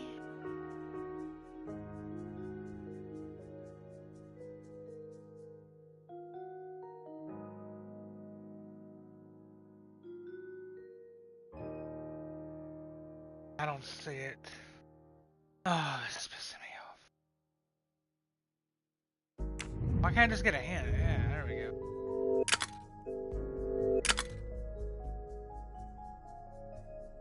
There we go. R5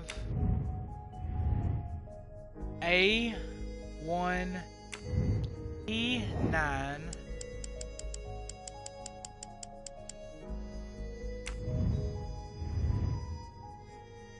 F3E.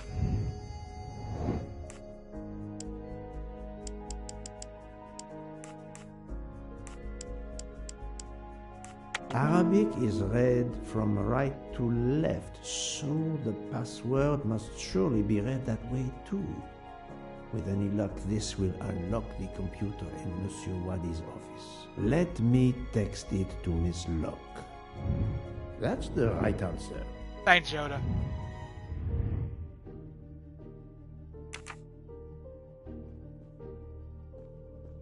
Oh no, you think we should have wrote that down?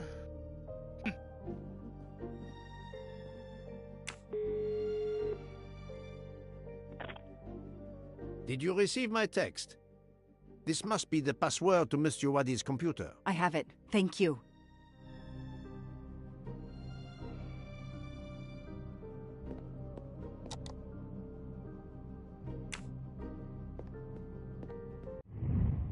Probably should have wrote it down. I probably ain't got it now.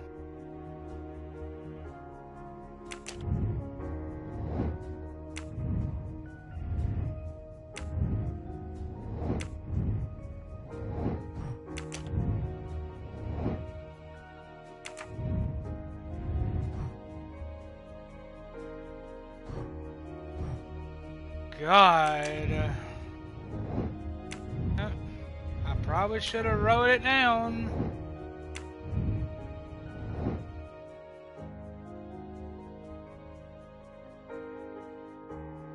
Yeah, but it don't show it to me now because I already beat that part.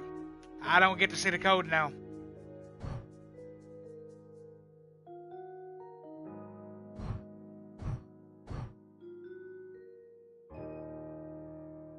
Oh my goodness, I should have wrote it down. I'm gonna start writing shit down.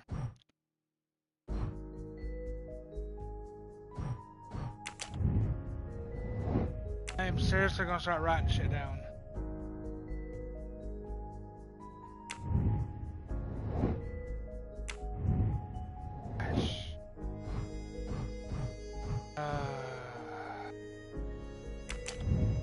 I haven't had nothing to eat.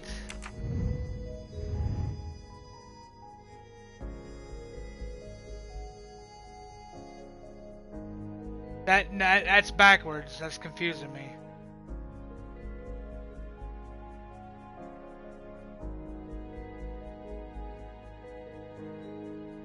Well, it could be it. You're right. You could be it. He said right to left. You're right. Let's try it. Let's try it. E3.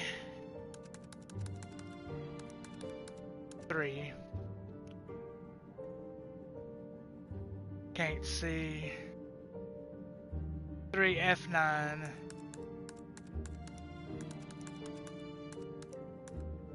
F9. E1.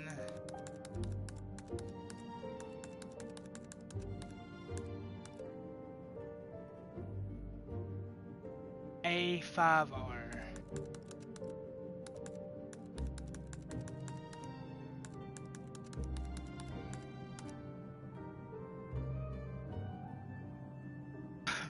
Count number. Oh shit. We need.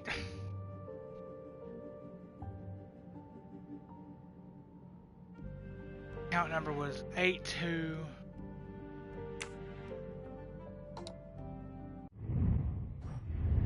Count number.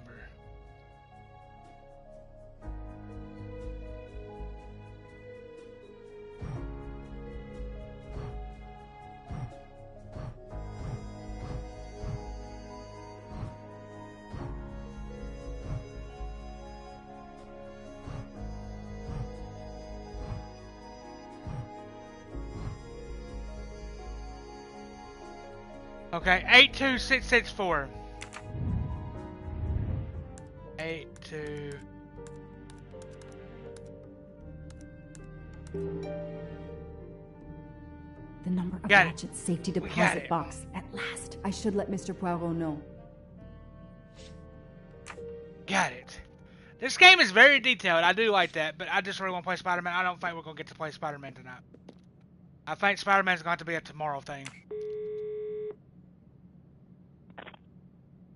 I was able to access Mr. Wadi's computer. I have Ratchet's It's safety already deposit almost box 4 number. o'clock in the morning. Excellent. I really think it's going to have to be tomorrow.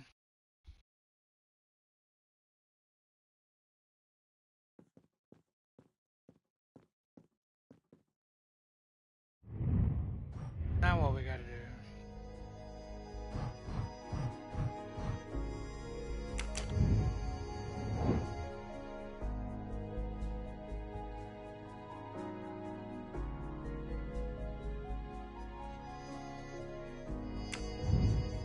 Oh my god.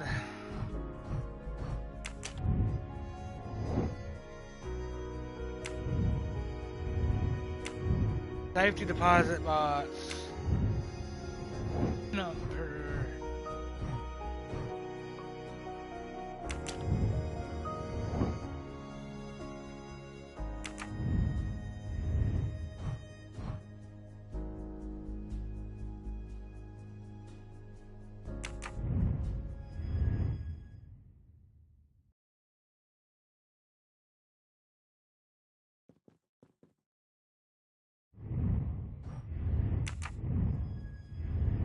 Don't know this number.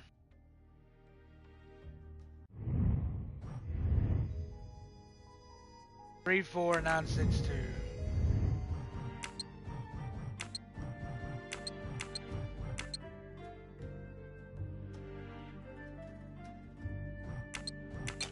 It's a 7-digit number. Time to watch that video again. I'm going to mute my mic.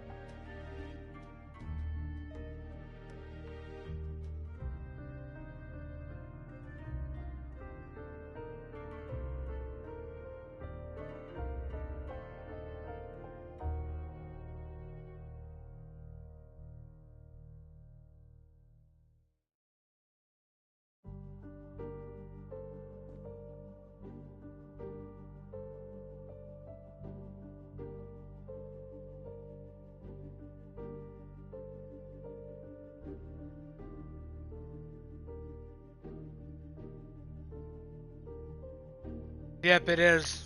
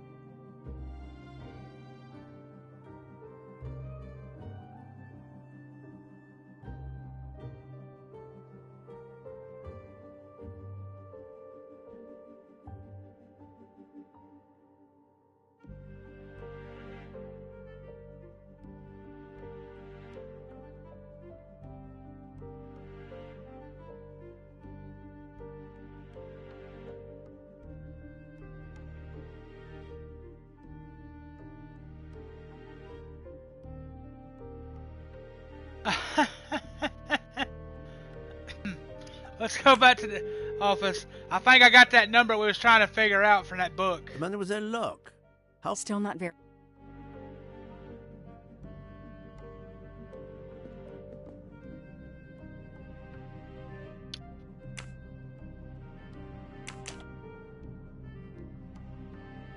This is the same book, look.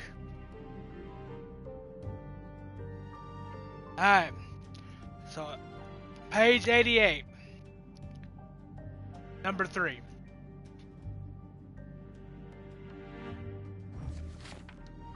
Page 91. 91. So 3, 4. Now we need page 94. 9.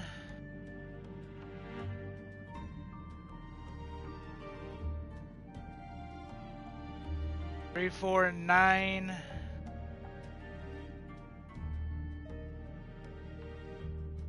Page 96.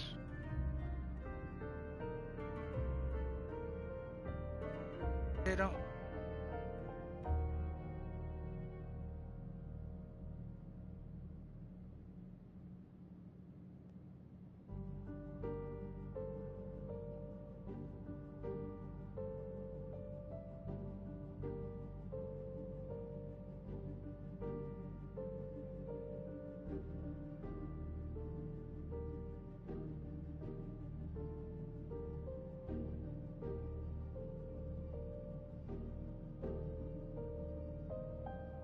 It could be 03.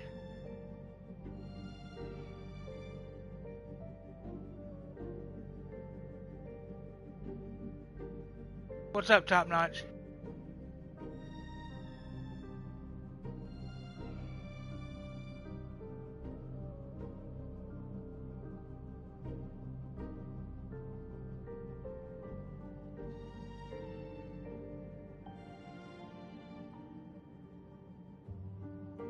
Thank you, thank you. And we need page 98.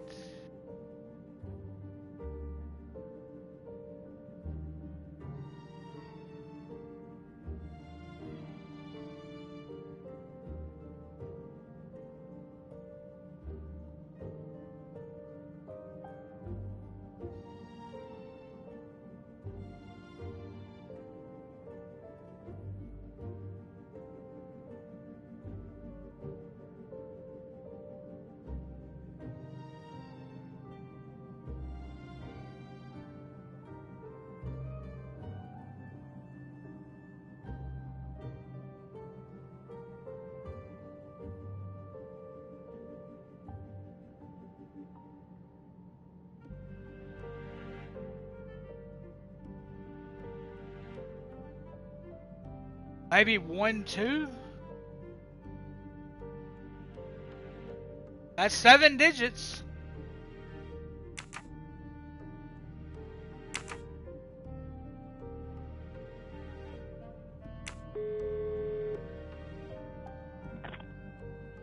Mr. Poirot, how are you doing? I have little to report, but keep looking.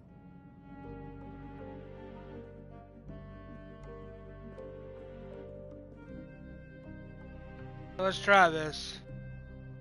3, 4.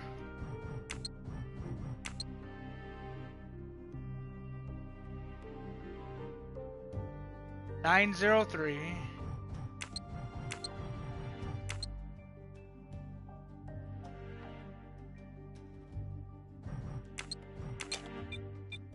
Nope, that's not it. Nah, I'm gonna watch this video some more.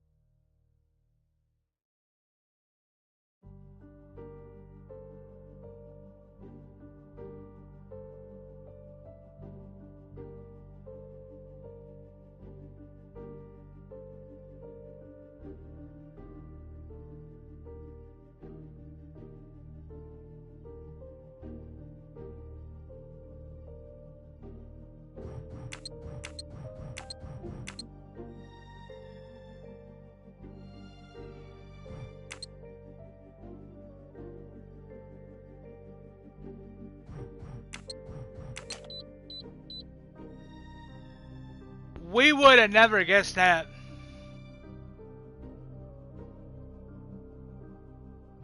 That was unguessable. Hope you're doing good, Top Notch. We've been live almost 9 hours on this game. We was gonna play Spider-Man, but I guess that's gonna have to wait until tomorrow because I ain't even had food yet. It looks like a safe key to me. We finally found it.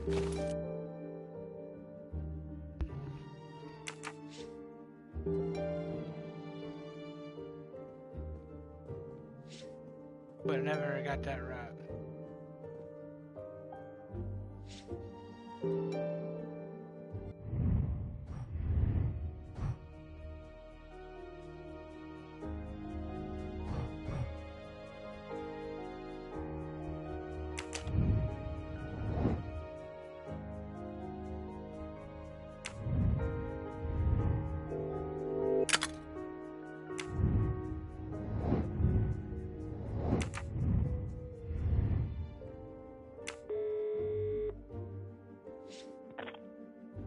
Good news. I have found the key to Ratchet's safe. Perfect. We're running out of time. Do we have everything? I have the key to the safety deposit box. I have the number of the box. And we have the passcode. I'm on my way. Time to rob a bank. Time to rob a bank. Sorry to keep you waiting. I haven't heard from Monsieur Waddy. You'll have to reschedule with him. This is quite annoying. I'll have to reschedule. Absolutely. I hope I have been of service. You have no idea.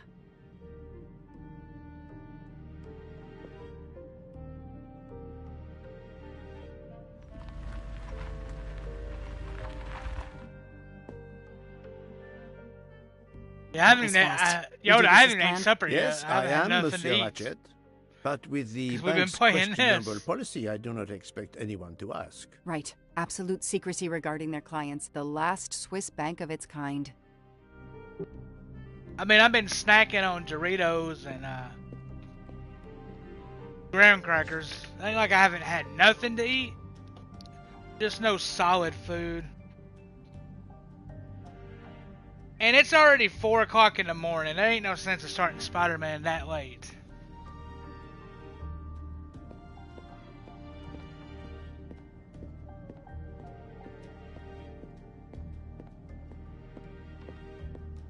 Madame, I still haven't heard from Mr. Waddy. Well, we'll have to make do without him. Now that my friend is here, it's his box we want to access. And the clock is ticking. I trust there is no problem. No, no problem at all.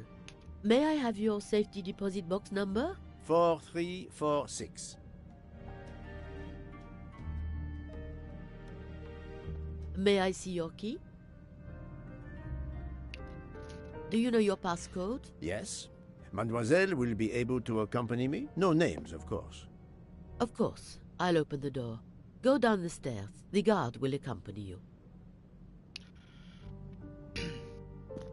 I didn't know this game is this long, you know. But hey, I've enjoyed every bit of it. Spider-Man will be there when I get there, you know. I just don't want to be spoiled. Please leave your personal belongings in this bin. Someone comes here then and go through the spoils it, portal. I'm probably gonna ban them. Not gonna lie.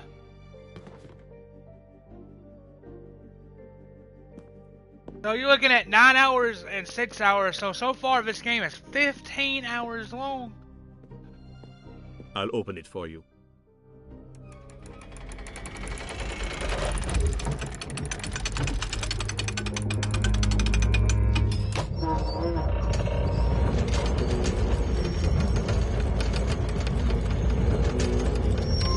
Yeah, even when it got me frustrated. Yep, even the ones that got me frustrated, I still enjoyed it. Definitely, bro.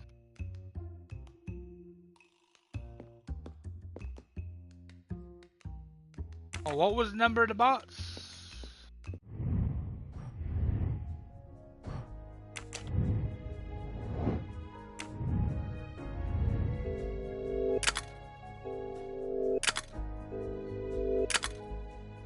Four, 3, 4, 6.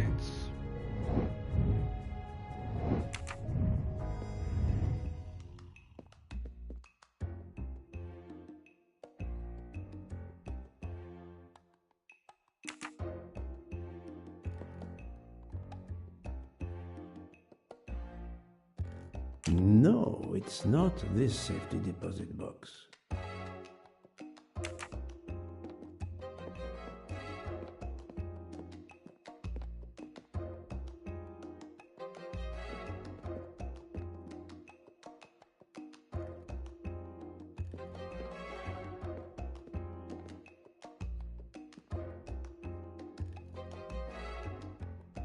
This is not Ratchet's box. Well, how many 4346s are there? I'll insert my key when you're ready.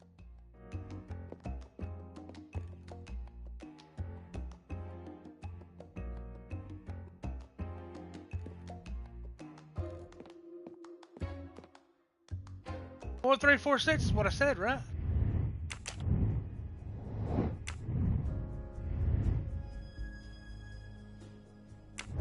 Four, 3, 4.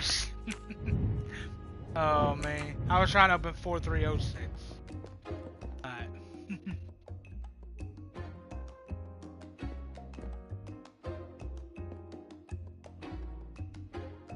At last we reach our goal.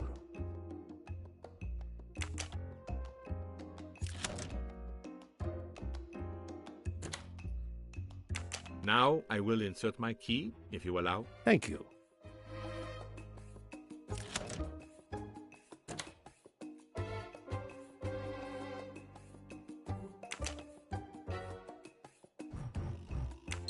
Eight, 2.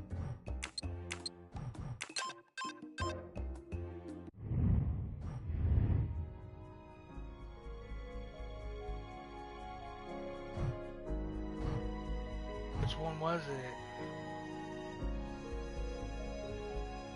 34. Okay, 34 and 962. Okay. 34, 96.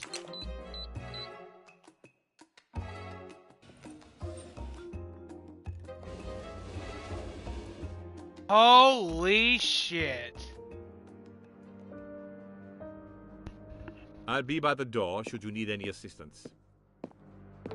At last.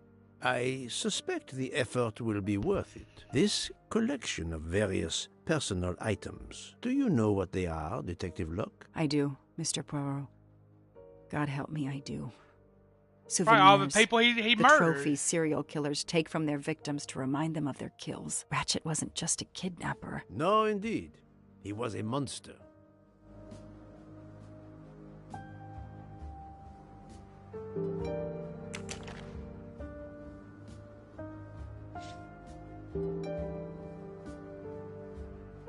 Another victim.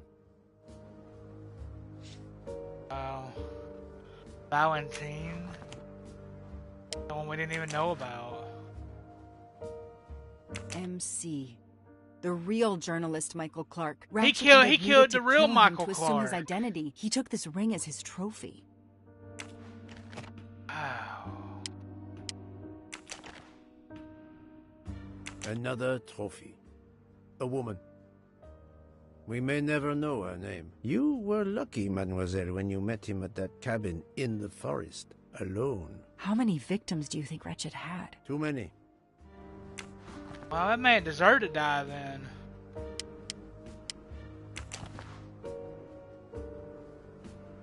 He knew the serial numbers on the banknotes could be traced. The rest of the Armstrong ransom money. The serial numbers match.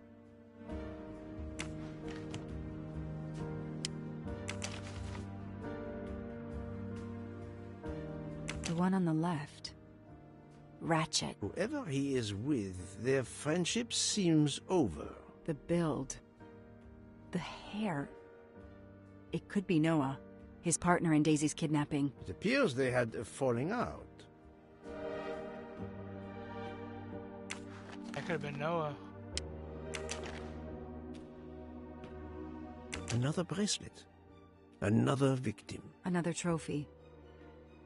And then there's the one that we already found, Suzanne's red glasses.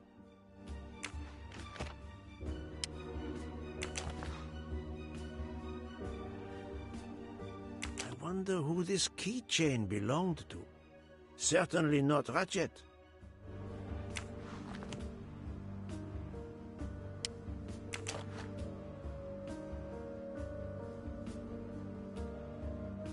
Yeah, he is. He killed a lot of Diamonds. people. A fortune. Crime Diamonds. does pay. No, mademoiselle. This time it was the criminal who finally paid.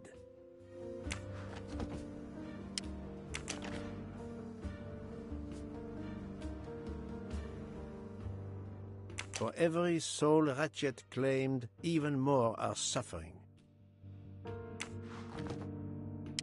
Wow. Wow, man. Another trophy. We may never know how many people he killed. 4 years of investigation. Wow.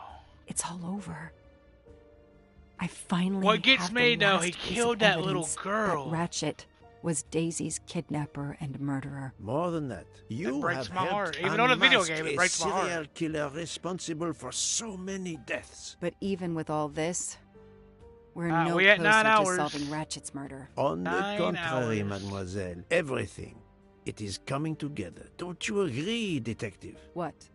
The damaged photograph. It could be Noah. He had one coming Do to you him. think Noah No wonder killed they Ratchet stabbed for him revenge? 13 times. The train. What about the train? I know how a killer could vanish without leaving a trace in the snow. Wings? Camouflage. The trophies. Poirot, we have a train to catch. Not just a train, Detective Locke. We have a murderer to catch. Who could be the one that did it? We're gonna find out. Watch it be someone we don't even know, that we ain't seen yet, and he's just hiding on the train. Somewhere. Or she. Could be a she too.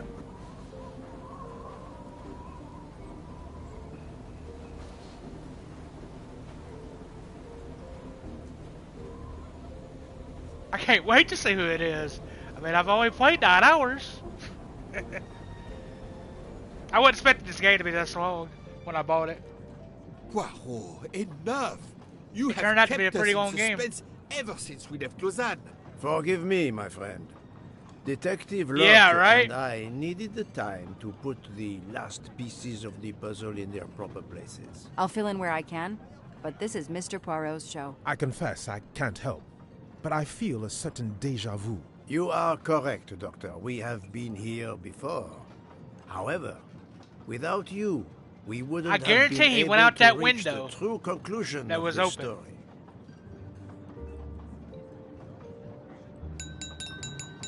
My friends, your attention, please. I hope you have finished your dessert. You have every right to think the solution to the murder of Ratchet is a closed book. You are wrong. I, Poirot, admit that I was wrong. There is a final chapter. What in bloody hell? What does he mean? Perhaps if we are silent, Monsieur Poirot will explain. Most of us naturally expect a journey by train to proceed in an orderly fashion from station to station. But this journey has gone off the rails. A comfortable journey, which should have been restful, turned out to be quite a challenge for my little gray cells. I beg your indulgence. I know it will be painful, but I must update you on the strange turn the Ratchet murder investigation has taken. I had 2 hypotheses, as you recall. A stranger boarded the train in Vinkovsky, killed Ratchet, and then exited the train unobserved. That was the first possibility. The second solution gave us 12 jurors who condemned Ratchet to death for the kidnapping and murder of Daisy Armstrong. My friend, Book, properly chose the first solution for the authorities. However, thanks to Dr. Constantine here, a 13th stab wound was discovered, throwing that solution into disarray. Moreover, the words of a witness called into question the chronology of the night of the murder upon which the first 2 solutions were based. Detective Locke?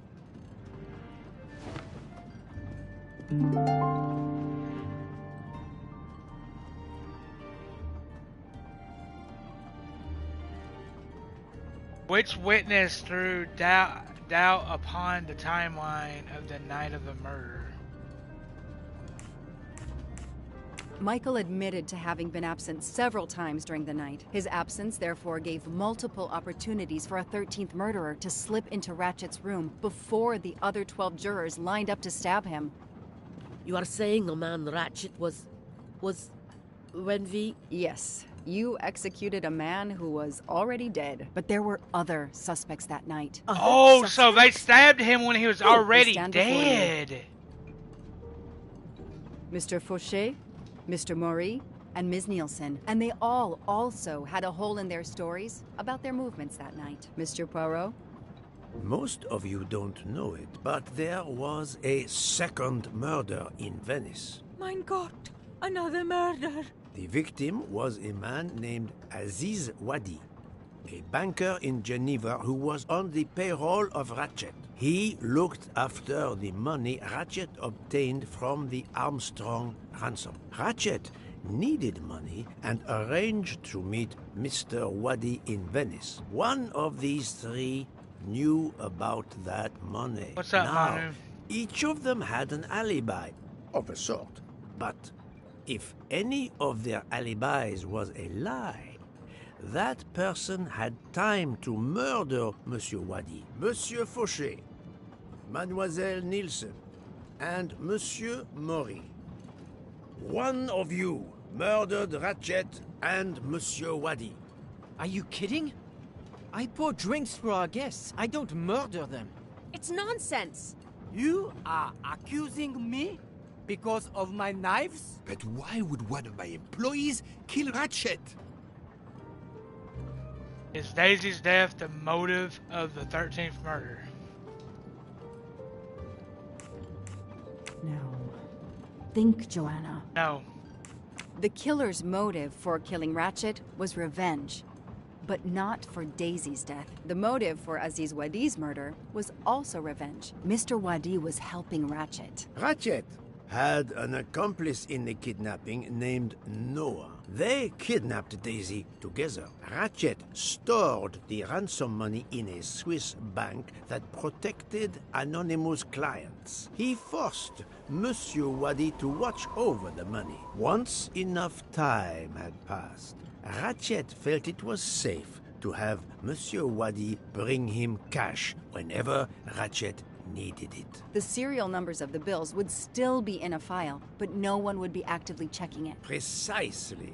But Ratchet didn't just keep the ransom in his safety deposit box. There was something much worse. There was something much worse than Daisy's ransom money in that safety deposit box. During her investigation, Detective Locke found evidence proving that Ratchet was what is known as a trophy killer. He kept souvenirs of his crimes. We found trophies in the safety deposit box. There were others in a cabin Ratchet used in the Berkshire Mountains, including a beloved toy of little Daisy's. If I'd have known that, I would have cut the bastard's head off. Damn!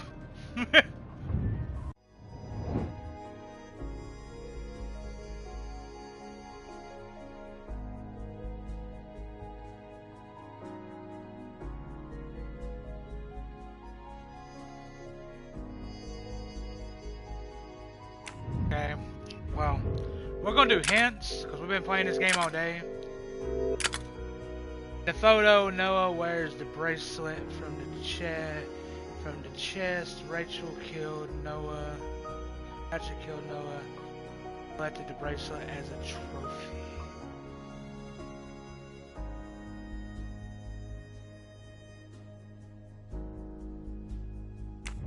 So bracelet, yeah.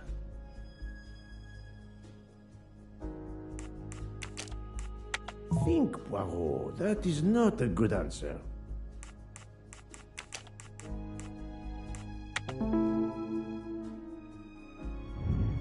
That was easy. The bracelet found in the safety deposit box was also on Noah's wrist in a photograph. It's obvious Ratchet killed Noah, and therefore, at last, I can tell you with absolute certainty who the murderer of Ratchet and Monsieur Wadi is.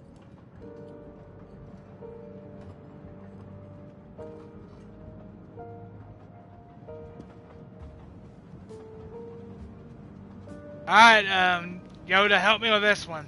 Is it the bartender, Japanese chef, or the dessert maker?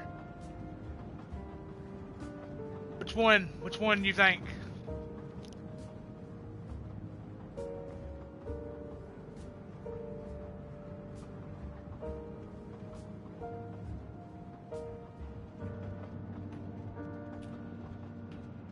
The chef girl? Yeah, let's go with her.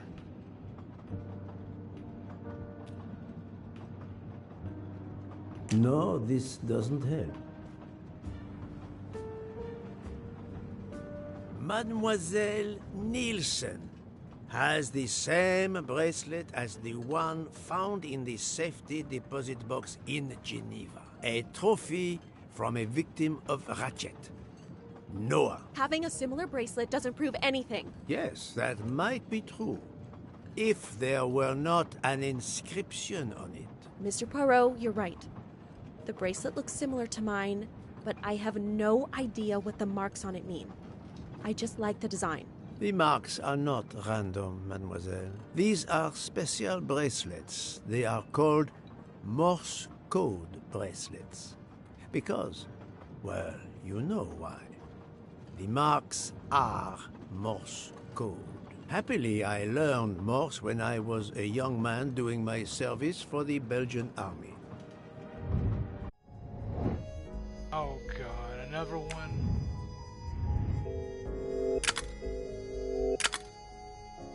Says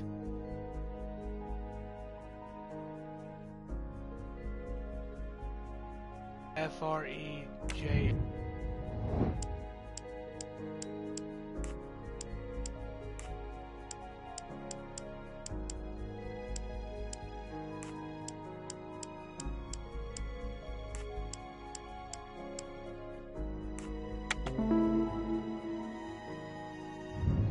I'm right again. That happens to me a lot. On the bracelet found in Ratchet's safety deposit box was the name Freya in Morse code. Your first name. It belonged to your father, Noah. Noah Nielsen. Her stop father playing was this little Noah. game, mademoiselle. What does yours say? Noah? It says father. Ratchet, that bastard. He kept my father's bracelet as a trophy. Thank you. I have to admit your timing for Ratchet's murder was perfect. Do you mind if I continue? Would it matter? Go ahead. You've earned the right to crow. I do not make bird sounds, mademoiselle. I take no pleasure in this. Wow, that threw me off because I wasn't expecting her at all. Be the one that murdered him. You drugged Ratchet's dessert to ensure he would be unconscious when you went to his room. You stole a knife from Monsieur Maury. Yeah, you did. If You it did, was Yoda. identified You did. as the murder weapon, My he goodness, would this be was a good accused. game. You knew Pierre Michel would leave the train for a smoke whenever it was stopped at a station. At Vinkovsky, you waited until he was on the station platform. Then, you carefully made your way along the first-class corridor to Ratchet's room. You entered Ratchet's room with the pass key. Accessible to all employees in the crew quarters. You stabbed Ratchet at midnight. But that knife, where is it? Probably thrown out of Ratchet's window before the I'm train at- left the station. I'm A at 213 thorough search followers after the snow melts should on TikTok. My beautiful knife.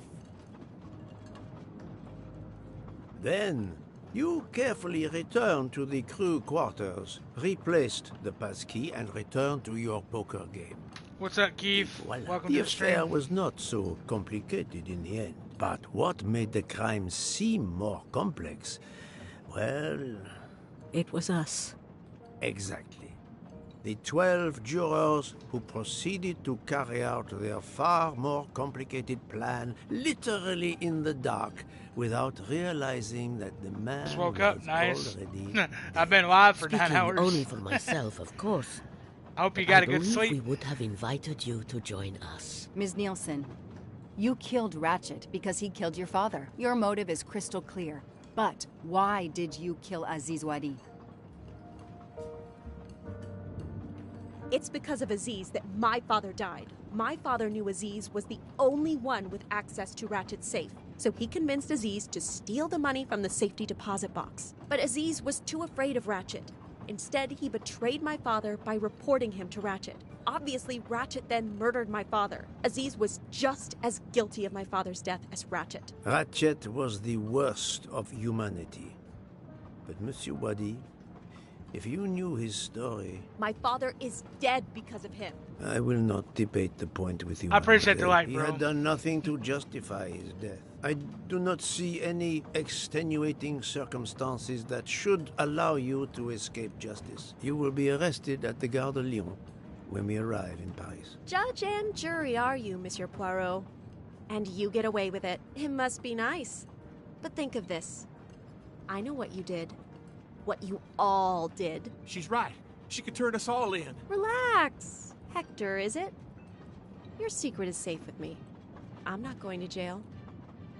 Farewell, Poirot. Enjoy your victory. Stop!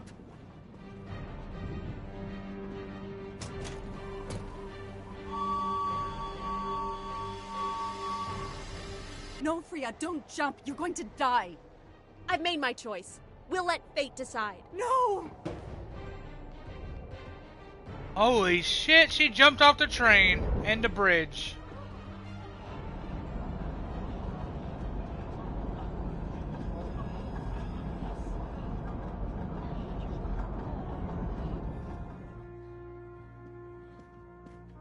She jumped off the train. Even if she hit the water, considering the height, I doubt she survived. And with this tunnel, either way, she's gone, Poirot.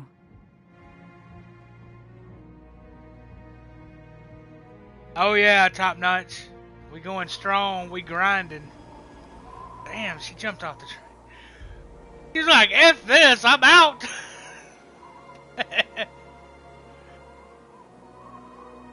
Said, fuck this shit, I'm out.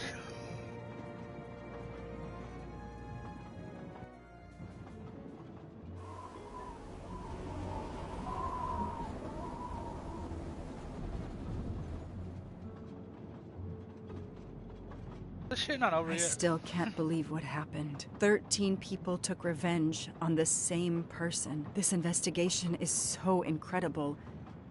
It almost looks like a detective story. It would surely be a bestseller. It is true that this case will remain. It's as definitely one of the bestseller, most bro. important Everybody go investigations pick of up this my game. career. This is My awesome. only game. regret will be that I couldn't bring Ratchet to justice, but I can finally close this chapter of my life. Your determination paid off. You can be proud of yourself. I think we'll be arriving in Paris soon. If you will pardon me, Detective Locke, I have to settle a few details with Monsieur Book before we arrive. Yeah, I'm on PlayStation Please, go 5, ahead. Keith.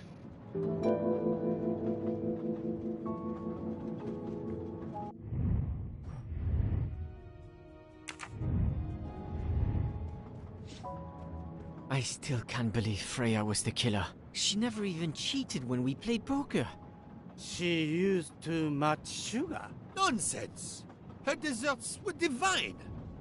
Unfortunately, her actions were not so divine. There you are, my friend. Book, I have a favor to ask. Anything.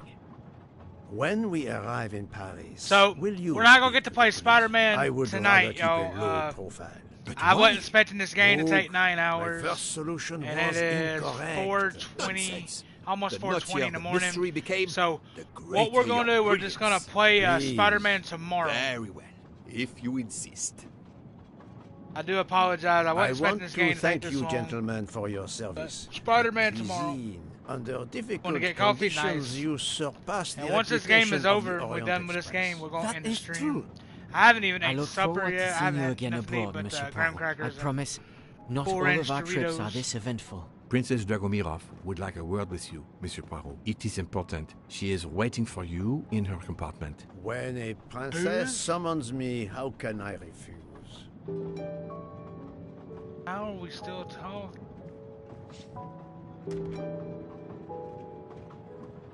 Game should have ended hours ago.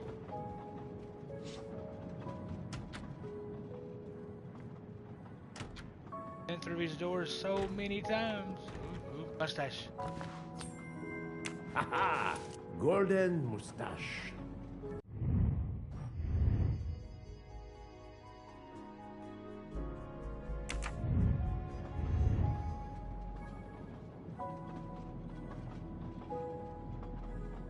So far, we got 41% of the trophies. I could probably platinum this game. Count Andrigny, how is the Countess? Much better now that it's all over. I misjudged you, Poirot. And I you. There is something else about my wife you should know. Why I am so overprotective. She is pregnant. You are quite the detective. Actually, oh, she's pregnant. Dr. Constantine told me. She admitted as much when he was attending to her. If it's a girl, we are going to name her Daisy. If it's a boy, Hercule, he'll be stuck with Rudolph. It's a family tradition. I wish you and all of your family much happiness. Thank you. They need to be a sequel to this game. They need to be a sequel to this game.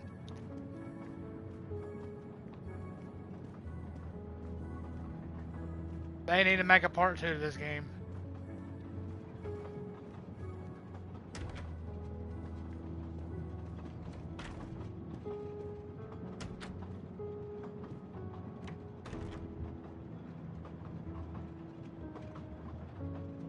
My daughter, my great friend, and I wanted to talk to you one last time. I speak on behalf of the entire Armstrong family, as well as those close to us. You have shown compassion. We know your reputation, and we understand that your choice was not easy for you. We are all the more grateful. Thank you. Congratulations, my dear. You managed to say the word thank you, although he did manage to put us through quite a lot. You have given us all closure and some peace of mind. You should know that I regret nothing. If this Freya Nielsen person had not been involved, I would have done it again. Someone told me the Stalinists were frightened of you. I believe them. The country of my birth breeds its share of brutes and bullies, but also some of the greatest intellectual and artistic minds the world has ever known. I pray that one day we will again be remembered for that. I share your hope, Princess. The game would have been better if it, been a little fat nudity. Man out there somewhere. No, man. We are no longer guilty especially this girl on the right. Correct? I'm just Princess, don't push just your throwing it luck out too there. far. If you'll excuse me, I have some packing to do. Ladies?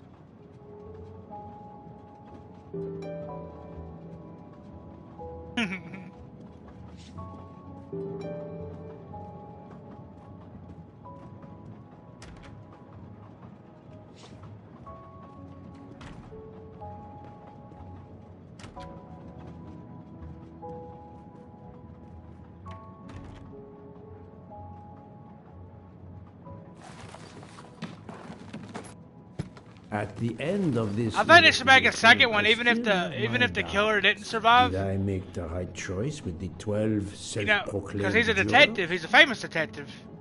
He has movies in real life.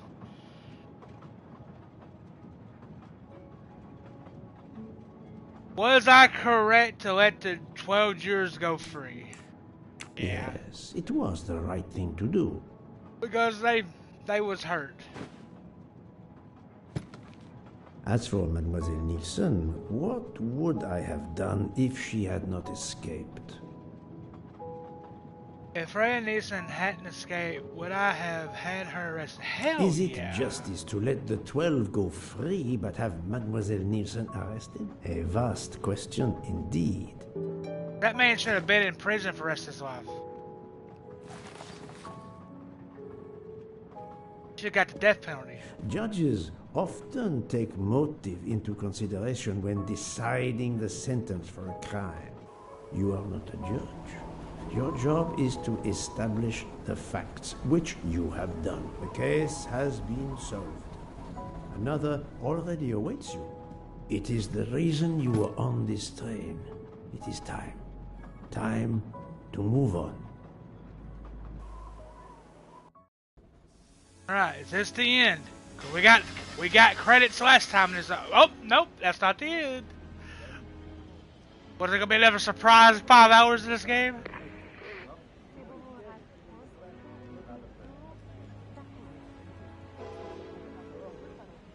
This game could have DLC. You never know.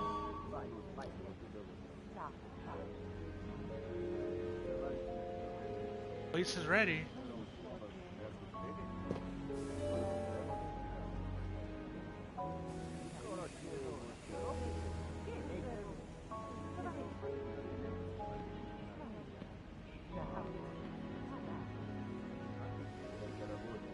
Monsieur Poirot, I spoke with my associates.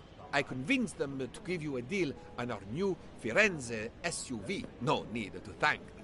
It's the least I could do. That is very generous, but no, I do not drive. You don't? What? But it's electric. It's good for the planet. I am good for the planet, as long as I don't drive. I don't understand. He refused. Doesn't drive. Yes.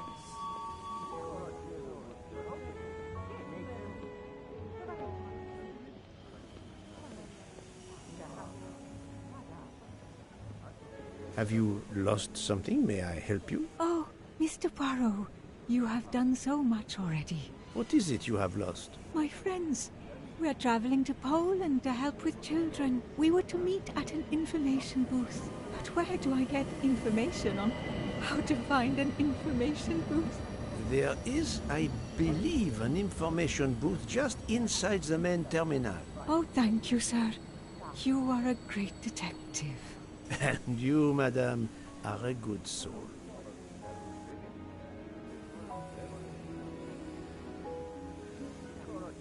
I will miss this train.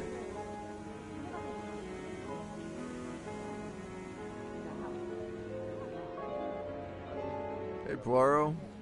Say, have you seen a scruffy little guy in a green trench coat? I cannot say I have. Why? He's my next case. Another case?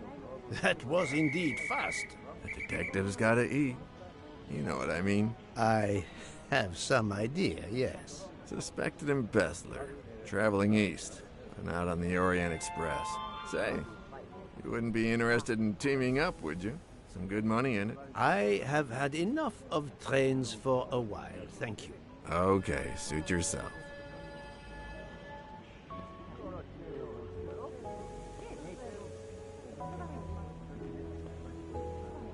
Mr. Poirot, Mr. McQueen here thinks he may know an attorney in the Berkshires who might need a gentleman's gentleman. He's old school English. I think the clock stopped for him in 1934. I hope it works out for you, Monsieur Masterman. What about you, Monsieur McQueen? Well, back to law school for me, following my father's footsteps. We can take the train to St. Pancras, then the Piccadilly line to Heathrow and check out some flights. Might as well. We're already packed. I wish you both bonne chance.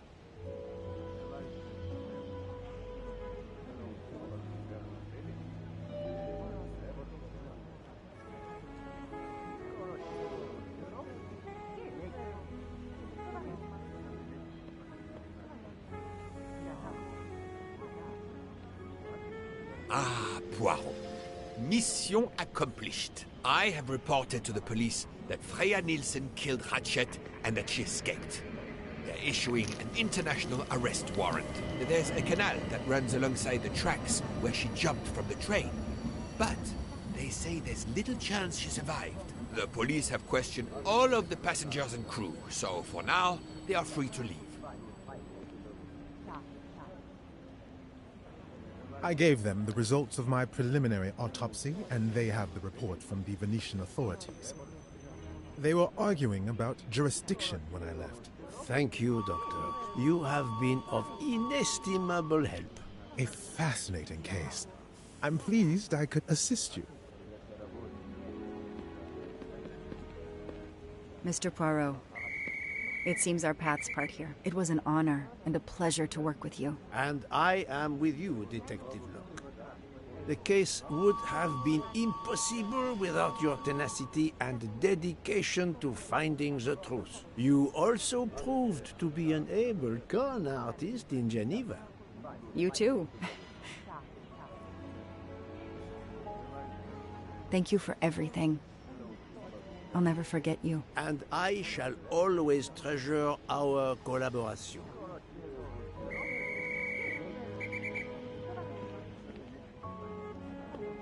Is this finally it?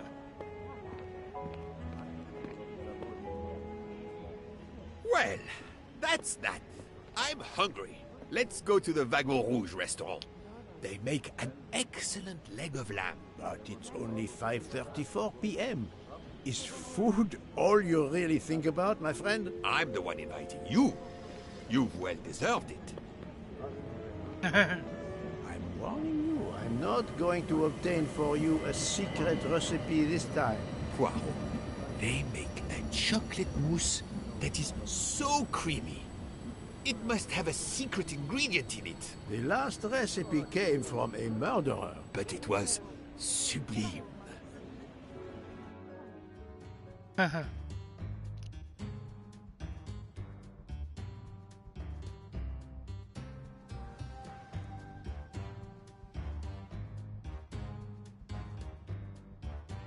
Is this finally the end?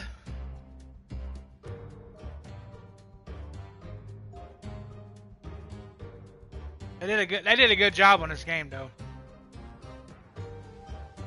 It is. It is.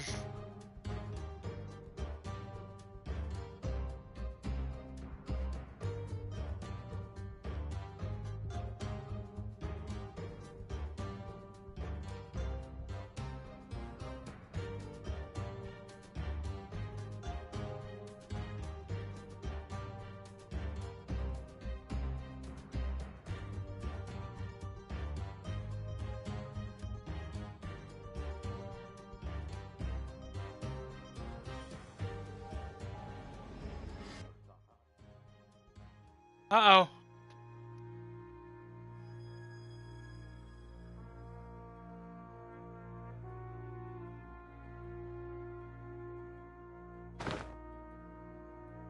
There's still more to this game? Oh my goodness.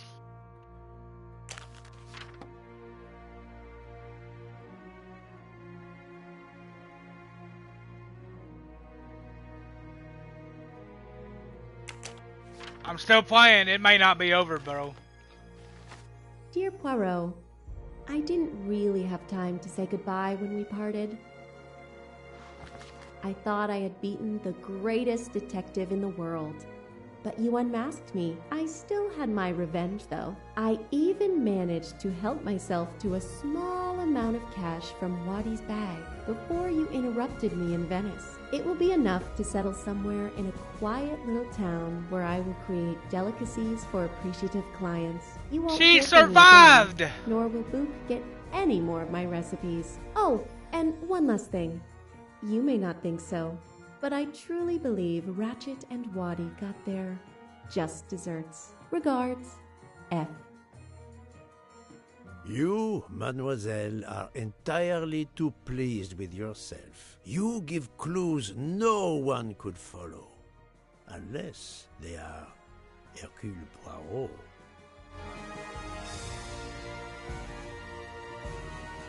That bitch survived.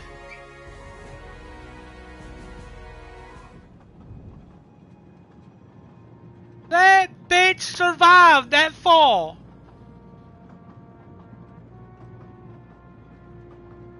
They gotta be a second one, bro. They gotta be a second one. Come on.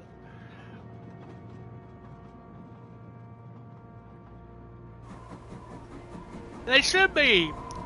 It wouldn't end like that. Let's go. Great game, y'all. Appreciate y'all hanging out with me, watching this amazing game. I apologize that we ain't gonna get to do Spider-Man because this game went too long. 4.5 hours. If I knew this game was this long, I would have stopped at 11 and did the rest of this game later today.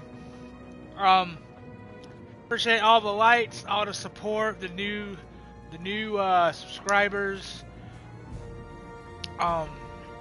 Just everything that y'all do.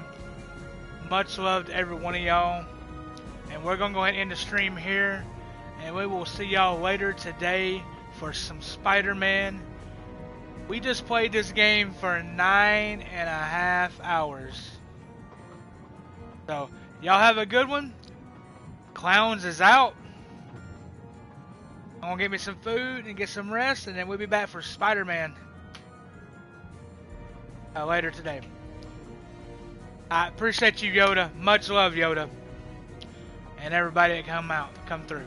Alright, peace, y'all. I'm out.